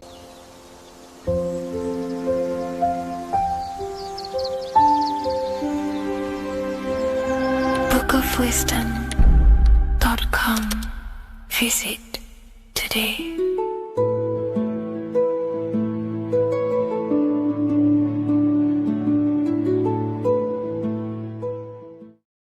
There is a secret meaning behind the number 666. 666 is 3 sixes. The number 3 in occult and esoteric numerology represents the 3 aspects of human consciousness.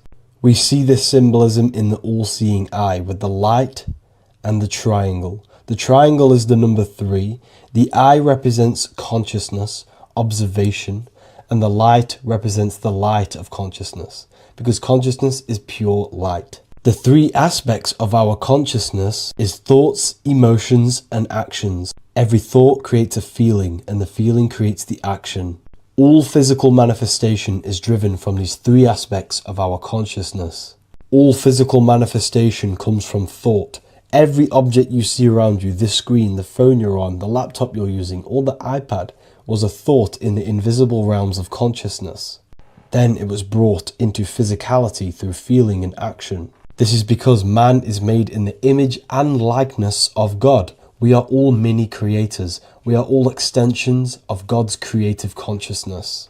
Therefore, the number 666 represents 3 sixes. 3 is thoughts, emotions, actions. The number 6 represents the cube, because cubes have 6 sides. This material world that we experience, everything has 6 sides. Everything's created by cubes. We can move forward, we can move backwards, we can move left, right, up and down. This is the cube that we are stuck in. Therefore, 666 represents our 3 aspects of our consciousness, thoughts, emotions, actions, all contributing towards our physical self, material world, material pleasures, completely cutting ourselves off from our spiritual, true, divine self, which means 666 is representing a state of consciousness. A state of consciousness where we only operate from a place of material needs and survival things.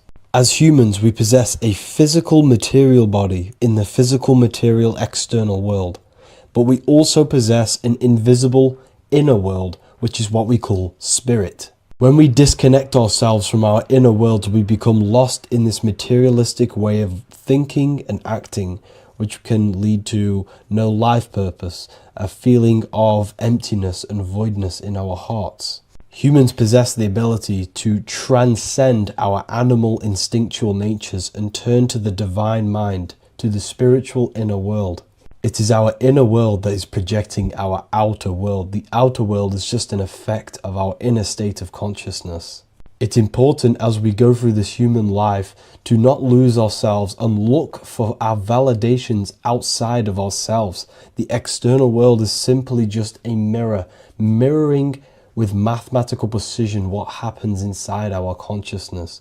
When we change our inner world, we produce effect in the outer world. To get back on track about this number, this represents when we are lost in our material self and we are completely cut off from our true divine self. The devil is always having goat horns, which represents a ground animal. This is the lower animal self of man. He's always red. The frequency of red is the lowest vibrational color, and it also represents the root chakra. This is all to do with survival mode and our physical needs and physical self. Red represents chaotic and intense emotions like hatred and anger. This is why the devil is always red, because it represents anger and an uncontrolled state of emotion and consciousness. You see, we've been taught in the church and all through religion indoctrinations that the devil is an external deity which influences humans. And in fact, this is nothing but a metaphorical story. The devil is a character which represents an aspect of the human mind, the lower aspect of the human mind, a facet of our own consciousness and psyche. The voice that we have in our head that tells us to do these negative things is not an external deity pushing us to do something bad. This is an aspect of our own mind.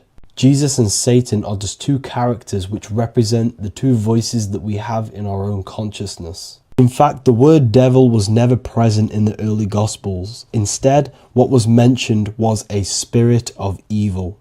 A term spirit of evil was not meant to denote a specific deity or being, but rather any force of negativity, whether it manifests as a destructive thought, emotion, or action. The spirit of evil represents the darker sides of our mind, the part that leads us astray and brings forth negativity in our lives. The reason why they want you to believe in a devil is because they don't want you taking responsibility for your creations. They don't want you to realize that the external world is truly a mirror of your inner state of consciousness. Instead, when something bad happens in your life, you blame it on some external devil or Satan who tempted you. Everything is your creation in your life. When you realize this, you take full control and you begin to reshape your external world by changing your inner state of consciousness.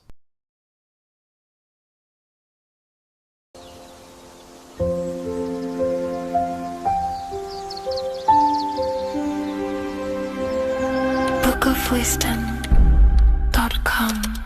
Visit today.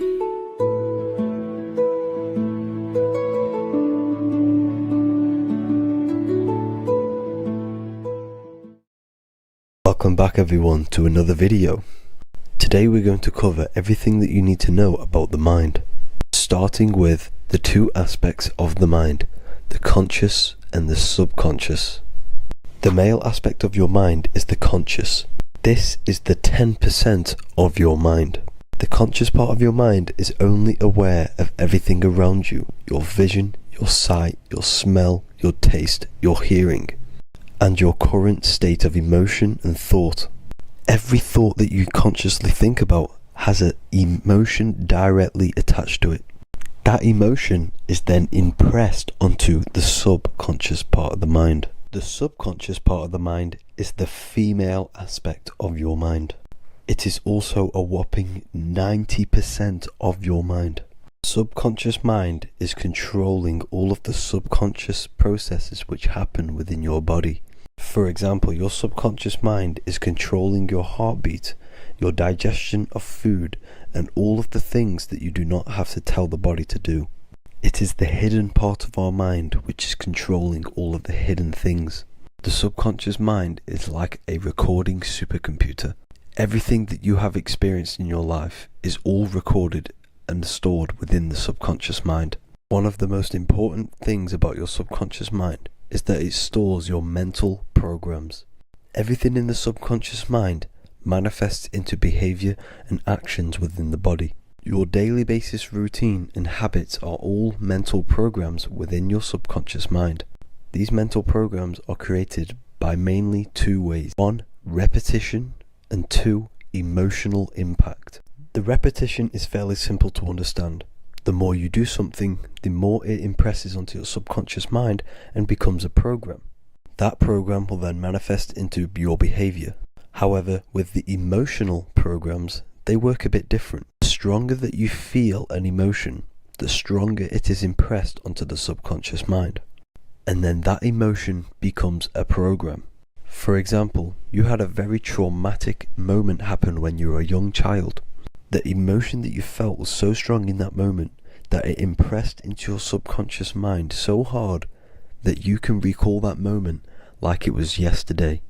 That traumatic event that happened to you when you were young will still manifest into your daily basis behavior even to this day.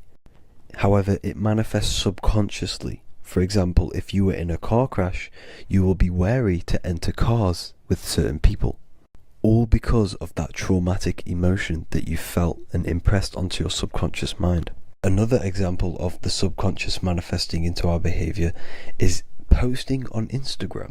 Most of the time, the reason why you post is because your subconscious mind is seeking gratification. So before you actually do something, question yourself and find out the root cause of why you are doing this. Another thing that you need to understand about the subconscious mind is that it takes everything you say and hear literally.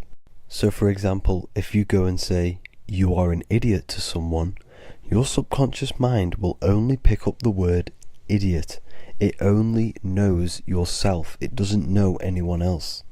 You are casting a spell on yourself just by saying that to someone else. This is why the golden rule is to treat others like you'd like to be treated.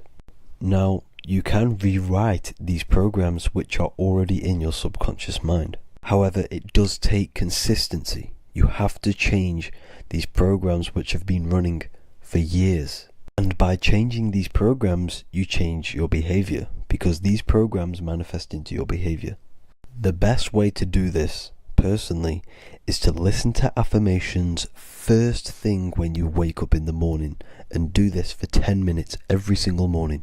Then at night time, you want to think and feel that you are becoming the reality that you desire. The more that you feel this reality, the more it will become a program and impress your subconscious mind. For example, you're trying to gain financial freedom. If you trick your subconscious mind into creating a program saying that you are financially free, this will manifest into your behavior. You will start doing more work. You will start looking for ways to make money.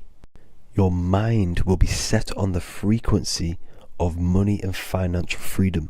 Therefore, you will receive thoughts based around this program. If you take enough action, your life will dramatically change because of this program that you created in the mind. This is why we call it a mindset, because your mind is a frequency tuner which sets its frequency onto different thoughts, because thoughts are frequency. If you fill your mind with a specific frequency, you will gain thoughts and ideas based around that frequency. To create a stable mind, you need to master your emotions. You need to change your mindset. Everything that you experience is neutral. Based upon the mindset that you see it, you either give it a positive or negative charge. By understanding this deeply, you will then control your emotions. I hope you gained some wisdom and enjoyed this video. Please, if you can, leave a comment and a like, and subscribe to the channel if you like this content. Love and light to you all.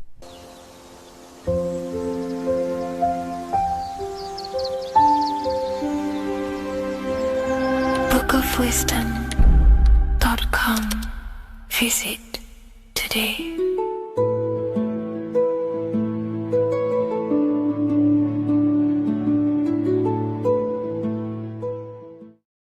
Creation demands destruction. Every time you release your sexual fluids, you're destroying a part of yourself to create an extension of yourself. For example, if you want to create a business, you have to destroy your time, attention, and energy in order to create the effect of the business. All creation demands some sort of sacrifice or destruction. This falls under the law of polarity in the universe. It's the same with your sexual fluids. Your sexual fluids, especially as a man, contains minerals, all the minerals in your body. It contains your vitality. It contains your DNA. It contains the blueprint of you, and it can create a whole new human being. You are literally playing with the power of creation if you are releasing your sexual fluids too much. Sexual fluids also extend beyond the physical plane. They contain astral forces because all physical creation is a mental creation. We live in a mental universe. Everything begins as a thought in the mind, then the thought takes the form and the body of imagination, which is an astral force. Imagination turns into etheric emotional energy. Then the etheric emotional energy turns into the physical action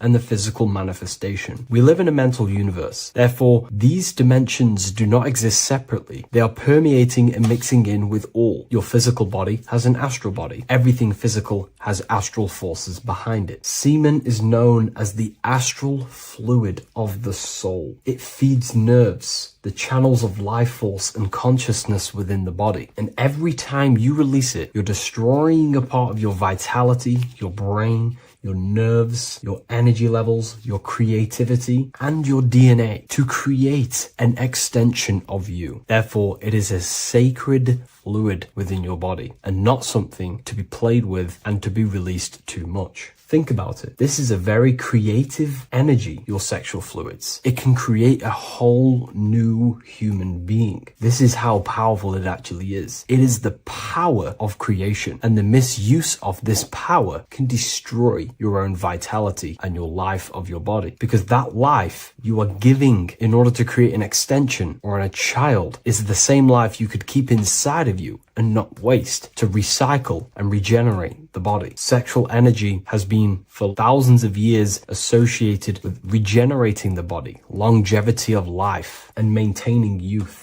Not only that, every time you release your sexual energy, it floods the brain with dopamine. Dopamine is the brain's reward system, created within the middle of the brain. It releases every time you've achieved something. However, sex or an orgasm is the most powerful feeling you can feel. It's the most amazing, intense feeling and release of dopamine you can possibly feel as a human. Therefore, if you flood your brain with this high amount of dopamine every single day, you are getting the epitome of human feelings every single day. Therefore, you will become numb to everything else in reality. You won't be able to enjoy the small things in life. And I know this firsthand because I experienced this myself. As soon as I stopped, this is when I started to enjoy the little things in life, seeing family, and I actually gained more energy, more ideas. We'll get into this a bit later. It is a creative energy. It creates a whole new human being. Therefore, if we maintain this energy, we can maintain our creative power within us, because that's what we are. We are all creative beings, moving energy from higher dimensions of consciousness, the mind, into lower dimensions of consciousness, the physical world. You hold the power to create. You are not in a world. The world is working through you. You do not possess a life. Life is working through you. You are not in a universe. You are the universe. It's moving through you. There is no past, present, and future. The present moment is you. When we release every single day or frequently throughout the week, like I said, we're triggering the brain's reward system, dopamine, which makes you feel as if you have already achieved something. And if your brain is telling you you have already achieved something by overusing your sexual fluids, then you will not have the motivation to achieve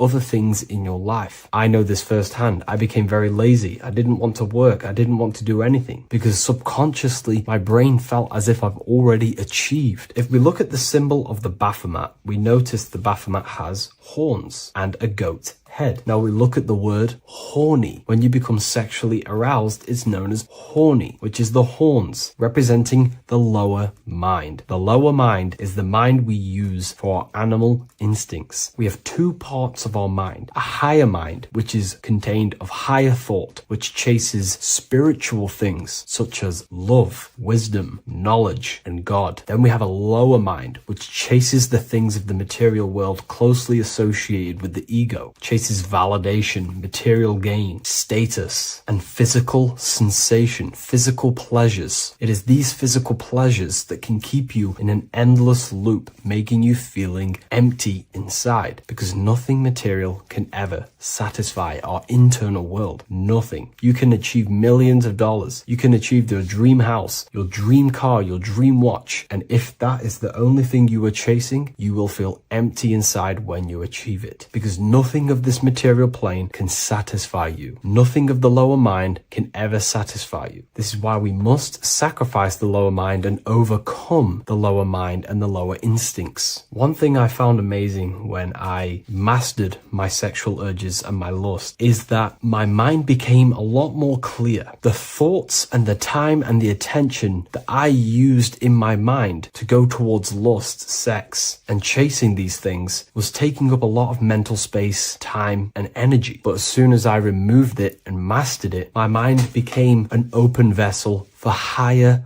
thoughts to be received from the higher mind. The mind is like a radio antenna. Whatever we attune it with, that's what we receive. If we're constantly thinking about lust and low-level pleasures, we're going to just receive low-level thoughts. But once we remove all of the lower mind and we conquer our physical body and physical urges, our mind becomes an open channel for divine thoughts and spiritual thoughts. This is what most people call today as downloads. You receive wisdom from your higher self. Not only do you receive more wisdom, you just receive more power to create. The male and the female come together to create a child. That's how you were created. Now, the law of correspondence teaches as above, so below. It refers to everything in the universe. Therefore, in order for you to create a reality, to give birth to something, you have to bring together the masculine and the feminine. Your masculine forces are willpower and actions. Your feminine forces are emotions and imagination. When you combine the willpower, action, emotions, and imagination and combine them together, you can give birth to reality. But it's important to only give birth to things that are spiritual, that are good,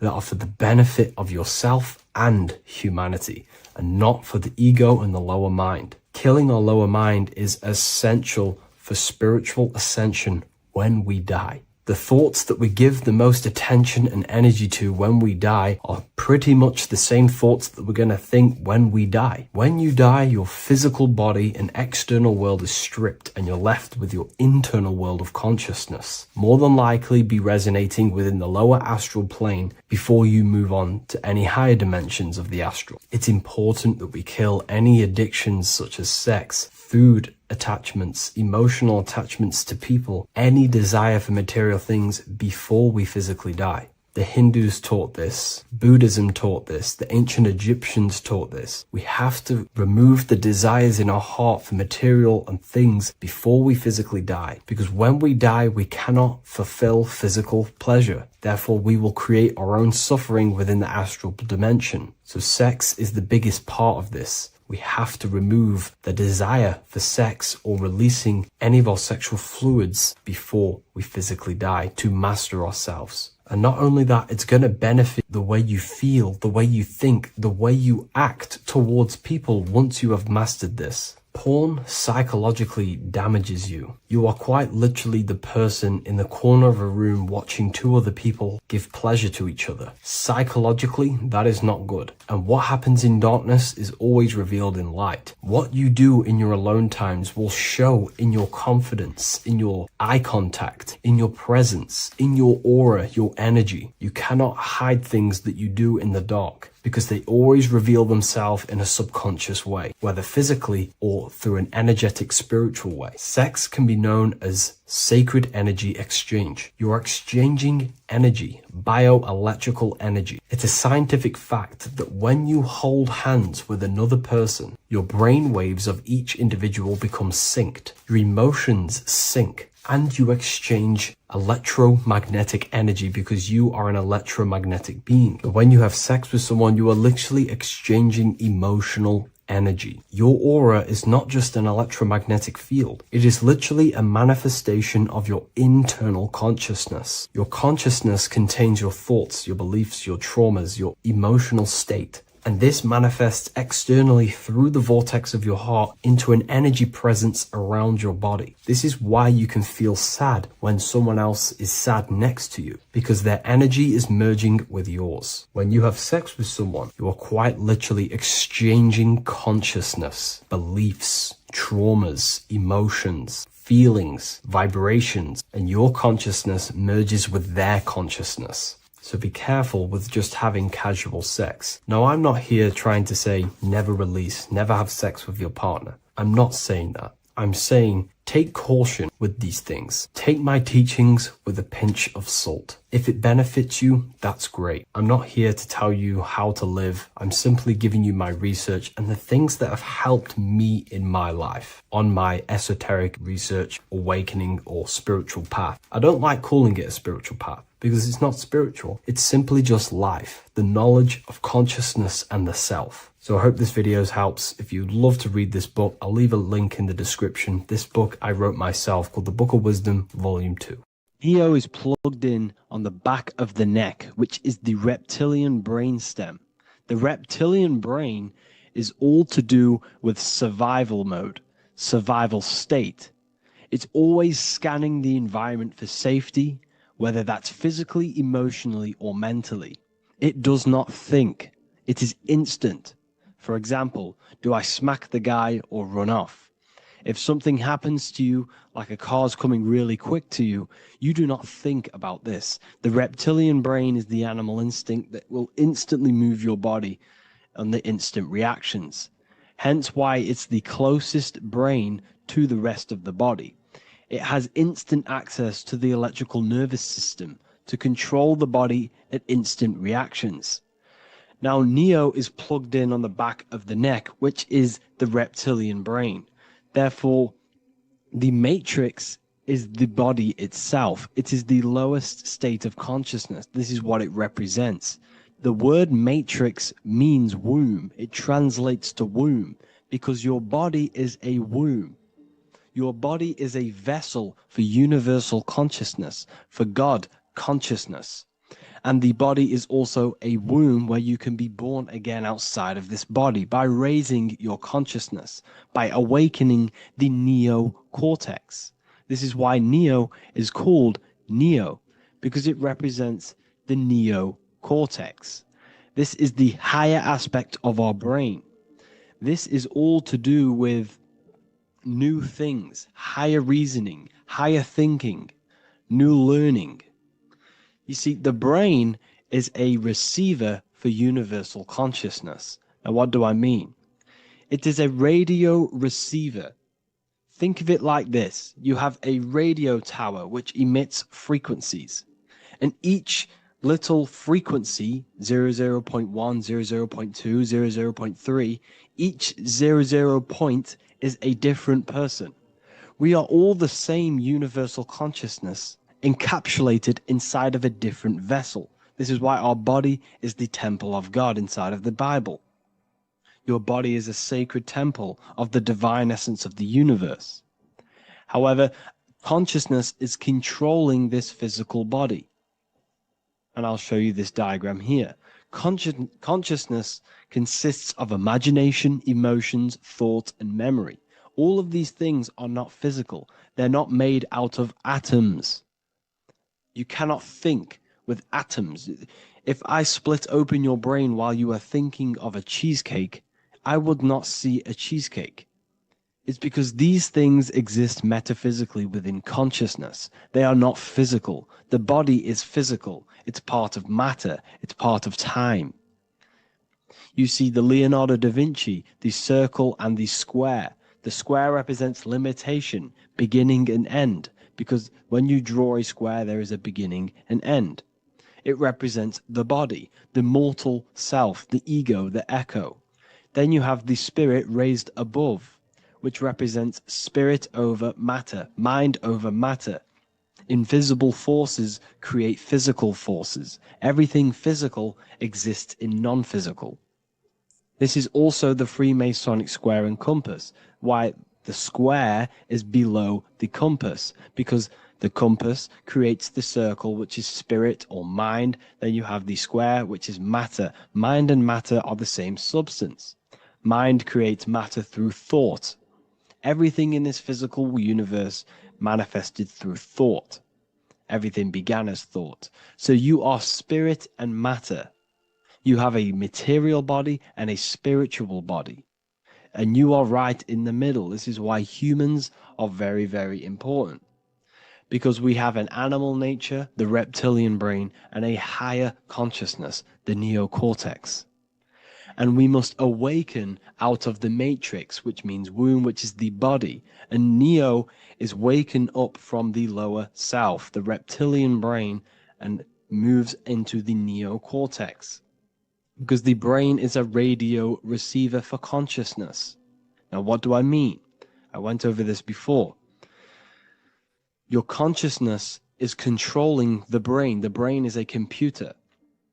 And when our consciousness, our imagination, our emotion, our thoughts, and our memories are all contributing towards just survival things, food, safety, fear, all of these things, and our consciousness is locked into a survival state, we are using the reptilian brain. We're no longer thinking. You don't think with the brain, but the consciousness is thinking, which activates the different parts of the brain. When we think for higher reasoning, we use the neocortex. It stimulates the neocortex. When we think about survival, we're using the reptilian brain. So therefore, when Neo wakes up, he wakes up to the higher aspects of consciousness, which is only utilized by the neocortex, by learning new things and expansion of the mind and expansions of consciousness. Okay? So the whole matrix is to keep you designed, well, the whole matrix is designed to keep you in a survival state, in the three-dimensional awareness. They want you constantly scanning for safety, scanning for food, scanning for emotional safety in relationships in other people. You see, they do not want you to think. They want you stuck in that reptile, that animal state, that beastly state that most people are in. Most people, all they do is eat, listen to music, consume, have sex, lust, desire. This is all the reptilian brain. So when we say the world's being ran by reptilians, it's symbolic. There is no physical reptilian humanoid beings controlling, manipulating human consciousness. We are all the same consciousness. However, there is a corrupted state of consciousness running this world. And this consciousness worships the physical plane. And they control the physical plane. So by doing that, they keep you stuck in a reptilian way of thinking, the animal state, to keep you stuck in the lowest state of consciousness. Now, this is the god Osiris, which represents the reptilian brain. None of the Egyptian gods ever existed. They are all symbolic for the brain and anatomy of the human body. Osiris represents the reptilian brain. As you can see, this anatomy compare to the brain stem and Osiris statue found in Egypt. And we also see an ancient artwork of Osiris with green skin and two reptile crocodile alligators next to him, which also symbolizes the reptilian survival state of human consciousness and the activation of the reptilian brain. This is what it symbolizes. Now, this is what the Matrix is all talking about. It's talking about the awakening, the expansion of consciousness. The word divine is dive in because you connect with the divine by diving inward. There is no man in the sky going to save you. You must connect with the self. Know thyself. Truth comes from within. All of these things I'm telling you comes from within you. I'm just pointing it out. All of this is self-realization. A lot of people say, well, what are my sources? My sources is knowing thyself, observing thyself, using the neocortex of critically thinking, sitting down and thinking about yourself and having deep realization of yourself. You can realize that your thoughts are not of this physical world. It's quite simple. The brain does not think. The brain does not imagine. The brain does not hold memory. All of these things exist in consciousness, the one consciousness, but we are all fractal, infinite parts of. This is the eye on the triangle, consciousness being given down to the rest. This is separate. Consciousness is separate from the rest of the pyramid. The pyramid is your body. Neo is the one consciousness. This is the Egyptians symbolizing the one consciousness giving Ankh, which is life, to all the different life forms. However, you can see that the central sphere is giving a big Ankh to the humans, because humans, like I said, possess the advanced consciousness, an advanced brain that allows us to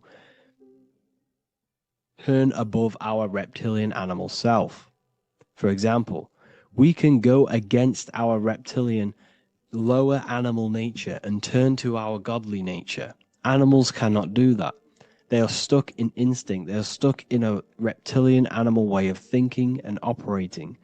Everything they create is to survive. We can turn against our lower nature and create for amazing things like buildings, architecture, technology.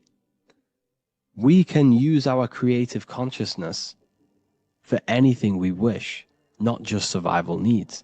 And it's the same with your spiritual journey. You can raise your consciousness beyond this animal state that they try to keep you in through fear, consumption, food, and the reptilian brain. We must awaken, start to think critically, and awaken to our divinity, because the mind, the consciousness within you has infinite potential to expand. There are infinite fields of knowledge that you can explore. The mind can never be filled. It can never ever be full of knowledge. It always expands, and that's why you are alive. That's why you are part of this universe. That's why the science always says the universe is always expanding, because the universe exists in your mind, and the mind is always expanding into new fields of thought, new fields of knowledge and information. And that is your whole sole purpose, of expansion of mind and expansion of consciousness, and the exploration of the mind of God. We are living in the mind of God. You are a thought in the mind of God. You must awaken out of this body. This is why Jesus says you must be born again to see the kingdom of God. You must be born again. You must raise your consciousness beyond physical limitation and awaken to your divinity. And this is pretty much it for this video. I hope you all understand this, that this is all symbolic for consciousness.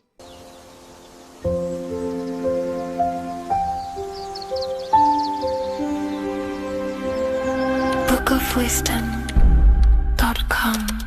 Visit today.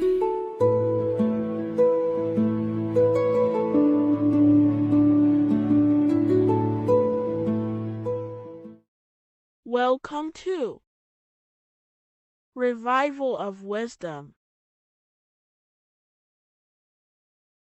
What is good, people? Is Revival of Wisdom. We're back with another video. Today we're going to be talking about the importance of Saturn and the occult. Let's jump straight into this. So Saturn is the god of the earth, right?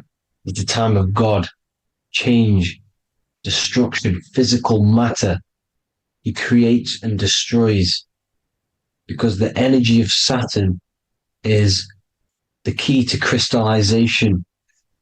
It wraps things in physical matter, right? He creates everything, all life forms, and he takes things back, because the day that you're born, that's the day that your expiry date is coming. The time is ticking until Saturn takes your life. This is why he's known as the Reaper. Okay? As he's personified as eating his child here in this ancient Roman painting. As you can see, he's eating the child. We are all children of Saturn, right? He creates physical matter, our physical bodies, right? He's the god of time because he's the slowest moving celestial body. He's the Lord of the Rings, as you can see here. He's the last one on the ring. He's the slowest one moving, okay? So he is the Lord of time, destruction and creation, okay? This is why his name is Satan. He's the devil, okay? But I'm not saying Saturn's evil, guys. It's a part of life. Everything lives and dies, right? He's the key to crystallization. Now, as we have the clock here, our god Saturn, or Chronos in Greek, just means time. He's also the god of time, as I've already said. 60 seconds in a minute, 60 minutes in an hour, 24 hours in a day. Add 2 plus 4 equals 6. 60 seconds, 60 minutes, 2 plus 4 equals 6. That's 666. Okay? And as you see on the clock, 6 take away 12 equals 6. 7 take away 1 equals 6. 9 take away 3 equals 6. 6 is the number of Saturn. It's associated with Saturn, right? He's the god of time, of justice. Everything goes back to the Reaper in the end. Everything lives and dies. Now, the artwork of him, he's always got the Reaper staff. You see, it's personifying death. Now, when you see this, the Romans were not saying Saturn was a real person, a real god in human form. No, this is personification. This is what the ancients always did. They personified, just like the Bible. It's all personification. So the personifying Saturn eating its children because it eats, it's the Reaper. No one can escape the Reaper. No one can escape death. Now, Saturn is 666, which is in the Bible, the number of the beast, right? The number of the beast, Satan, 666, right? So on the North Pole of Saturn, you have a hexagon which makes a cube, right? Now this hexagon, when you join up all the corners, creates the 6-pointed star known as the Star of David, right? In the Jewish religion. Now, as you can see, the 6-pointed star has 6 points, 6 mini triangles, and a 6-sided hexagon. That makes 666. And also, you have Saturday is named after Saturn, the 6th planet, the 6th day of the week, and has a 6-sided polygon in its north pole. That's also 666. Now, this Star of David, this symbol goes back thousands of years, and it originates from Saturn. It's not the Star of David, right? It originates from Saturn. It symbolizes the physical and spiritual aspect combined into one, which makes us humans, right? Also symbolizes the male and female combined into one. These two sacred energies create the human. We consist of both male and female energy, also known as the Seal of Solomon. And we all know if Solomon was a real person, he talks about communicating with 72 demons. He could apparently, in the text, he could communicate with 72 demons, and this is sorcery. This is black magic. Now, this symbol is associated with hexing people. When you place a hex on someone, that is a form of witchcraft, which a hex is just a curse. When you're cursing someone, this is black magic. Now, the black magician would stand in the middle of the symbol and cast his spells onto other people. Now, this symbol is obviously on the $1 bill, twice on the $1 bill. And it's very, very ancient symbol. And it originates from Saturn. And let's keep going. So the cube. So I've just said how you see the cube on the North Pole of Saturn, right? The cube is limited. It's a 3D shape. It symbolizes limitations to the physical 3D dimension, the third dimension, the physical realm which we are in. Now, as you can see, the color associated with Saturn is black, right? Black is infinite potential. Black is the creation of all things before there was light. Light is born out of blackness, darkness, okay? Now, black is physical matter. And as you can see, the black cube, black symbolizing physical matter, the cube being limited, as the physical realm that we are in is limited. It's not like the fourth dimension where everything can exist in a thought. The third dimension is limited, right? And this is what Saturn is. It limits you to the 3D 666. Your body limits you to your physical body. Now these black cubes are placed everywhere, as you can see: Australia, Denmark, Manhattan. There's one in New York. As you can see, the Apple have a cube. The Nintendo GameCube. Trump Tower is a black cube. This is worshipping the energy of Saturn, the god Saturn. Okay, it's not a god, it's a celestial energy. However, it rules over Earth because it pretty much created the physical realm. Now, as you see, when you go to a funeral, you wear black, a black suit symbolizing Saturn, which is the color associated, black. And as you see in Mecca, they walk around the black cube in rings. As you can see here, they're stood around in rings, like the rings of Saturn. The Mercedes symbol. You probably wouldn't notice that, but yes, it's Saturn. And when you graduate from university, you wear a black cube on your head. This is all symbolizing Saturn. Okay. Now, as you can see, the Jews here have a black cube on their third eye whilst they pray. Notice how he's shutting his eyes into blackness, darkness, and he's wrapped around a black strap around his arm. This is symbolizing the wrapping of physical matter, of how physical matter wraps things into existence. And as we all know, the Star of David is a Jewish symbol. So he has the black cube and the Star of David, right? So all of these religions are secretly worshipping Saturn.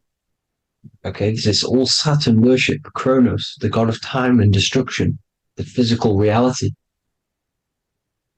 Now, as you can see, it's symbolized everywhere in all major corporations. Pepsi, internet, that's obvious. NASA, of course, NASA. NASA means to deceive in Hebrew.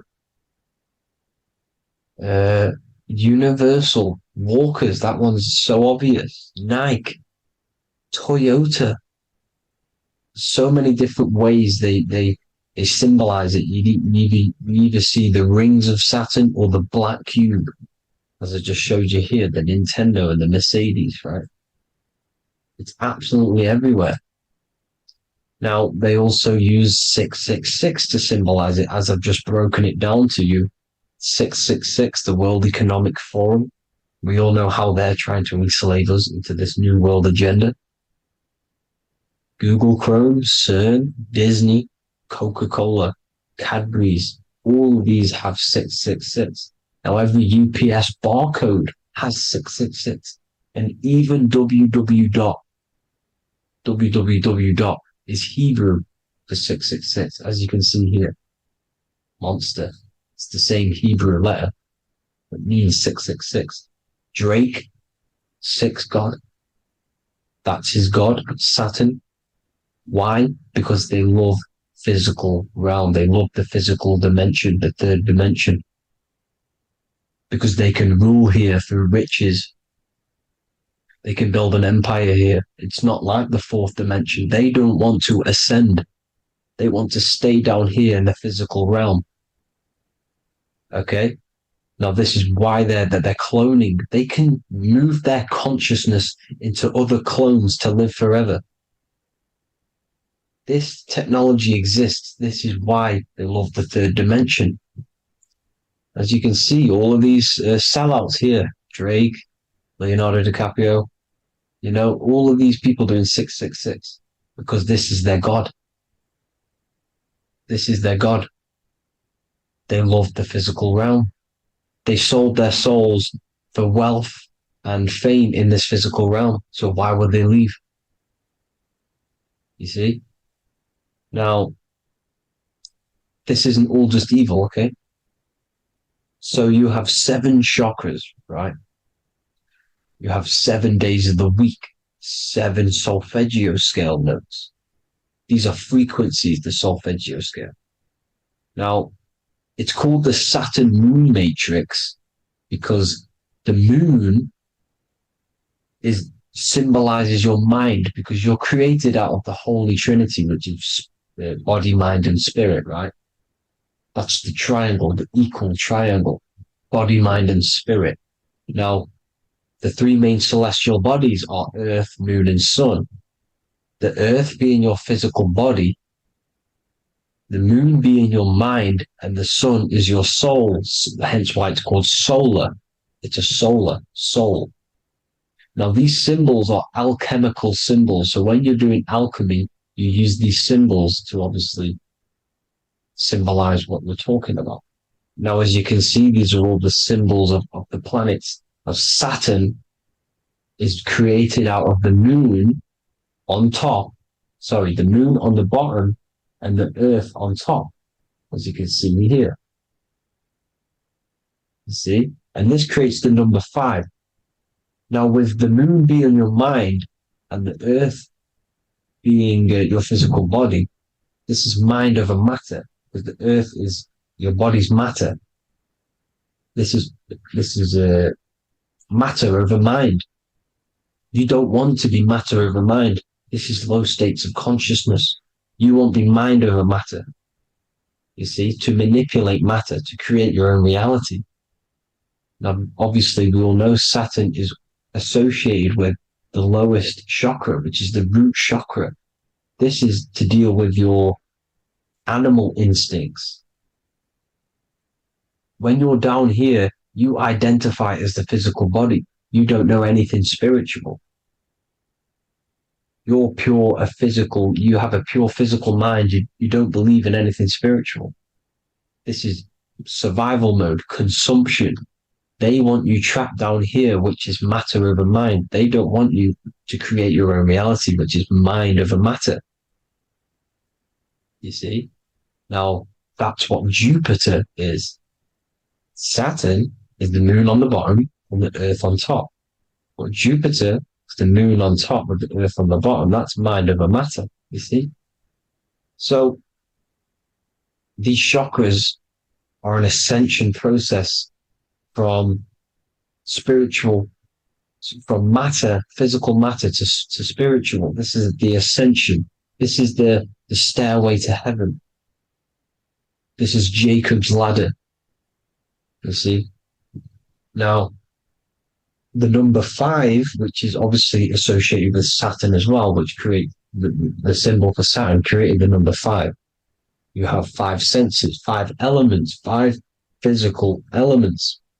As we all know, Saturn crystallizes everything into physical matter out of the 4 elements. 5 fingers and toes, 5 points of man. Okay, the number 5 is the number of justice. Saturn holds things back. He restrains things from you, makes you learn the lesson. Now, 666 is not all evil. 666 is the atomic structure of the carbon atom. 6 protons, 6 electrons, 6 neutrons, right? We are carbon-based life forms. All life forms are based on the bonding properties of the element carbon. Because Saturn crystallizes everything into physical matter.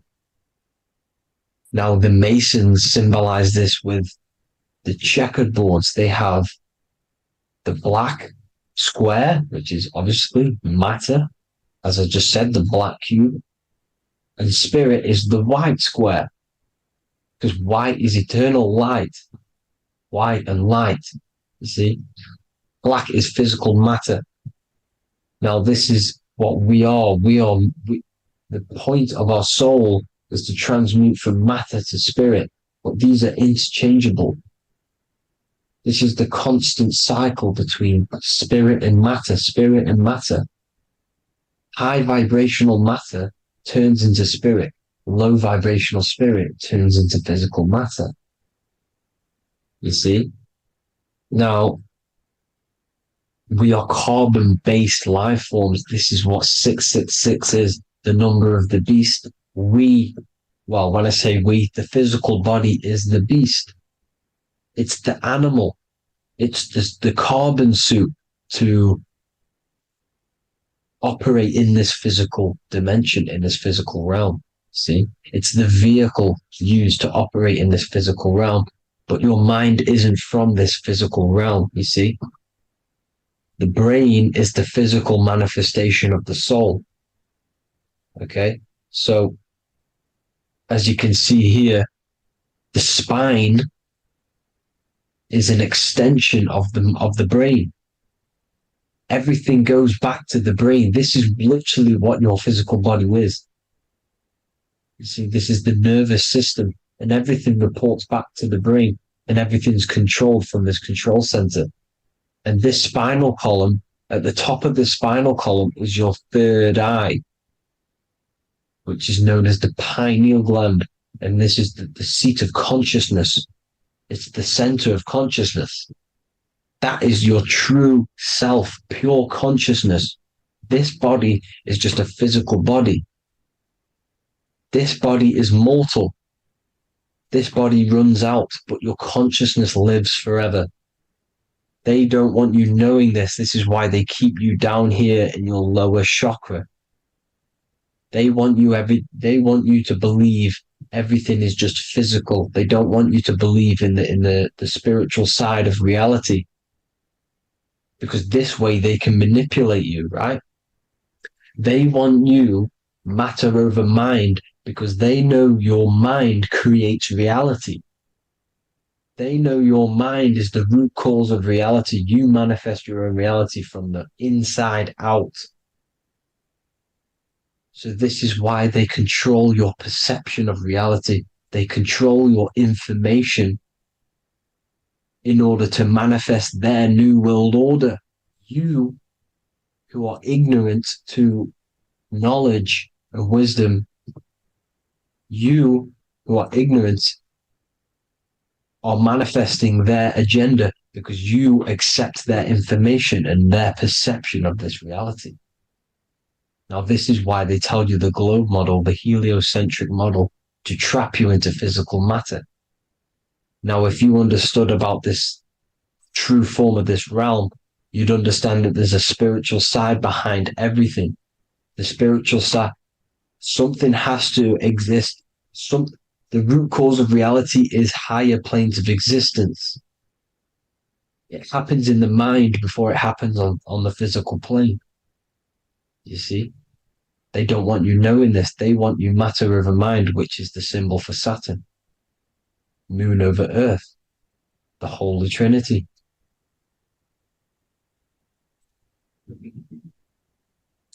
Now, as you can see, The cube also makes IXXI. This is Roman numerals. And when it's translated from 911. Yes, 911. This is the secret code of the one world order. The two twin towers, when the two become one. Okay, when the two become one, this is how you reach the higher states of consciousness, the physical and spiritual. Now, as you can see, the 9/11 memorial are two black cubes. It's two black cubes. This is all Saturn worship. Now, I'm not saying that Saturn is an evil celestial body, right? No, everything has a good side and a bad side, right? It's duality. The spirits of Saturn on the dark side are the most evil demonic spirits. Now, these are the spirits that these are invoking through these rituals, right? Yes, 9/11 was a massive ritual. It's a satanic ritual, okay? Now, we all know Elon Musk. Elon Musk is coming with the mark of the beast. And English gematria, this equals 666, right? 666, as I said, is the number of the beast. You are the beast, your physical body. You see how the Bible twisted things up to make things more confusing, right? But it's there. You just have to have the knowledge to be able to read the Bible properly. As we all know, we had this virus. I'm not going to say the name because I'll get flagged. This virus adds up to 666 because this is all part of the New World Order. It's all part of keeping you in this physical dimension. Okay, now as you can see here, Novus Ordo Secularum on the back of his shirt, on Elon Musk's shirt, this is also on the $1 bill, Novus Ordo Secularum. This means New World Order. Yes, New World Order. This is on the back of Elon Musk's shirt. And as you can see here, he owns Neuralink, which is the brain chip, which they're going to be putting into implanting this onto your brain. This is the New World Order to connect you and merge your consciousness with AI. Neuralink and Meta, he owns Meta as well, which is the metaverse. These are going to be linked in, hence why they have the same symbol, but just in a different format. It's the infinity symbol. And the infinity symbol comes from the torus field, as you can see here, your electromagnetic field from around your body. Now, the end goal is for this New World Order is to trap your consciousness inside of an alternative reality being projected from the metaverse. Because the metaverse will be the reality. Neuralink will be the brain chip inside of your brain, projecting your consciousness into an alternative reality while they harness your energy of your physical 666 body. Now, this stuff gets real deep, people. Now, this is the end goal of the New World Order, is to connect you with AI. This is why they're trapping you and keeping you in these lower states of consciousness in the Saturn-associated root chakra, so you don't find out about the spiritual side of reality. Because if you knew the truth of this reality, you wouldn't connect to AI. You see, you have the power within you to travel to other worlds, the astral plane, for example. You travel to different worlds when you are sleeping. Okay? They want you to know it's just a dream. However, their end goal is to trap your consciousness and feed off your energy, spiritually and physically. Okay? I don't know why these people are just pure evil. As I said, evil love bondage. They love the physical dimension. They don't want to ascend to other realms.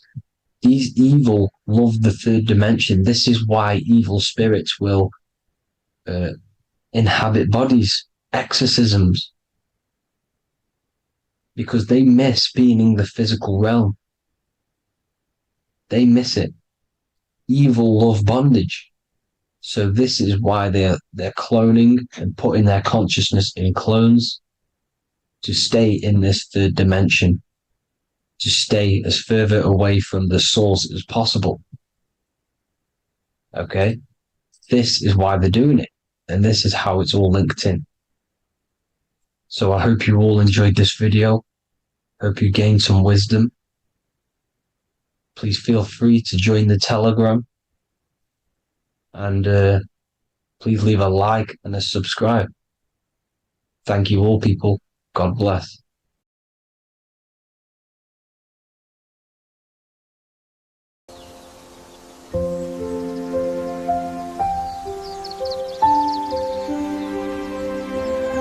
bookofwisdom.com.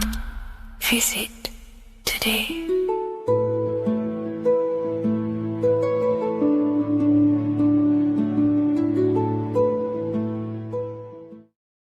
Hello, Seeker. Welcome to Revival of Symbolism, a channel devoted to the language of esoteric symbolism, guiding you to discover yourself and expand your consciousness into deeper realms of thought. I'm Harry B. Joseph, also known as Revival of Wisdom, and today we're going to be discussing the symbol of the pentagram. The pentagram is a well-known symbol inside the occult, used by pretty much every ancient tradition: Freemasonry, Rosicrucianism, Hermeticism, all the occult schools of thought. You will see this symbol, and today we're going to be breaking it down into some great detail. Now, there's a lot that goes into this symbol. It's basically a 5-pointed star. Now, if you notice that the star is one line continuously, you can draw this symbol continuously with one line without taking your pen or pencil off the piece of paper. So it's actually symbolizing one, and one expressing through 5 ways. So if we look at this symbol and each one of their points, we're looking at the 5 elements that create life, the universe, or creation itself. So the element of spirit simply represents the divine, the unseen world, the things that we can't really put our hands on, we can't feel, touch, taste, or see, but they hold influence over the material plane. So spirit covers a large category of things such as spiritual forces that drive physical existence. So it's one of the elements. Now, what are the elements? Well, they make up the entirety of physical creation: air, water, earth, fire. These are the 4 tangible that we can see, feel elements that make up physical creation. They create the whole universe. However, the spirit is the invisible forces, the invisible element that creates the visible, tangible world. Before you take a physical action, there is a force inside of you that moves the body.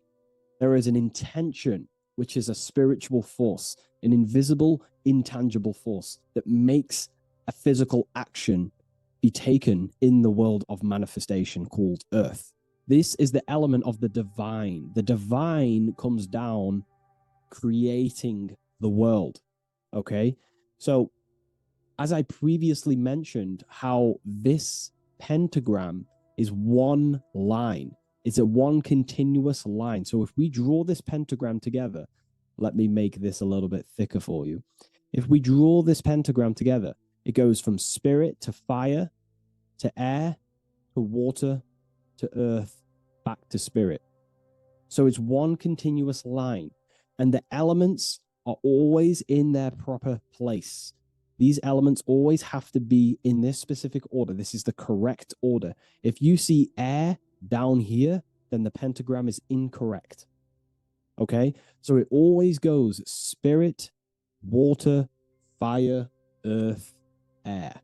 This is the correct order of the elements. Now, this is highly symbolic, which is what we'll break down in just a minute. But before we go into the deeper aspects of this, I will explain pretty much what it means on a basic level. So we'll come back to this drawing. So spirit is on the top, which means spirit over or more superior or more dominated over the earthly elements. Now, what does this mean to an individual, to yourself or me? If I wear this pentagram, I am basically saying my spiritual divine self, my internal self, is more superior than anything the material world can pretty much give me. My spiritual journey is more superior. My spiritual self is more dominant over the earthly world and the material things. Okay? Now, not many people are like that in today's society. Most people chase the material things, which means they're ignorant of their spirit. They're ignorant of their divine nature. They're ignorant to consciousness and their internal world. They have no connection with their internal world. All of their thought, emotion, and action, their three creative powers, is totally expressed only on material gain and external things. However, if you see an upright pentagram, you're seeing someone who is basically saying, my spiritual nature is more important than my earthly nature. My spirit comes first before anything material. And ultimately, this is how you become more happy and fulfilled in life, by chasing, well, not chasing, but putting your spirit first, putting your internal world first. You know, seeking the things that are untangible. For example, knowledge. I'm addicted to knowledge. You know, I would rather chase knowledge because knowledge is power. Knowledge of self is so important. When we die, it is the only thing that matters in the end. When you die, you are immortal. And if you have no knowledge of yourself, then you're going to struggle in the afterlife. If you have no self-control over your thoughts and emotions and desires, then you will suffer in the afterlife because you have no control of your thoughts, and your thoughts will be creating your reality in the realm of imagination or the astral plane. But that's a whole other lecture. But this symbol is pretty much saying placing the invisible over the visible. So there's many different avenues we can go with this. So this symbol is also used in magic. We could use the symbol for manifestation. It represents controlling the inner world to produce then effect inside of the external world. You see? So we have to put this first in magic spirit. We have to change the internal so we can produce change in the external. Reality is created from the inside out. Okay? So this symbol is heavily associated with magic as well, which is a whole other lecture. In this lecture, I'm going to give you a good detailed explanation, but this symbol is so vast and wide, it would take many breakdowns to go into each meaning of the symbol. So it's representing the divine element of spirit coming down and manifesting the physical plane through that process of this. So as I mentioned earlier that I'd come back to this, what we're looking at is the process of spirit turning into matter. This is the process of how spirit condenses into a material form, how higher energy, higher forms, which are invisible, come down and manifest and crystallize into a physical object or a physical reality. So this pentagram is explaining the process of creation. So it comes from the higher realm, spirit, the source, the emanation. An emanation is a thought or an emotion or a desire, which comes down to fire first. Fire represents the will. This is the willpower. This is the willpower. It's still kind of more of an invisible force, but fire is the closest element that represents spirit. This is why we light candles in magic and rituals, because it's literally opening a doorway to spirit. It's the closest element to spirit. So this is why sometimes in alchemical artworks, they use fire to represent spirit. Because, it's quite difficult to use a symbol for spirit because it's totally invisible. So it goes down to fire first, the will. Then it goes up to the air, which represents intellect, the intelligence of the mind. This is thinking, mind, intellect, logic.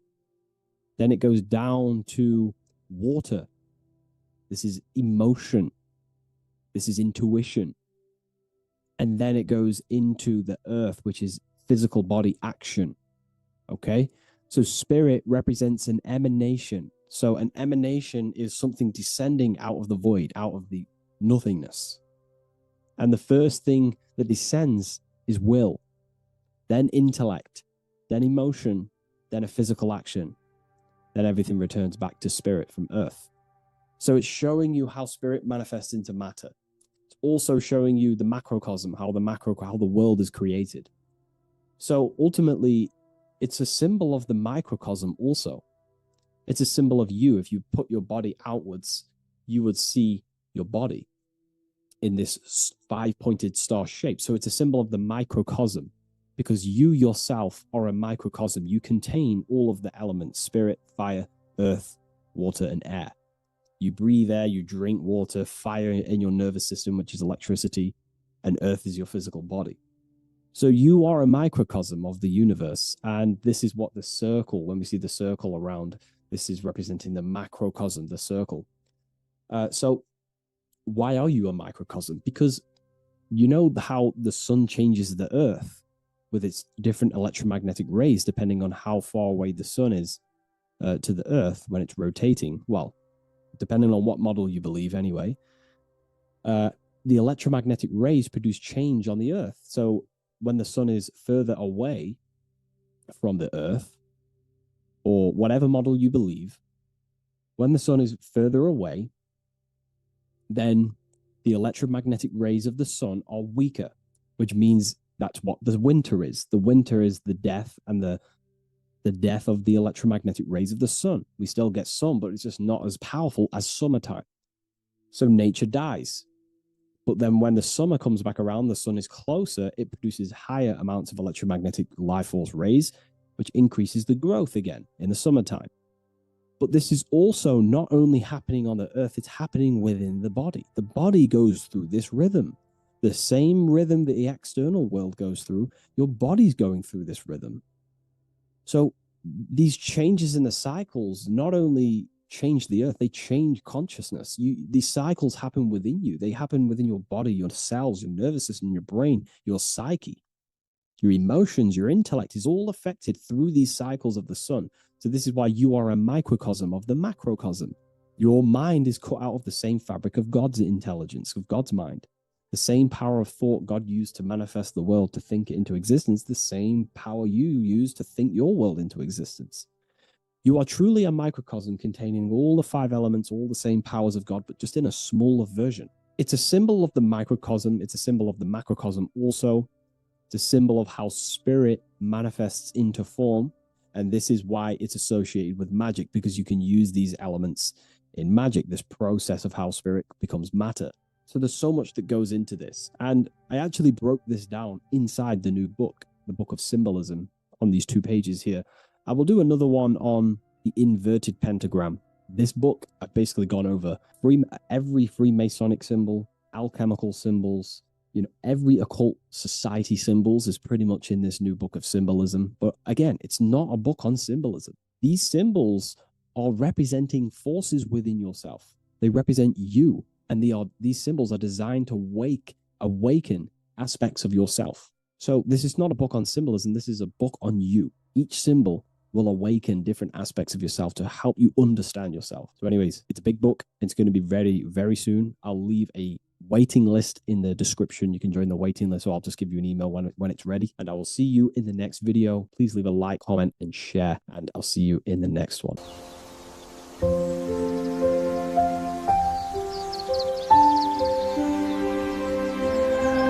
bookofwisdom.com. Visit today.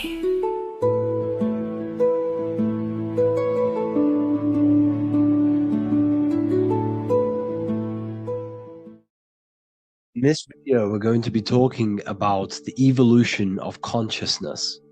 You are born human, however, you possess consciousness, which is the awareness behind your being, the awareness behind your thoughts, the experiencer behind your five senses, the experiencer, the observer behind your thought, emotions, and senses. You are an eye, an invisible consciousness looking through a lens which is your body. Your body produces this physical world that you experience. Your brain produces this world. Your brain and body is a technological computer. However, you are an infinite, ever-expanding consciousness behind this physical body. And there is an evolution of consciousness, a cosmic journey of expansion. And this is why we see so much pyramid symbolism in the occult and esoteric world, and especially within Freemasonry. Because the pyramid represents climbing, an evolution, a raising state of consciousness, a journey. Steps symbolize a journey upwards. This is the raising and the evolution of consciousness, our inner world. The transmutation of our inner selves, of our souls and consciousness and our minds. So when we see this pyramid, we're seeing a evolution, a way up to source consciousness. And the eye in the pyramid represents your source consciousness. It represents illumination. It represents divine guidance through this evolution of consciousness. This is why we see the ladder. Consciousness is ever expanding on an infinite journey of evolution. Each individual is a part of this cosmic process, contributing towards the ongoing expansion of both mind and awareness. As we evolve, we collectively explore deeper levels of existence, expanding the boundaries of thought and consciousness. The mind has the ability to expand infinitely into new realms of thought, into new dimensions of mind. The mind cannot be filled up. It is not a physical substance. The body can be filled up because it is a physical thing, but you cannot fill the mind. Therefore, the mind is constantly expanding, ever expanding into new fields of thought. So what we see in Freemasonry, the ladder, is again a journey, an elevation of consciousness. When we are born with an infant consciousness, and as we gain older, we gain an adult consciousness. Our inner world, our inner mind, and our emotional intellect changes and evolves. We are significantly different from when we were very young as an infant. It's because our consciousness evolutes, it changes, it alters like water. So just like this evolution of your own consciousness as growing up, there is consciousness of beings existing in cycles beyond our own. And their consciousness is unimaginably different from ours. They operate on a higher level of understanding and knowing, experiencing reality in ways that transcend our current comprehension. Our minds right now cannot comprehend the highest states of consciousness. There are entities, there are beings beyond our own, existing in higher dimensions of consciousness that we cannot comprehend because they have expanded. They are on a further way up the ladder of consciousness. However, we are all on the same journey. None of us can take the same journey. There is one ultimate goal, reaching source consciousness. However, this is always ever expanding. However, we are all on a different journey. There is one truth, one source, one goal. However, there are billions in different ways of reaching it, and we are all on these different paths to source consciousness, to this ladder, this evolution of universal evolution. Okay? Their awareness is attuned to new dimensions of existence, reflecting a more advanced stage in the cosmic journey of consciousness evolution. So when you take DMT, you are shot into these higher realms of consciousness where you meet these beings who look similar to these images. They are not speaking to you physically. They don't speak to you three-dimensionally through vibration and words. They speak to you mentally. If you have done DMT, then you know this. And if you have met these beings, then you know this. You might have even met some of these types of beings on mushrooms or any psychedelic drugs. Because ultimately, when you take these mind-altering substances, it's altering your consciousness. It's merging your consciousness with the spirit of that substance. And you are essentially attuning your mind to higher dimensions of consciousness. That's why we say we're getting high when we take these substances. Therefore, when you meet these beings on DMT, you are essentially meeting beings who are attuned to higher dimensions of consciousness, and they speak to you mentally. They speak to you telepathically through thought, because the universe is mental. Everything exists within the mind. The way you are now, your physical existence, is a state of mind. Mind, thought creates matter. Spirit and matter are two opposing ways of thinking. If we have a very spiritual mind, we have an expanded mind, we are a spiritual person through the mind. However, if we have a very low state of consciousness where we think about food, sex, lust, and all physical things, then we have a physical consciousness. Matter and spirit are two opposing forces, two ways of thinking. The mind attunes itself to different levels of understanding in different dimensions. So, essentially, this is what we're looking at. The body is a vessel for the fluidic, formless consciousness, a temple that houses the essence of our awareness. While the five senses are limited to perceiving only the physical plane, the mind transcends these limitations, capable of perceiving the full scope of reality. It is through the mind that we access deeper truths beyond the material, tapping into boundless nature of existence. Physical existence is a thin band, a thin layer of reality. It's like 0.001% of reality. And your five senses are only tuned into this layer of reality. But the five senses are, by design, only allowed to perceive physicality. But the mind has the power to expand beyond this physical five sense state. The mind has the power to expand and evolute. It is a conscious decision whether you want to take this path or not. You can stay in a three-dimensional way of thinking, or you can expand your consciousness from within. It's not an external journey. There is no God going to save you. You must save yourself.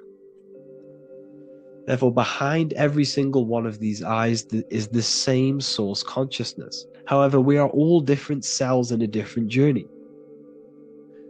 The organs in your body, the cells in your body are all alive. They all possess same consciousness, universal consciousness. However, we are all on a different journey of evolution. As above, so below. As the baby is in the mother's womb, when the baby becomes conscious, there is a world outside of its mother. What does it do? It presses and seeks a way out to be born in the other world outside of its mother. It is the same with your consciousness, your mind. When your mind becomes aware that there is realities beyond the immediate surroundings, it seeks a way out. And this is exactly what I'm doing to you now. I am now expanding your mind and telling you there is other ways of reality. There is other dimensions of consciousness which you can access through inner transmutation, through different ways of thinking, spiritualism, and meditating and connecting with yourself and detaching from external things. We can upgrade our consciousness. Your body is a womb. why Jesus says you must be born again to see the kingdom of God, because you are born physically and then you must be born again spiritually, awakening your inner consciousness. So like I said, as the baby is in the womb, it's the same principle, as above, so below. You were a baby, you were in your mother's womb, and you figured out there is a world outside of your mother, so you seek to weigh out your mother to be born in another world. It's the same now. You must do this now. This is your spiritual evolution. This is the evolution of consciousness. It's ever expanding. When you die, this is a transition. You must learn to not fear death. This is another part of your spiritual journey. You must master death. Therefore, like I said before, the mind has limitless capacity to expand into new realms of thought, continuously exploring uncharted ideas and concepts without boundaries. The mind can ever expand. It can never be filled. It can never ever know everything. There is infinite fields of knowledge, infinite fields of thought. Your current state is just one stage on an infinite pathway. You won't remain human forever. The human experience is a crucial phase where we learn to balance polarities, master the fundamental laws of the cosmos. It is a period of growth and transformation, preparing us for the next stages in our cosmic evolution. The goal is to strive for perfection, yet the true perfection is unattainable. It's like a tunnel, and there is a light at the end of the tunnel. And as you walk through this tunnel, the light is ever moving backwards. You should forever seek to meet that light, but you will never meet that light because consciousness is ever expanding. You should strive for perfection, yet knowing that perfection is forever unattainable. The journey is endless, with each step revealing deeper layers of understanding and experience. The pursuit of growth and expansion is itself the essence of our evolution. You can find all of this knowledge in the amazing book that I have read for years. I have read this book, The Emerald Tablets of Thoth, the Atlantean, by M. Dorial, translated by M. Dorial. I'm telling you now, this book, now that I've told you this, you have some context on the book. The whole book is about evolution of consciousness. He's talking about higher dimensions beings. He's talking about how you can transcend this physical plane. It is truly the most amazing book you will probably read. One of the best spiritual texts you'll see. It's hard to understand, so you must read it over and over again. And the more your mind progresses, like for me, I read this every couple months.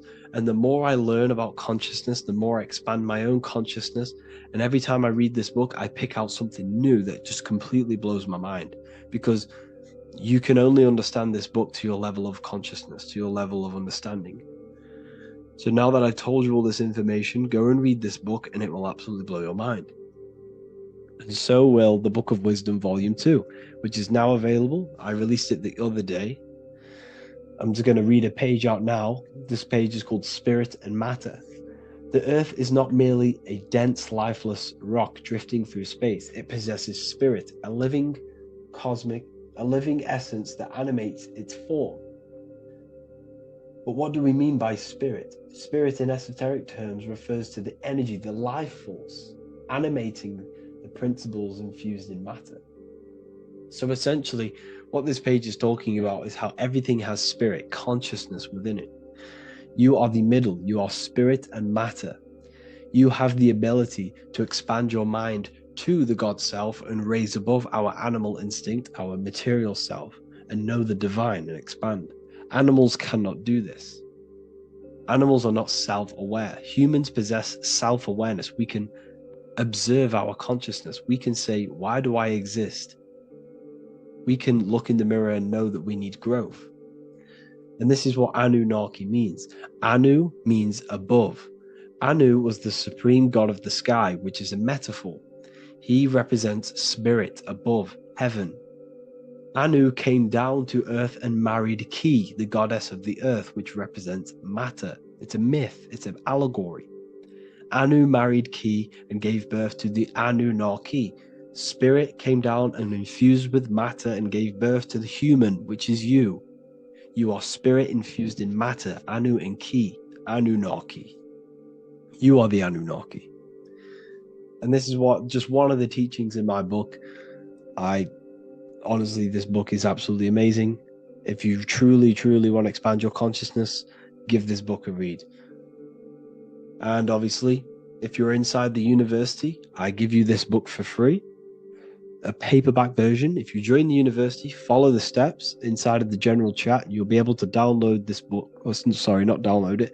Order a paperback for free. All you have to do is pay for the shipping. You'll also gain amazing knowledge inside of my library, where your mind will just be overblown with the amount of esoteric books. There's over 45 rare occult books, plus you get a PDF of the Volume 1 and Human Health Guide. You get reoccurring updates where I expand on symbolism, occultism, where you will just feel absolutely amazing once you understand esotericism in yourself. You'll also learn how to create the dream reality that you want with the Manifestation Mastery course, where I teach you how your consciousness creates reality. You'll have a real lectures where I post lectures on symbolism, occultism, esotericism. There's a conscious community and live calls and Q&A where you can ask me questions and I'll answer your questions. I just want to say thank you to everyone who has joined the university. Thank you for even liking and watching this video. Any support I just appreciate every single one of you. Please, if you can, leave a comment and a like on this video and let me know any videos you want me to make in the future. And I will start uploading a lot more to the YouTube. So yeah, thank you all for tuning in today. Have an amazing day.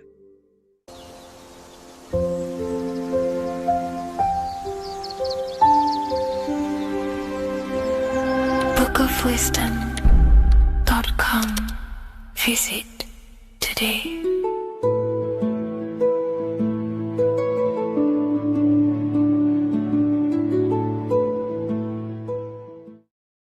Welcome back, people. We're back with another video.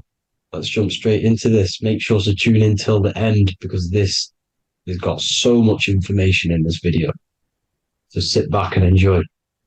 So everything's torus fields. The Earth's a torus field. Everything's torus, which is electromagnetic field, electric and magnetic. The center of the torus field is where the two opposing forces meet in the center. And this is what creates the plane of inertia, the dielectric plane of inertia. Okay? You got red shift, blue shift, positive, negative, south and north pole, right? This is what the ancients were showing with the tree of life. As you can see here, this is the plane of inertia and this is the torus field. Everything consists of this. Everything is a torus field. A atom is a torus field. Okay, now the inertia is the 0 point. So this plane is a 0 point. It's the balance between two poles. Okay, now this creates matter because matter is two opposing forces in motion equalized. So these two forces coming together is what creates matter on this physical plane. And this is why we can't see the electromagnetic field, because it consists of one of the elements, which is either electric or magnetic, but when they combine together, it's what creates this physical plane, which is physical matter, which is light in motion. Now, everything is one. Don't get confused by duality.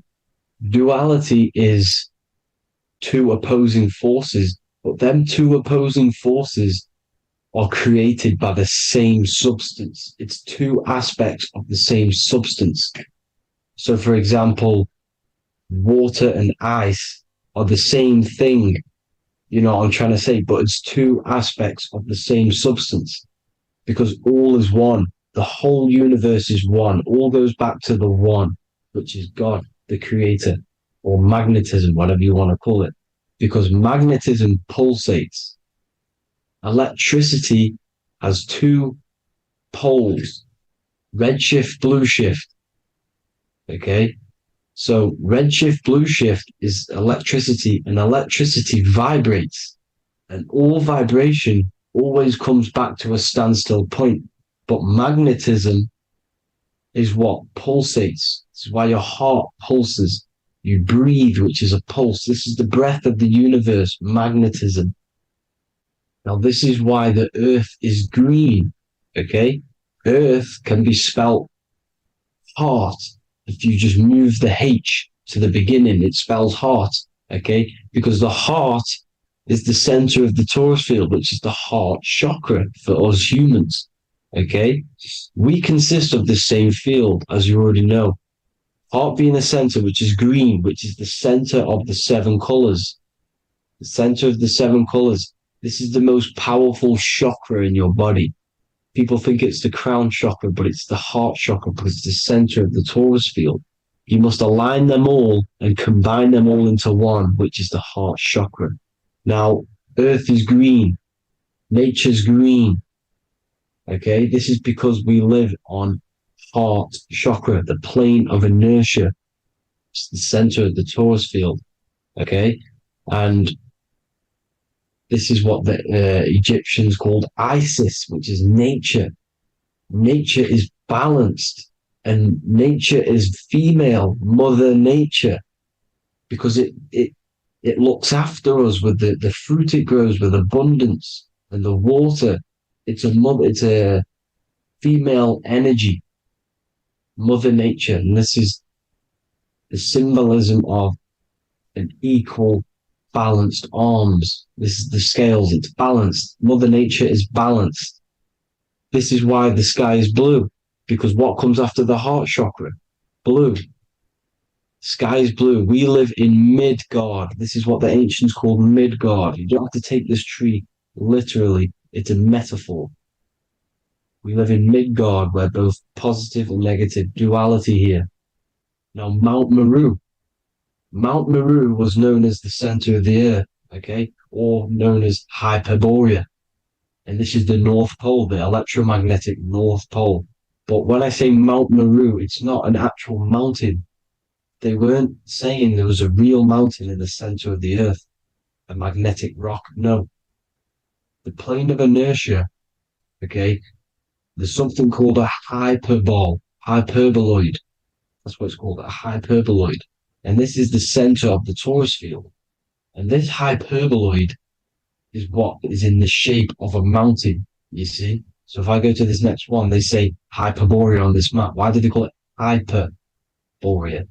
Because this is the hyperboloid in the center of the torus field. And this is the electromagnetic mountain, a metaphor. Mountain, what they're metaphorically saying, this is the electromagnetic mountain at the center, the double vortex, the center of the torus field, which is the North Pole. Pole of electromagnetic energy. So this is why they call it Hyperborea. It comes from the word hyperboloid. And the center of the earth is so sacred. And they symbolize this with, obviously, the North Star, which is Polaris. And this is where the swastika comes from, because it's the 4 seasons moving around the North Star. This is the Big Dipper constellation moving around the North Star, which is Polaris. There's that pole again. Pole. Magnetic pole of the torus field. And this is where the green, emerald green, aurora borealis comes from. It comes from this center hyperboloid at the center of the earth, where the most electromagnetic energy is stored. The center of the plane of inertia. The center of a plane of inertia. This is the all-seeing eye as well. As you can see, they got the sun, the moon. This is the Masonic cosmos, the sun, the moon, and the all-seeing eye, because the eye is Polaris, the eye of the stars. It's all the big eye. Now, the eye means a lot more as well. It's not just that. There's different ways you can interpret symbols. Now, this is the emerald tablets. Deep in Earth's heart lies the flower, the source of the spirit that binds all in its form. Okay? The flower of life is thine own place of thine spirit, and stream through the earth as thine flows through thy form, giving off life to the earth and its children, renewing the spirit from form unto form. This is the North Pole. This is what he's talking about. He's talking about the aura borealis. Aura borealis. It's the Earth's aura. Emerald green. Heart chakra. Plane of inertia. Green. Earth. Heart. You see? All related. Now, there's many symbolism of this. So much symbolism of the ancients. The 7 layers of heaven. 7 layers of heaven, which are the 7 planets. Okay?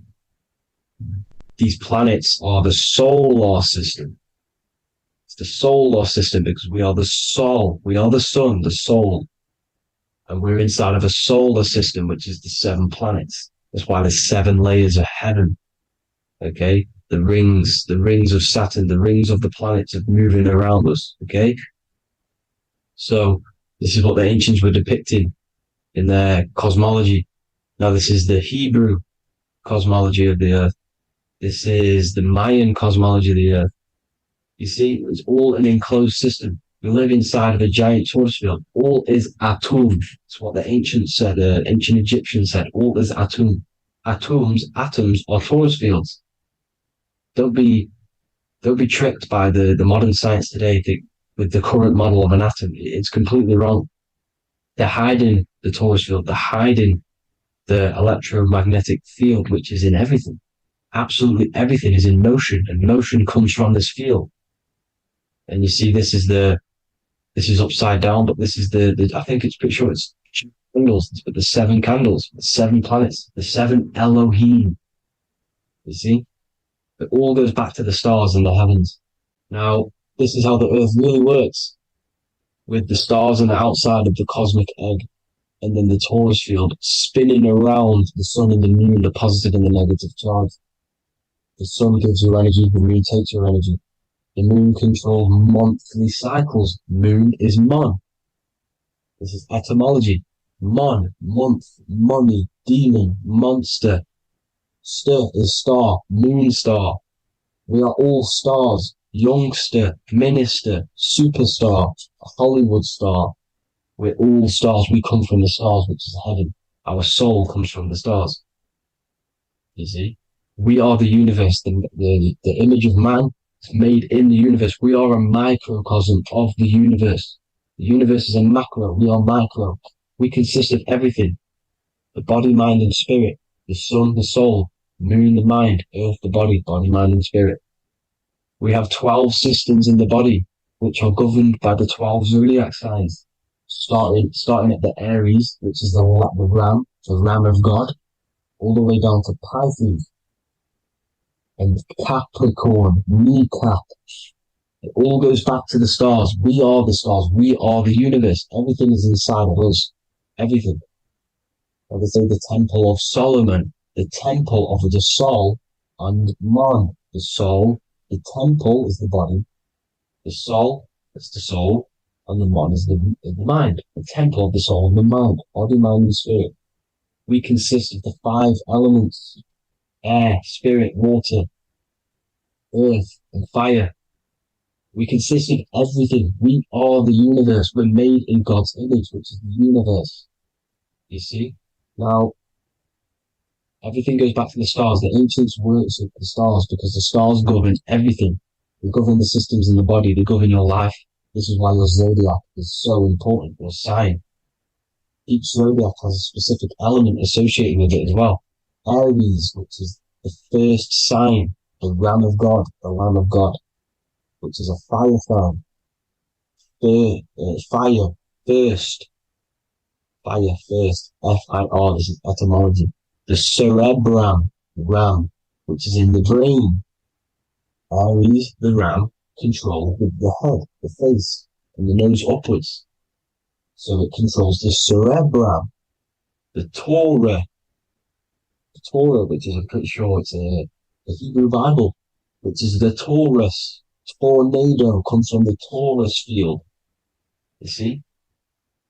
Everything's inside of you. It all goes back to the Taurus field, and the Taurus field is everything. Now, like I said, 12 zodiac signs, 12 systems, 12 cranial nerves in the brain, the 12 disciples of the Bible. All symbolic. Have to read the Bible properly. Now, this center at the center of the earth, right? This is what's stirring the ether, and the ether consists of the four elements, because there's five elements. Spirit can be called ether. People call it spirit or ether. Ether is pure potential, pure energy. It's what connects the astral to the physical. It's the dimension between the physical realm, which we're on, and the astral. So it has pure potential. It's pure energy. This is why we say I either want to go there or there. It's connecting two scenarios. That's what the ether is. It's connecting the two worlds, the astral and the physical. The center is like the cosmic womb. There's a black hole in the center. This is the center of the torus field. This is the womb of creation. This is the womb of creation. And inside of this black womb are the five elements, and everything's being stirred around. Everything's in motion. Light is motion. Everything's motion. Now, like I said earlier, light crystallizes into physical matter. They are the same substance. Spirit and matter are the same substance, but different variations, different aspects of the same substance. Low vibrational spirit turns into matter. High vibrational matter turns into spirit. Or light, whatever you want to call it. Matter is light crystallized. This is where we get the 7 metals from. The planets are light, specific frequencies and vibrations of light. When these lights, or the planets, materialize, material metals materialize, they turn into the 7 metals. Saturn turns into lead. That's why lead is red. Saturn is red. The sun turns into gold. That's why the gold is yellow and the sun is yellow. You see, Saturn is the time god. What happens in autumn? The leaves turn red and they die. This is why Satan, time god, the reaper, everything is crystallized till it's death and then reborn again. You see, rust, when things rust, it turns to red because it's Saturn. Saturn crystallizes everything. He's the reaper who comes around in winter. You see, he's Satan. Jesus and Satan, the sun and Saturn.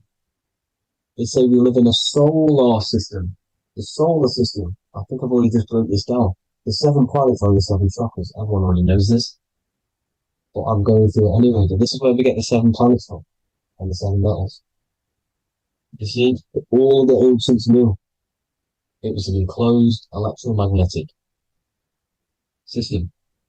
It's not a spinning ball in the middle of space, people. They want you to believe this so you get stuck in this material world. Because if you believe everything's material, you can never affect this plane effectively. You can never create your life effectively if you don't understand the planes of existence. Because the mental plane is a higher plane. And it breaks down and it controls the planes below it. The mental plane, hold on, I've got it here for you. The mental, the astral, etheric, then physical. Etheric connects the physical to the astral, but the mental is what's above them all. You see? Now, it's important to understand this. It's important. However, the ancients always talked about the enclosed system. Only NASA, which is introduced around the Roman times, not NASA, but the globe Earth was introduced around the Roman times. Okay? By these Masons. These Masons introduced this because they wanted to take over the minds of the masses and control them. These people worship the physical realm. They know how it works. They know the ins and outs of it. They know how to do the magic. They know how to do it all. They understand it all. That's why Masonry have to take the oath. The oath of not speaking. You're not allowed to speak about anything you learn about in Masonry. Because they're discovering the truth about your mind and how it creates reality and stuff like that. So This is the Masonic cosmology, the five-pointed star, the five elements, the checkerboard for duality, positive and negative, the two aspects of every substance. This is another ancient painting depicting the firmament, the stars inside the firmament, the sun. You see, the ancients worshipped the sun because it's so important for sustaining our life. It's the only reason we're alive is because of the sun. But then people think it gives you cancer today. They brainwash you to think the sun gives you cancer when it's the number one source of all life. They want you to believe it's a big, spinning, dangerous ball in space. It's not. It's here to give us life. It's God's son. That's why Jesus is known as God's son. It is the son of God. God created that to sustain us. You see? So it's important you understand the true cosmology of where you are, because if you don't know where you are depleted of all of your morals. You're depleted. You're demoralized. You're lost. You don't know where you are. You don't know where you exist. Okay? Once you accept the globe model, the heliocentric model, you will subconsciously think that you come from nothing. This is why they implemented the evolution theory just after the globe model was introduced by Charles Darwin. Charles Darwin came in after the globe model. He's a Mason, he was another Freemason, and implemented evolution where we came from monkeys because they want you thinking less of yourself so they can manipulate your mind. You see? They want to manipulate your mind, and they have done since you got here. Since you came through that portal, you were manipulated from that day to believe this, believe that. The true cosmology, the truth will set you free. You will understand things better. You will feel better in yourself when you know the sun is here for you. You'll feel better in yourself that you know that you didn't come from a monkey. You were created as a human, a manifester, a creator. You're so intelligent. Your mind is amazing. You can manipulate matter, mind over matter. See? Thank you all people for tuning in. Tap in with yourself. Love yourself. Find the truth. Spread the truth. Nothing dies. Nothing in this creation dies. Everything's energy. Everything's light. Light can never die. You're a light being. That's why it says Q. Q man. Q is light in Hebrew. Or Latin. Either one of the two. You are light. You're a light being. You never die. Ever, ever, ever die. Ever. Stop thinking you're going to die. This body will die because it contains electricity. And electricity always goes back to a standstill point because of vibration. Electricity vibrates. You are pure light. You will never ever die. Thank you all people. God bless. Make sure to like, subscribe and share.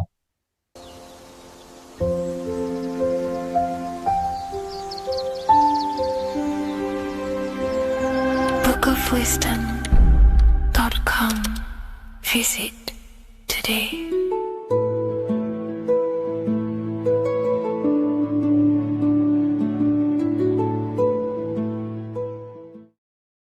In this video, we're going to be talking about the evolution of consciousness.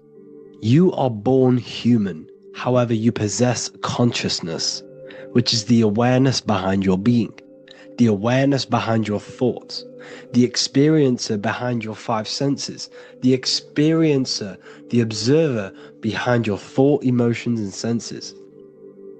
You are an eye, an invisible consciousness looking through a lens which is your body. Your body produces this physical world that you experience.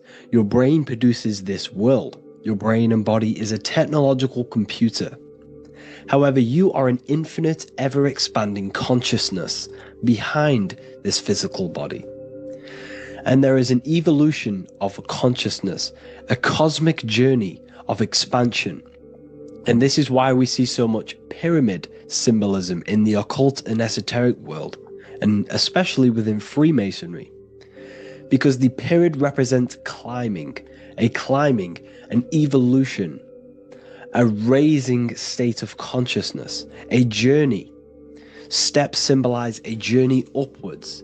This is the raising and the evolution of consciousness, our inner world, the transmutation of our inner selves, of our souls and consciousness and our minds.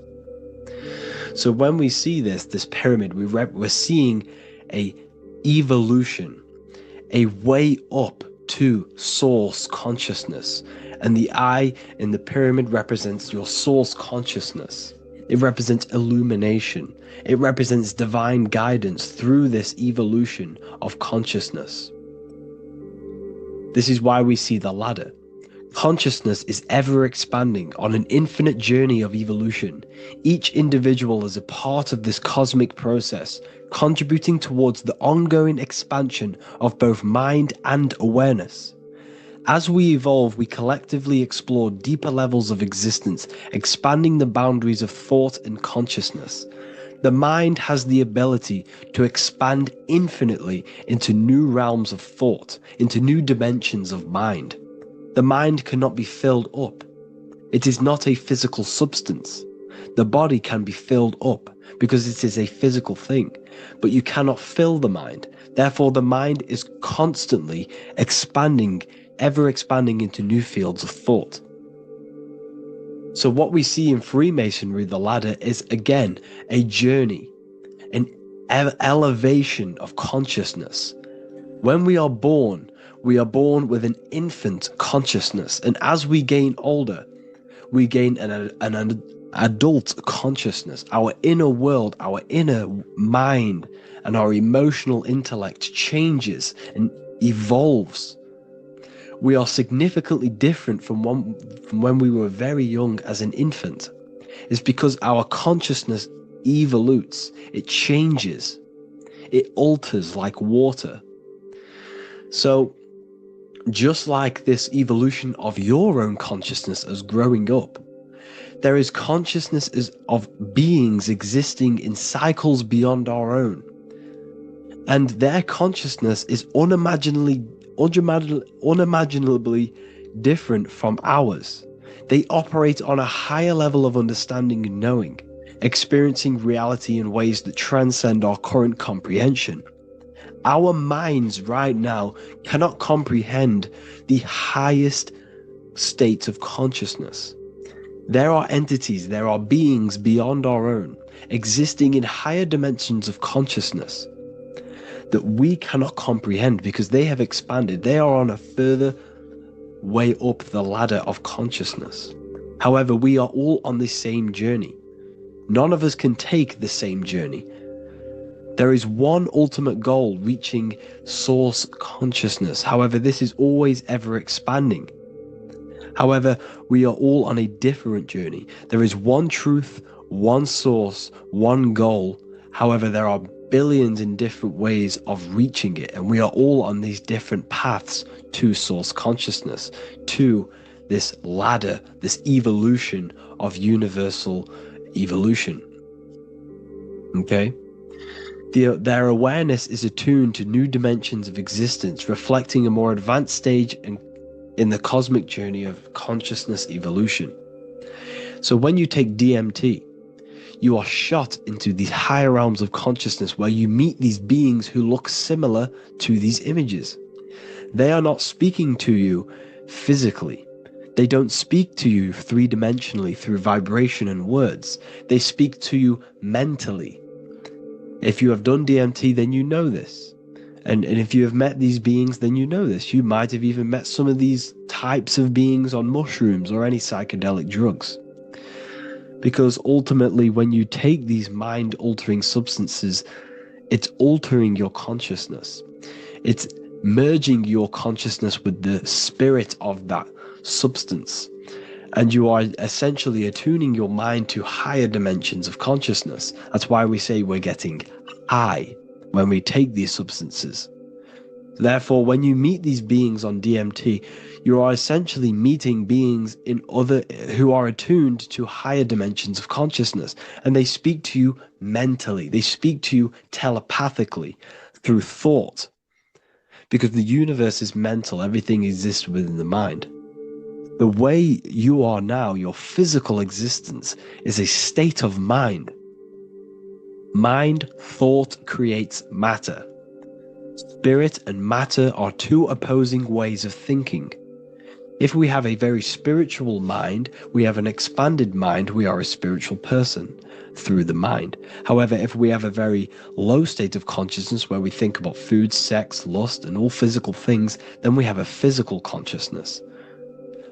Matter and spirit are two opposing forces, two ways of thinking. The mind attunes itself to different levels of understanding in different dimensions. So, essentially, this is what we're looking at. The body is a vessel for the fluidic, formless consciousness, a temple that houses the essence of our awareness. While the five senses are limited to perceiving only the physical plane, the mind transcends these limitations, capable of perceiving the full scope of reality. It is through the mind that we access deeper truths beyond the material, tapping into boundless nature of existence. Physical existence is a thin band, a thin layer of reality. It's like 0.001% of reality. And your five senses are only tuned into this layer of reality. But the five senses are, by design, only allowed to perceive physicality. But the mind has the power to expand beyond this physical five sense state. The mind has the power to expand and evolute. It is a conscious decision whether you want to take this path or not.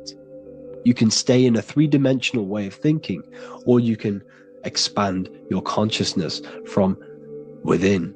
It's not an external journey. There is no God going to save you. You must save yourself. Therefore, behind every single one of these eyes is the same source consciousness. However, we are all different cells in a different journey. The organs in your body, the cells in your body are all alive. They all possess same consciousness, universal consciousness. However, we are all on a different journey of evolution. As above, so below. As the baby is in the mother's womb, when the baby becomes conscious, there is a world outside of its mother. What does it do? It presses and seeks a way out to be born in the other world outside of its mother. It is the same with your consciousness, your mind. When your mind becomes aware that there is realities beyond the immediate surroundings, it seeks a way out. And this is exactly what I'm doing to you now. I am now expanding your mind and telling you there is other ways of reality. There is other dimensions of consciousness which you can access through inner transmutation, through different ways of thinking, spiritualism, and meditating and connecting with yourself and detaching from external things. We can upgrade our consciousness. Your body is a womb. Why Jesus says you must be born again to see the kingdom of God, because you are born physically and then you must be born again spiritually, awakening your inner consciousness. So like I said, as the baby is in the womb, it's the same principle. As above, so below. You were a baby, you were in your mother's womb, and you figured out there is a world outside of your mother, so you seek to way out your mother to be born in another world. It's the same now. You must do this now. This is your spiritual evolution. This is the evolution of consciousness. It's ever expanding. When you die, this is a transition. You must learn to not fear death. This is another part of your spiritual journey. You must master death. Therefore, like I said before, the mind has limitless capacity to expand into new realms of thought, continuously exploring uncharted ideas and concepts without boundaries. The mind can ever expand. It can never be filled. It can never ever know everything. There is infinite fields of knowledge, infinite fields of thought. Your current state is just one stage on an infinite pathway. You won't remain human forever. The human experience is a crucial phase where we learn to balance polarities, master the fundamental laws of the cosmos.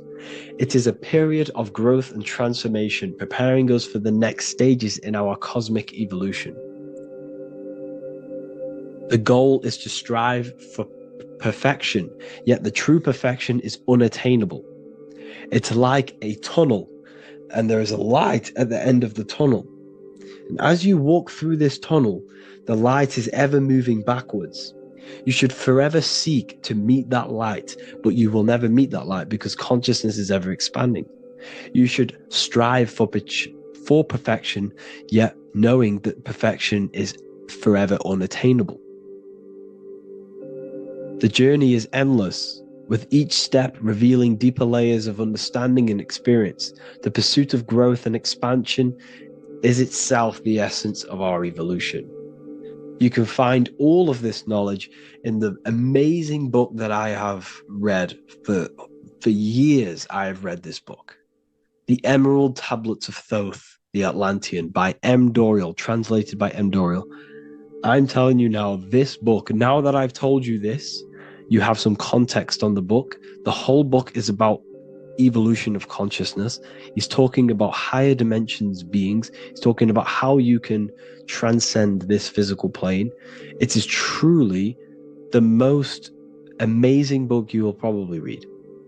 One of the best spiritual texts you'll see. It's hard to understand, so you must read it over and over again. And the more your mind progresses, like for me, I read this every couple months. And the more I learn about consciousness, the more I expand my own consciousness. And every time I read this book, I pick out something new that just completely blows my mind. Because you can only understand this book to your level of consciousness, to your level of understanding. So now that I've told you all this information, go and read this book and it will absolutely blow your mind. And so will the Book of Wisdom Volume 2, which is now available. I released it the other day. I'm just going to read a page out now. This page is called Spirit and Matter. The Earth is not merely a dense, lifeless rock drifting through space. It possesses spirit, a living essence that animates its form. But what do we mean by spirit? Spirit in esoteric terms refers to the energy, the life force, animating the principles infused in matter. So essentially, what this page is talking about is how everything has spirit, consciousness within it. You are the middle, you are spirit and matter. You have the ability to expand your mind to the God self and raise above our animal instinct, our material self, and know the divine and expand. Animals cannot do this. Animals are not self-aware. Humans possess self-awareness. We can observe our consciousness. We can say, why do I exist? We can look in the mirror and know that we need growth. And this is what Anunnaki means. Anu means above. Anu was the supreme god of the sky, which is a metaphor. He represents spirit above, heaven. Anu came down to earth and married Ki, the goddess of the earth, which represents matter. It's a myth, it's an allegory. Anu married Ki and gave birth to the Anunnaki. Spirit came down and infused with matter and gave birth to the human, which is you. You are spirit infused in matter, Anu and Ki, Anunnaki. You are the Anunnaki. And this is just one of the teachings in my book. Honestly, this book is absolutely amazing. If you truly, truly want to expand your consciousness, give this book a read.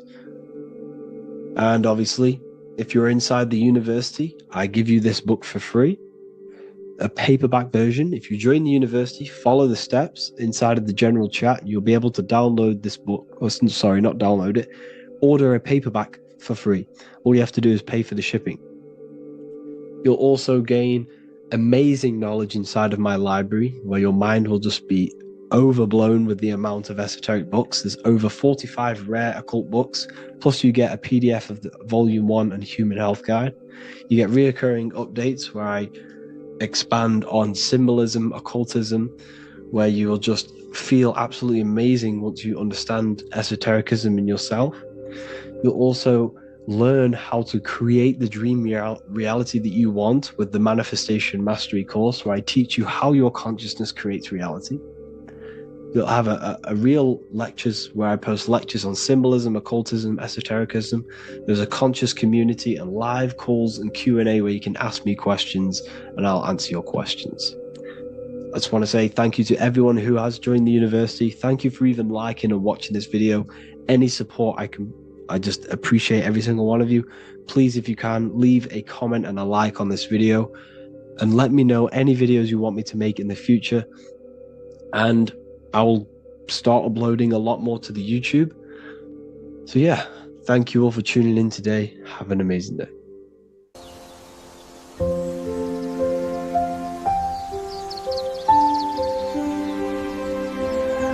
bookofwisdom.com. Visit today.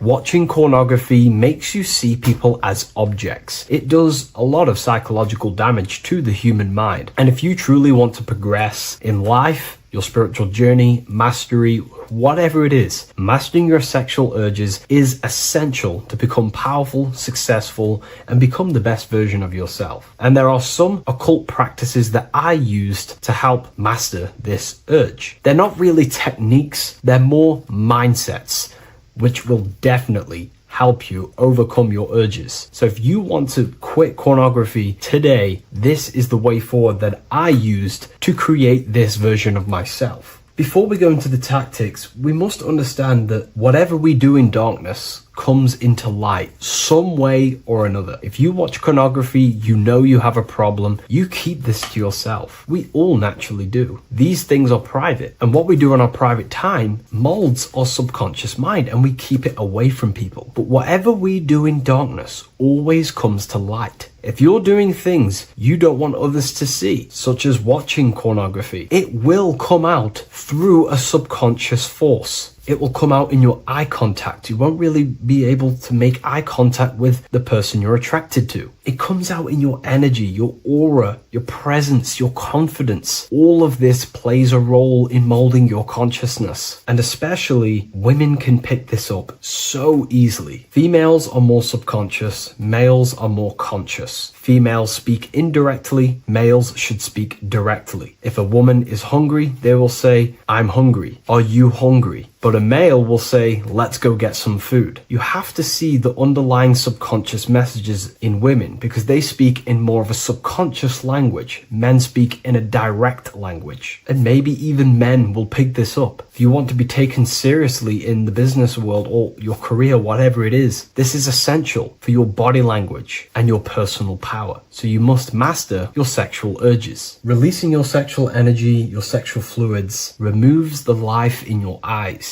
A lot of people get dark bags underneath their eyes. I used to have them years and years ago. My eyes were always half shut. There was no life in my eyes. But as you purify yourself, the life and the energy comes back into your glaring eyes. The first tactic on mastering your sexual urges is understanding that thoughts produce emotions. Whatever we think about inside of our mental body directly corresponds to what we feel in our emotional body. What we see here is a piece of alchemical artwork showing you the light of the mind shining down into the heart. This represents the mental body with the clouds. This represents the human heart, the emotional body of consciousness. What we think about, if we think about sex, or if we watch things that are stimulating to us on Instagram, TikTok, that thought goes into the mind and the feeling gets then produced in the heart and the body becomes aroused. What we think inside of our brain becomes emotional energy in our heart. As above, so below. And what becomes in our heart is what we take action on. We take action on emotion. Human action, human behavior pretty much comes down to what we feel. We only act on what we care about or what we love. If you love that feeling of watching pornography, that is the reason why you're taking the action. So keeping this in mind at all times is very important in your journey of self-mastery. What you think is what you feel, and what you feel is what you act upon. Remove stimulations that can possibly produce that thought of watching pornography. Unfollow the people. Purify your environment so these thoughts do not enter your mind. And if you do become stimulated, remember, thoughts produce emotions. Change your thoughts. think about something else instantly. The more you think about it, the more you feel, and the easier it is to take action upon it. And the second tactic that I say to myself is that it's all mental. World, the universe, life is all mental. For example, unfortunately, my brother passed away recently. I've never gone through something like this in my life. It's tough. It's horrible. It's not nice losing a loved one. However, if I sit around and focus just on the negative side of that, yes, of course, I'm going to have my moments. But if I just sit there and focus on the negative, it will destroy my life. It will pull me down. The only thing that I can do to benefit from this situation is to become a better family person out of this. Become more loving. Spend more time with the people who mean a lot to you. You can always change and transmute the mindset of every situation in your reality. There's a famous saying I like to say, if you can change it, change it. But if you cannot change it, change the mental attitude towards it. Never just sit there focusing on the negative side of reality. This helped me with mastering myself watching pornography. It's all mental. You hold the power over the mind. And the next tactic is probably the best one ever. And I still use this today in everything in my life. Before I make any decision in life, I always say to myself, what is the effect of this cause? Is that effect going to push me towards who I want to be? Or is that effect going to pull me away of who I want to be and become and where I want to go in life? If the effect is not pushing me towards who I want to be, I will not take the action which is the cause. Consciousness cannot escape the law of cause and effect. It is an immutable, inchangeable law that is governing your consciousness and your mind. You have to keep this law in mind because it is the law that is creating and crystallizing your reality. Any decision you make, what is the effect of this cause? The law of cause and effect is a force that you cannot escape. So you have to work with this law and become conscious of the law. So before you do take the action, what is the effect? Is watching pornography going to push me towards who I want to be and where I want to go? If it's not, do not take the action. That's where willpower comes in. You can do little exercises for willpower, meditation for 30 minutes of not thinking. You can do rituals that strengthen the connection to your mind with your willpower. At the end of the day, the willpower is the most essential force in the consciousness. Another thing is remove any music that talks about it. Even the words will be producing thoughts in your mind. What you feed your consciousness is ultimately what you project back outwards. Don't listen to the rap music. Don't listen to any music that talks about it. Try and remove this from your environment. These tips that I've given you don't just work in quitting pornography. These work in every aspect of your life, and they will dramatically change your life if you become conscious of them and actively use your mind. Don't fall under the spell of becoming unconscious. Never act unconsciously. Never think unconsciously. Never feel unconsciously. Stay on top of your mind. Be the observing eye in your mind. Never fall unconscious. Of course, we all need to sleep, but I mean in the waking times. And this is why learning about yourself or consciousness is essential for every aspect of life. Business, your career, money, whatever it is. Whatever you're doing in your life comes down to understanding human consciousness. And that's why I wrote these books, so you understand yourself, so you gain your understanding of the functions of your own mind, body, emotions, and how you are creating reality. That's why I wrote the book of symbolism, because symbols are not just symbols. These symbols represent forces and aspects of the human psyche themselves, and they are veils, they are keys that help you remember and become conscious of what has fallen unconscious in your mind. We're simply just becoming conscious of what we are unconscious of and becoming conscious of them and using these powers. You want to take your life to the next level? Feel free to get the book of symbolism. I'll leave a link in the description. Take care, everyone. Greetings everyone, it's Revival of Wisdom. I facilitate human enlightenment through occult and esoteric teachings. I hope this video expands your mind into a new field of thought. In this video, we're going to be discovering the true esoteric meaning of the 7 planetary energies. So let's jump straight into this. In order to fully understand this, you must understand the esoteric teaching of as above, so below, and as within, so without. Our inner world is mirrored into our external material reality. We have a physical voice, which you are hearing right now, and I also have an inner voice, which no one else can hear. The inner world is invisible, and the external world is visible. In other words, the inner world is the spiritual world, and the outer world is the material world. The inner world of ourselves reflects and projects our outer world, which means everything in our external reality is somewhat reflection of our internal self. You are made in the image and likeness of God. You yourself are the universe experiencing itself in a three-dimensional physical form. The Newtonian science has programmed you to believe that you are a physical being inside of a physical universe. They did this to limit your mind to only believing there is a physical universe and that you are separate from the universe or God. But you yourself are the divine essence of the universe, experiencing itself in a physical plane, which means everything you see is inside of you, including the stars, the planets, and the elements. As above, so below. As within, so without. An example of this is the four physical elements: fire, earth, water, and air. In the external world, these are physical elements. In our internal world, they represent the four bodies of consciousness. We have four different bodies. We have a material body, we have a spiritual body, an emotional body, and a mental body. The mind is not made out of the same substance as the body. The emotions is not made out of the same substance of the mind and the body.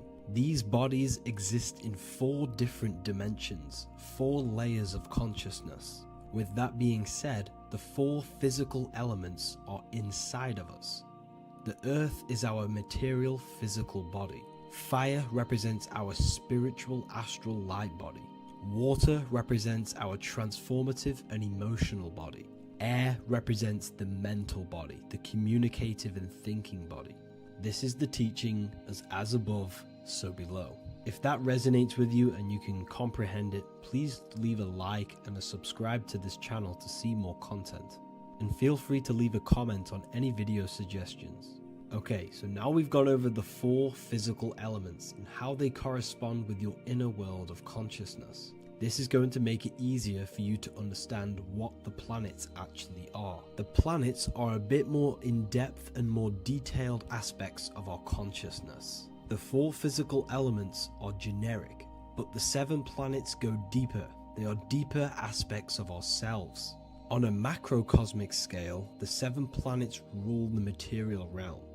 Every object, every animal, every plant, every stone, everything we see in this plane is governed and created under one of the 7 planets. I don't really like calling them planets. They are energies. They are spiritual forces that drive things into existence. An example of this is if we look at a tree. The roots of the tree are governed by Saturn. The stem of the tree is governed by the sun. The leaves of the tree are governed by the moon. Any offspring or fruit of the tree is governed by Jupiter. Any defense mechanisms of the tree is governed by Mars. The communication and networking of the tree is governed by Mercury. The smell and the look of the tree is governed by Venus. Everything we see in this material plane is governed by one of these specific energies. Everything material has a spiritual force that brings it into physical existence. This is the reason why we have 7 days of creation in the Bible.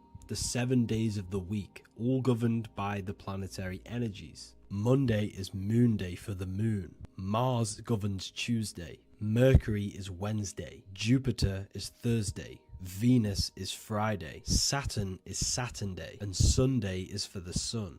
This is the reason why there are so many 7s in this physical plane. 7 days of the week, the 7 colors, the 7 chakras, the 7 diatonic musical notes, the 7 lamps on the Jewish candlestick, the G inside of the Masonic square and compass. G is the 7th letter.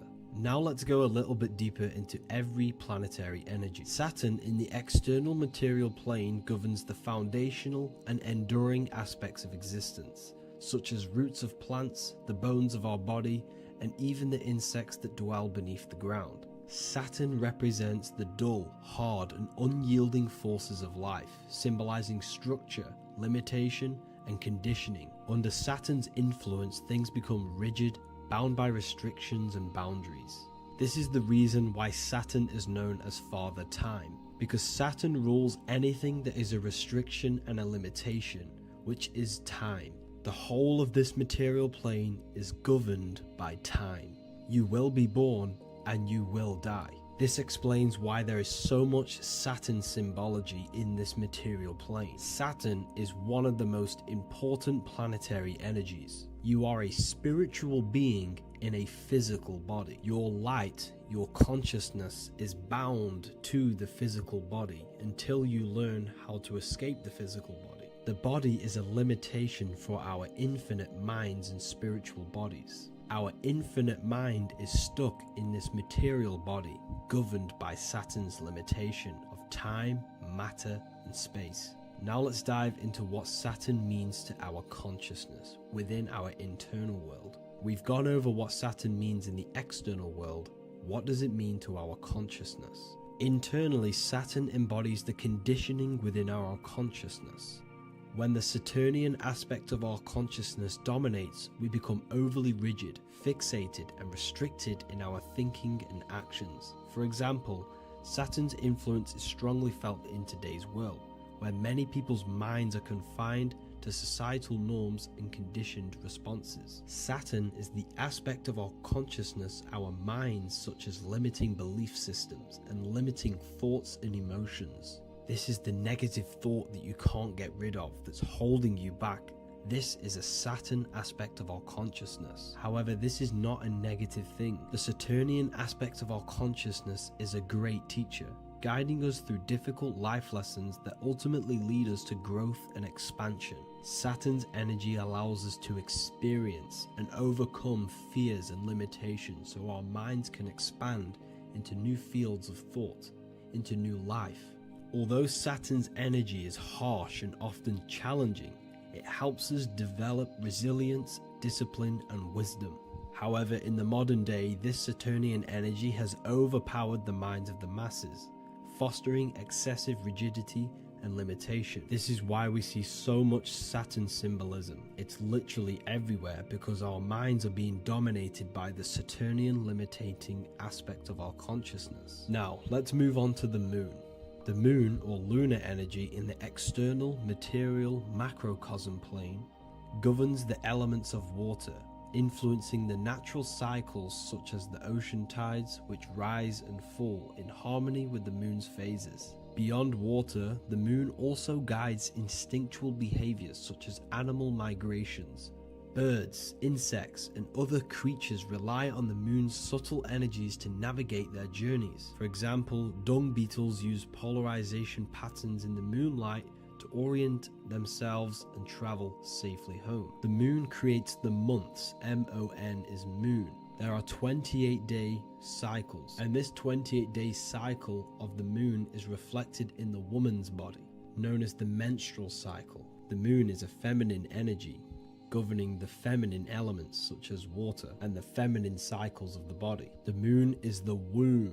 This is why eggs have the same color as the moon, because eggs are ruled by the moon's energy. Now that's the external world. The internal world, the moon symbolizes the emotion aspect of our consciousness. It represents the subconscious mind, the seat of intuition and psychic abilities. Just like in the external world, things are born out of the moon, such as eggs and the womb. The subconscious mind acts as a womb for our conscious mind. Our deep subconscious emotions and programs are born into light into the conscious mind and controls the conscious mind. The moon represents our hidden psyche, our shadow self. Now let's go on to the sun. The sun represents the life force. In the material external world, the sun is ruling over pretty much all life. The sun gives life to all things. Without the sun, animals could not exist, the human body could not work,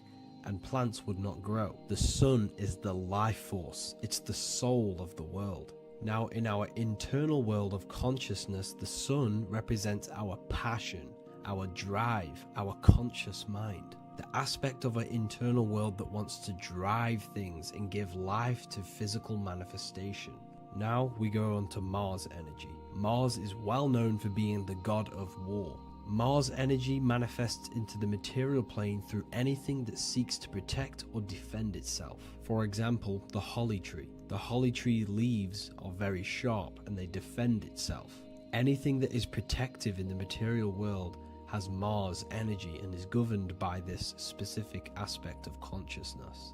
For example, any predators or animals such as hedgehogs with spines on their backs for protection. Mars represents all things that is driven by conflict, aggression and defense. Now, internally, inside of our inner world, Mars symbolizes the aspect of our consciousness that is focused on self-preservation and protection. Mars governs our ego, the instinctual urges of anger or maintaining reputation. Mars is not evil.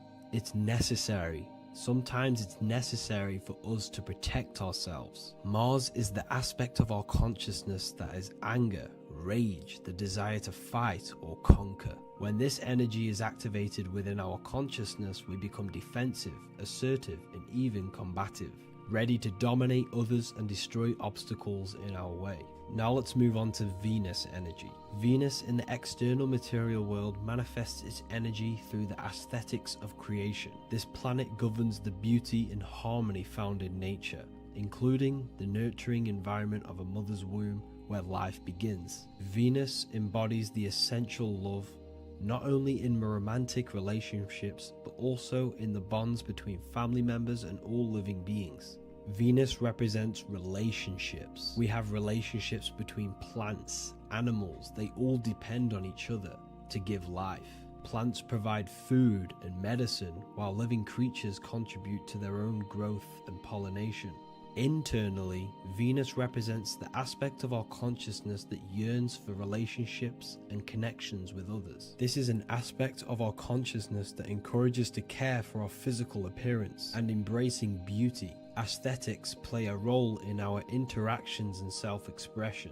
This is why there is a beauty brand called Venus. Now let's move to Jupiter energy. Jupiter in the material plane manifests its energy as forces of fortune, abundance, and wealth. This energy manifests itself as plants, as fruits that we can consume and eat in abundance. Anything that is nourishing and cultivated by the earth for humanity and animals. Jupiter embodies the giving energy that provides for and sustains life, fostering growth and ensuring that resources are available to all. Its influence is seen in the natural cycles of abundance, where fruits must grow and ripen before they are enjoyed, symbolizing the importance of effort and patience. Internally, in our spiritual world, Jupiter represents the aspect of our consciousness that yearns for abundance and seeks growth in various aspects of our lives, including wealth, knowledge, and personal development of the mind, spirit, and the soul. This is the aspect of our consciousness that wants to gain wealth, that wants to gain expansion and abundance in our lives. However, when Jupiter's energy dominates our consciousness excessively, it can lead to feelings of stinginess and greed. It represents material possession. The last planet is Mercury. Mercury in the external world governs the vital elements such as seeds, air, communication, education, and electricity.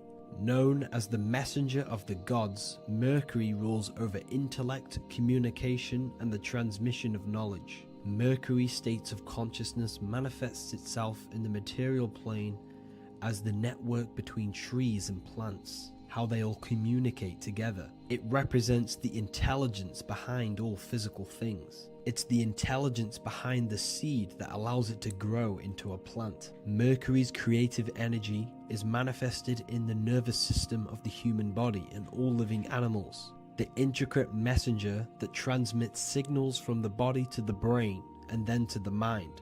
This intelligence within us allows us to facilitate thought and movement. Internally, in our spiritual aspects of consciousness, Mercury is the state of consciousness that seeks knowledge, understanding, and intellectual growth and expansion. This part of us is curious, eager to learn, and driven to communicate ideas and information. It represents our mental body. The Roman god Mercury is often depicting flying because this symbolizes the air. Air represents our mental body. When the Mercury aspect of our consciousness dominates, we become highly intellectual, constantly seeking information, analyzing situation, and communicating our ideas. While this can enhance our understanding and ability to interact with the world, an excess of Mercury's influence can lead to overthinking, excessive analysis, and focus on intellect over emotions or intuition.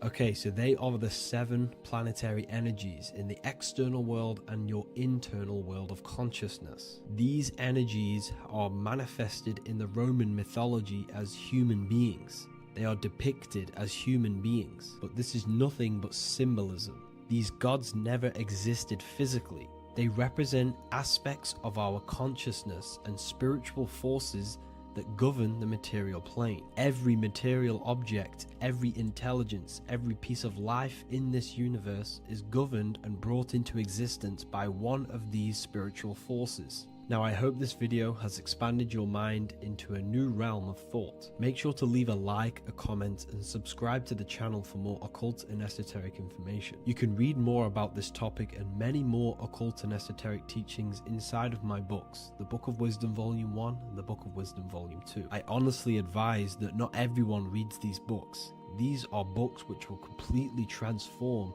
your view on reality. You will feel a lot better reading these books because you will find a connection with yourself and the universe. Understanding truth and knowing thyself gives you a sense of well-being. Like I said, this is not just a book. This is a beginning of your journey of expansion and growth. Reading them can be life-changing.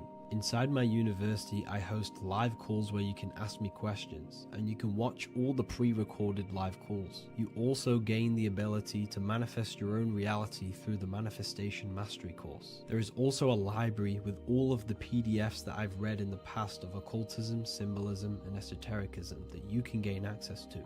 There is a whole lecture section where you can watch all of my occult lectures.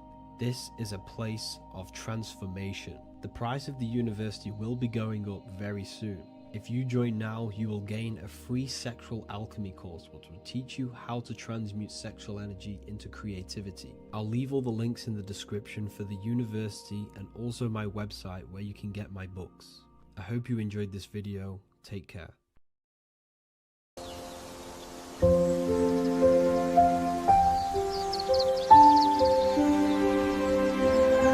bookofwisdom.com. Visit today.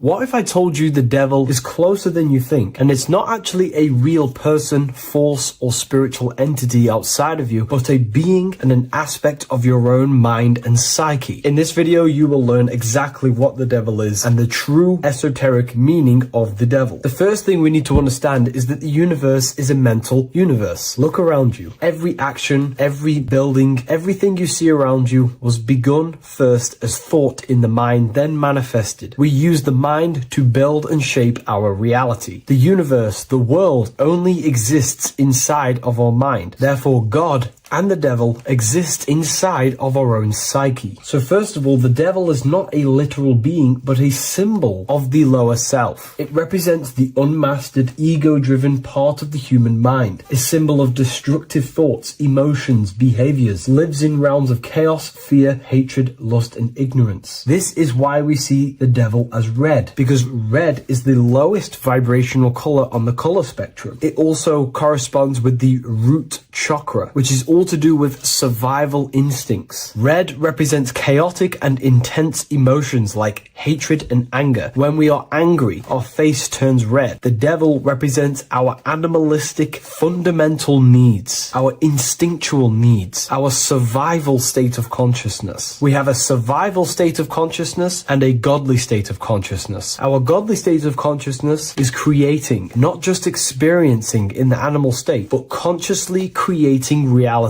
This is why we see the devil with a goat head, an animalistic head, and the head is where the brain is. The animal head represents living off instinct, the part of our mind that lives on urges, impulses, and instincts. Eating, sex, power, ego-driven actions, and ego-driven thoughts. Animals are only aware of themselves. Animals live on instinct. They have no ability to consciously create like humans. This is our lower desires for the material world. That's not to say the material world is evil. However, when our consciousness is only seeking material things, this leads us down a path of self-destruction, because nothing material can ever satisfy our soul. Everything material is temporary. Therefore, the devil represents the part of us that seeks only material desires, only material fulfillment, the ways of thinking where we only think about ourselves and ego-driven thoughts. It also represents the unchecked, unconscious self, where we have no mastery over our thoughts, over our emotional impulses, and no mastery over our actions. We're living in instinct and impulsive states, which causes chaos, selflessness, destruction, and keeps us bound to our lower material 3D state of consciousness. It's important to recognize that the word devil was never present in the earliest Gospels. Instead, what was mentioned was a spirit of evil. This distinction is crucial because it underscores that the idea of the devil, as popularly conceived, does not actually exist as an independent entity. Rather, it is a personification of the lower aspects of the human mind, a facet of our own consciousness. The term spirit of evil was not meant to denote a specific deity or being, but rather any force of negativity, whether it manifests as a